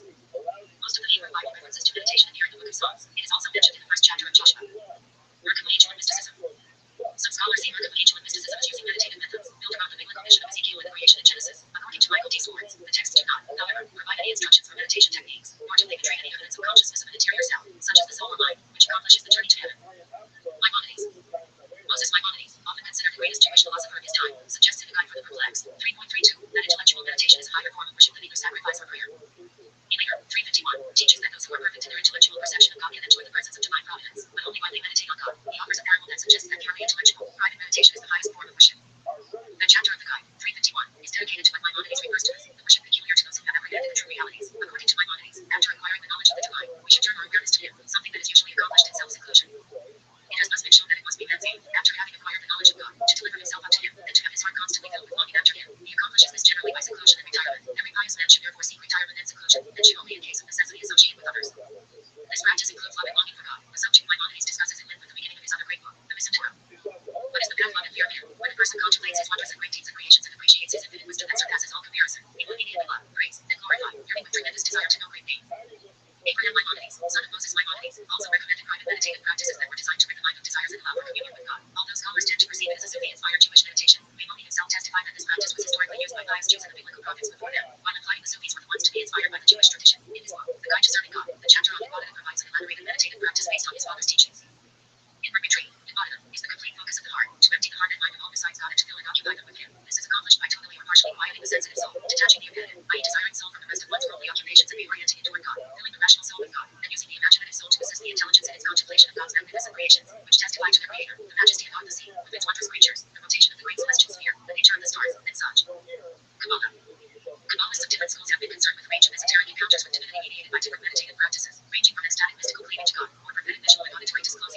to the urgent manipulation of theosophical divine revelations. Practices including meditation on the names of God in Judaism, combinations of Hebrew letters, and capital, esoteric intentions. The main concern of the theosophical Kabbalah, such as the Zohar and Isaac Luria, was on the urgent harmonization of the Sefer, divine attributes. The recent phenomenological scholarship has uncovered the prophetic visualization of the Sefer as a divine attribute in the imagination of the medieval theosophical practitioners. In contrast, the main concern of the medieval ecstatic Kabbalah, exemplified most fully in Abraham Abimelech's prophetic Kabbalah, was on unionistic and drawing down the influx of prophecy upon the practitioner. Abimelech opposed interpreting the Sefer as theosophical theurgical hypostases, seeing the Maimonidean negative theology psychological terms, while viewing his meditation mysticism as a superior Kabbalah. The ethic of meditation mysticism in Abimelech and other ecstatic Kabbalists was a minority tradition to the theosophical Kabbalah mainstream, but later aspects of it became incorporated in the 16th century theosophical compendiums of Arabic Bible, such as drawing down divine influx, and subsequently influenced the psychologization of Kabbalah and Hasidic self-absorption in God. Ecstatic traditions were at a disadvantage regarded in Judaism, as they made classic meditation their central preoccupation, as with Moses' Maimonides the mitzvah. Jewish observances were a means to the end purpose of mystical or philosophical cleavage to God, or the active intellect. In contrast, theosophical traditions centered around the theurgic power and cosmic centrality and importance of formative Jewish mission intellect observance, especially when carried out with the main gatherer, mystical intentions. Because Miller questions the usage of the term meditation for theosophical, mainstream, Kabbalah's theurgic capital, intentions, where to be cleaving to God, was secondary, preferring the term more accurately for ecstatic Kabbalah's unio-mystical methods and goal. He sees generally using the term in reference to all Kabbalistic intentions as a reflection of the contemporary zeitgeist, promoted by Rabbi Kaplan and others. He recommends ecstatic Kabbalah, the Jewish Sufism of Abraham Maimonides, or hypothesitic prayer contemplation as paths more suited to develop a future ethic of Jewish meditation, unio-mystical. However, as mitzvah were the primary center of traditional Judaism, Miller sees Jewish prayer, rather than classic meditation akin to Eastern religions, as the true central expression of Judaism. Theosophical Kabbalists and later Hasidism were deeply concerned to develop mystical approaches to prayer, whether theurgic in the case of Kabbalah, or devotional and self-nullifying in the case of Hasidism. In contrast to rationalist Jewish philosophy's progressively anti-metaphysical interpretation of Jewish observance, theosophical Kabbalists reinterpreted Judaism's prayer and mitzvot as cosmic metaphysical processes, especially when carried out in particular ways that could channel the mystical flow between the divine center and Odai and from the divine realm to this world. They reinterpreted standard Jewish liturgy by reading it as esoteric mystical meditations and the ascent of the soul for elite practitioners. Through this, the border between supplicatory prayer and theurgic practice blurs, and prayer becomes viewed as a magical process rather than divine response to petitions. However, Kabbalists censor directly magical practical Kabbalah will control the nations for only the most holy, then justify their theurgic prayers optimizing the divine channels through which their prayerful supplication to God ascends. Kabbalists declare one prayers only to Him, God's essence. Hail here solely in Hebrew's gender grammar, not to His attributes. Sefer, dot, to pray to a divine attribute introduces the cardinal idolatrous sin of division and plurality among the Sefer, separating them from their dependence and nullification in the absolute light soft unity. Instead, Kabbalist prayer, following the liturgy, is only to God. Blessed are you, Lord our God. The divine essence express no different names of God in Judaism. However, each traditional name of God corresponds in Kabbalah to a different manifestation of the Sefer. Moses Cordovero, who systemized Kabbalah, explains that the Sefer names, Keter, Chana, Bina, etc. are the vessels of each attribute. To pray to the vessel is idolatry. The corresponding names of God, Ene, Yah, Navir, etc. relate to the inner divine unity dimension of each Sefer, expressing the forms the unified infinite light takes as it illuminates within each vessel. Prayer to traditional liturgy divine names is prayer to God's essence, expressed through particular Sefer and supernal channels on high, corresponding with the traditional words of prayer. The Kabbalist intentionally contemplates each divine name Sefer channel with theurgic cabinet meditations to open the divine flow, so prayer supplication to God's hidden innermost will, concealed within the innermost dimensions of the first Sefer Keter, where it merges into the Ein Sof, is optimised, as the traditional prayer relates. May it be your will that your kindness overrides judgment, etc. R.A. Kaplan described the term meditative Kabbalah, shared across academic divisions between theosophical and ecstatic Kabbalists, as a midpoint on the spectrum between practical Kabbalah and theoretical Kabbalah. Ecstatic Kabbalists. Abraham Abimelech. Abraham Abimelech, 1240-1291, a leading medieval figure in the history of meditative Kabbalah and the founder of the school of prophetic ecstatic Kabbalah, wrote meditation manuals using meditation on Hebrew letters and words to achieve ecstatic states. His teachings embody the non-severe extreme in Spanish Kabbalism, which he viewed as alternative and superior to the theosophical Kabbalah which he criticized. Abimelech's work was surrounded in controversy because of the edict against him by Shlomo ben Agar, a contemporary leading scholar. However, according to R.A. Kaplan, the Abimelech system of meditations forms an important part of the work of the Bible, and in turn his master Isaac Luria. R.A. Kaplan's pioneering translations and scholarship on meditative Kabbalah trace Abimelech's publications to the extant concealed transmission of the esoteric meditative methods of the Hebrew prophets. While Abimelech remained a marginal figure in the direct development of theosophical Kabbalah, recent academic scholarship on Abimelech by Moshe reveals his wider influence across the later development of Jewish mysticism. In the 16th century, Judah al-Madani continued Abimelech methods in Jerusalem. Isaac of Bacco. Isaac ben Samuel of Acre, 1250-1340, also wrote about meditative techniques. One of Isaac's most important teachings involves developing Yishtuva, which R.A. Kaplan describes as equanimity, stoicism, and the total indifference to outside influences. Rabbi Isaac sees Yishtuva as a prerequisite for meditation. You should constantly keep the letters of the unique name in your mind as if they were in front of you, written with a book of Torah, Asherim, script. Each letter should appear infinitely large. When you depict the letters of the unique name, in this manner, your mind's eye should gaze on them, and at the same time, your heart should be directed toward the infinite being. And so, your gazing and thought should be as one. This is the mystery of true attachment, regarding which the Torah says, to him you shall attach yourself to Deuteronomy 10:20. Joseph Zayach. Joseph Zayach, 1505-1573, influenced by Abimelech, taught his own system of meditation. Zayach was probably the last Kabbalist to advocate use of the prophetic position, where one places his head between his knees. This position was used by Elijah on Mount Carmel.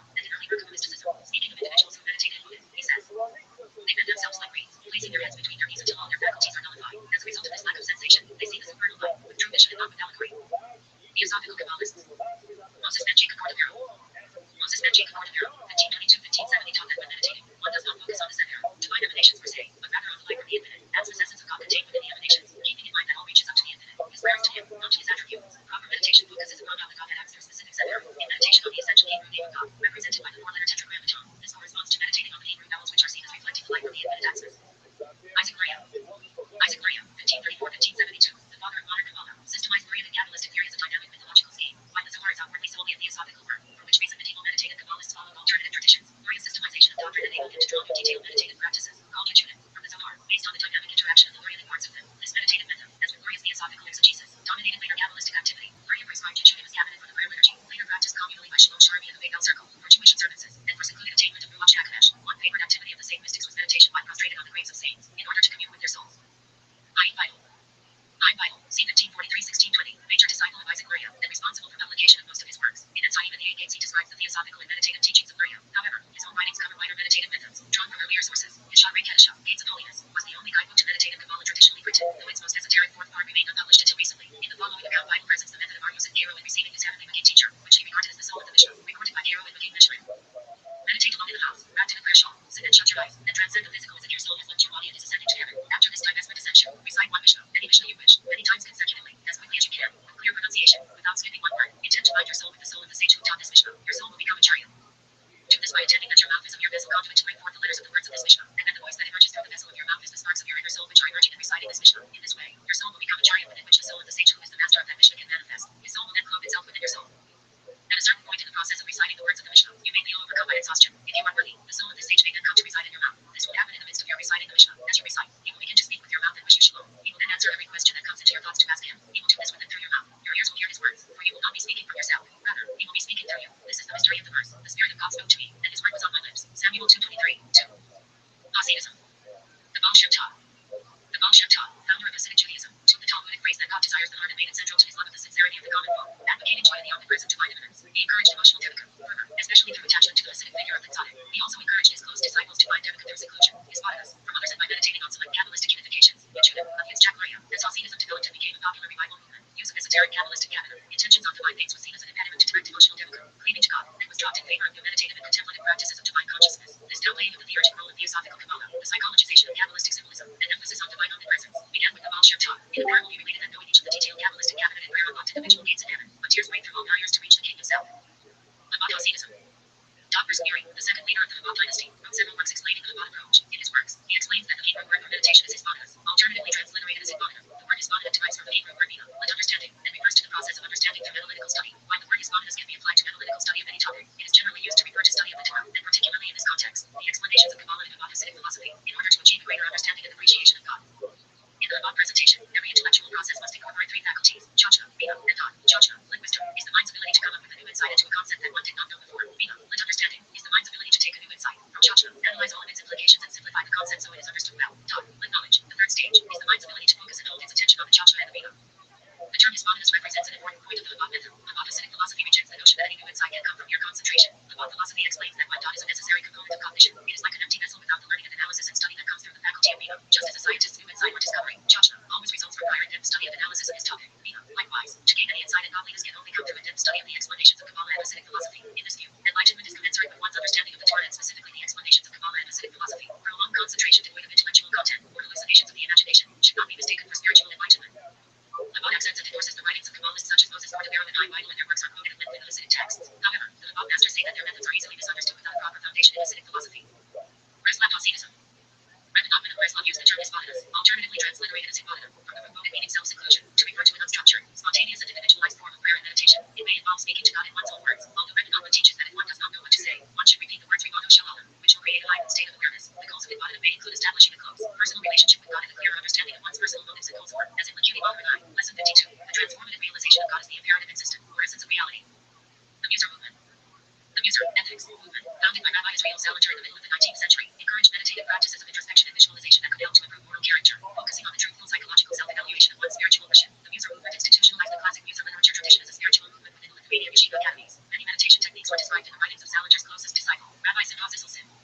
According to Jeffrey Clausen of Elon University, some forms of Muser meditation are visualization techniques which seem to make impressions upon one's character, often a matter of taking insights of which they are conscious and bringing them into our unconscious. Other forms of Muser meditation are introspective, considering one's character and exploring its tendencies, often a matter of taking what is unconscious and bringing into consciousness. A number of contemporary rabbis have advocated such practices, including taking time each day to sit in silence and simply noticing the way that one's mind wanders. Alan Morris, the founder of the Musser Institute, recommends morning meditation practices that can be as short as 4 minutes. One of the meditations especially recommended by Morris is the practice of focusing on a single word, the Hebrew word Shema, meaning listen.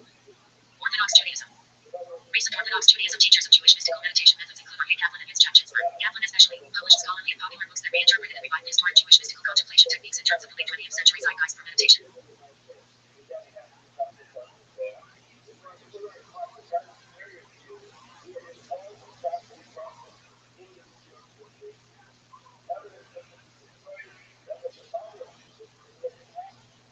Love among human beings. Judaism offers a variety of views regarding the love of God, love among human beings, and love for non-human animals. Love is a central value in Jewish ethics and Jewish theology. Love among human beings. One of the core commandments of Judaism is love your neighbor as yourself. Leviticus 19:18. This commandment stands at the center of the central book in the Torah. The Talmudic sages Hillel and Rabbi Akiva indicated that this is the central commandment of the Torah. The commandment defaults individuals to treat each other as equals, which requires first valuing oneself in order to be able to mirror that love onto others. Similarly, another significant commandment is to not stand idly by the blood of your neighbor. Leviticus 19:16, which can be exhibited in many forms. Some Jewish sources have emphasized the importance of self-sacrifice in regards to loving one needs second to another's. But Rabbi Akiva's teaching of your own life takes precedence to that of another, contradicts his own principle of loving thy neighbor as thyself. This commandment of love, with the preceding sentence, thou shalt not avenge nor bear any grudge against the children of thy people, may originally have referred, and has by some scholars been exclusively referred, to the Israelite neighbor, but in Leviticus 19:34 it is extended to the stranger that dwells with you, and thou shalt love him as thyself. In John 31 hours, and 13 minutes 15 it is declared unjust to wrong the servant in his cause. Did not he that made me in the womb made him, and did not one fashion us in the womb? Romantic love is included in the command to love one's neighbor, but romantic love per se is not a central topic in classical Jewish literature. Some medieval rabbinic authorities such as Judah Levi wrote romantic poetry in Arabic. Classical rabbinic literature. Commenting upon the command to love the neighbor is a discussion recorded between Rabbi Akiva, who declared this verse in Leviticus to contain the great principle of the law, Gilgal Galabatara, and Ben Azai, who pointed to Genesis 5:1. This is the book of the generations of Adam. In the day that God created man, in the likeness of God made him, as the verse expressing the leading principle of the law, apparently because verse 5:1 gives the term neighbor its meaning as including all humans. Our 10 human explains the principle thus: if you despise any man, you despise God who made man in his image. Hillel also took the biblical command in his universal spirit when he responded to the heathen who requested him to tell the law by standing before him on one foot. What is hateful to thee, thou shalt not do unto thy neighbor. This is the whole of the law. The rest is only commentary. This negative form was the accepted Targum interpretation of Lev 19:18. Though Targum Onkelos translates the verse literally, to include all men, Hillel used the term creatures when inculcating the teaching of love. Love of fellow creatures, hatred of fellow creatures, synagogue is similarly declared by Archashim Benania to be one of the three things that drive men out of the world. The Talmud insists, with reference to Lev 19:18, that even the criminal at the time of execution should be treated with tender love. As Shikter and J. QR 10:11 shows, the expression you have heard is an exact translation of the rabbinical formula, which is only a formal logical interrogation introducing the opposite view as the only correct one. You might deduce from this verse that thou shalt love thy neighbor and hate thine enemy, but I say to you the only correct interpretation is, love all men, even thine enemies. According to Ahad the Torah's phrasing of thou shalt love thy neighbor as thyself is negative because it creates a perfect equilibrium, with no leaving either to your side or to your neighbors. Tanakh Eliyahu says, blessed be the Lord who is impartial toward all. He says, thou shalt not defraud thy neighbor. Thy neighbor is like thy brother, and thy brother is like thy neighbor. And later on, thou shalt love the Lord thy God. That is, thou shalt make the name of God beloved to the creatures by righteous conduct toward Gentiles as well as Jews. Kabbalistic and Hasidic sources. Lehi Bible taught that the law of love of the neighbor includes the non-Israelite as well as the Israelite. A similar view was taught by Rabbi Abraham in the Ayim of the 16th century, in his commentary to Sifrei, and by Moses Hatches of the 18th century, in his work on the 613 Commandments, when commenting on 2:23:7. One of the main tenets of Hasid is that everything in the universe exists only because the Creator wills it to exist. Therefore, the existence of even the most violent wicked human beings are a manifestation of Hashem's will, and ultimately, their physical survival is due to that same divine energy that allows the entire creation to survive. And even though it is indeed a positive commandment to despise evil, the true Tzaddik understands that the existence of even the most wicked human beings are in accordance with the Creator's will. This understanding is tantamount to love, as it stems from a love of Hashem and His ways. According to our Nachman, this is the Tzaddik and Elohim Yahweh Yireh and much more to come. Some Jews, however, have criticized Kabbalistic and Hasidic views of love. Muser movement. One of the leaders of the Muser movement, Rabbi Simon Zissel, put much emphasis on love. The later Muser movement leader, the 20th century Rabbi Eliyahu Eliezer Tesler is frequently quoted as defining love from the Jewish point of view as giving without expecting to take. Modern Jewish views. The Synod of Leipzig in 1869, and the German Israelitish Union of Congregations in 1885, stood on old historical ground when declaring that love thy neighbor as thyself is a command of all embracing love, and is a fundamental principle of the Jewish religion. Modern Jewish debates on love and justice. The 20th century Jewish theologian Will Irwin argued that justice is at the heart of the Jewish notion of love, and the foundation for Jewish law. The Jewish tradition often encourages the elimination of others instead for all to see each other as moral counterparts and emphasizes the obligation to render aid and intervene autonomously, doing the right thing because it is right, not in a heteronymous way, doing the right thing because we feel we must. The tradition teaches not to simply love, but to tolerate in order to be able to achieve justice.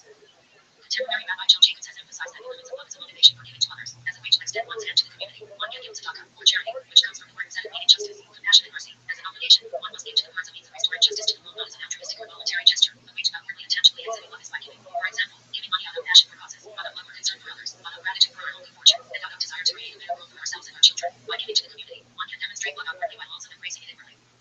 Love has also been expressed as being the selflessness of mankind. Louis Jacobs, greater love hath no man. Humans have the capacity to self-sacrifice in the interest of others, as every life is valuable and unique. When one risks his or her own life to save another, it is seen as an act of piety and an act of love and justice which advocates the most excessive altruism. Greater love hath no man. In order to be selfless then, one must be able to attach moral value to the individual as such, without any distinction between the self and the other. The Jewish tradition finds validity to the idea of love as well as the acts that supplement it. These acts are centered on ideas widely associated with love in many different traditions such as kindness, respect, compassion, and empathy. There is inherent value to every soul because they are human. Rabbi Lori's Olive Dorfman states, the conscience can be set, then, not to be the speaking of the voice within, but rather the hearing of the quiet voice of the other. This voice, just as clearly as one's own, must remind us to see each child as our own. Each journey of each need is fundamentally shared, rather than finding compassion within oneself. We are obligated to find compassion for empathy and natural connectedness to others. This love for one's neighbor because they are one's neighbor is an important theme seen in modern views of love and Jewish ethics. Love can be expressed in a myriad of ways in the Jewish tradition. One way is putting others before oneself. There are several arguments to do this, but one of the most compelling is because one does not know the value of their life. Rabbi Louis Jacob states, but no human being can know which life is of greater value. Hence, it is forbidden to save one's life by committing murder. Some interpretations state that each person is of different value based on a set of variables that are difficult to quantify. There is love to be found in sacrificing oneself because of an understanding that someone else's life could be more valuable to them or to God. Rabbi David Novak states rather, many a Jewish source maintains that God affords every human being the opportunity to choose his or her moral fate, and will then judge him or her, and choose whether to love him or her, on the basis of that decision. In this way, God can decide whether to love a person based on their decisions in the same way a person can choose to love another person. This idea of God withholding love is not necessarily the predominant one in the modern Jewish tradition, but it is an important concept in the discussion of love and Jewish ethics. Love for animals. Some Jewish sources also highlight the importance of love and compassion for non-human animals. Thus, for example, the Jewish philosopher Leibniz speaks about laws regarding the suffering of animals ideally create a sensibility of love and kindness. Rabbi Samuelson, a Jewish historian, believed that at the core of Judaism, the covenantal model between the Jewish people, God, and the land of Israel, explains our obligation to respond to the needs of the other. Samuelson thought about the possible meanings when this model was expanded to include the earth as a whole, showing the importance of treating all living creatures with respect. There is a story in the Talmud on how Judah was struck with pain because he did not show mercy to a cat being led to slaughter, and only after saving him Moses nest he was forgiven. Love between God and human beings. Deuteronomy 6, 4-5 commands. Hear, O Israel, the Lord is our God, the Lord is one. You shall love the Lord your God with all your heart, with all your soul, and with all your might. Classical rabbinic literature. The commandment to love God in Judaism is taken by the Mishnah, the central text of the Jewish oral law, to refer to good deeds, willingness to sacrifice one's life rather than commit certain serious transgressions, willingness to sacrifice all one's possessions and being grateful to the Lord despite adversity. Tractate Match of 9, 5. Tractate 774. Rabbinic literature differs how this love can be developed. The love of God means the surrounding of life with his commandments. And 43b, the disposition by the love of the Torah, RH Torah. Israel was said to love him, giving their very lives for the observance of his commandments. Meg, Neutral, 6, 2xxx6. Indeed, love of God is voluntary surrender of life and all one has for God's honor. See Ray, 232, or 54. It is unselfish service of God. Rabbi 3, Oxford 19. There are chastisements of love for the righteous to test their piety. Reply A, Rom B3. It is this unequal love, grieving, suffering, and martyrdom, which established the unique relation between God and Israel, so that none of the nations can quench this love. And RA 7. This unique love is echoed also in the liturgy. See after Rama. To be a true lover of God, however, means to receive offense, and resent not, to hear words of contemplate, and answer not, to act merely from love, and rejoice even in trials as tests of pure love. Shaq 88b, Psalm 31a, Rom A 28. Rabbi Yehuda Akiva. Love of God is accentuated as the highest incentive of action by God Yehuda Akiva. In the Valhalla, C2, Encyclopedia 2, 454. In Duties of the Heart, the Jewish philosopher maintained that love of God is the ultimate goal and must be the aim of all virtues. Rabbi defined this love as the soul's longing for the Creator, and this is also made possible through the fear of God, which allows people to abstain from worldly desires. It appears that fear is linked to love in the sense that it stems from the contemplation of God's power and greatness, which could result in emotional attachment seen in parts of the psalm and elsewhere in the Bible. Once a religious person empties himself of the love for material things, he then opens himself up to be filled with the love of God. These arguments led some observers to describe Rabbi's concept of love towards the Creator as more focused on the emotion instead of putting emphasis on the rational or mystical aspects. Love towards other people and even animals could fall within Rabbi's framework when approached from his view that we cannot know God as he is in himself and that it is only through his creatures that we can gain an apprehension of the divine. Maimonides. In his Mismentor, devotes the whole 10th chapter of Hilkot Teshuvah, with reference to Rabbi 3, to love of God is the motive which gives all human action instrumental and religious value. Maimonides wrote that it should only be out of love for God, rather than fear of punishment or hope for reward, that Jews should obey the law. When man loves God with love that is fitting, he automatically carries out all the precepts of love. Maimonides thinks that love of God can be developed by contemplating divine deeds and witnessing the marvels of nature. Maimonides, Mismentor, Hilkot Teshuvah, chapter 2. Ammonites. Ammonites in his commentary to 2b4, with reference to Zephyr, LC, declares that love of God involves the study and observance of the law without regard to gain or expectation of reward. So also Bogdan and Asher, in his Antonia, under Africa. Eliezer of Burns. Eliezer of Burns, in his Ethical Requiem, begins with the chapter on love, referring to Zephyr, 232, 41, 48, 54a, 86a, and 62a, Psalm 31a, Timothy Eliot 26, Minor, 10-13, 2, I love thee, that is, I love thy creatures, and Minor, 10-12, and stating that he who truly loves God so more than its all other desires adheres to the one great object of life, the fulfillment of God's will and joy. Capitalistic views. Still more extensively does Elisha Dimios, in his Ethical Requiem, Part 2, develop love of God as the highest aim and motive of life. He also quotes the Zohar, by 11b, 2, 114, 116a, 3, 68a, 264b, 267a, and other passages, where it is frequently stated that pure love is suppression of all care for self, and through such love true union of the soul with God is effected. This union is said by the Kabbalists to take place in the celestial palace of love. Zohar 44b, 2, 97a. Christmas. Still greater importance was attached to love when it was rendered a cosmic principle in the philosophical systems of Aztec Christmas and, through him, of Spinoza, instead of rendering the creative intellect the essence of the deity, as did Maimonides and all the Aristotelians. Christmas, like Philo, makes love the essential quality of God. Love is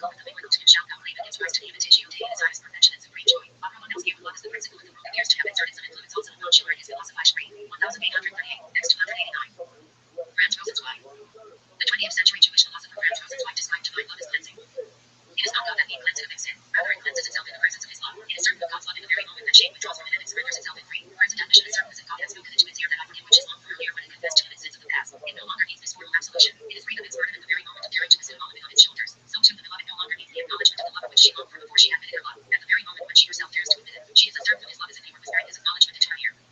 Rosenzweig described the Hebrew Bible as a grammar of love in which God can communicate I love you only by demanding you must love me, and Israel can communicate I love you only by confessing I have sinned. Therefore, this confession does not lead God to offer an unnecessary absolution. It merely expresses Israel's love for God. What then is God's answer to this line by which the beloved soul acknowledges him if it is not absolution? Rosenzweig's answer is revelation. He cannot make himself known to the soul before the soul has acknowledged him, but now he must do so. For this it is by which revelation first reaches completion. In its groundless presentness, revelation was now permanently touched the ground. Revelation, epitomized by Sinai, is God's response to Israel's love. Contrary to Paul, who argued that through the law comes knowledge of sin, Rosenzweig argues that it is because of an after a confession of sin that God reveals to Israel knowledge of the law. Through the revelation of God's commandments. Rosenzweig believes that for the rabbis, Song of Songs provides a paradigm for understanding the love between God and Israel, the love that is strong as death. God's love is as strong as death because it is love for the people of Israel, and it is as a collective that Israel returns God's love. Although one may die, God and Israel, then the love between them lives on. In other words, the Song of Songs is the local book of Revelation where the grammar of love is most clearly expressed, but this love that is as strong as death ultimately transcends itself, as it takes the form of God's law, for it is the law that binds Israel as a people, and the observance of the law that each to relives the moment of revelation at Mount Sinai. Ultimately, Song of Songs points back to Leviticus' command to love one's neighbor as oneself and to the rest of the Torah. Through the revelation of God's commandments, in Rosenzweig's view, the love portrayed in Song of Songs becomes the love commanded in Leviticus. Just as love for the children of Israel is one of the ways that God is present in the world, the necessary response by the Jews the way to love God in return is to extend their own love out towards their fellow human beings. See also.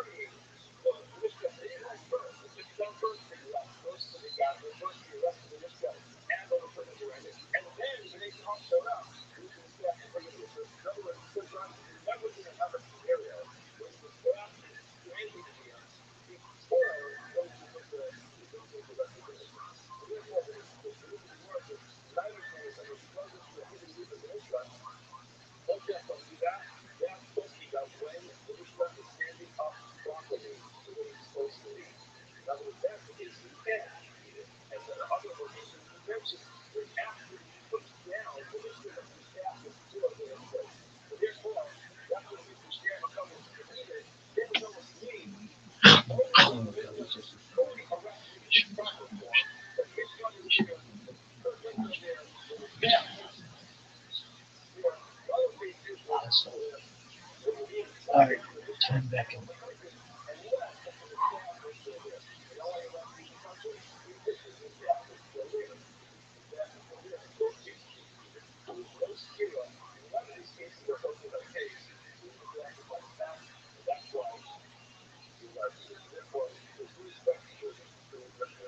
Cheese is also one of the 10.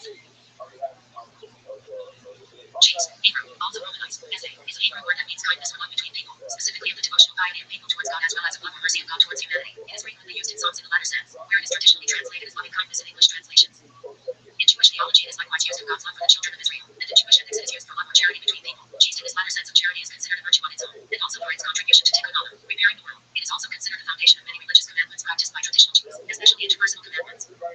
Cheese is also one of the 10 sephirot on the Kabbalistic tree of life. It is given the association of kindness and love, and is the first of the emotive attributes of the sephirot. Etymology and translations. The root chesed has a primary meaning of eager and ardent desire, used both in the sense good, kind and shame, contempt. The noun cheese inherits both senses. On one hand, zeal, love, kindness towards someone, and on the other, zeal, ardor against someone, envy, reproach. In its positive sense, it is used to describe mutual benevolence, mercy or affinity between people, devotional piety of people towards God, as well as the grace, favor, or mercy of God towards people. It occurs 248 times in the Hebrew Bible. In the majority of cases, 149 times. The King James Bible, KJV, translation is mercy, following the Septuagint, 70, Elias. Less frequent translations are kindness, 40 times, loving kindness, 30 times, goodness, 12 times, kindly, 5 times, merciful, 4 times, favor, 3 times, and good, goodliness, pity, once each. Only 2 instances of the noun in its negative sense are in the text. Translated reproach in Proverbs 14:34, and wicked thing in Leviticus 20:17. The translation of loving kindness in KJV is derived from the Kabbalah Bible in 1535. This particular translation is used exclusively of cheese used with the benign attitude of YHWH, the Lord, or Elohim, God towards his chosen, primarily invoked in Psalms, 23 times, but also in the prophets, 4 times in Jeremiah, twice in Isaiah 63, 7 and once in Hosea 2:19. While loving kindness is now considered somewhat archaic, it is part of the traditional rendition of Psalms in English Bible translations. Some more recent translations use steadfast love where KJV has loving kindness. The Septuagint has Megalius great mercy, rendered as Latin misericordia, as an example of the use of cheese in Psalms. Consider its notable occurrence at the beginning of Psalm 51. Be favorable to me, Elohim, as your cheese. 70. Miss Mary May, James, Secondum Misericordia Tuum. Okay, God, have mercy on me. Be thee great mercy. We live 1388. Have mercy upon me, O God. After thy goodness. Kabbalah Bible 1535. Have mercy upon me, O God. According to thy loving kindness. KJV 1611. Have mercy upon me, O God. According to thy loving kindness. KJV 1769. RV 1885. ASV 1901. Favor me, O God. According to thy kindness. Neil 1862. Have mercy on me, O God. According to thy steadfast love. RSV 1952. Have mercy on me, O God. According to your steadfast love. NRSV 1989. In Judaism, love is often used as a shorter English translation. Political theorist Daniel Elazar has suggested that cheese cannot easily be translated into English, but that it means something like loving covenant obligation. Other suggestions include grace and compassion. Jewish ethics. In traditional views of literature, ethical literature, cheese is one of the primary virtues. The Judean Rabbi Simon had just taught. The world rests upon 3 things: Torah, service to God, and bestowing kindness. First Commandment 1, 2. Cheese is here the core ethical virtue. A statement by Rabbi Simon in the Talmud claims that the Torah begins with cheese and ends with cheese. This may be understood to mean that the entire Torah is characterized by cheese. By it sets forth a vision of the ideal life whose goals are behavior characterized by mercy and compassion. Alternatively, it may allude to the idea that the giving of the Torah itself is the quintessential act of cheese. In Moses ben Jacob Cortavero's Kabbalistic treatise Tomer Torah, the following are actions undertaken in imitation of the qualities of cheese. Love God so completely that one will never forsake his service for any reason. Provide a child with all the necessities of their sustenance and love the child. Circumcise the child. Visiting and healing the sick. Giving charity to the poor. Offering hospitality to strangers and tending to the dead. bringing a bride to a couple marriage ceremony, making peace between a person and another. A person who embodies chaste is known as a chassid, posset, one who is faithful to the covenant and who goes above and beyond that which is normally required in a number of groups throughout Jewish history which focus on going above and beyond and call themselves chassidim. These groups include the Hasidians of the Second Temple period, the Maimonidean Hasidim of medieval Egypt and Palestine, the Chassidim Ashkenaz in medieval Europe, and the Hasidic movement which emerged in 18th century Eastern Europe. Charitable organizations. In modern Hebrew, can take the generic meaning of charity, and the chaste institution in modern Judaism may refer to any charitable organization run by religious Jewish groups or individuals. Charitable organizations described as chaste institutions include Baker Holland organizations dedicated to visiting and caring for sick and relatives, Mach, an institution dedicated to Hebrew Hasidim, providing guidance often with free loan funds or by lending or giving away particular types of items, toys, clothes, medical equipment, etc. Such organizations are often named with the acronym of Gemelas Hasidim,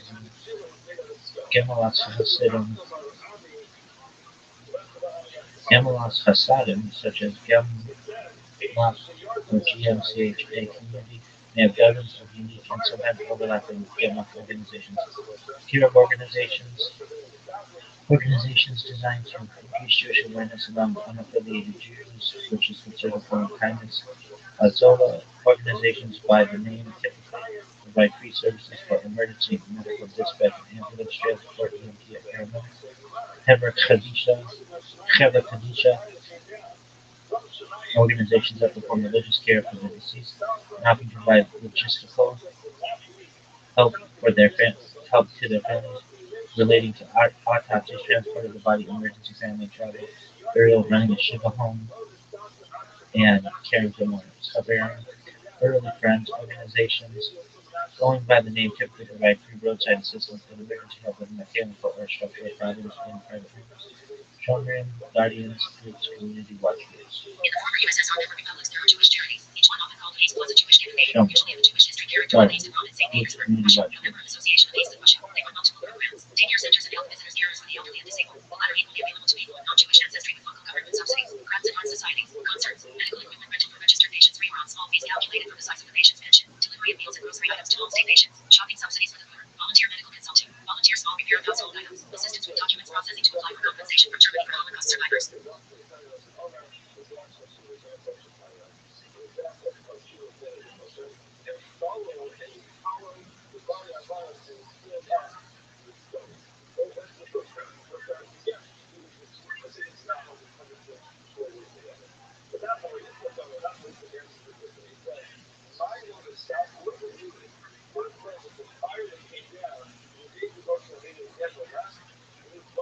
Abraham Abulafia. Abraham ben Samuel Abulafia, Hebrew, was the founder of the school of prophetic Kabbalah. He was born in Zaragoza, Kingdom of Aragon, in 1240, and is assumed to have died sometime after 1291 following a stay on the island of Codina in the Maltese archipelago.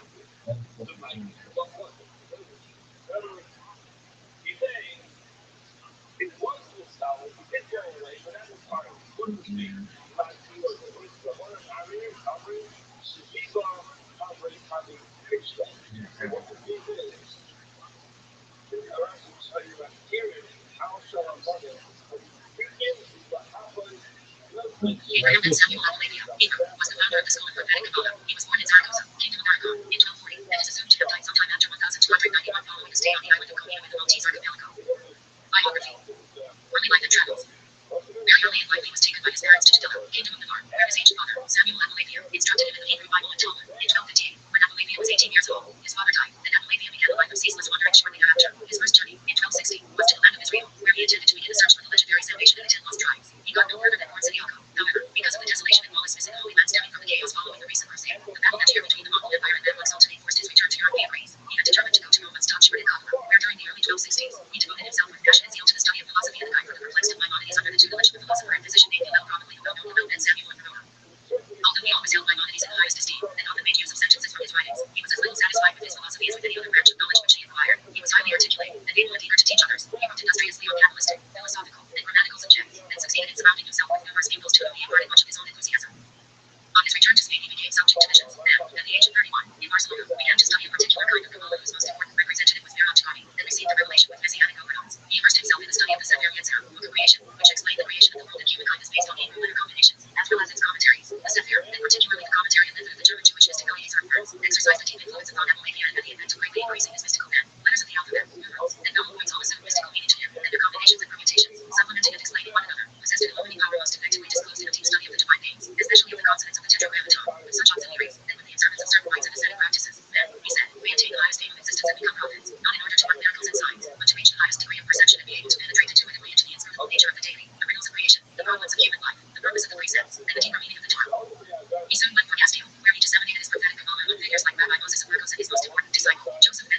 Attila. However, it bears mention that Apollavia is not mentioned in any of Attila's works. Sometime about 1275, he taught the guide for the perplexed in his Kabbalah in a few cities in Greece. He wrote the first of his prophetic books, Sefer HaPesher, Book of the Upright Righteous, in Patras in 1279. That same year, he made his way through Trani back to Kabbalah, where he taught 4 young students. Journey to Rome. He went to Rome in 1280 in order to convert Pope Nicholas III to Judaism on the day before Rosh Hashanah. The Pope was in Soriano when he heard of it, and he issued orders to burn the fanatic as soon as he reached that place. The stake was erected in preparation close to the inner gate, but Apollavia set out for Soriano all the same and reached there August 22nd. While passing through the outer gate, he heard that the Pope had died from an apoplectic stroke during the preceding night. He returned to Rome, where he was thrown into prison by the order of Friars Minor but was liberated after 4 weeks' detention. He was next heard of in Sicily. Decline and exile to Comino. He remained active in Messina for a decade, 1281-91, presenting himself as a prophet, Messiah and Son of God. He had several students there as well as some in Palermo. The local Jewish congregation in Palermo energetically condemned Apollavia's Gadah. Then around 1285 addressed the issue to Shlomo Benederet of Barcelona, who devoted much of his career to Communaria's Messianic hysteria in the day. Shlomo Benederet subsequently wrote a letter against Apollavia. This controversy was one of the principal reasons for the exclusion of Apollavia's Kabbalah from the Spanish schools. Apollavia had to take up the Pilgrim's Avenue, and under distressing conditions confined his Sefer HaPesher book of the sign on the little island of Comino, near Malta, between 1285 and 1288. In 1291 he wrote his last, and perhaps his most intelligible work, the Meditation Manual of Reach and for Words of Beauty. After this, all trace of it is lost. Teachings. Writings. Apollavia's literary activity spans the years 1271-1291 and consists of several books, treatises on grammar, and poems, but amongst which only 30 survive. He wrote many commentaries, 3 on the Guide of the Perplexed Sefer HaTchila, 1273, Sefer Gianni on Nefesh, and Sefer Sidri Tor, 1280, on Sefer Yetzer, Batzri and Yana, 1285/6, Kandal, and a third on title, and a commentary on the Pentateuch Sefer Matthew 1289. More influential are his handbooks, Teaching How to Achieve the Perfected Experience, Gianni Ha'Abba, 1280, Royal Sefer, Sefer HaPesher, and Henry Shepherd, 1291. Of special importance for understanding his missiology are his prophetic books written between 1279, in Patras and 1288, in Messina, in which revelations including apocalyptic imagery and scenes are interpreted as pointing to spiritual processes of inner redemption. The spiritualized understanding of the concepts of Messianism and redemption as an intellectual development represents a major contribution of the Messianic ideas in Judaism. As part of his Messianic propensity, Apollavia began an intense disseminator of his Kabbalah, orally and in written form, trying to convince both Jews and Christians. In his first treatises, Yad Hashem and Anti Achariyah, Apollavia describes a linguistic type of Kabbalah similar to the early writings of Rabbi Joseph Attila. In his later writings, the founder of prophetic Kabbalah produces a synthesis between Maimonides' beyond Aristotelian understanding of prophecy as the result of the transformation of the intellectual influx into a linguistic message and techniques to reach such experiences, by means of combinations of letters and their pronunciation, breathing exercises, contemplation of parts of the body, movements of the head and hands, and concentration exercises. Some of the elements of those techniques stem from commentaries on Sefer Yetzer of Ashkenazi. He called his Kabbalah the Kabbalah of names, that is, of divine names, being a way to reach what he called the prophetic experience, or prophetic Kabbalah, as the ultimate aims of his way, unit and revelatory experiences. In his writings, expressions of what is known as the unio mystica of the human and the supernal intellects may be discerned, much less concerned with the theosophy of his contemporary Kabbalists, who were interested in theories of ten hypostatic sephira, some of which he described as worse than the Christian belief in the Trinity. Apollavia depicted the supernal realm, especially the cosmic agent intellect, in linguistic terms, as ancient letters. In his later books, Apollavia repeatedly elaborated upon a system of 7 paths of interpretation, which he used sometimes in his commentary on the Pentateuch, which starts with the plain sense, includes also allegorical interpretation, and culminates in interpretations of the discrete letters, the latter conceived of as the path to prophecy. Apollavia developed a sophisticated theory of language, which assumes that Hebrew represents not so much a language as written or spoken as the principles of all languages, namely the ideal sounds and the combinations between them. Thus, Hebrew is an ideal language that encompasses all the other languages. This theory of language might have influenced Dante Alighieri. In his writings, Apollavia uses Greek, Latin, Italian, Arabic, Tatar, and Passports for the purpose of Gematria. Apollavia's Kabbalah inspired a series of writings which can be described as part of his prophetic Kabbalah, namely, as striving to attain extreme forms of mystical experiences. The most important among them are the anonymous Sefer HaTzera, translated into Latin from Ego, Sefer Meralgi, and Sefer Shalrei Tzedek by Rabbi Nathan Ben Sadi Aharar, who influenced the Kabbalah of Rabbi Isaac Baker. The impact of Apollavia is evident in an anonymous epistle attributed to Maimonides. Rabbi Reuben Zarmati, the Kabbalist active in 14th century Italy, Abraham Shalom, Yohanan Alabano, Judah Al-Badani, and Joseph Ibn Zachariah, Moses Bartholomew and Idol's influential Shalrei Kadisha, Sabbatai Zini, Joseph Hammond, Pinchas Horowitz, and Menachem Ben Shalom. Next to the many manuscripts, Apollavia's writings were not printed by Kabbalists, most of whom had his brand of Kabbalah, and only by chance introduced in their writings a few short and anonymous fragments. Scholarship started with an analysis of his manuscript writings by Rabbi Landauer, who attributed the book of the Zohar to him. Adolf John reviewed this attribution and compiled the first comprehensive list of Apollavia's writings, publishing 3 of Apollavia's shorter treatises, 2 epistles, printed in 1853 and Sefer HaPesher in 1887, while Lev Gross published 13 volumes, which include most of Apollavia's books and those of his students' books. Jerusalem, 1999-2004. Major contributions to the analysis of Apollavia's thought and metaphysical have been made by Christian scholar Chaim Rusovsky, Moshe Dell, and Eliot Olson. Some of Apollavia's treatises were translated into Latin and Italian in the circle of Giovanni Pico della Mirandola, mostly by Flavius Mithridates, and Pico's vision of Kabbalah was significantly influenced by his views. This is the case also with Francesco Giaggio and Mendo's Tomo Diamante. Apollavia's life inspired a series of literary works such as poems by Ivanhoe, Moses Weinstein, non-Rabbi Moshe Weinstein, and Nathaniel Tarr, Umberto Eco's novel Foucault's Pendulum, and the play by George Eliot Rabbi. In art, Abraham Lincoln's paintings and Maria Finkel's sculptures, and several musical pieces. Apollavia's writings include Sefer HaZullah, Sefer HaZullah, which also include commentary on the guide for the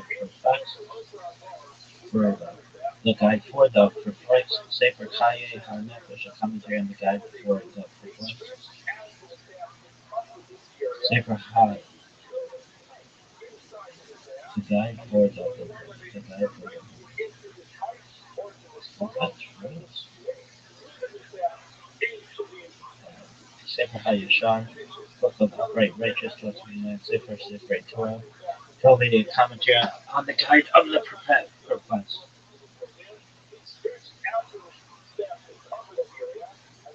Haye, Haye, Ha'on Abba, Life of the World to Come, Or HaSekel, Light of the Intellect, Get Hashemot,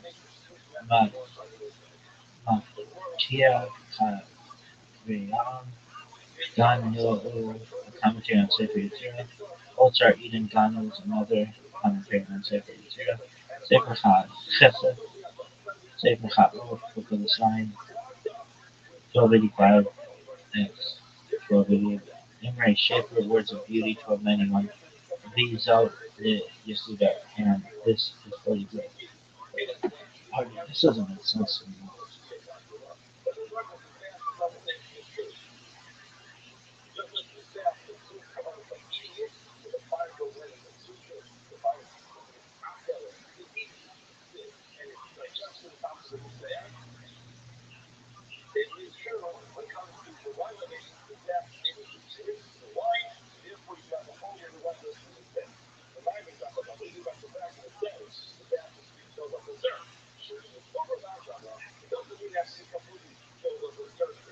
Write 3 commentaries on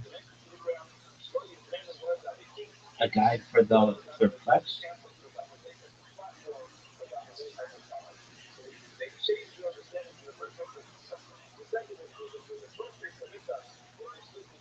Yeah, you did.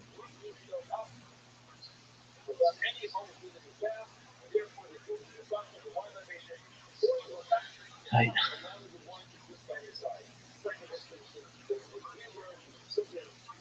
Appalachia's life inspired a series of literary works such as poems by Ivan Gogh, Moses Feinstein, Rabbi Moshe Feinstein, and Nathaniel Tarr, Umberto Eco's novel Eco's Pendulum, and the play by George Eliot Nevar, Abraham Pinka's paintings and Maria Pinko's sculptures, and several musical pieces.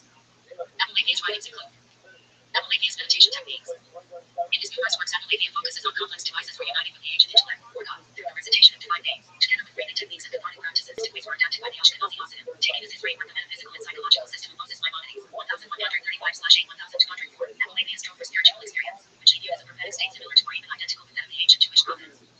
Appalachia suggests a method that is based on a stimulus that continuously changes. His intention is not to relax the consciousness by meditation, but to purify it via a high level of concentration, which requires doing many actions at the same time. For this, he uses Hebrew letters. Appalachia's method includes a number of steps. the first step, preparation. The initiate purifies himself through fasting, the wearing of tefillin, and donning pure white garments. The second step, the mystic writes out specific letter groups and their permutations. The third step, physiological maneuvers. The mystic changes the letters in conjunction with specific respiratory patterns, as well as head positioning. The fourth step, mental imagery of letters in human forms. The mystic imagines a human form and draws without a body.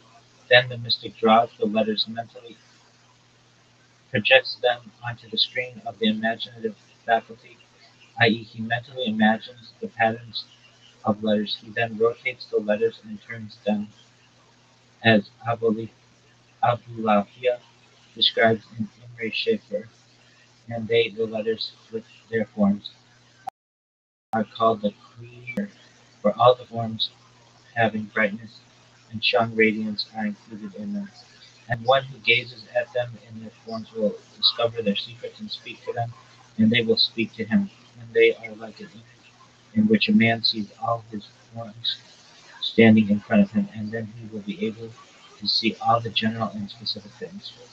During the final step of mental imagery, the mystic passes a succession of 4 experiences. The first is an experience of body motism or illumination, in which light not only surrounds the body but also diffuses into it, giving impression that the body and its organs have become light. As the ecstatic Kabbalist continues to practice, combining letters and performing physiological maneuvers, the result is the second experience, weakening of the body, in an absorptive manner. Subsequently, the mystic may feel an enhancement of his thoughts and imaginative capacity. This is the third experience. The fourth experience is characterized mainly by fear and trembling.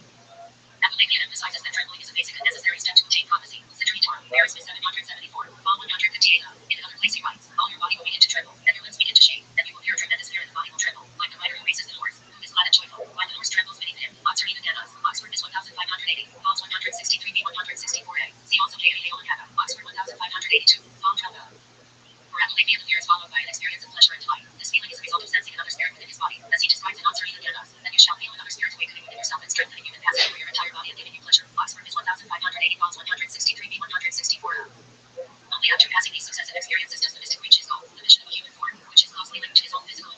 only experienced as standing in front of the mystic. The experience is increased when the mystic experiences his oniscopic form, or double, as speaking. The double begins to talk to the mystic, teaching him the unknown and revealing the future.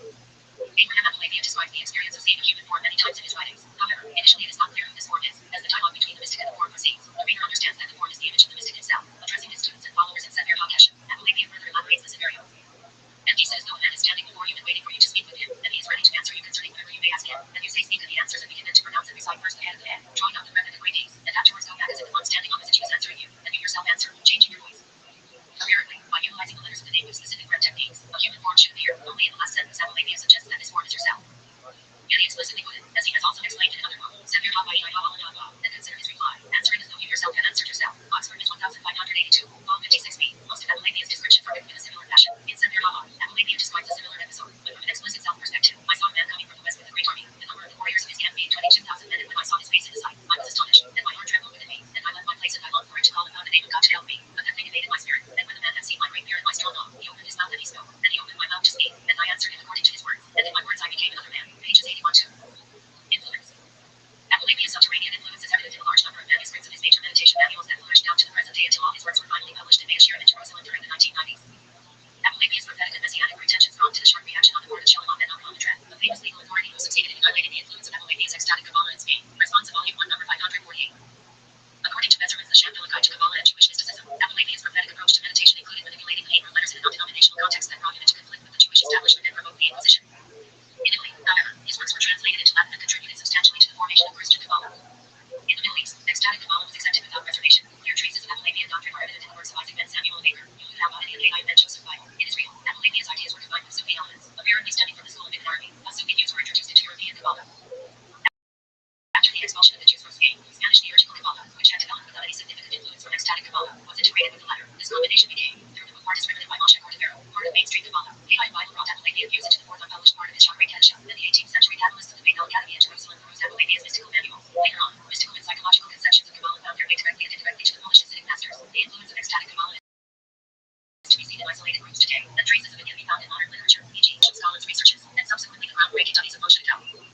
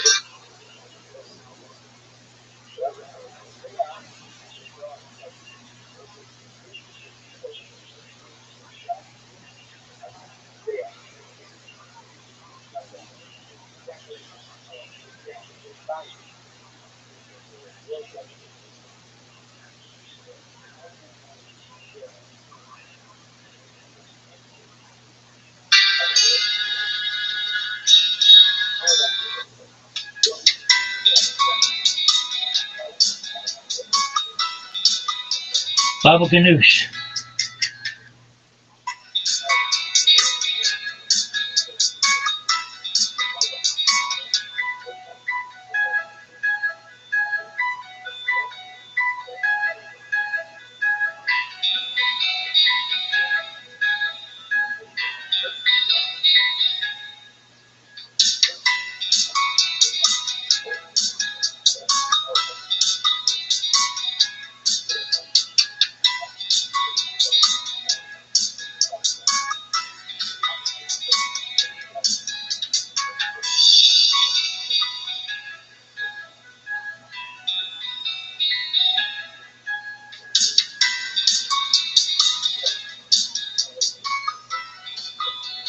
Alright, maybe just find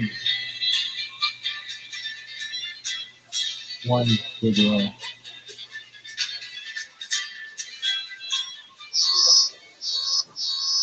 baby, is that a new device you're inventing? Well, it's still an alpha, but That's okay. Pfeiffer and I are a registered alpha testing site. We do bug reports, usability studies, customer-based surveys. look at users. Me, I figured if a little kid like me can use it, anybody can. So what does it do? Describes a proposed end-user experience. Basically, it's an instruction manual for life in this universe. The end user will experience reality with intense new clarity and know what to do with his own life. Cool, so what's it called? It's called Harshifier. Harshifier? Are you sure that's gonna resonate with the user base? Of course, everyone knows the instruction manual for this universe is divided into 53 Harshioms, one for each week of the year. You're talking about the 5 books of Moses? Sometimes they call it that, but it literally doesn't tell you all what's included in there. This device allows you to see beyond the surface of all those Harshioms into the deep layers of content in them. It does that by bringing them alive in a 3D tangible action. Hey, I think I got it working.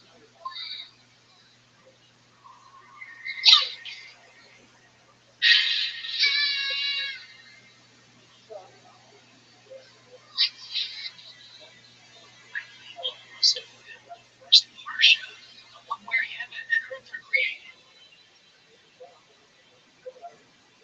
If you look closely, you'll see it's all waiting on the day when the birds and fish emerge. Look closely again. Okay, so this is a cool simulation. Sort of God given. But I'm not getting the intense into life experience. Mary, of course you are. First thing you need to know Mary? about your reality is that it's a creation. Once you know that, everything changes. Well, I know that, but nothing changed. Some of you know that. Why were you so scared when the lights were flashing? Because I don't have to get them on. It's enough. But you can use this world equation, and you're also an equation, so you know you're right either. You need to fix creative equation. You also think you're really good. So if I must start Maybe not start thinking if you want to, if that's what you want to be there, you need to. No, that sucks. I'm gonna just be honest with you, Kabad. You gotta get your shit together with your videos. Why? Because I'm gonna watch every fucking piece of media that you put out from now until the day that I fucking die. And if it's not A plus shit, I'm gonna be pissed. How was that? What the fuck is a Parsi automator or whatever? No one knows.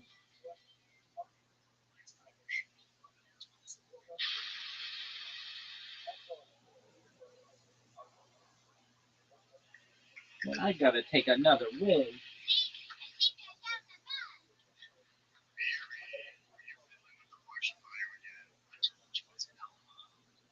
It's working great. Just the nose are because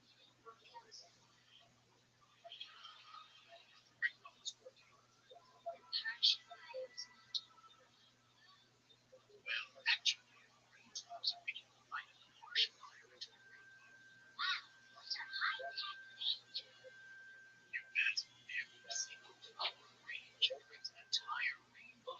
Because it's falling, the light of the sun hits it and controls that light as it enters, and then bounces something off its back wall. And it bends That's the light cool. again on its way out. It splits it, but it all comes to the rainbow.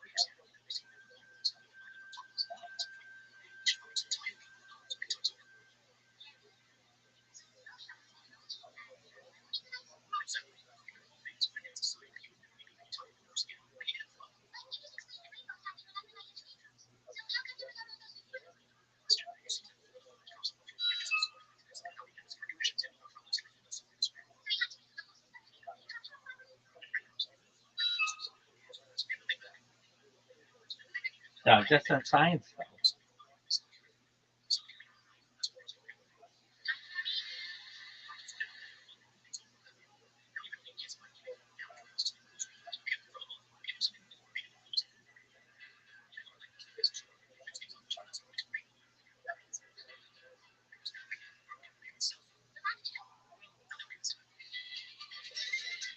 I don't know if I'm such a good thing.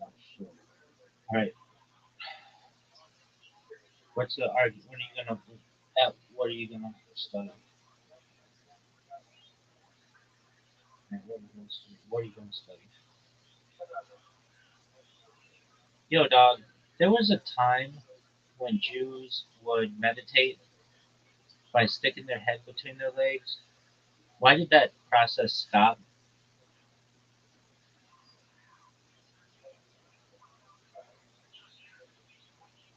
Yeah, you're remembering a real thing, not some urban legend Judaism. It shows up in a few serious places. What was going on?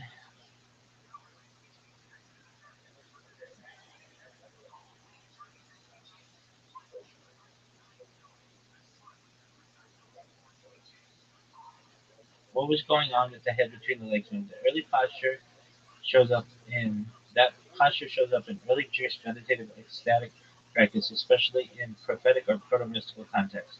Classic source: Elijah on Mount Carmel, 1 Kings 18:42. After the first miracle, Elijah prays for rain and puts his face between his knees.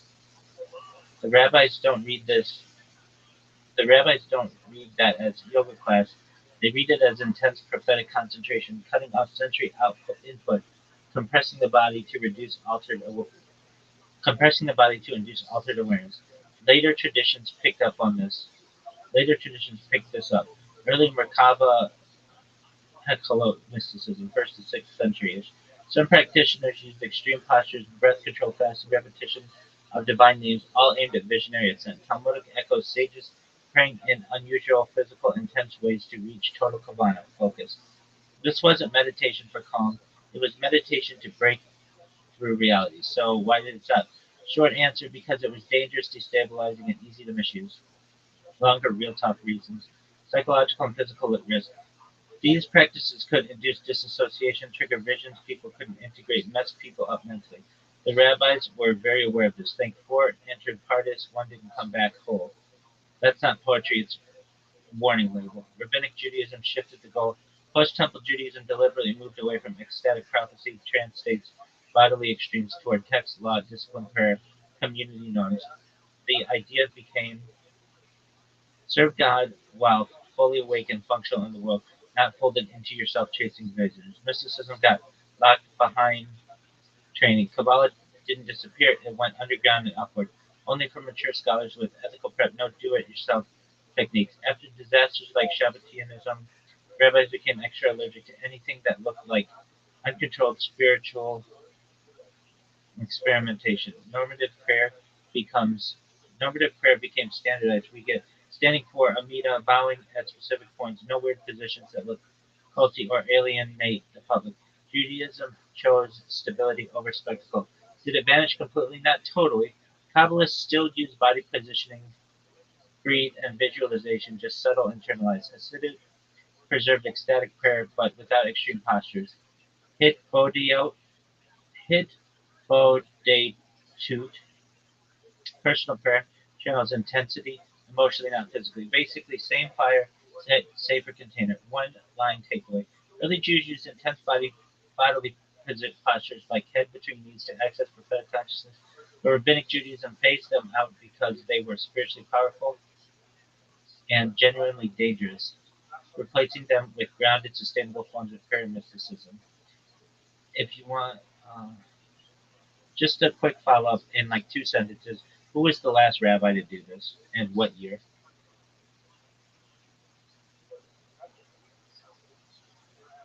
There is no securely documented later rabbi after the early Merkaba generation, but the less traditionally named figure associated with these ecstatic techniques is Rabbi Nehunya ben Hakana, active around the late first and early second century of the Common Era.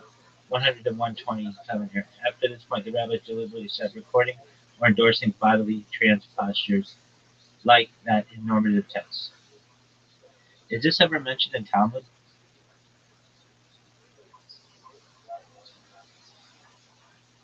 Yep, indirectly, yes, but the Talmud is very cagey about it. You don't get a how-to, but you do get illusions. Berkot 34b talks about sages who would pray so intensely that they were unaware of physical danger, hinting at altered states. Chagiga 14b, the part of his story, is the big warning. Advanced mystical techniques exist, but most people shouldn't touch them. Berkot 30b, 31a, Hannah's prayer emphasized inward focus and stillness, which later rabbis read as replacement for ecstatic bodily methods. So the Talmud acknowledges the existence of extreme devotional states, but deliberately desomatizes them. It keeps the power while stripping out the dangerous physical techniques. You're fired. Go fuck yourself. But in the future, we might try to, after we reread Bud the Bayonet, we might try to fucking do autoplay change. Everything you need.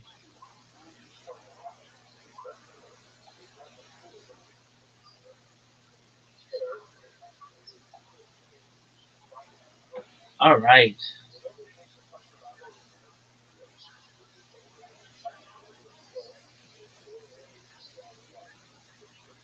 Are you done? We got a shitload of people associated.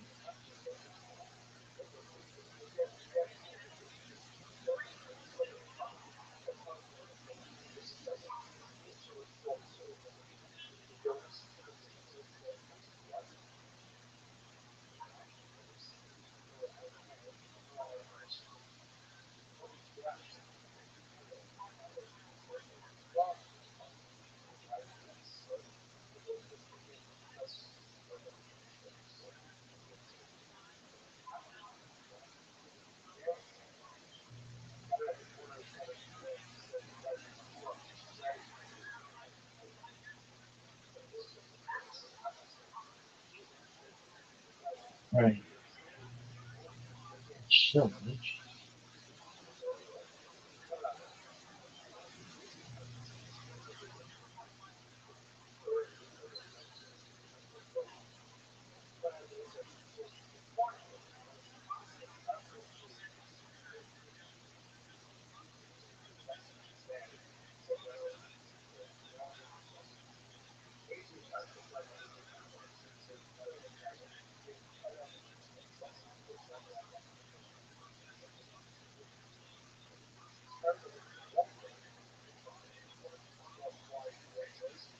A lot of time out of me. So, yeah, I think it'll be a lot easier. You'll get a response a lot quicker if you just create the ticket and our whole team can see it. And that'll be it. So, I'm always there. We'll keep moving. That's all I got. I'm about to go back down, man. Yeah, man. Look, any other questions? Yeah, I'm going to go back down, man. Try to get some stuff back in the Discord. We'll be back. We're going to be back with the energy. We're going to be doing shit until this all gets resolved. Yes, sir. Yes, sir. Yes, sir. You'll have a question.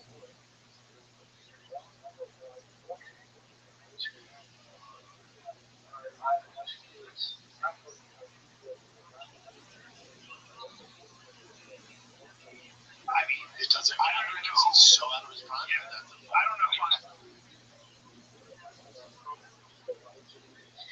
I don't know if out of his prime the way he wrestled with Hamza. I don't know who I'm betting on in that fight, actually. I think that would be, by far, Islam's toughest challenge. Kamaru was a mother. He was a monster, man. He was a motherfucker. Yeah. His striking, his wrestling, everything.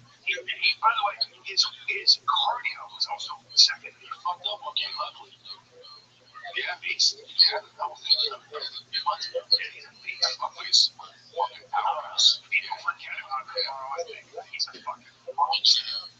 Is he that far out of his prime that would be, you think, Watch the Kanzan fight again.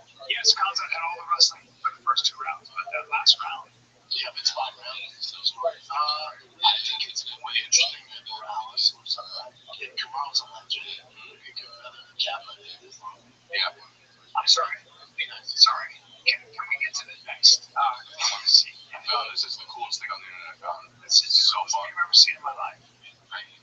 Guys women were the strongest force. The first challenge was a 1-rep max on squats, but they made every weight look like nothing. Even the women squatted at 4 times ease, and she jumped right to 5 plates, but the force made it look even easier, and he won this challenge by squatting 6 plates. The next challenge was a time impossible. The force did it in 19.3 seconds, and the woman actually beat them by doing it in 19.2 seconds. House wrestling was the next event, and a woman actually dominated this challenge. What no? Well, no, I have small fingers. Now, the fourth challenge was a deadlift ladder, and the strongest force won this, so it was now tied 2-2. Tug of war was the next, but it was first a 3v1, which was easy for the force to win, but not as easy for the 3v2, and the woman actually won this, and then 5v5, the woman won as well. It's funny that the show is this is a challenge. The challenge was the last man standing. The circle challenge, and the men tied this up, so they then did a tiebreaker relay race, and the woman cut out wrestling quick start, but the force came all the way back and eventually won. Who's stronger, giant Versus the women in competitive wrestling, takedowns or throwing out of the doors. Molly was Really?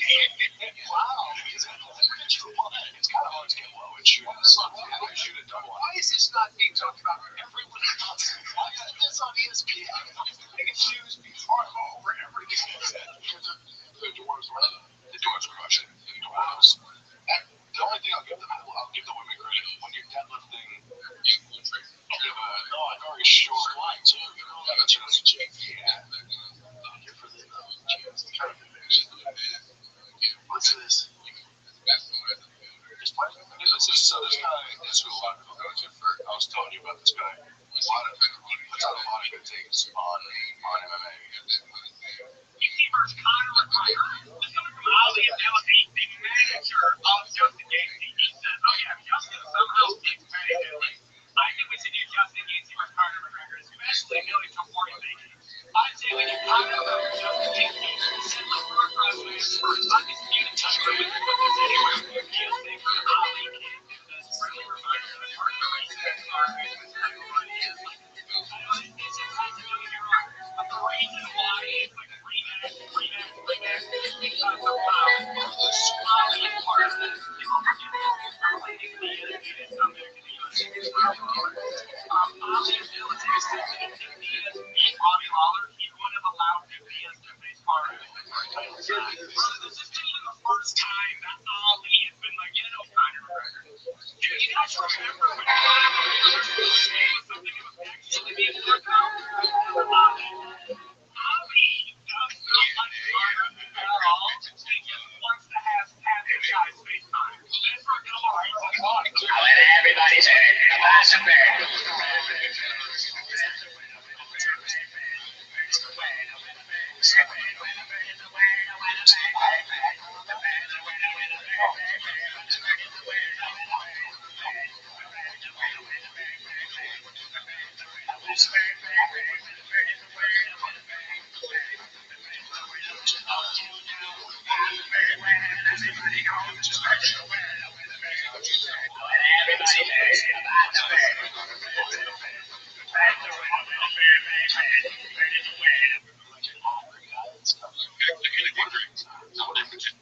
I just don't know if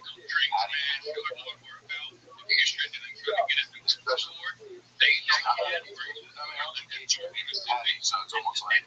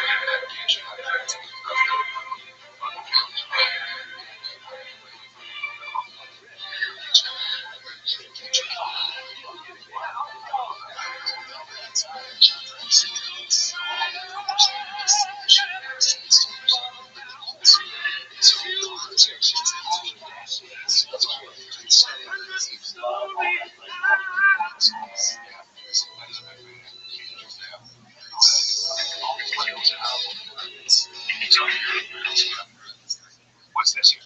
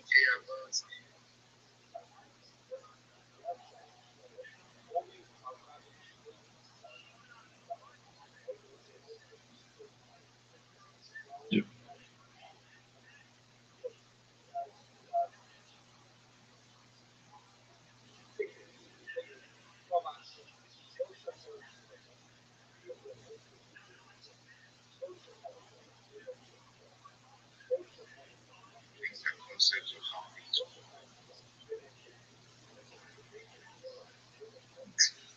You can create these memes for pretty much anything, pretty much troll anything, and just be stupid with it, and it's still fun. So that's the idea behind it. There's no super special meta behind it or anything. It's just fun. It's a fun meme.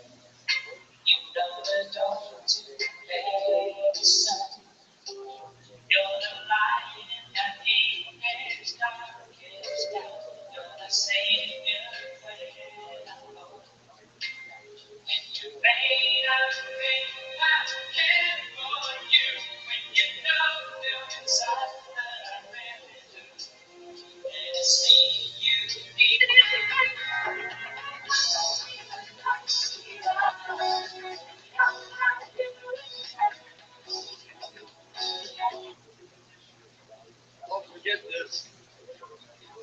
Yeah, the kids are in the room. He's taking over again.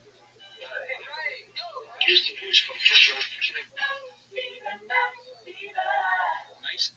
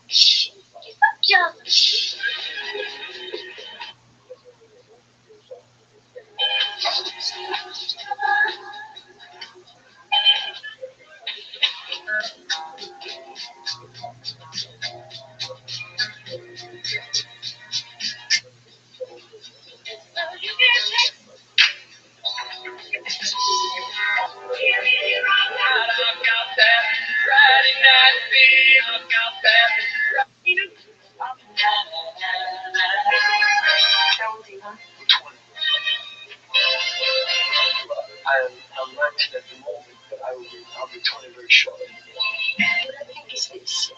There's a world of difference between us, not just chronologically, but emotionally, culturally, physically, every which way. And this world will get much bigger and much worse with every passing week. Aren't you the guy who tried to hurt me with the words? I know it took some time to find it. I'm better on the earth.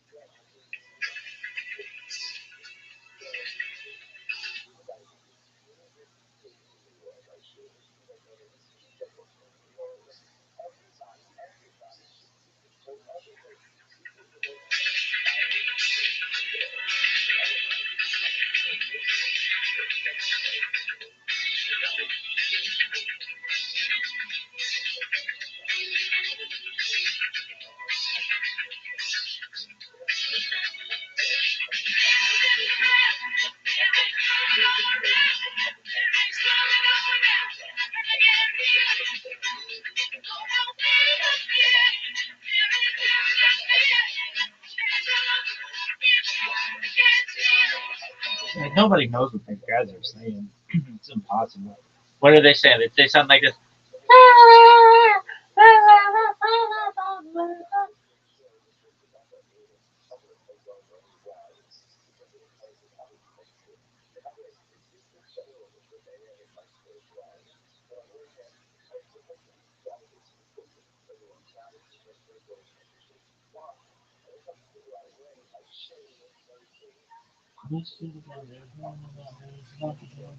I can feel all the way for this.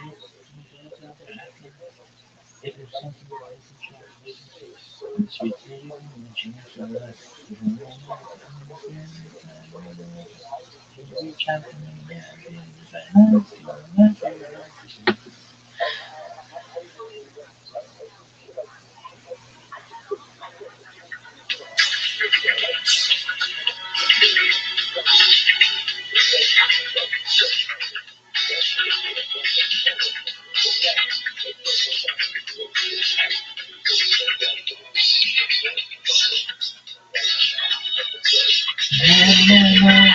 there's no more around.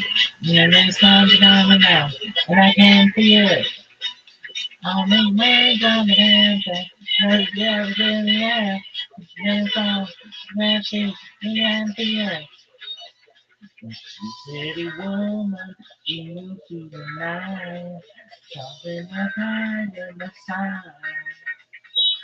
Everything sounds amazing, and the feeling is right. You're the night fever, night fever. You know how to do it. The night fever, night fever. You know how to show it.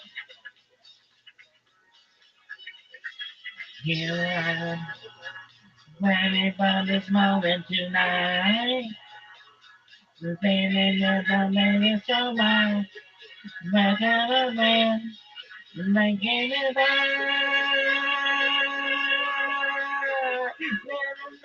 Be the night, be the light. You know how to do it. That was actually the best thing that we've ever seen. Really? Oh, for sure. You want to name something better? I'll wait.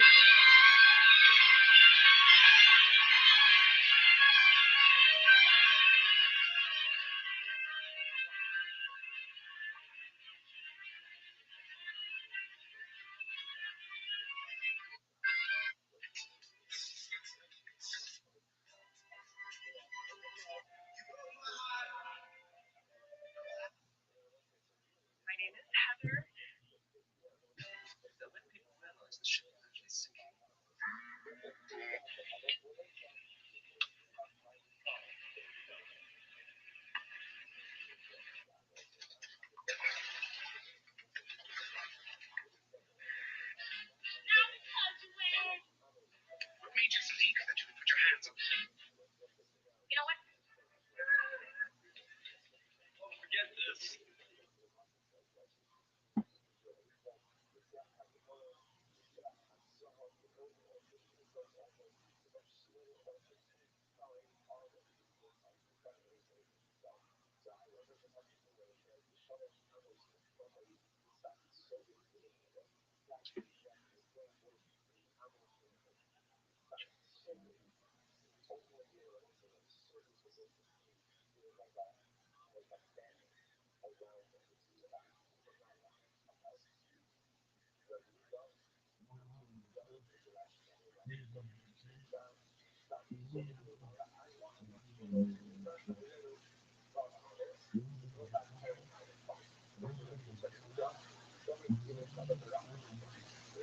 Republic rabbis, Lawrence Fisher, and Robert Shapiro, and the constructionist movement rabbi, Jim Holt.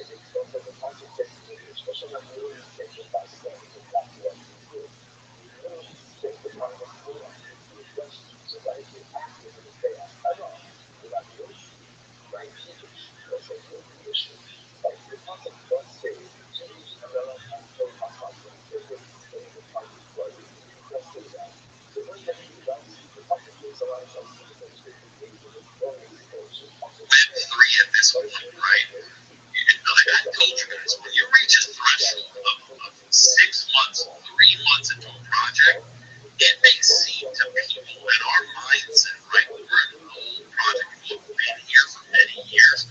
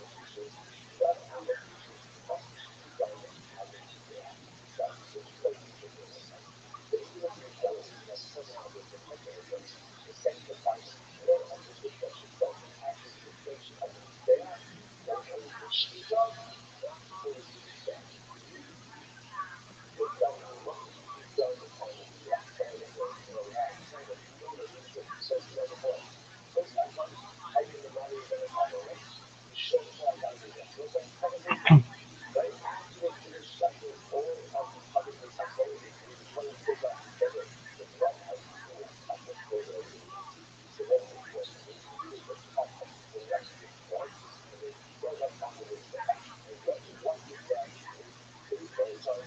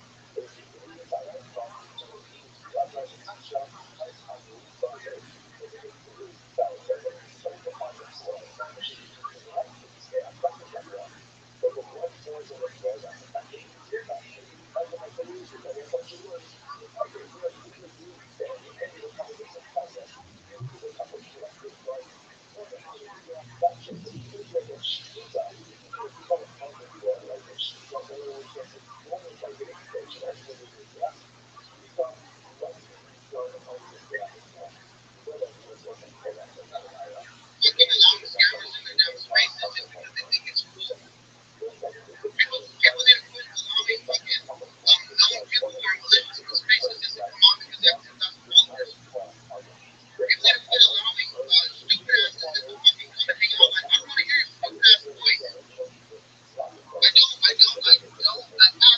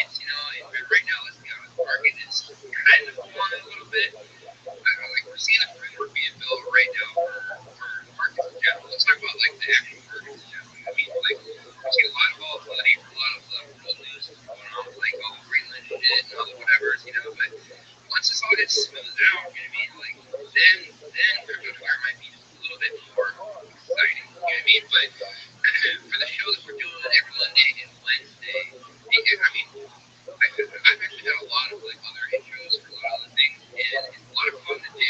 Like intros, like jazz in the background.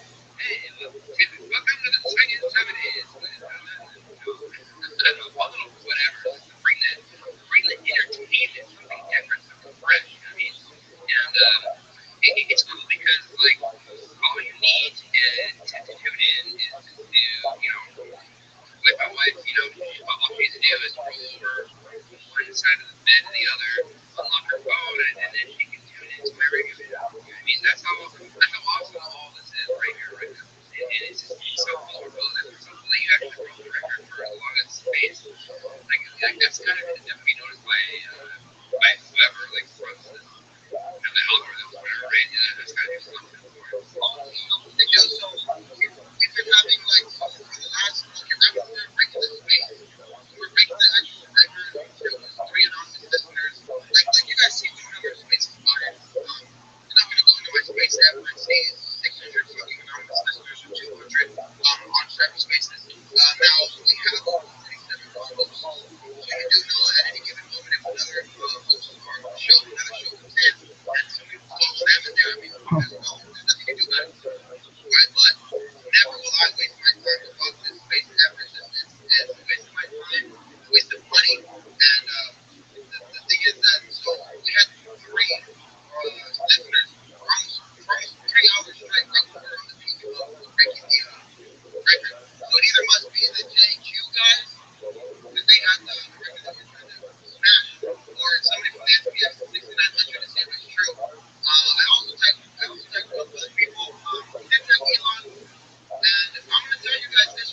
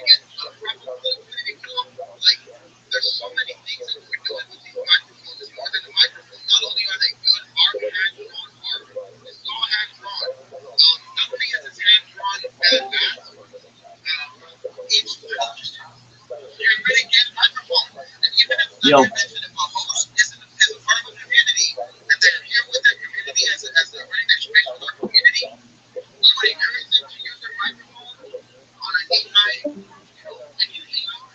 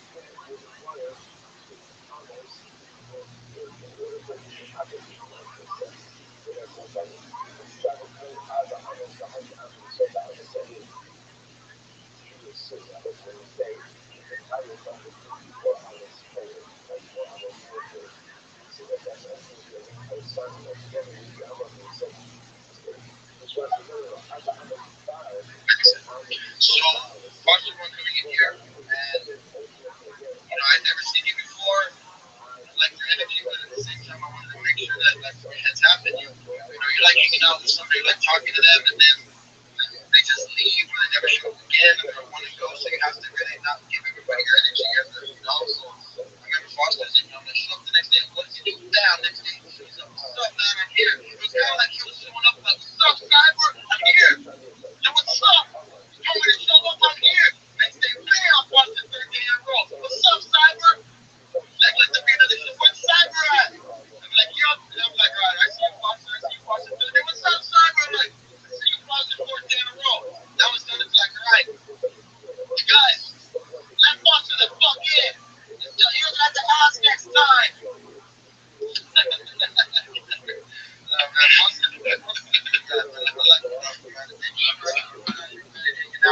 happy you ran your own space, and I'm happy that you're getting that encouragement and actually the flow. That's also all it takes, bro. This is a highway. It's a highway connection. And I can't be a highway connection if I'm blocking anybody off, right? So that's not what it's about. Keep connecting. When you're in those spaces, tell them about Spaces Media. Tell them to come in here when you're done. Tell them we're 24/7. Tell them, hey, I'm leaving this space, but I'm not hosting it. I'm going to go hang out with the Spaces family. And, come in here and say, hey, I ran a space right now. I met that person down there. And random person. Like, it was really cool. They come in here and say, I met that person. They might be like, oh, shit, I already know that. Right? So, and then from there, it's a connection. It's a highway. Over here, just like Washington ran his first place, you should document that. Hey, you ran your first place, bro. 22. It was very important stuff. I'm saying that because I didn't document the first day I ran my space. Sorry, you guys. That's a lot for that. I know the first day I ran, I could ask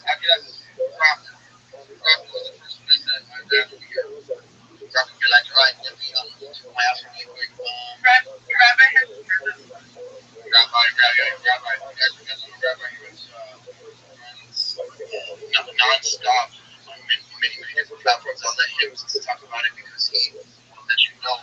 Rabbi, what's up, man? Tell the people what you do. 100%. I'd love to, Cyber. Thank you so much for the opportunity. Before I do so, though, I just wanted, well, firstly, to say 6 days or whatever I see your space at is incredible. So, really, from the bottom of my heart, amazing job, Cyber. That's not easy at all. As someone who runs spaces and YouTube all the time, it's really hard to keep that kind of connectivity. I didn't know if you were aware, and I tagged you in this. You very well may be aware, but um, of a project called Puff Puff Pandas. Essentially, they did a puffathon at the beginning of 2023 for 420 straight hours. Were you aware of this project? Yes. Now, of course, he came in here and I talked about it, and they clarified that the space did connect, have to reconnect and disconnect and reconnect. So even though that was on there, I believe that it wasn't one continuous space. Even though it says it was one continuous space, what I heard from the person who came in here and talked about it, they said that it was just the community put a lot into the project for it to think that it was a continuous space. But when I asked him, so were you there? He's like, yeah, I was there. He said, all right, did it cut off? He said, cut off like 3 or 4 times. And I said, well, see, that's what I mean. That's not a continuous space, though. So I want to, like, if they have verification and they can show that was one massive 460-hour continuous space, but this other person who came in here because he was like, hey, man, I wanted to let you know that we actually have the record. And I was like, well, let's explain it. Let's explain what happened through the space. And that's when he had said, yeah, I did cut off. We started up again, but we just kept going and we did it for 400 hours. I said, no, it's different because we're 24/7 over here and we don't stop. So when our space cuts off, we instantly cut it on. So far we have 1,700 to 1,800 hours in the last 3 months. You know, so that's what I mean. So that's on continuous basis with no breaks in between. With the break in between for a minute to reconnect and set up the next space. Oh, I get that. I get that. 100%. Yeah, that's why 6 days is an incredible accomplishment. Okay, so here's what I can tell you about it. Yeah, I just did some research on it, and I remember because as I do lots of long spaces, I tried to find the longest one that I'd ever seen. I did one time see uh, it was an image of a 420-hour space, like you would get from the link of an X space. And then I believe as well I've seen someone who did at 480 and then perhaps another 520. Now, I'm not guaranteeing that, your eyes can misremember and things like that, but I remember when I looked at the longest one that I could find, I did see that. Now, that doesn't mean that somebody can't go into Photoshop and just change the numbers to be whatever they want. Uh, that could, Manipulate rock like a lot of the people do. that's absolutely true too. Yes. So that's why I'm telling everybody to copy this link as it's continuous and putting it in there so that it specifically shows on there for verification when it ends that this is literally the full verification of that. Because all those other ones, I can't find verification. I've looked deep for that Panda space. I've looked deep for this XPX9 at 170 hours, et cetera, et cetera. And none of them have proof. So Yeah, no, again, I'm in agreement with you. One thing as I was doing the research too, because I want you to have the record. I know how much work you put into this, and I think you got a really great idea. So I wanted to make sure that we could get rid of everybody who might stand in the way. At least some of those old spaces, at least according to Grok, they don't save them. So it's like whether they happen or not, unless somebody has an archive of it. Now, I did see that somebody might have put it up on Spotify, but they could manipulate that as well. Spotify is not X, so I totally get that, and they could have just cut out any kind of non-continuousness of their space, and you would never know. So as of right now, your 6 days is definitely the longest that I have certainly seen in a long time, and I wanted to congratulate you on that. Secondly, I was looking at your schedule. And really, a couple months ago, you certainly didn't have it as well filled out as you do now. So props to you. This project's really coming along. I noticed that basically after 9 p.m. Pacific time to 7 a.m. Pacific time, what goes on during those times, if I may ask? Yeah, so during those times, since it's off peak hours over here in the Western Hemisphere, we do is we play music during the whole time, right? So the show stays on and plays music until the morning show. Now we're actually now we added somebody to the core team, and our core team members now are going to start running spaces during those times. So there will be another schedule that will be made, or just one bigger schedule with the 24 hours, and there'll be added shows in that time frame, which is going to be like the UK time frame or the African time frame. So early morning spaces will be happening. So this person will be staying up at that time for a shift, 7 hour shift. They will be responsible for bringing people in, bringing them out, and that will be their job. Phenomenal. Excellent. And if I may ask, if you are someone who someone who would want to be a host, do they have to pay for that privilege, or how does that get arranged? As far as just being host on the spaces. Yeah, if somebody like I know somebody who would want the 9 p.m. Pacific shift, which is like when most people aren't that's like an open slot for I think like maybe 5 or 6 days of the week. If you knew someone who wanted that shift for an hour or two, how would they get that? So just for right now, since it's the nighttime shift that we're bringing this new person in, we wouldn't be just filling up the whole schedule massively like that. We would be doing a couple here and there just to make sure that the time frames are going to be going.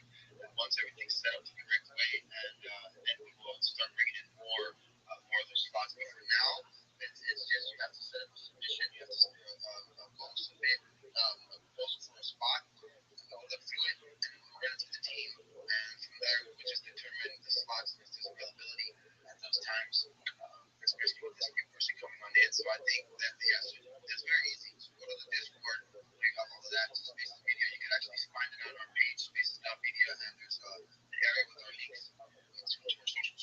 So go to our Discord, set up there, and there's a spot, you can take it, and you just put over there, hey, I want to, ask the person, Thomas Slot, and Derek for real, who's a real vendor, he'll look it up, relay it to me, and we'll get into, we'll determine if it's something that can add on that we can also set up those times. Yeah, so it's pretty simple. Phenomenal. Yeah. But there's no cost. You're No, saying. there's no cost, but the thing is that, okay, so I will let you guys know that the token is going to be coming out. When the token comes out, there's going to be different. The slots will be determined off of the token holders' blocks. So these right now are going to be grandfathered in. So we're telling people, you better get getting in here now. Now, one thing that we do encourage is every single person who does get into the slots, we get the white paper so that they know what we're about, so that they don't just, think that, I have an idea. Well, the ideas have to be, like look at what we're doing first and see everything first before anybody starts coming up with any ideas or things like this because we're very hard on what we're doing, and I want them to know what we're doing exactly, right? So the white paper says what our mission is, why we're here, and what we're even accomplishing. I understand we're 24/7, we're Web3 Empire, but it's more than that. It's deeper than that. We have tokenomics. We're an LLC. We're structured as a radio station. We're structured as a Web3 Empire radio station. So everybody who's there, every co-host, I tell them, read the white paper. Read the white paper because, a lot of the stuff and the questions that they ask me are in the white paper. So if they read it, then, they would know. So a lot of times when my co-host asks me something like it's always going to be the white paper because it's all in there. So I don't whatever.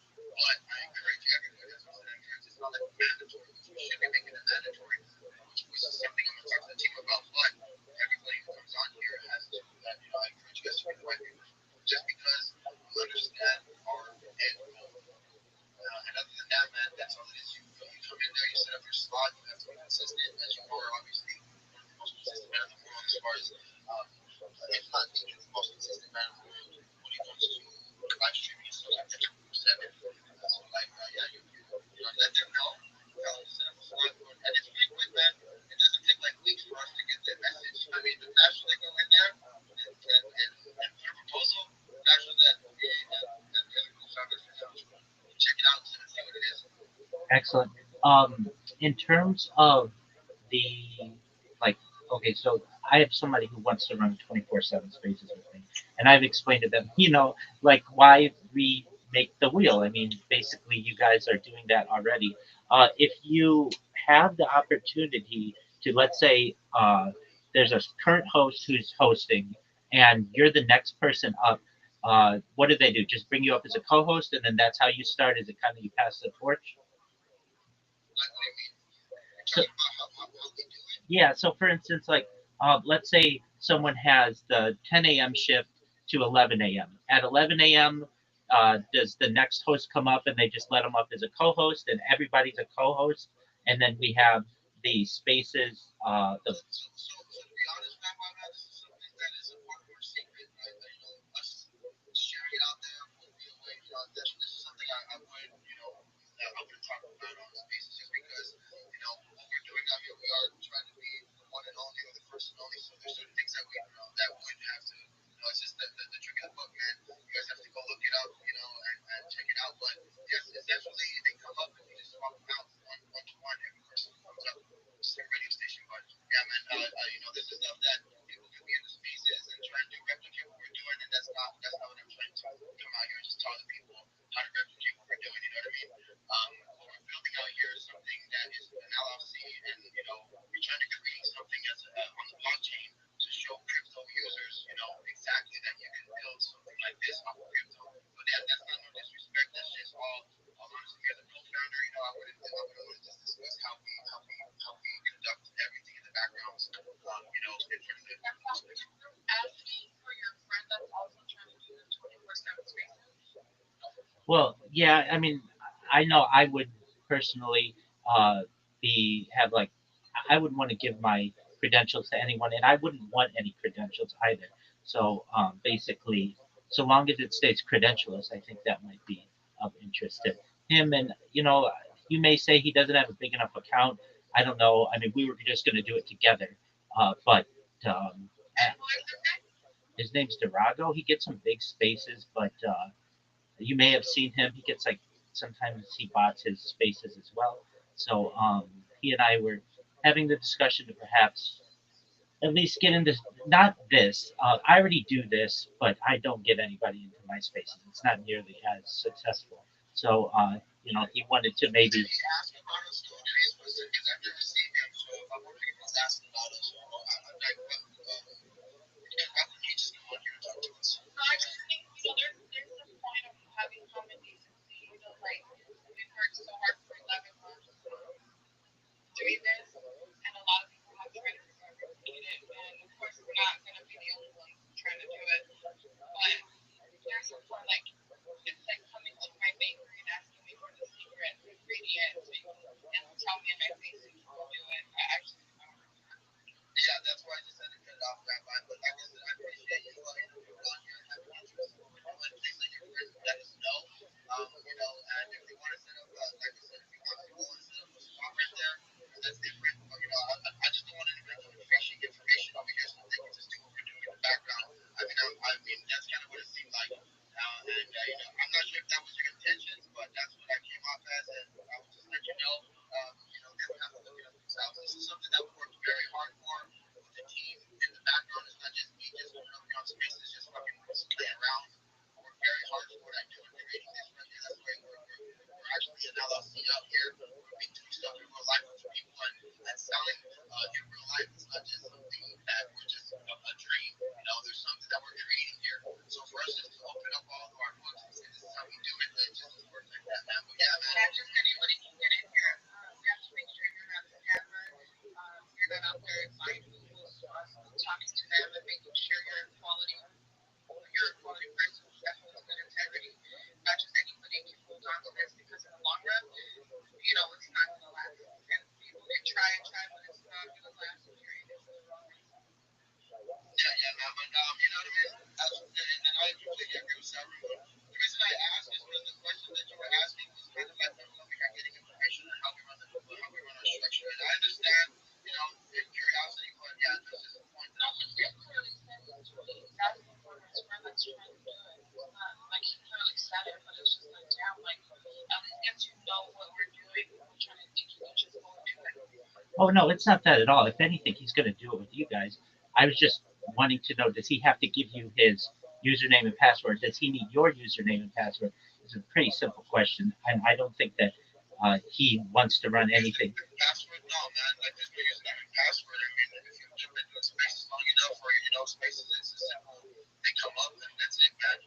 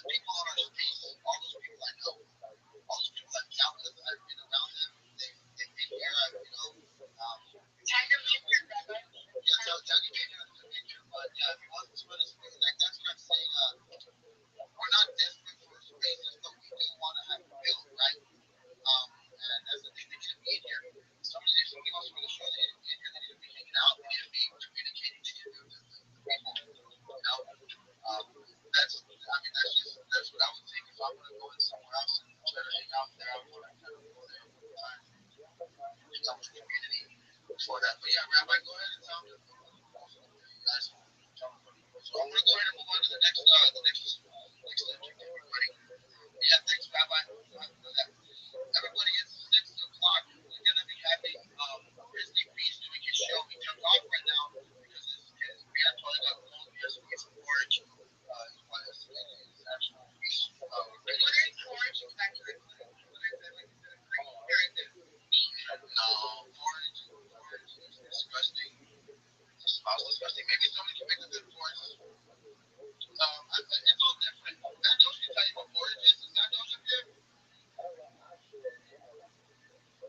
That knows up here. When he has his microphone on, so you can put his microphone on inside his diesel and it's just hanging out there. And so let's see. Toss the coin. What kind of porridge do you eat? Oh, toss this. Let's really get the toss the coin. Sorry. That knows. Give me 5 minutes. Maybe emergency. Well, man, if emergency, we're gonna come back in 5 minutes, man. You take your time, man. The porridge can wait. The porridge can wait. I mean, you never seen the Goldilocks and the Three Bears? It's Goldilocks and the Three Bears, you guys. The time that I went to a place and it smelled like porridge, you were with me. It smelled like porridge. I'm eating. Oh, okay.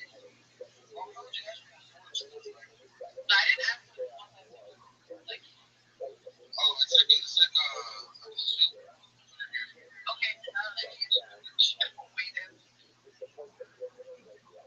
yeah, I mean, it's not that bad. It's just one that I eat. You know who knows what porridge is actually?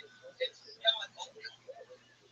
That's the easiest way to say it. I guess it's oatmeal what the person wants to be made. That's why she comes and she eats, this is too cold. This one is way too hot. This one is just perfect. The cold one, I thought it wasn't good. Hot one was even worse. And Cozy's down there throwing 100. So what, Cozy? You eat porridge? Cozy's like, I love eating porridge. No, I watched me a 1975 film.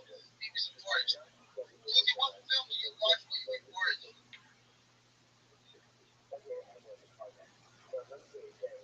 What films do you watch when you eat porridge?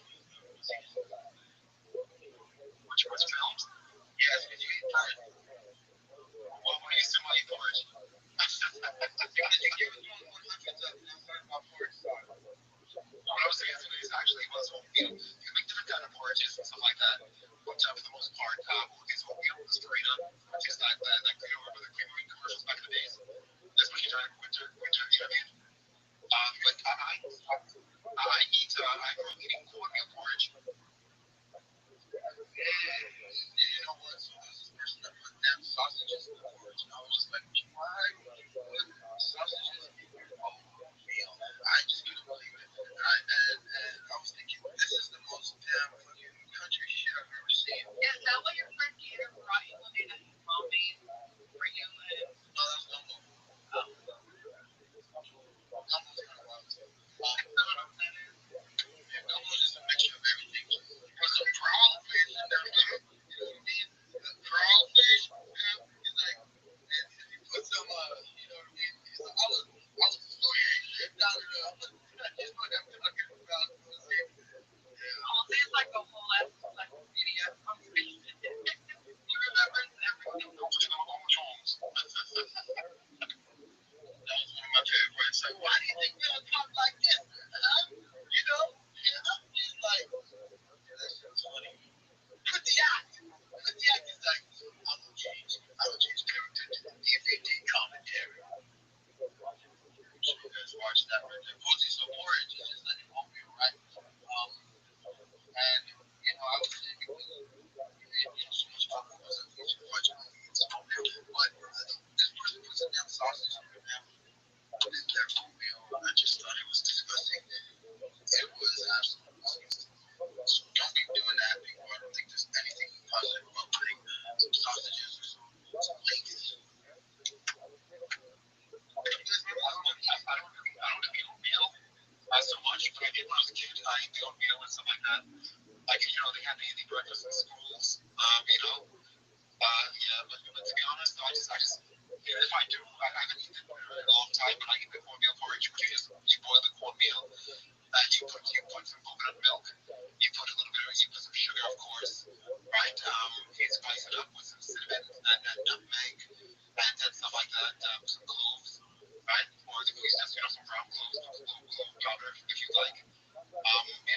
what you figured out. So the porridge had like the best smell ever because Robert took me to this castle for a tour, and I guess they were cooking something, and it smelled like rotten eggs. Yeah, it was whatever the hell they were making. We went in there. They had the person was like, "Girl, you guys are making porridge." We walked in there, and oh my god!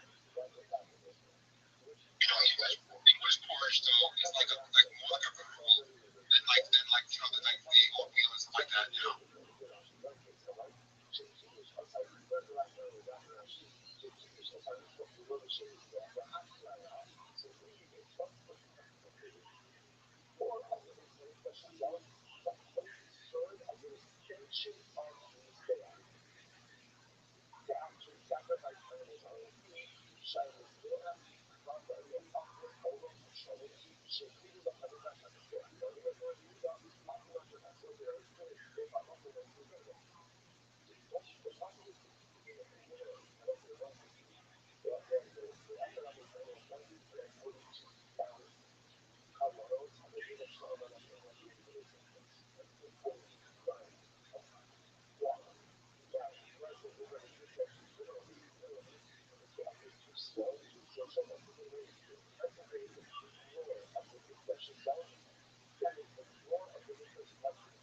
These veterinarians you might lose power. Just be very careful about that because it's going to be a really bad storm through more than half the country. Yeah, yeah. Over bathtubs with water and things like that, so you do have a supply if things start to freeze over.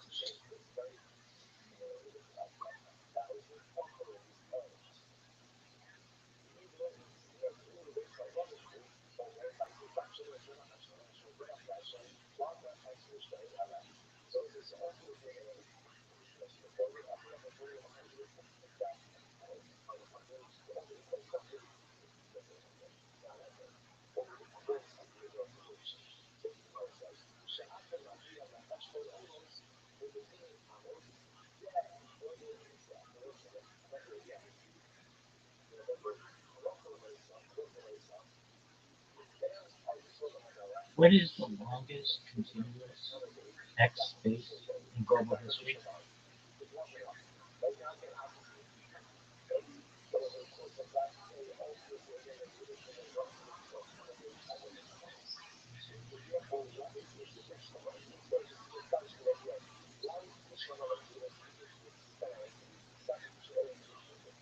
No, like on Twitter, a Twitter space.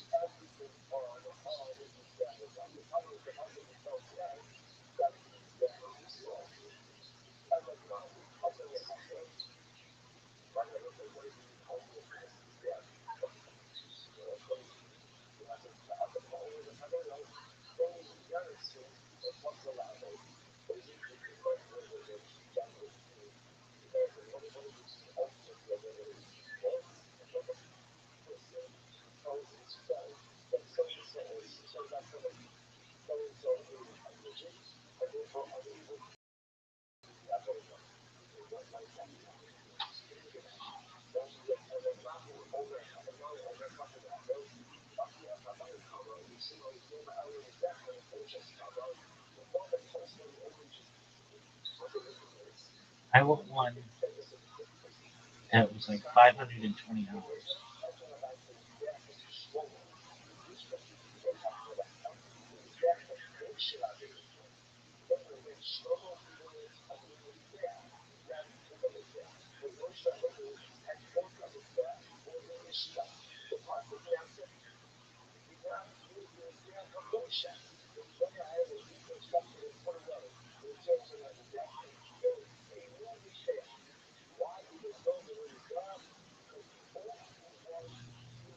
The Puff Puff Penguins and the Puff Puff Pandas did a 420 hour space.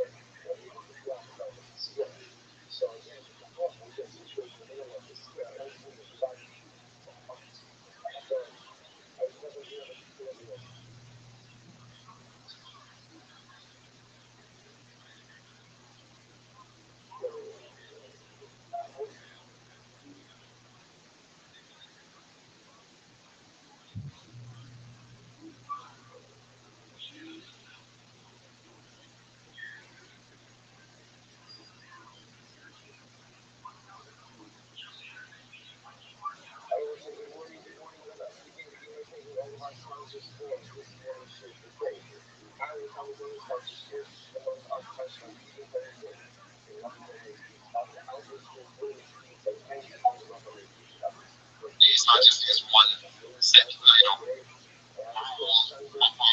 like, for every, but I guess the base is essentially the same. Of course, you have to have the turmeric, but it's not turmeric. you know? For me, like that, I'm not really, I never liked any like licorice spices. Anything in that grill area, I just can't do the sweetness. I've always been spicy and acidic.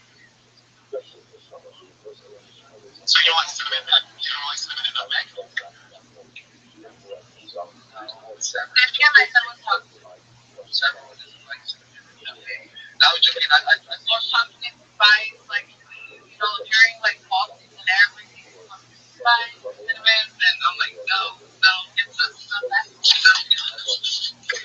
know what I'm going to tell you, though, cool thing, before we get back into some fucking bullshit talk, I was joking, bullshit talking. Have you ever seen the Zohan? Right. The Zohan, they eat hummus, right? And he loves hummus. He puts hummus in everything. So I'm going to tell you one thing, though. Here we go. We were talking, Cozy, about, it was before the nutmeg stuff. You said, what did you say about, It was before it, she was next. no, it was actually before, just right before the nutmeg. He was talking about something, and I was going to just let him know. Oh, okay, Curry. Dude, I used to be a mover. And I actually it's an appliance installer and a technician, right? So I would go into these homes, every home you can think of. It don't matter what region they're from, no matter what part of the world they're from, no matter what they believe in. It all smelled the same, bro. They all smell the same. Every single one of them fucking had candy.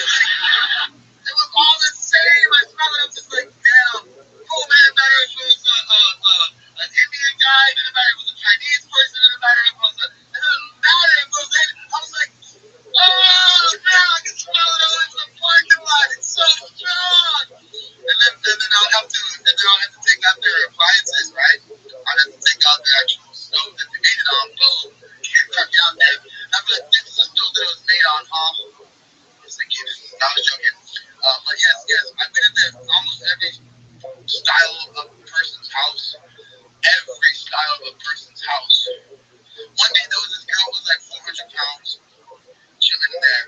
And I was like, where do you want me to go? She didn't even get up off of her damn chair. She just said, over there. And I was like, oh my God. Okay, so what are we moving out today? I thought you already knew. I was like, I mean, okay, I just want to get in your house and just do whatever the hell I want. And as I'm just in the room, chilling and leave, she throws on a song, right?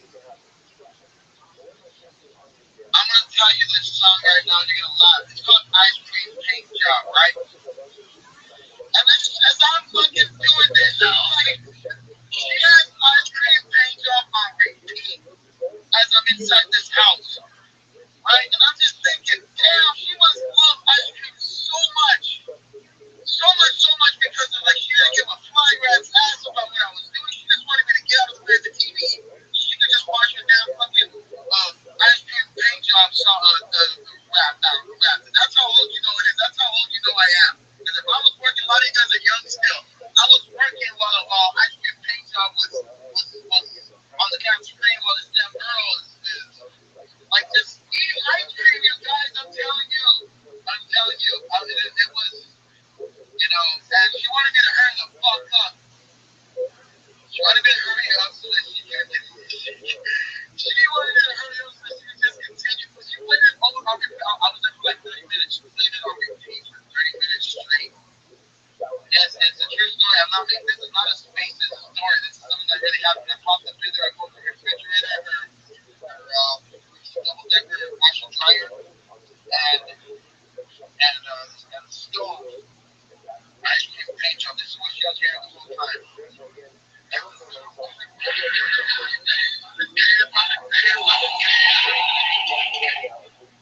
This is what she was listening to the whole time.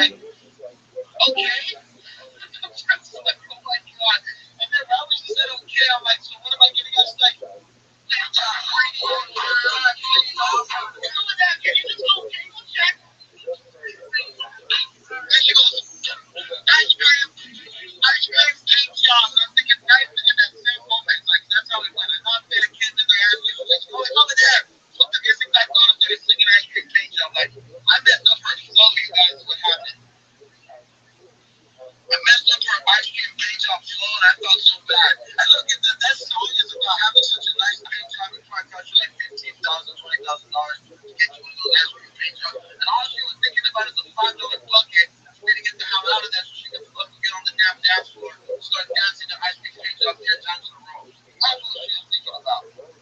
Even though a lot of houses, they all have a similar smell versus theory. I would say every home has their own smell, right? With me, Not at all.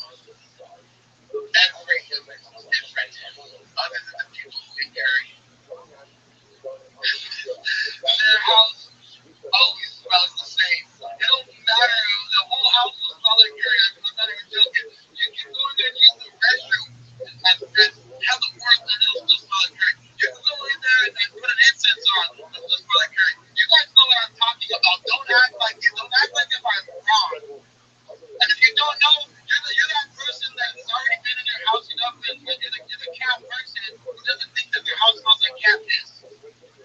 Because I delivered to a guy who had 1,000 cats, and I had to go and take his damn fucking his stove out. And I literally called the boss man. I said, yo, this guy has 1,000 cats.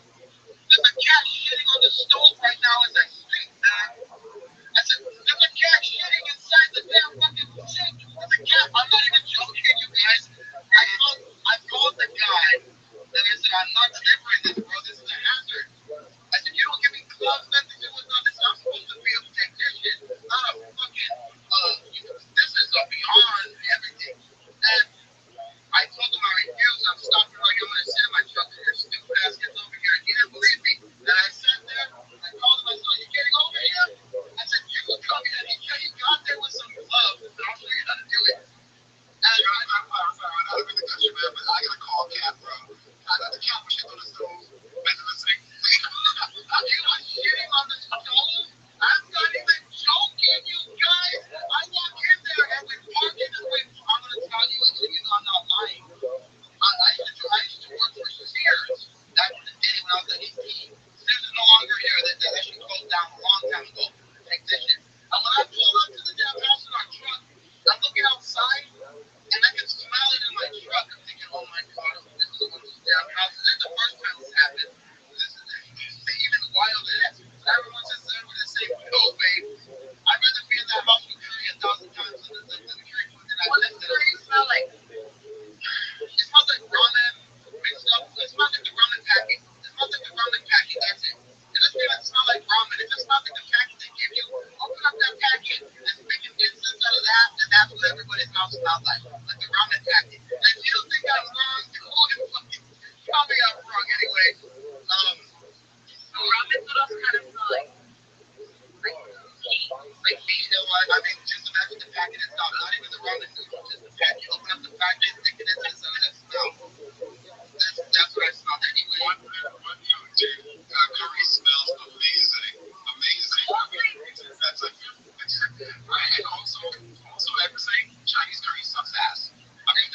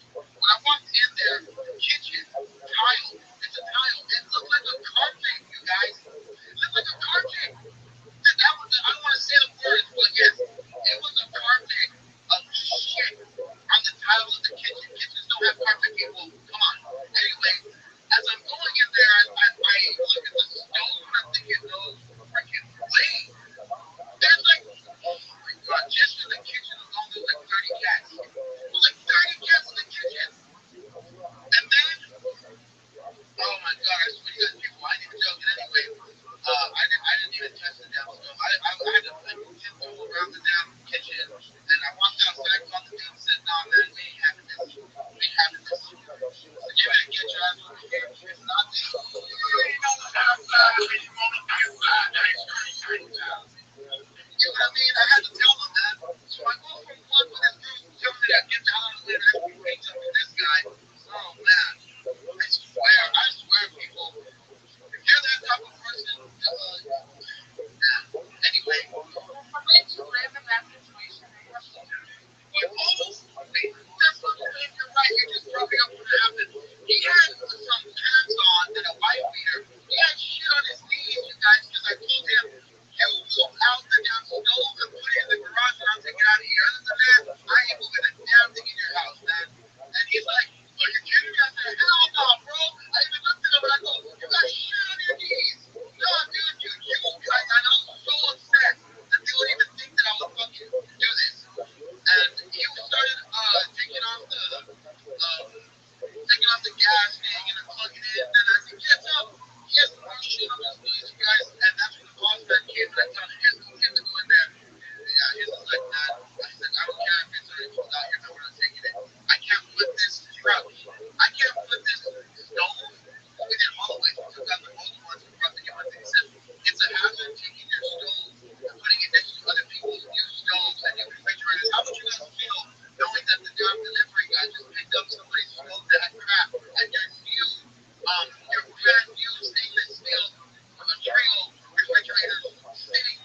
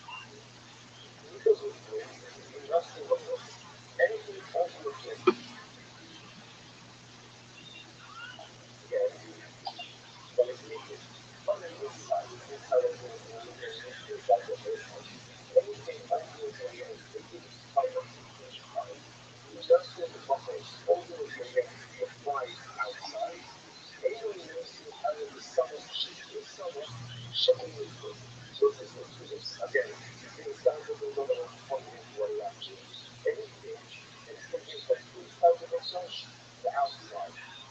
This is the outside in an area that is directly adjacent to the inside to the glass inside. Right? One more time. Anything that you get from the inside to the outside, on the outside of the outside, on the outside area that is immediately adjacent to the inside or the glass inside. Okay? Like I said, everything is getting really organized. So there's a first line down to you. But by the color points, you're not going to continue to get anything. But on the outside, well, I have a inside. Everything is going to have the same shape. She only goes from the inside, right? Adjacent to the outside, as long as it's not outside. Okay? That wasn't very but I look back at you, that's what we're saying. If there is something that's taken from the inside and taken out to the outside, please go like this. You need a shit out of it. If you want to take shit out of it, this is the way out. Okay, everything takes the left over the right. It's where the idea that is like that. Everything is Russian. Russian is supposed to talk to Russian. I'll be so Rusaka or Russia, Illinois. The fucking regular Israel state is going to be something like one of the things which is the other way. Russian stuff. You see, otherwise, they're going to be able to that's what it's clear. Otherwise, they will go outside of the field and say, I'm going to do that. So, clear that the other thing is clear. Just as we started taking from the outside to the inside, for example, holes, they are different. One is also different. It's holes, but it's different. So, it's cars that are different. Again, this is from the outside. That's why I understand that people like the outside, the outside. But for the other is what I'm supposed to do inside. It's not just talking about it. I can see the rules. My time to run, but not for the age. So listen, guys, this is awesome. So what we said was this is one of the different fire and solar shows. One last year's shit. The road comes up. One of those out there that they give you the biogas. So they say, and then they come to you to put it up. Which is like, hello. So I was just told you what this is going to get this up. Hello. So I think it's really invested in what it's really that was something that was taken from the inside. שני מעשים בעזרתו שם לכם המגן, במילים שלנו. וזה דיבוץ. להגיע לפני לתת את האלפא ולאף, בזורים ופרשת. עכשיו, ולכן החיים, הייתי שומע בעזר שומע, הקימו לבן. So we can upgrade it as a model. I think it's out of the way to the person who has the vehicle. So the arm is there and going to the other alarm by the tire is to be open. When you say the open is the way up, something that is taken from the inside to the outside. Well, so this is one, and then the open again, that goes up to the Shilani. And you feel that wrestling with this. What's the best example of this is something taken from the inside to the outside. Let's take my example of the other this. Give me an example of an item that was outside that is brought to the inside. Let's follow the code goes in the top. Now that we can follow the show to open the video of the show, the item that's brought from the outside to the inside. And what is that? That's what the soul is focused on. And in fact, and they are one fish started at the next one fish every day working for the service. And that's when I watch this. Watch it right here. Okay, what is it? What is the whole sense of things that I see from there that one is bad? The one was everything taken from the outside to the inside, right? From the outside to the inside, has to be put on an area of the inside that corresponds to the outside, but it does not pass. Anything that is brought from the inside to the outside must be adjacent to the inside. Like for instance, the outside adjacent to the inside, as long as it's not inside. Okay? Okay? Now watch this. For instance, like outside. What is happening? So we will wait. The first thing is coming. The thing is coming. So watch this. In Kasama, even with their together, I assume the shadow by Wilson. But let's experience the top. So the camera is like this. Watch this. Look at me out. Look at me out. There's a photo. Look at me out in the photo. Only just looking at what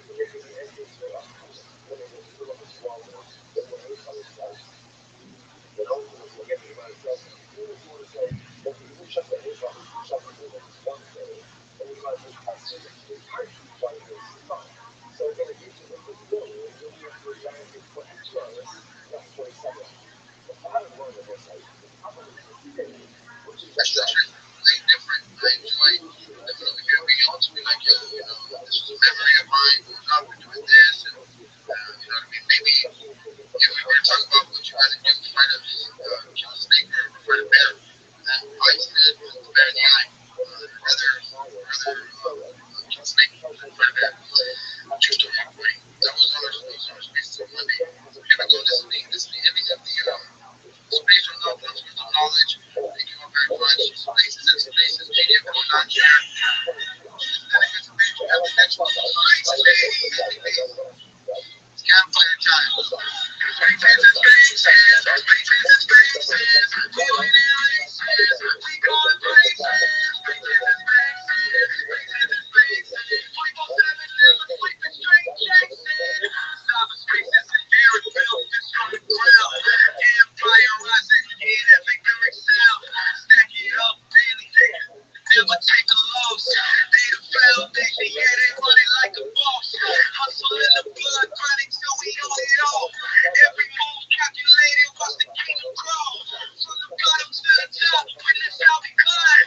Domination move, conquering every time. Everybody, there's extras happening right now. This is Thursday Night Campfire with Busy Beast. Busy Beast does 3 shows with us a week. I'm very happy to have him on here to do what he's doing. After you get to the spot, like, share, retweet the room. You've been here, on retweeted and retweeted again. And I'm very happy to have you up here, Busy Beast. Without further ado, Tweety Smith, this is another show happening. And in terms of the rules of the next show. Without further ado, take over, Busy Beast. It's all you.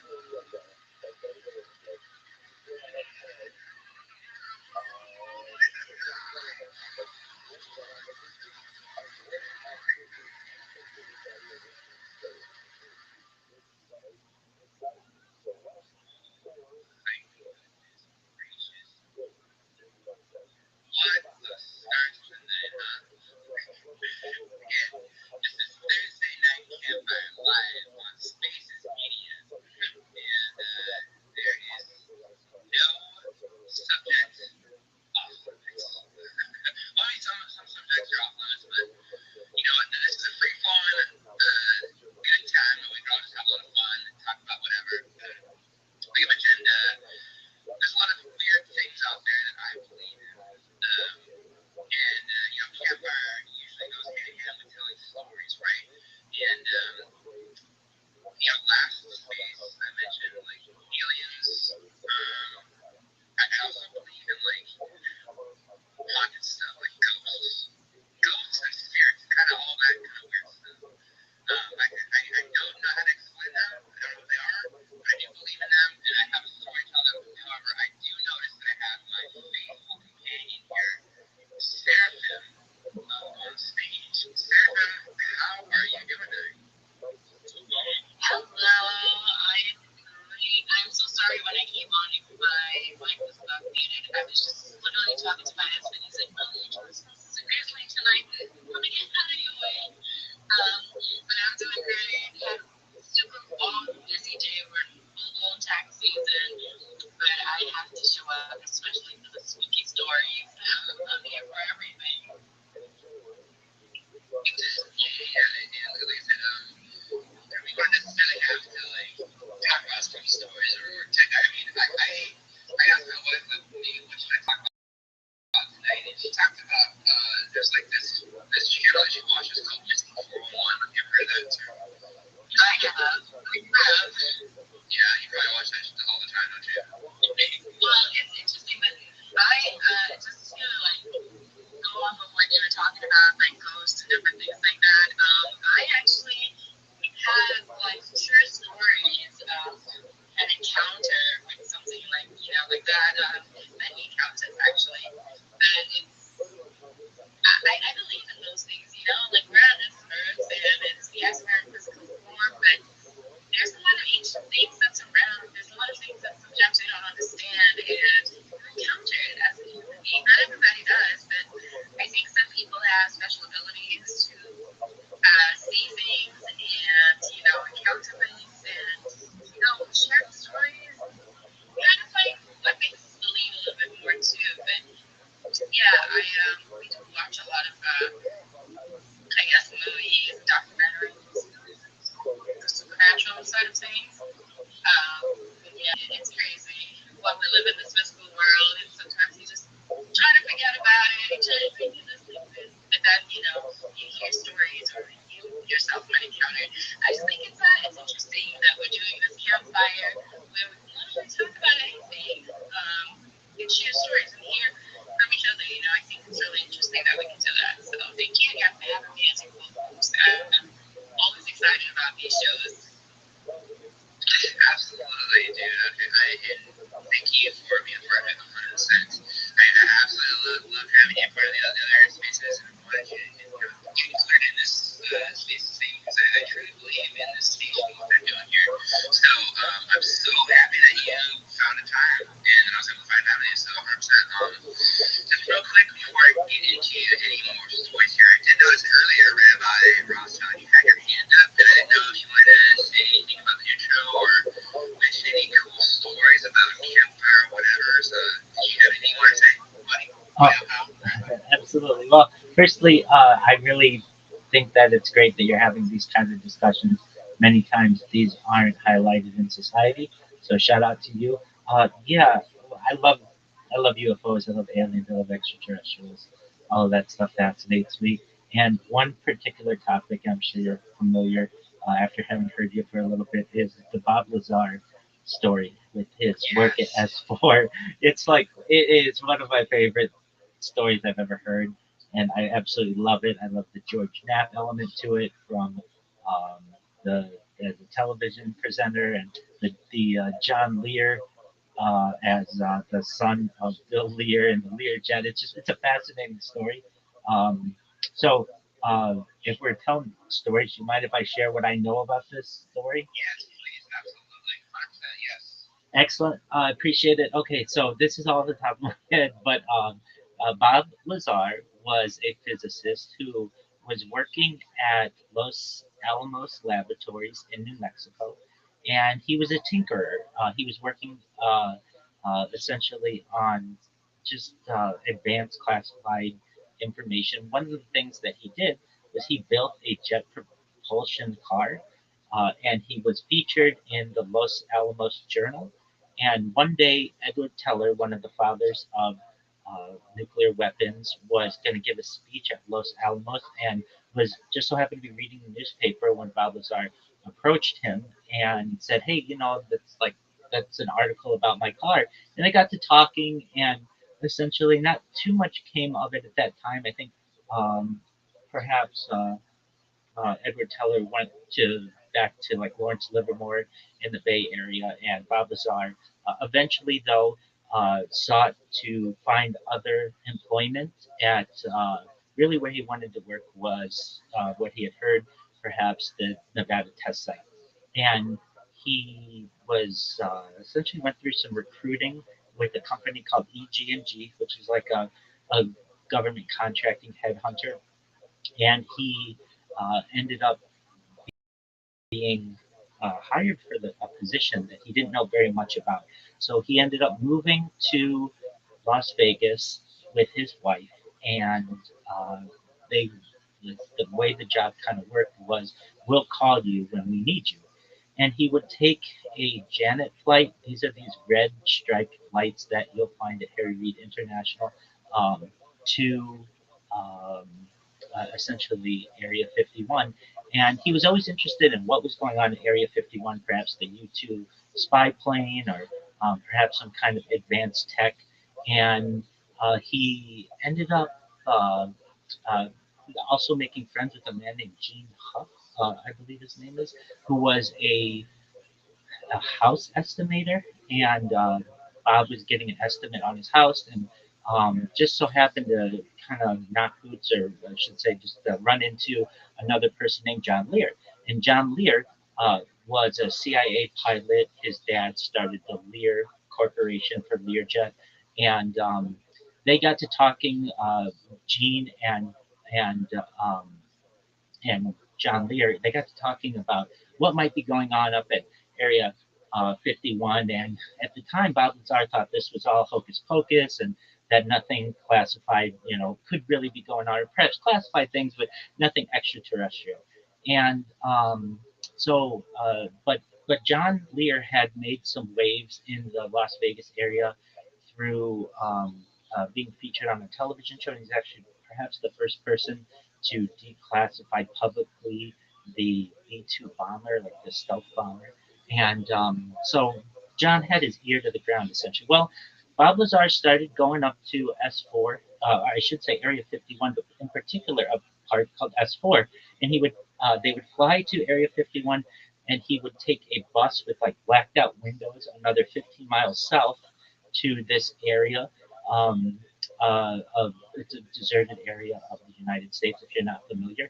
And there was a mountain that they approached, and as you get off the bus, essentially you could see that there were hangar doors that were basically carved into the side of this mountain, and had been like spray painted with some kind of like sand like texture, so that from above, if you had the Soviets who were looking with a satellite or something, you couldn't really tell that these were hangar doors.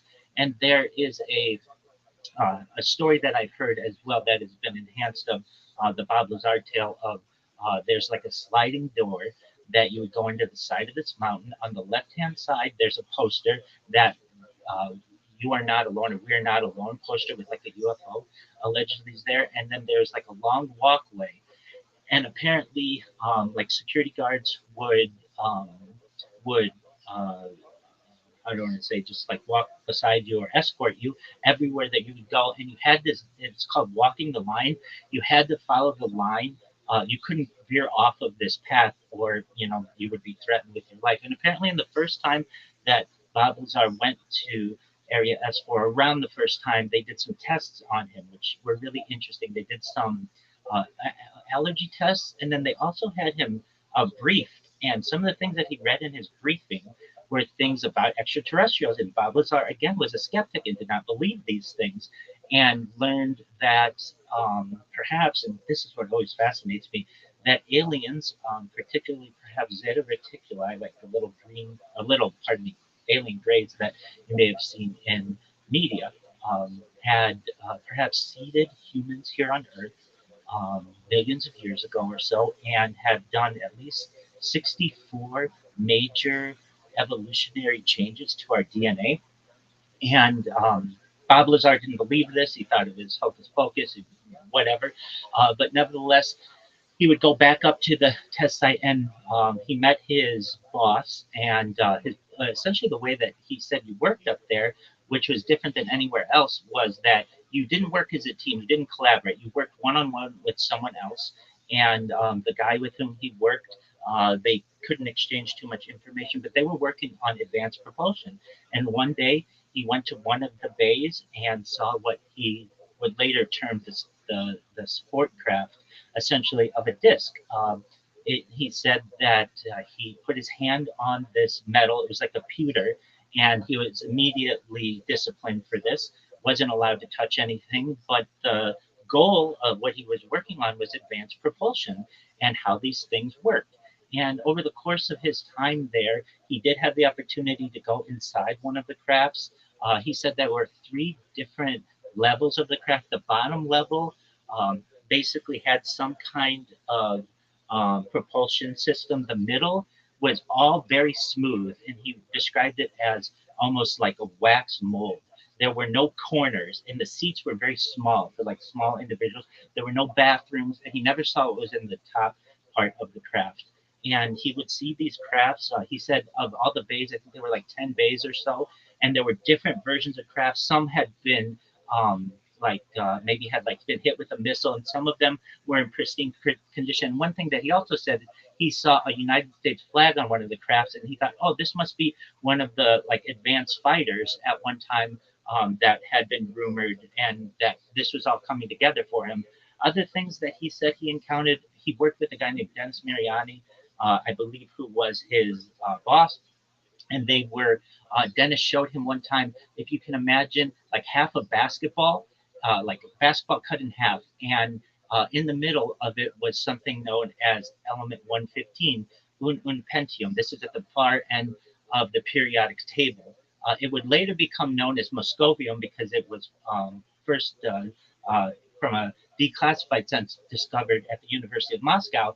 But at this time, this was only hypothesized as a particle, and Bob was able to essentially work with some kind of anti-gravity particle that when you put your hand toward it, your hand would be pushed away, almost like a magnet.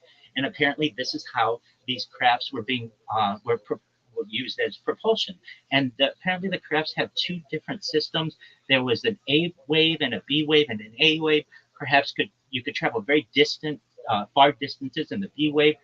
It was for like close planetary travel. Well, moving on, because I know I want to finish this story and I don't want to take up all your time, but essentially there was a time where Bob really wanted to tell his friends, John Lear and Gene Huff, and also his ex-wife. And so they went out in John Lear's RV to the Nevada test site at very early in the morning on a Wednesday morning. The reason it was a Wednesday morning, that's when traffic in the area was the least populated. And they were able to see this craft doing its test runs in the dark Nevada sky. And as they were getting this on video, and this video has been verified, I mean, it's on the internet, you can find it. All of a sudden, they got approached by, they call them the camo dudes, if you've ever heard in the Area 51 lore. And they said, boy, are you in trouble, essentially. They took them to the local sheriff, I believe, of like Nye, which is one of the counties out there, and they were eventually released. And the next day, Bob got a call from the people there, and they said, like, basically, you need to pack up your things and come to, I believe, like it was Indian Wells or something like that. Additionally, within this story, it turned out that Bob was spending some weird hours at the Nevada test site, and his wife, who would become his ex-wife, was actually having an affair with her her flight instructor, and the people at Area 51 weren't calling him up as regularly as they once were because they felt that he couldn't be trusted. He wasn't in a psychiatric state where he could be trusted because he was going to be figured out that his wife was cheating on him, and they found this out because they were tapping his phone. So long story short, he ends up getting fired from the Nevada test site. He goes on the KLAS, I believe, or the local Las Vegas affiliate on CBS with a man named George Knapp.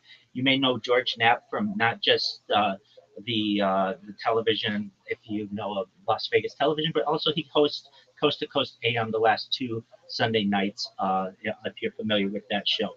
And they went and they were going to put Bob, they were going to put Bob Lazar behind like a black curtain or a black shadow, I should say, and he was going to basically tell his story. And right before it was about to air, he and George Knapp got into a tussle. George eventually was able to overtake Bob, and they put this on the air.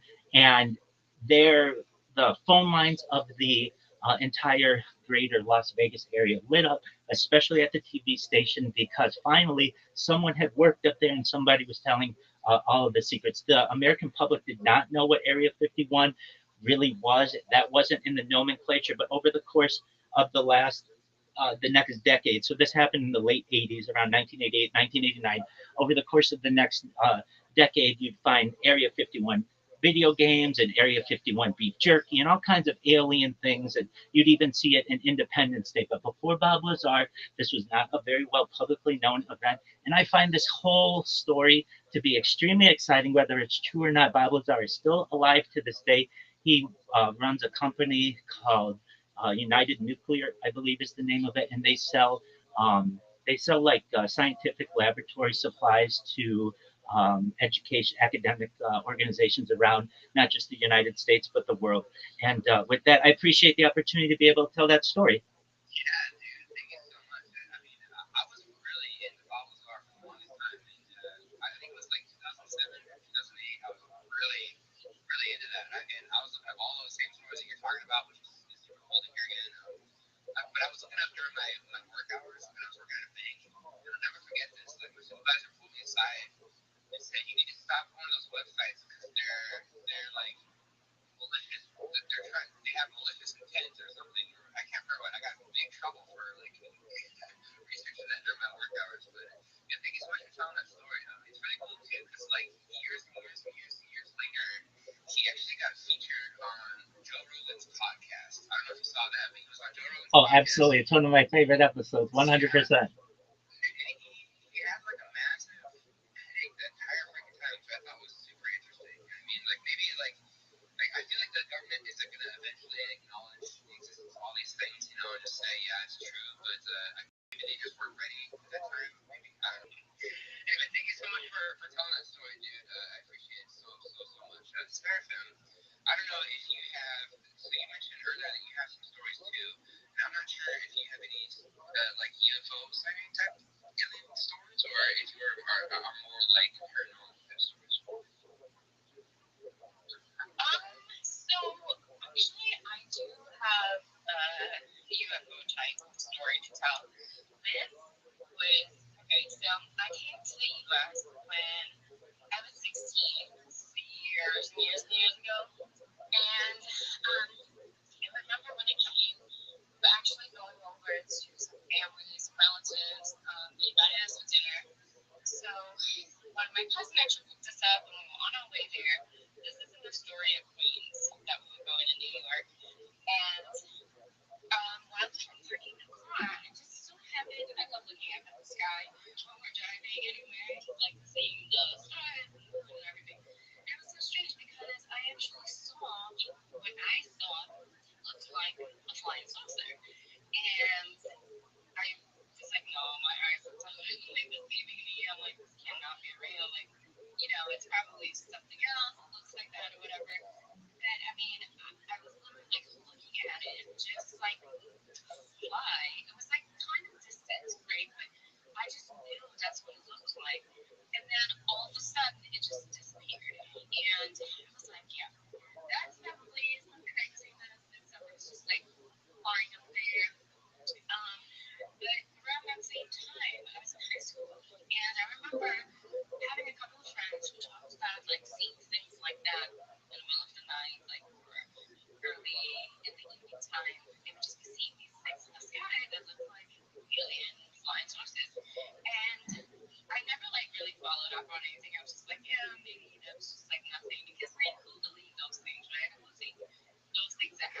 All right, my shot school team is playing.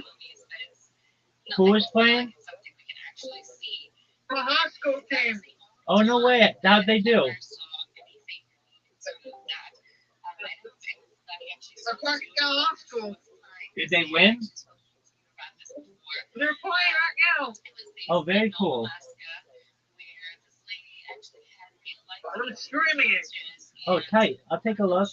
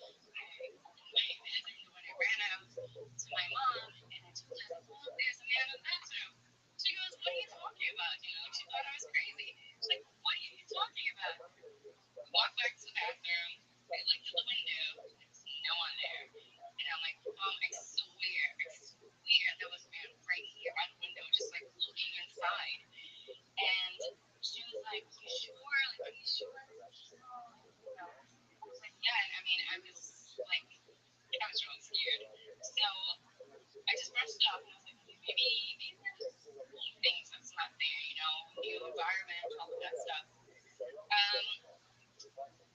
This happened, and then a week later, so nothing happened the day after. A week later, I'm in the shower, same thing, in the evening, come out, dry my skin, and I look up again, see the same person, just looking at it. At this point, I was terrified. I just really ran to the bathroom, screaming, telling my mom, "There's someone in the bathroom.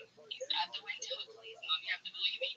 You know how we see in those movies, like kids are seeing things and their parents do not believe them? Well, I had that moment in real life. My mom is coming and looking, there's nothing. My dad comes home. She's telling him, and I'm like terrified to shower, terrified to go in there. We ended up buying wallpaper and wallpapering the window. It was not too long after that we was asking the landlord about, like, you know, who lived here and who lived in the second floor, and, like, you know, was there anything strange going on? And she thought our questions were weird, but she ended up telling us that someone had died on the second floor a week before we moved in. And I said, I see a male, young male Hispanic guy. And she said, yes. Do you know them? I was like, no, I didn't know them, but thank you. But they're just letting us know. I firmly believe it was probably the ghost or the spirit of the person that died. I don't know. But I mean, I'm talking about, like, up until last year, this year, about a month ago, I still have nightmares of that event. Like, I'm in the bathroom and I'm seeing something there, or something's happening in the window of the same bathroom, like, to this day.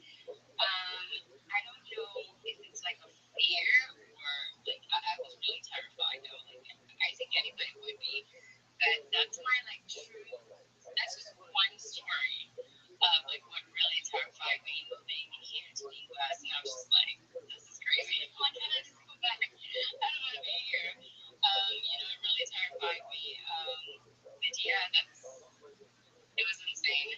Just talking about it. Oh my gosh. You're having chills right now. It's crazy right now. It was your first experience in the United States of America. Yeah, literally. And you know, that's so there's this thing as well. So I don't know, you know, my dad, okay, I'm from Trinidad, the Caribbean region, and in the Caribbean, there's, I think in a lot of cultures, you know, there's a lot of, like, belief in being able to see things in the supernatural. My dad actually, when he was born, mom told him that when babies are born, sometimes they're born with this really thin veil. It's like, it's kind of like the placenta, not the placenta, the whole thing that a baby is wrapped inside. Like, all over the face, there's like this really thin layer. And a lot of people believe the face that you can see supernatural things. So my dad can actually see a lot of things supernaturally, and I'm also, like, my mom and my two sisters, along with my dad, that can actually see certain things as well. So I don't know. I mean, there was a point in my life where I really, like, prayed and said, "God, please take this gift away. I don't want it because I don't want to see anything. I just want to live a normal life." But yeah, it's really crazy. That's just one story. It's my whole life's never been over campfire in the future. Oh my freaking goodness! I have chills, like, serious chills. That is a chilling story. Seriously, that's nuts. And I imagine that. I mean, I imagine you have a ton of stories because, you know, New York is so giant. There's so many people there, and there's a lot of good and fun and happiness, but there's also a lot of death and craziness. You know what I mean? That is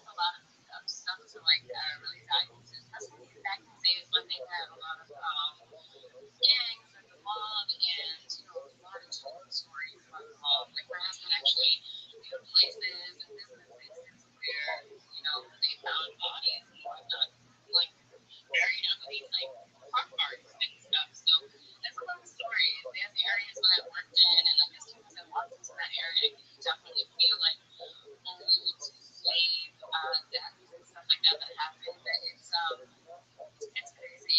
It's crazy sometimes. That's why I don't really go here to because sometimes I'm there and I just feel things and sense things, and for them it's like you want to know, but for me it's just like I just want to go home. Oh my gosh, what a bird, man.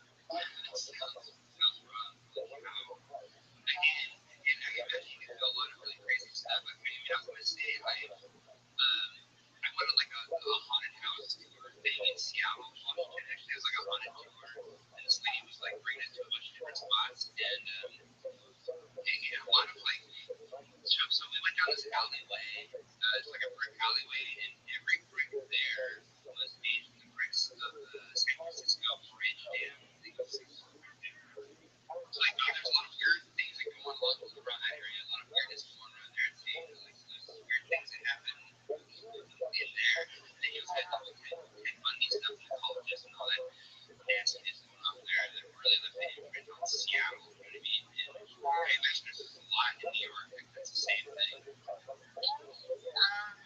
actually the African Museum. It's called. So my husband's a high school teacher, and he teaches sciences, and does like a whole bunch of like test exam, like state exam preps. But their school would take their 11th grade and 12th graders on trips, and what better way to go to New York with museums and things like that. And I believe it's called the African Museum or the African Slave Museum in Manhattan. And he told me that every time he goes to that trip, like as soon as you're near that building, the heaviness of like just like something is like the air is very heavy, and it's under like really tight security as well. Like I'm talking about like federal type security because a lot of the slaves were buried in that area, and there's a lot of like artifacts and stuff like that from slavery time that's there. But he said that when you go into that building, you feel something in there. You feel like things are lingering or just oppressing you because you're in their space, basically. And some bad things that happened. Some of these people died really horrible deaths. If you know anything about, like, I mean, I study stuff like this too. Like, I love learning stuff like this. They talk about people who study like bodies and how they die. He would say like when the body is like going through like a forced death or trauma death, the body tenses and just sort of rest and that kind of thing. So I think that those things kind of linger on to this day. Like we're talking about the beginning of time when we had the maiden here and how he died. I still going back to your story that you told last week. That had me chills because I'm just like, yeah, there is a lot of things that's still lingering in this land. And it still expresses itself. And how is that human connection? And I think not people are able to really feel that and experience that. But some people don't understand what they're experiencing. Thankfully for me, I learned to understand it. But there's a lot of people that don't understand what they're experiencing or going through. And everything's not able to connect to people, just to help them understand as well. But it is really crazy, and I'm glad we're having like conversations like this because it's really a space where you can hear stories like we have to just share or maybe take your memories and share it with people, and it's a place that we can just share and hear and really kind of spooky as well. But it's I like it. I like things like this. I know we're going to talk about other things too, but yeah, supernatural things are really cool. Like it's really cool.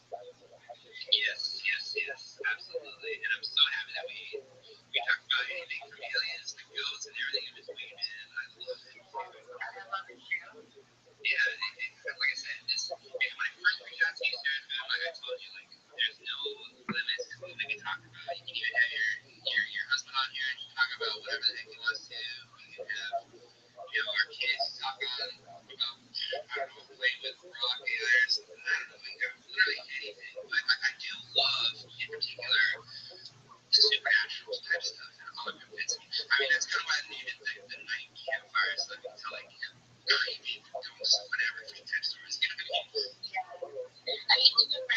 he was talking earlier, his name is Rothschild, and if you really dig into the history of Rothschild, that's a whole conversation to have about bloodlines and power was running the earth and other things. Oh my gosh, talking about yes, all plans. We're supposed to be on there, we didn't go on there. Yeah, all of that. It's really crazy and interesting that when you really start really peeling back things, how you can see the whole picture.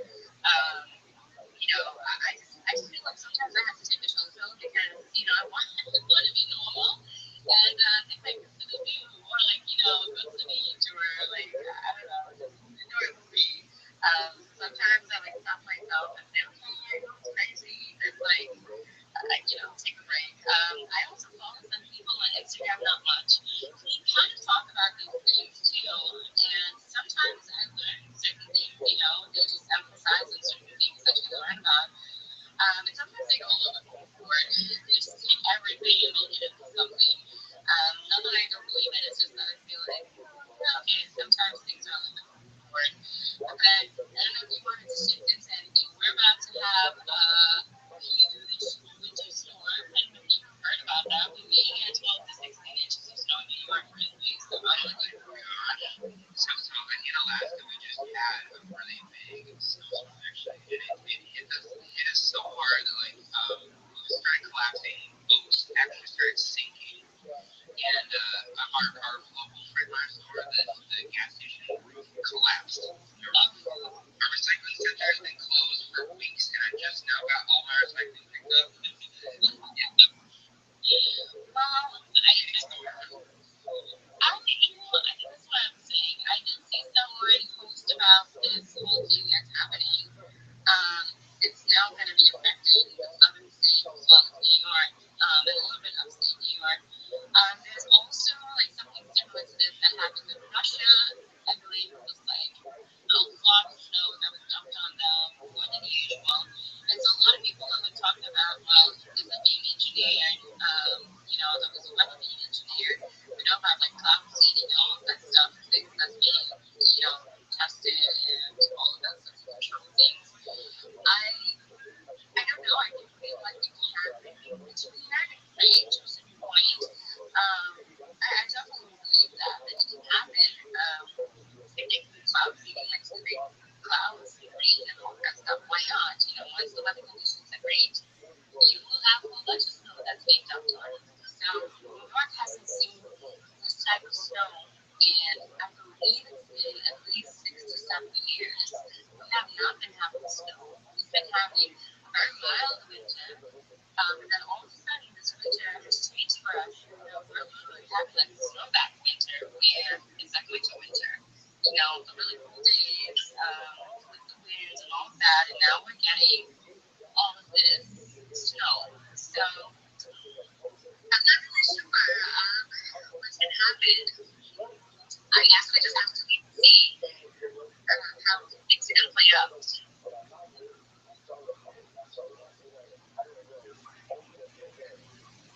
Increasingly, might have lost it there.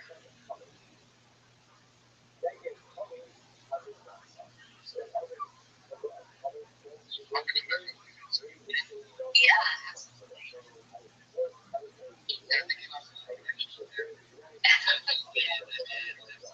here now. I'm here. I'm so sorry. For whatever reason, my project keeps VPN, my VPN keeps switching. I don't know if that's but I'm back now. I was just saying, let's just wait and see what's going to happen with this snowstorm that's coming up. I believe it's starting on Saturday or Sunday into Monday, so let's see. I'm just looking forward to going out and building an actual snowman. I haven't done that in years. It's funny that you mentioned that snow stuff. I mean, like I said, so we just had the giant snowfall happen here in Alaska, and we haven't had this kind of snowfall since the 80s. And that's the craziest thing with this.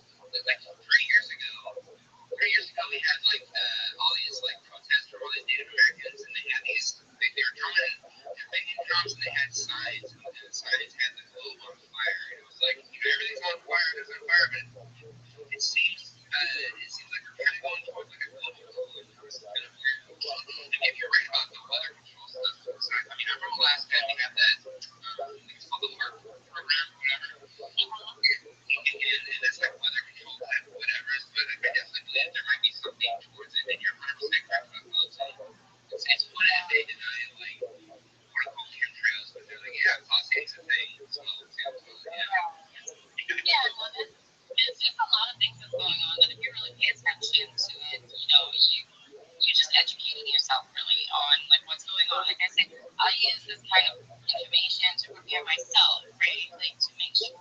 that you are aware, because the human mind works like this. If you're always in preparation, or you are knowledgeable about something and you are preparing, then when it does happen, you don't really go into flight or fight mode. You are going to survive because you've been preparing. So you're not going to be scrambling about anything because you have this knowledge that has kind of grounded you in a way where you kind of know what to do and how to act. So you're not going to go into like fight or flight mode. As human beings, we're not supposed to live under these kind of conditions anyways, but just watching the news, just being aware of what's going on in the world, it puts us in that fight or flight mode every day. I personally don't really watch the news. I do catch up on the news, like I'll read the news, but just to be aware. But I do feel like when you hear so much negativity every day, it does something to your psyche. It does something to your body on a cellular level. This is a lot of negative information that is coming into you. And if you're not surrounded by positivity, or just, being real and around people that's really pouring into you on a real level, then you're just going to keep living in this like fight or flight mode, this struggle of like trying to just survive. And we're not supposed to be living like we're just trying to survive. I believe that life is a journey, and yes, there's ups and downs, but listen, we're on this earth for one time. Like, we only got one shot here. When we leave, we leave. So why not make the best of every day that we have in whatever way we can? That's just, how I look at things. So yes, we're talking about these encounters and these, experiences that we have, and all the things that's going on in the world with all this information. But at the end of the day, I always make sure that I'm aware, that I'm a mom, that I'm a wife, that when I go to work, I treat every human being the same, because they're a human being, regardless of their status in life, regardless of what they're going through. That's just been my mindset for a very long time.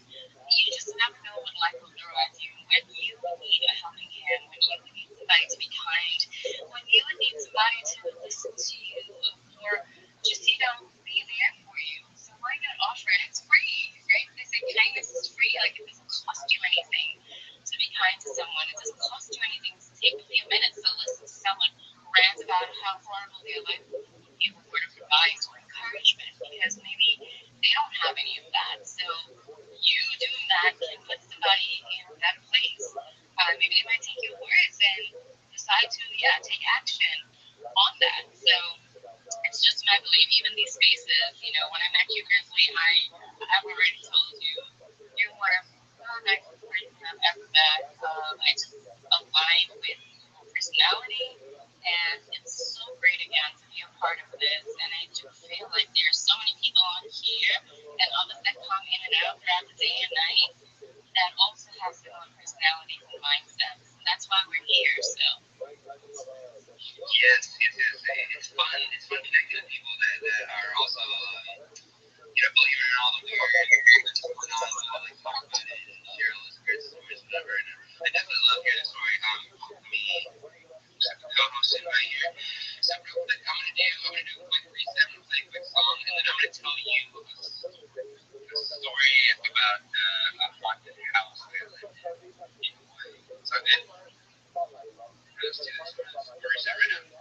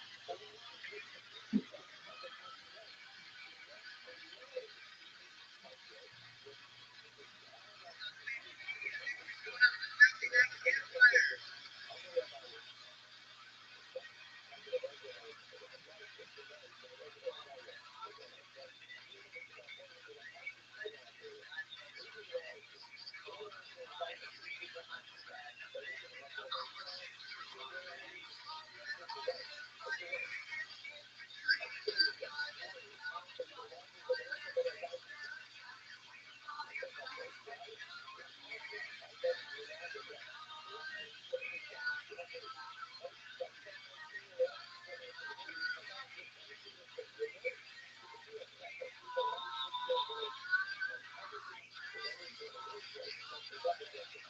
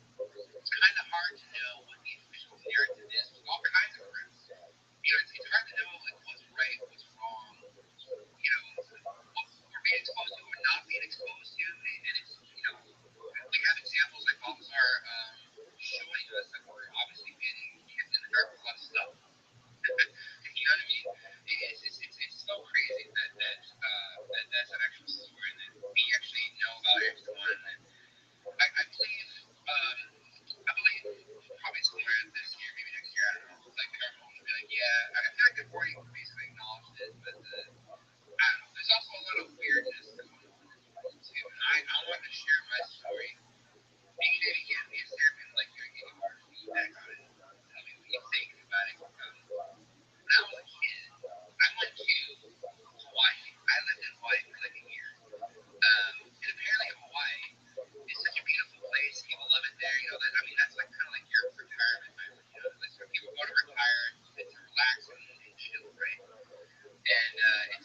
relaxing and chill that people don't want to leave, even in the afterlife. So my grandparents, they were looking for a place to live.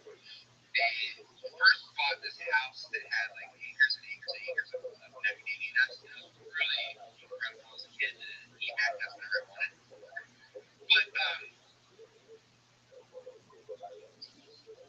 and the second house, oh my god, am I reconnecting? Am I still here? Can you still hear me? Can you hear me? Okay. Maybe I can try to raise this like totally like whatever. Anyway, so I was in Hawaii, and I was in the second house. Okay, my grandparents were still making it in the first house because they wanted to get it all cleaned up and get ready to sell again.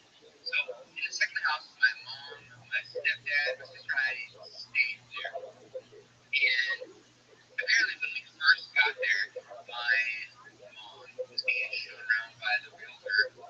You know, in the rest of that, whatever. Anyway, my mom was looking around. She found a bucket, and in this bucket were ashes, and she said like a tree conductor hat, and maybe some old photos, whatever.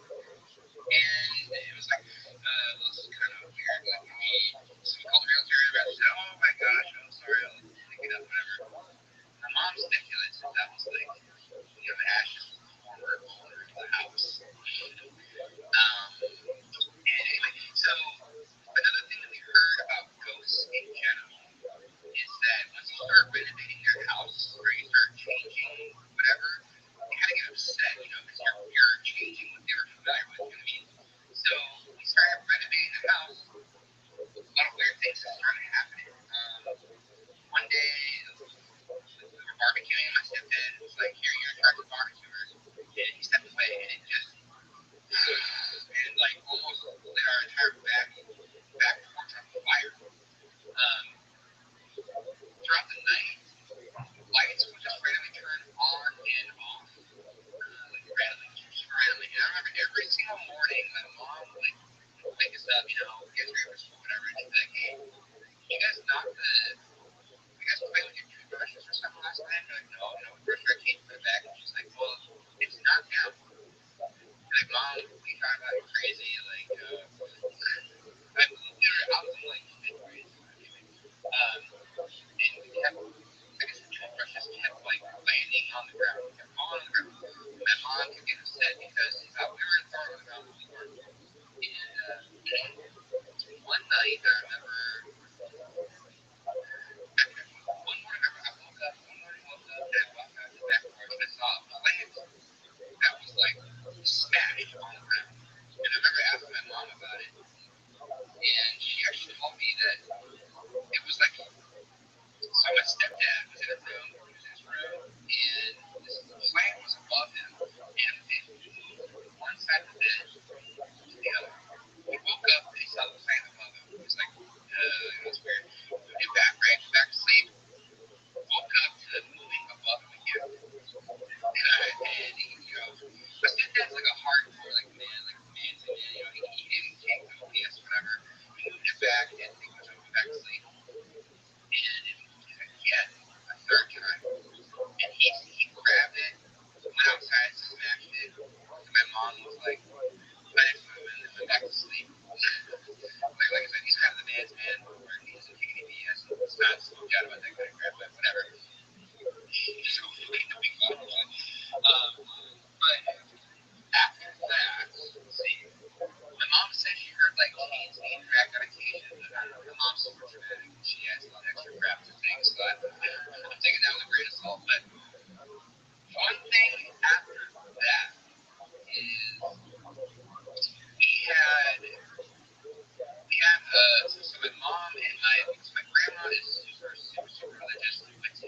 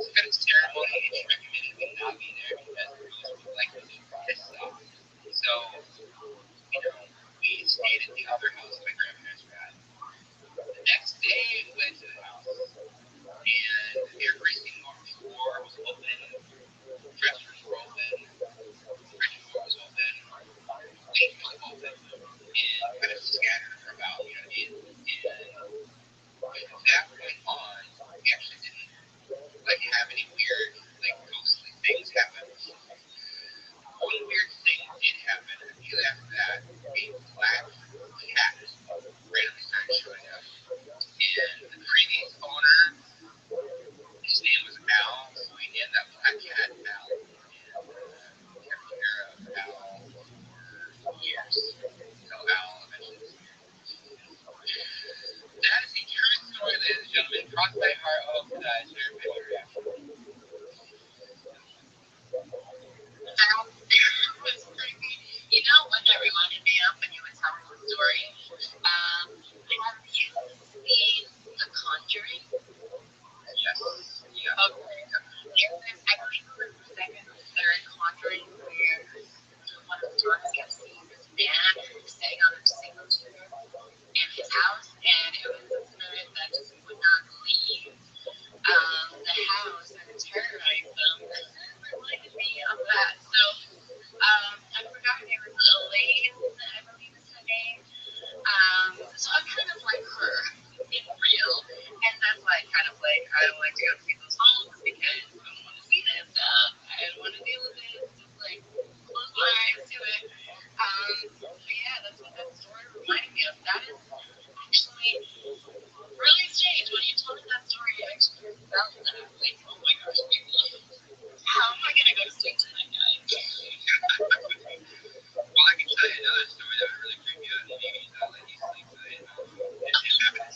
It's a story from Seattle that these people told me. Maybe I should save this story for next time. Actually, this is a juicy story.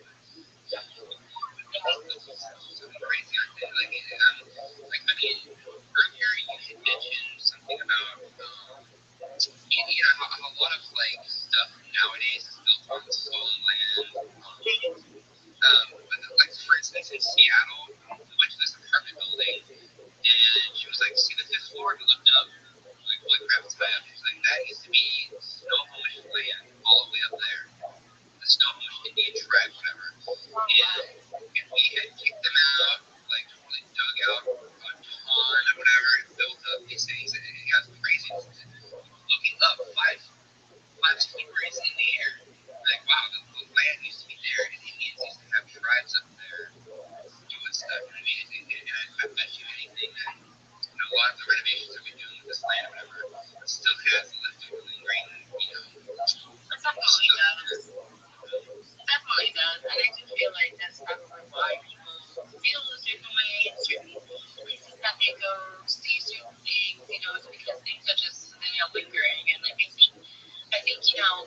the way that these people died has a part to play in how their spirits are not resting, or things are just lingering. I think maybe spirits do probably have revenge, and want to linger on to try to disturb someone else's life. I don't know, but I do think there's a lot of things about that we don't really quite understand. There was this thing on Netflix that I had watched with my husband. I rewatched the whole episode. I forgot the name. Maybe I'll remember it. It was about this creature in this town, and they were on this island actually, and it was a beautiful episode where one of the girls and one of this lady actually in the island was talking to this guy who she grew up with. He went away to the military, came back home, and they were talking about death. And in it, he asked her, "How do you imagine when you die, what's going to happen?" And she ended up talking about what she imagined would happen to her brain and her memories when she's dying. And that, whoever wrote that, really got to me, because I think, we're talking about all these things, and not to be really dreary and mundane about it, but, I think as we get older, right, as I'm getting older, I'm paying attention to, things like that. Because you hear people die all the time, and every time I hear someone who passed away, I'm just like, oh my gosh, where did they go? And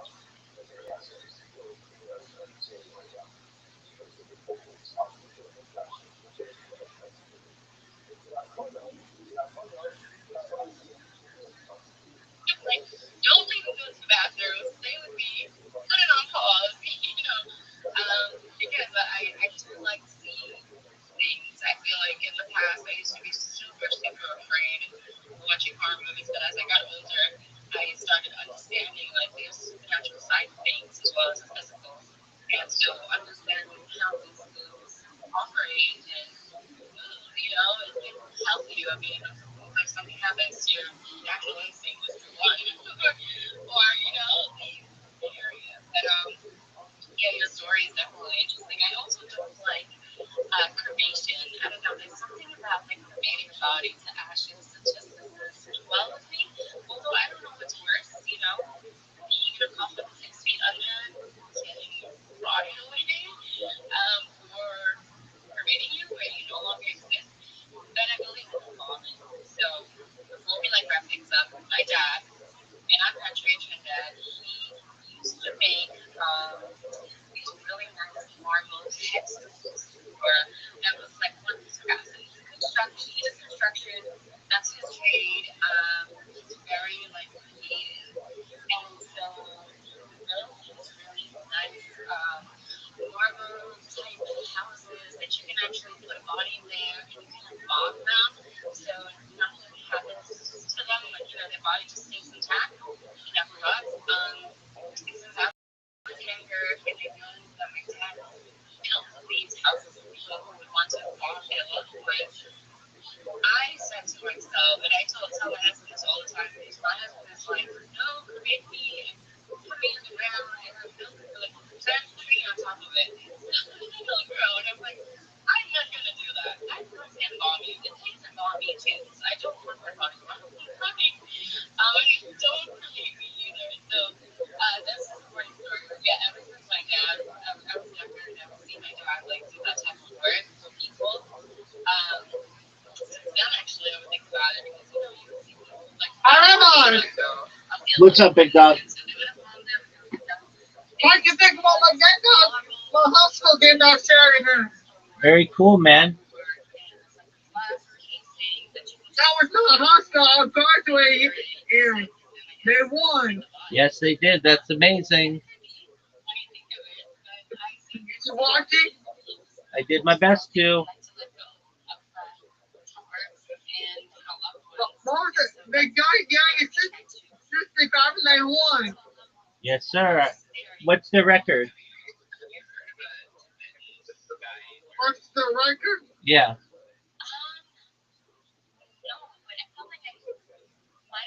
And then also there was a fight. I was Monster County Studios. The studio station. Wow. Do you know what your high school's record is?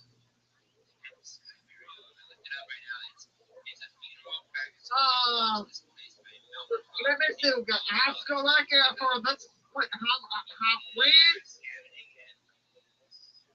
Yeah, like how many wins do they have versus how many losses?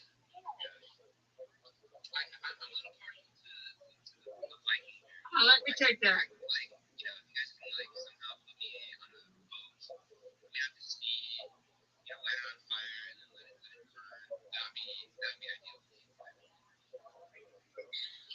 John going to my hospital.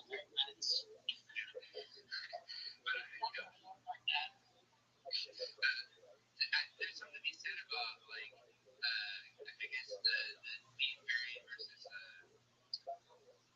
the ashes. So there's a place in my town. There's like a cove, or a wreck, you want to call it, where a lot of people spread ashes. Oh, here he is. Sometimes when you go out there and the sun is shining, it actually feels kind of like a gateway to the afterlife in a weird way, But I'm gonna take a break. it was like, what's great is too, it would be nice to go. So I've been to in Seattle as well. You can go actually to Bruce Lee's grave, and you can go to Brandon Lee's grave, which is Bruce Lee's son. Brandon Lee, he was in The Crow, and in my opinion, when you watch The Crow, like you're watching it, his like I don't know, his soul is coming to life. It'll be permanently engraved in the movie The Crow. But every time I go to Seattle, and I go visit his grave. I actually go visit Brandon Lee's grave. And I'll sit there and I'll talk to him a little bit. And actually, it's kind of weird. This sounds weird, but please, go laugh at it. But I do feel like Brandon actually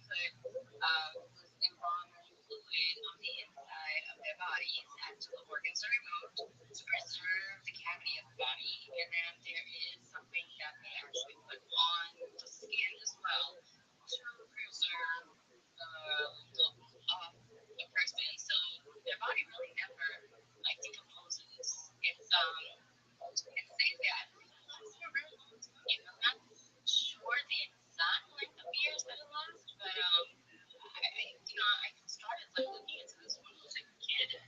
Creepy, but yeah. What up, Zoot? Story too.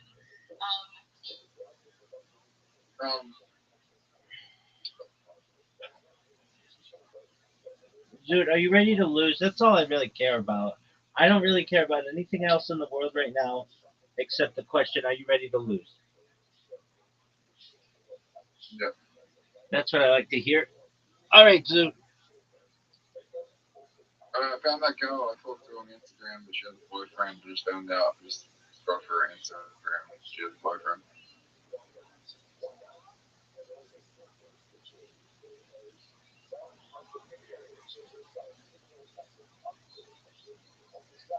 What's up? Just one moment. Rabbi, you there? Yeah, just one moment.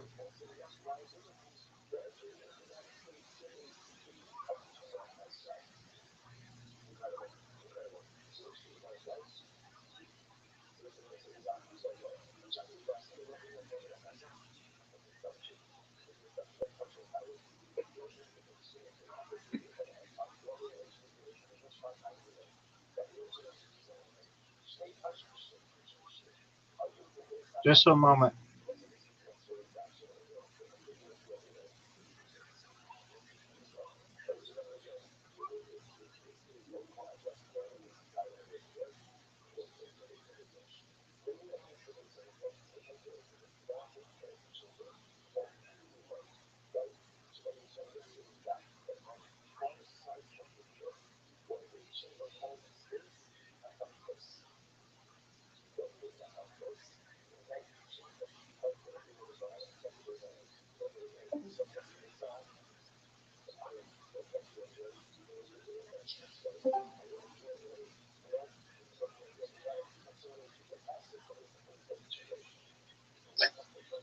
I'll be with you just a second. I'll be with you in just a second, Zoot. Jesus is king. Get Brandon's profile picture. Okay. He's allowed to believe whatever he wants.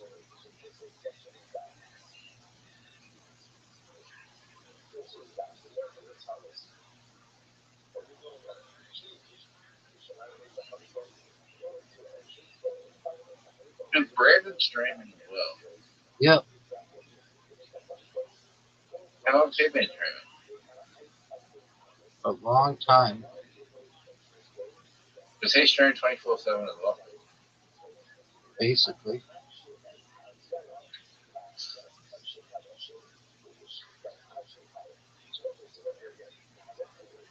Have I talked to Brandon? Perhaps.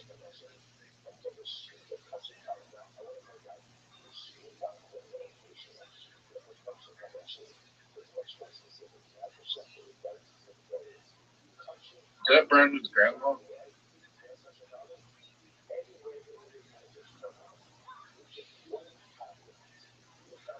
I'm not sure. How's Brandon? 21? Or is still like an older person?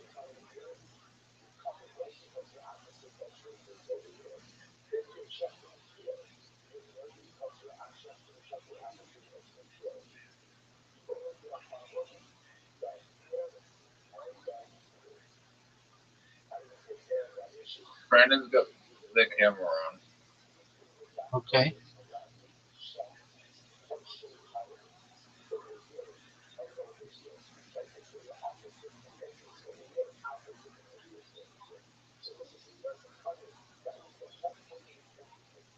Brandon's in bed with someone. Okay.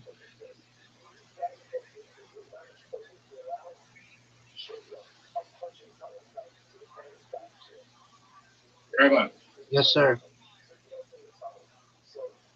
who's going to win the Raw Haze tonight? You are. No, I had lost tonight. You want me to give the names of the people before me? No, because I don't know who they are. Are you ready for an invitation? You know who they are. The people tonight? Yeah. I don't know who any of these people are. They're all fucking Australian people. But you have an invitation. The only people I know are J. Michael, Chelsea, and you.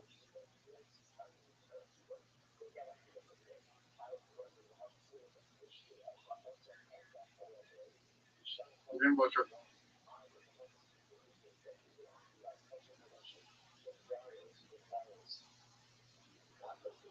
they're not all Australian. Some of them are Canadian. And some of them are Irish too, I think.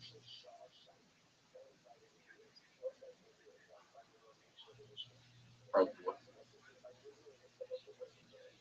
So what did you think of my shot?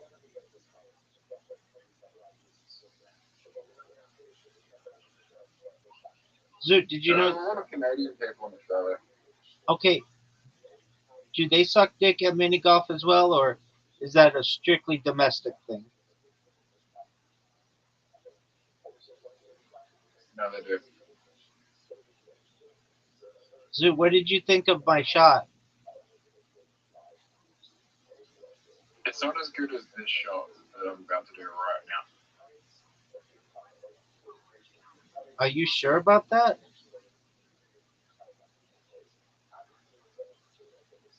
Yeah, you're gonna hit the nose. Zoot, that stunk. I'm gonna struggle to tie you on this hole. Oh, that was almost perfect.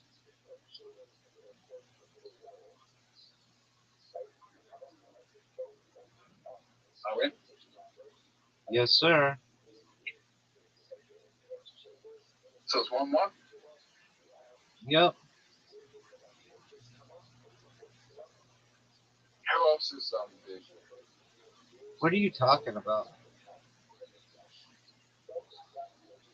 Zoot, I'm giving you this fucking win. Oh, you have the best shot.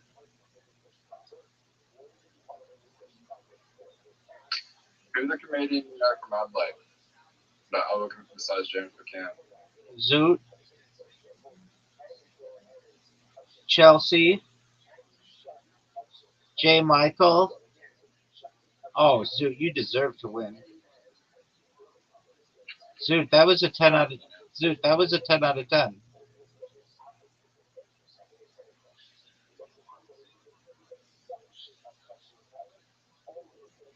Fuck. Dude, Zoot, that's still a really good shot. Yeah, but you're gonna get a hole in one. Maybe.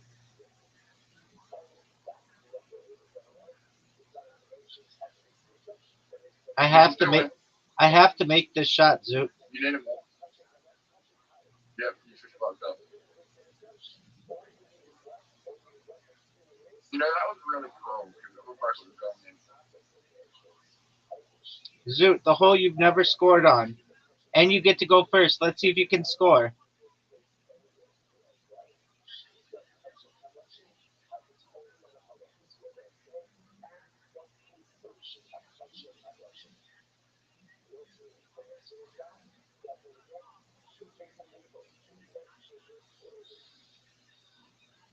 Zoot, let's see if you can score.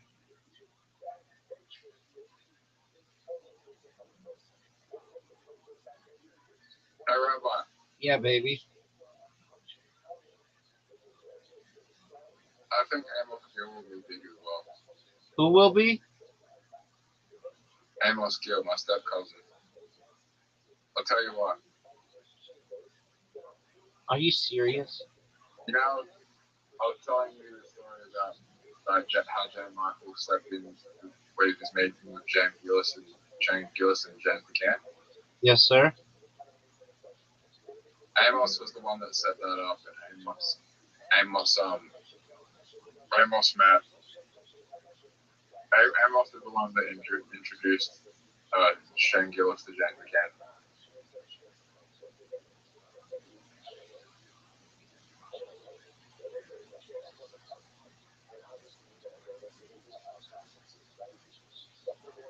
Back when they were in Australia.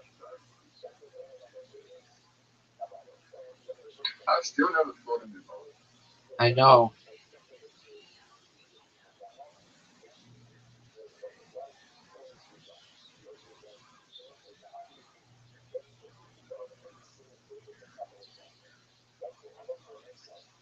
But I'm up in New York right now, and the comedy scene moved to Texas. Would you agree with that? Um, yeah, it. I would say so. Where did he move? New York. New York's big. New York's arguably New still. York is very big. New York's arguably still the biggest. He lives in New York, but he travels the world. Traveled Europe. He's selling out shows in Europe right now. Like, it's very strange. He only has 40,000 like followers on Instagram, but he's still selling out shows all over the world.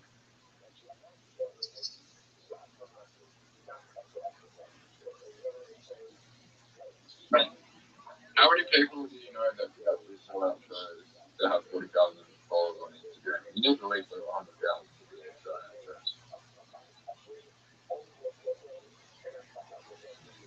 Rabbi, how many real Instagram followers do you think you need to be selling out shows? What'd you say? How many real Instagram followers do you think you need to be selling out shows? Um,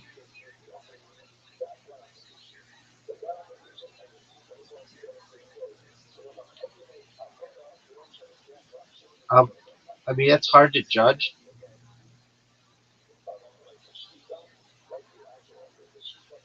I would say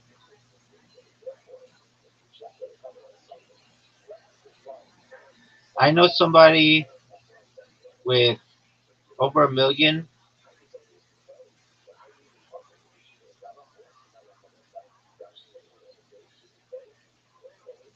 and they still can't.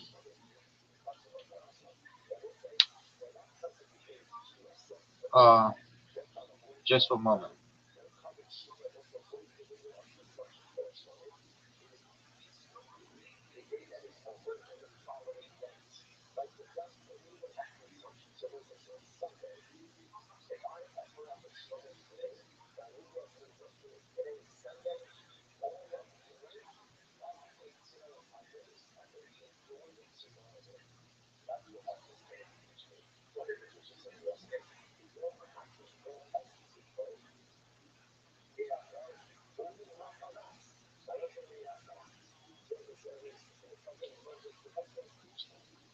Okay.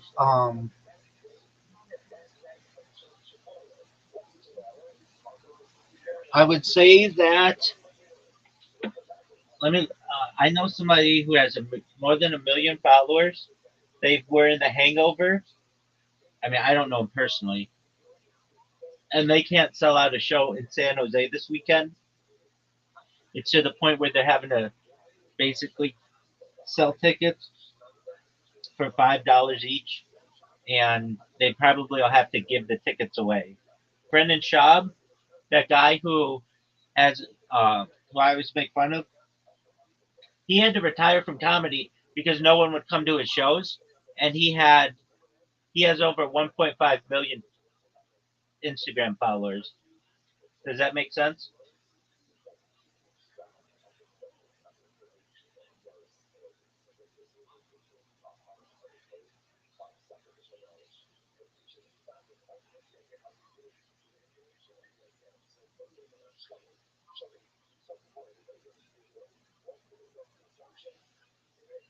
Dude, does that make sense to you?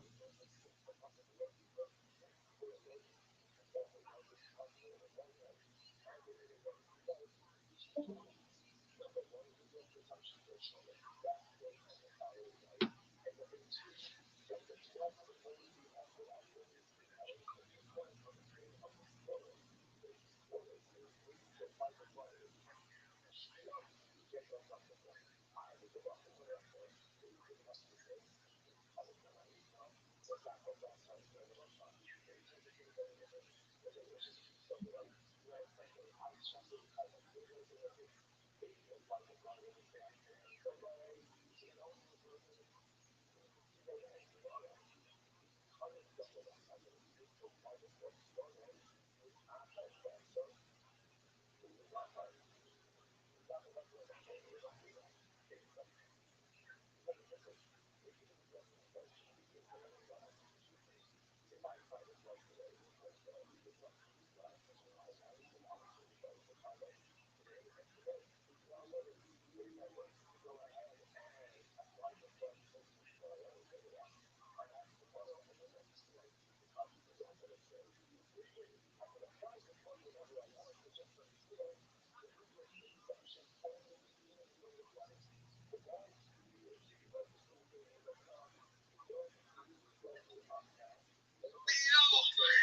move calculated, watch the kingdom grow.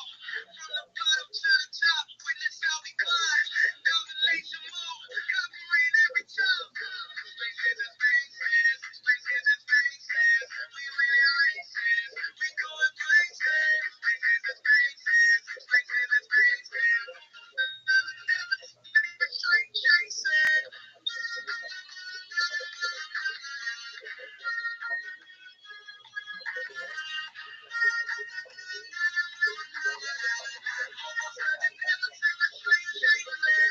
Join the team if you're ready for the wave. Living the dream while the competition came. No days off, permanent dedication.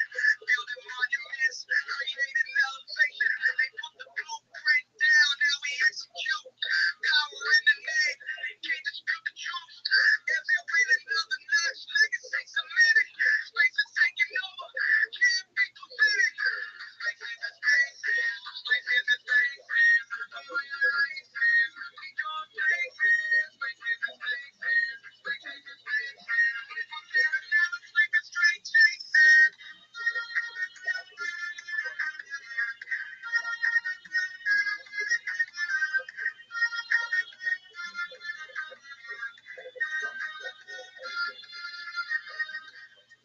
Spaces media, honesty established. Forever on top, can't be disestablished. Cyberspace, daring pioneers. This empire ran for 1,000 years.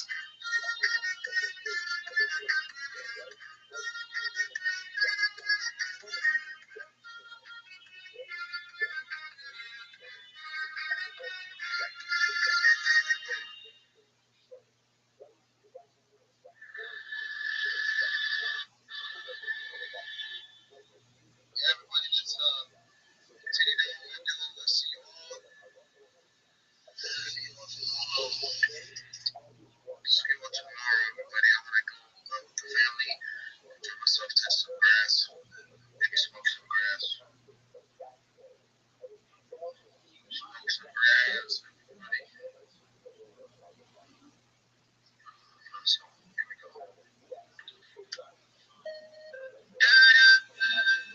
Ambas urban, Shanghai, cruising por la costa, el mar.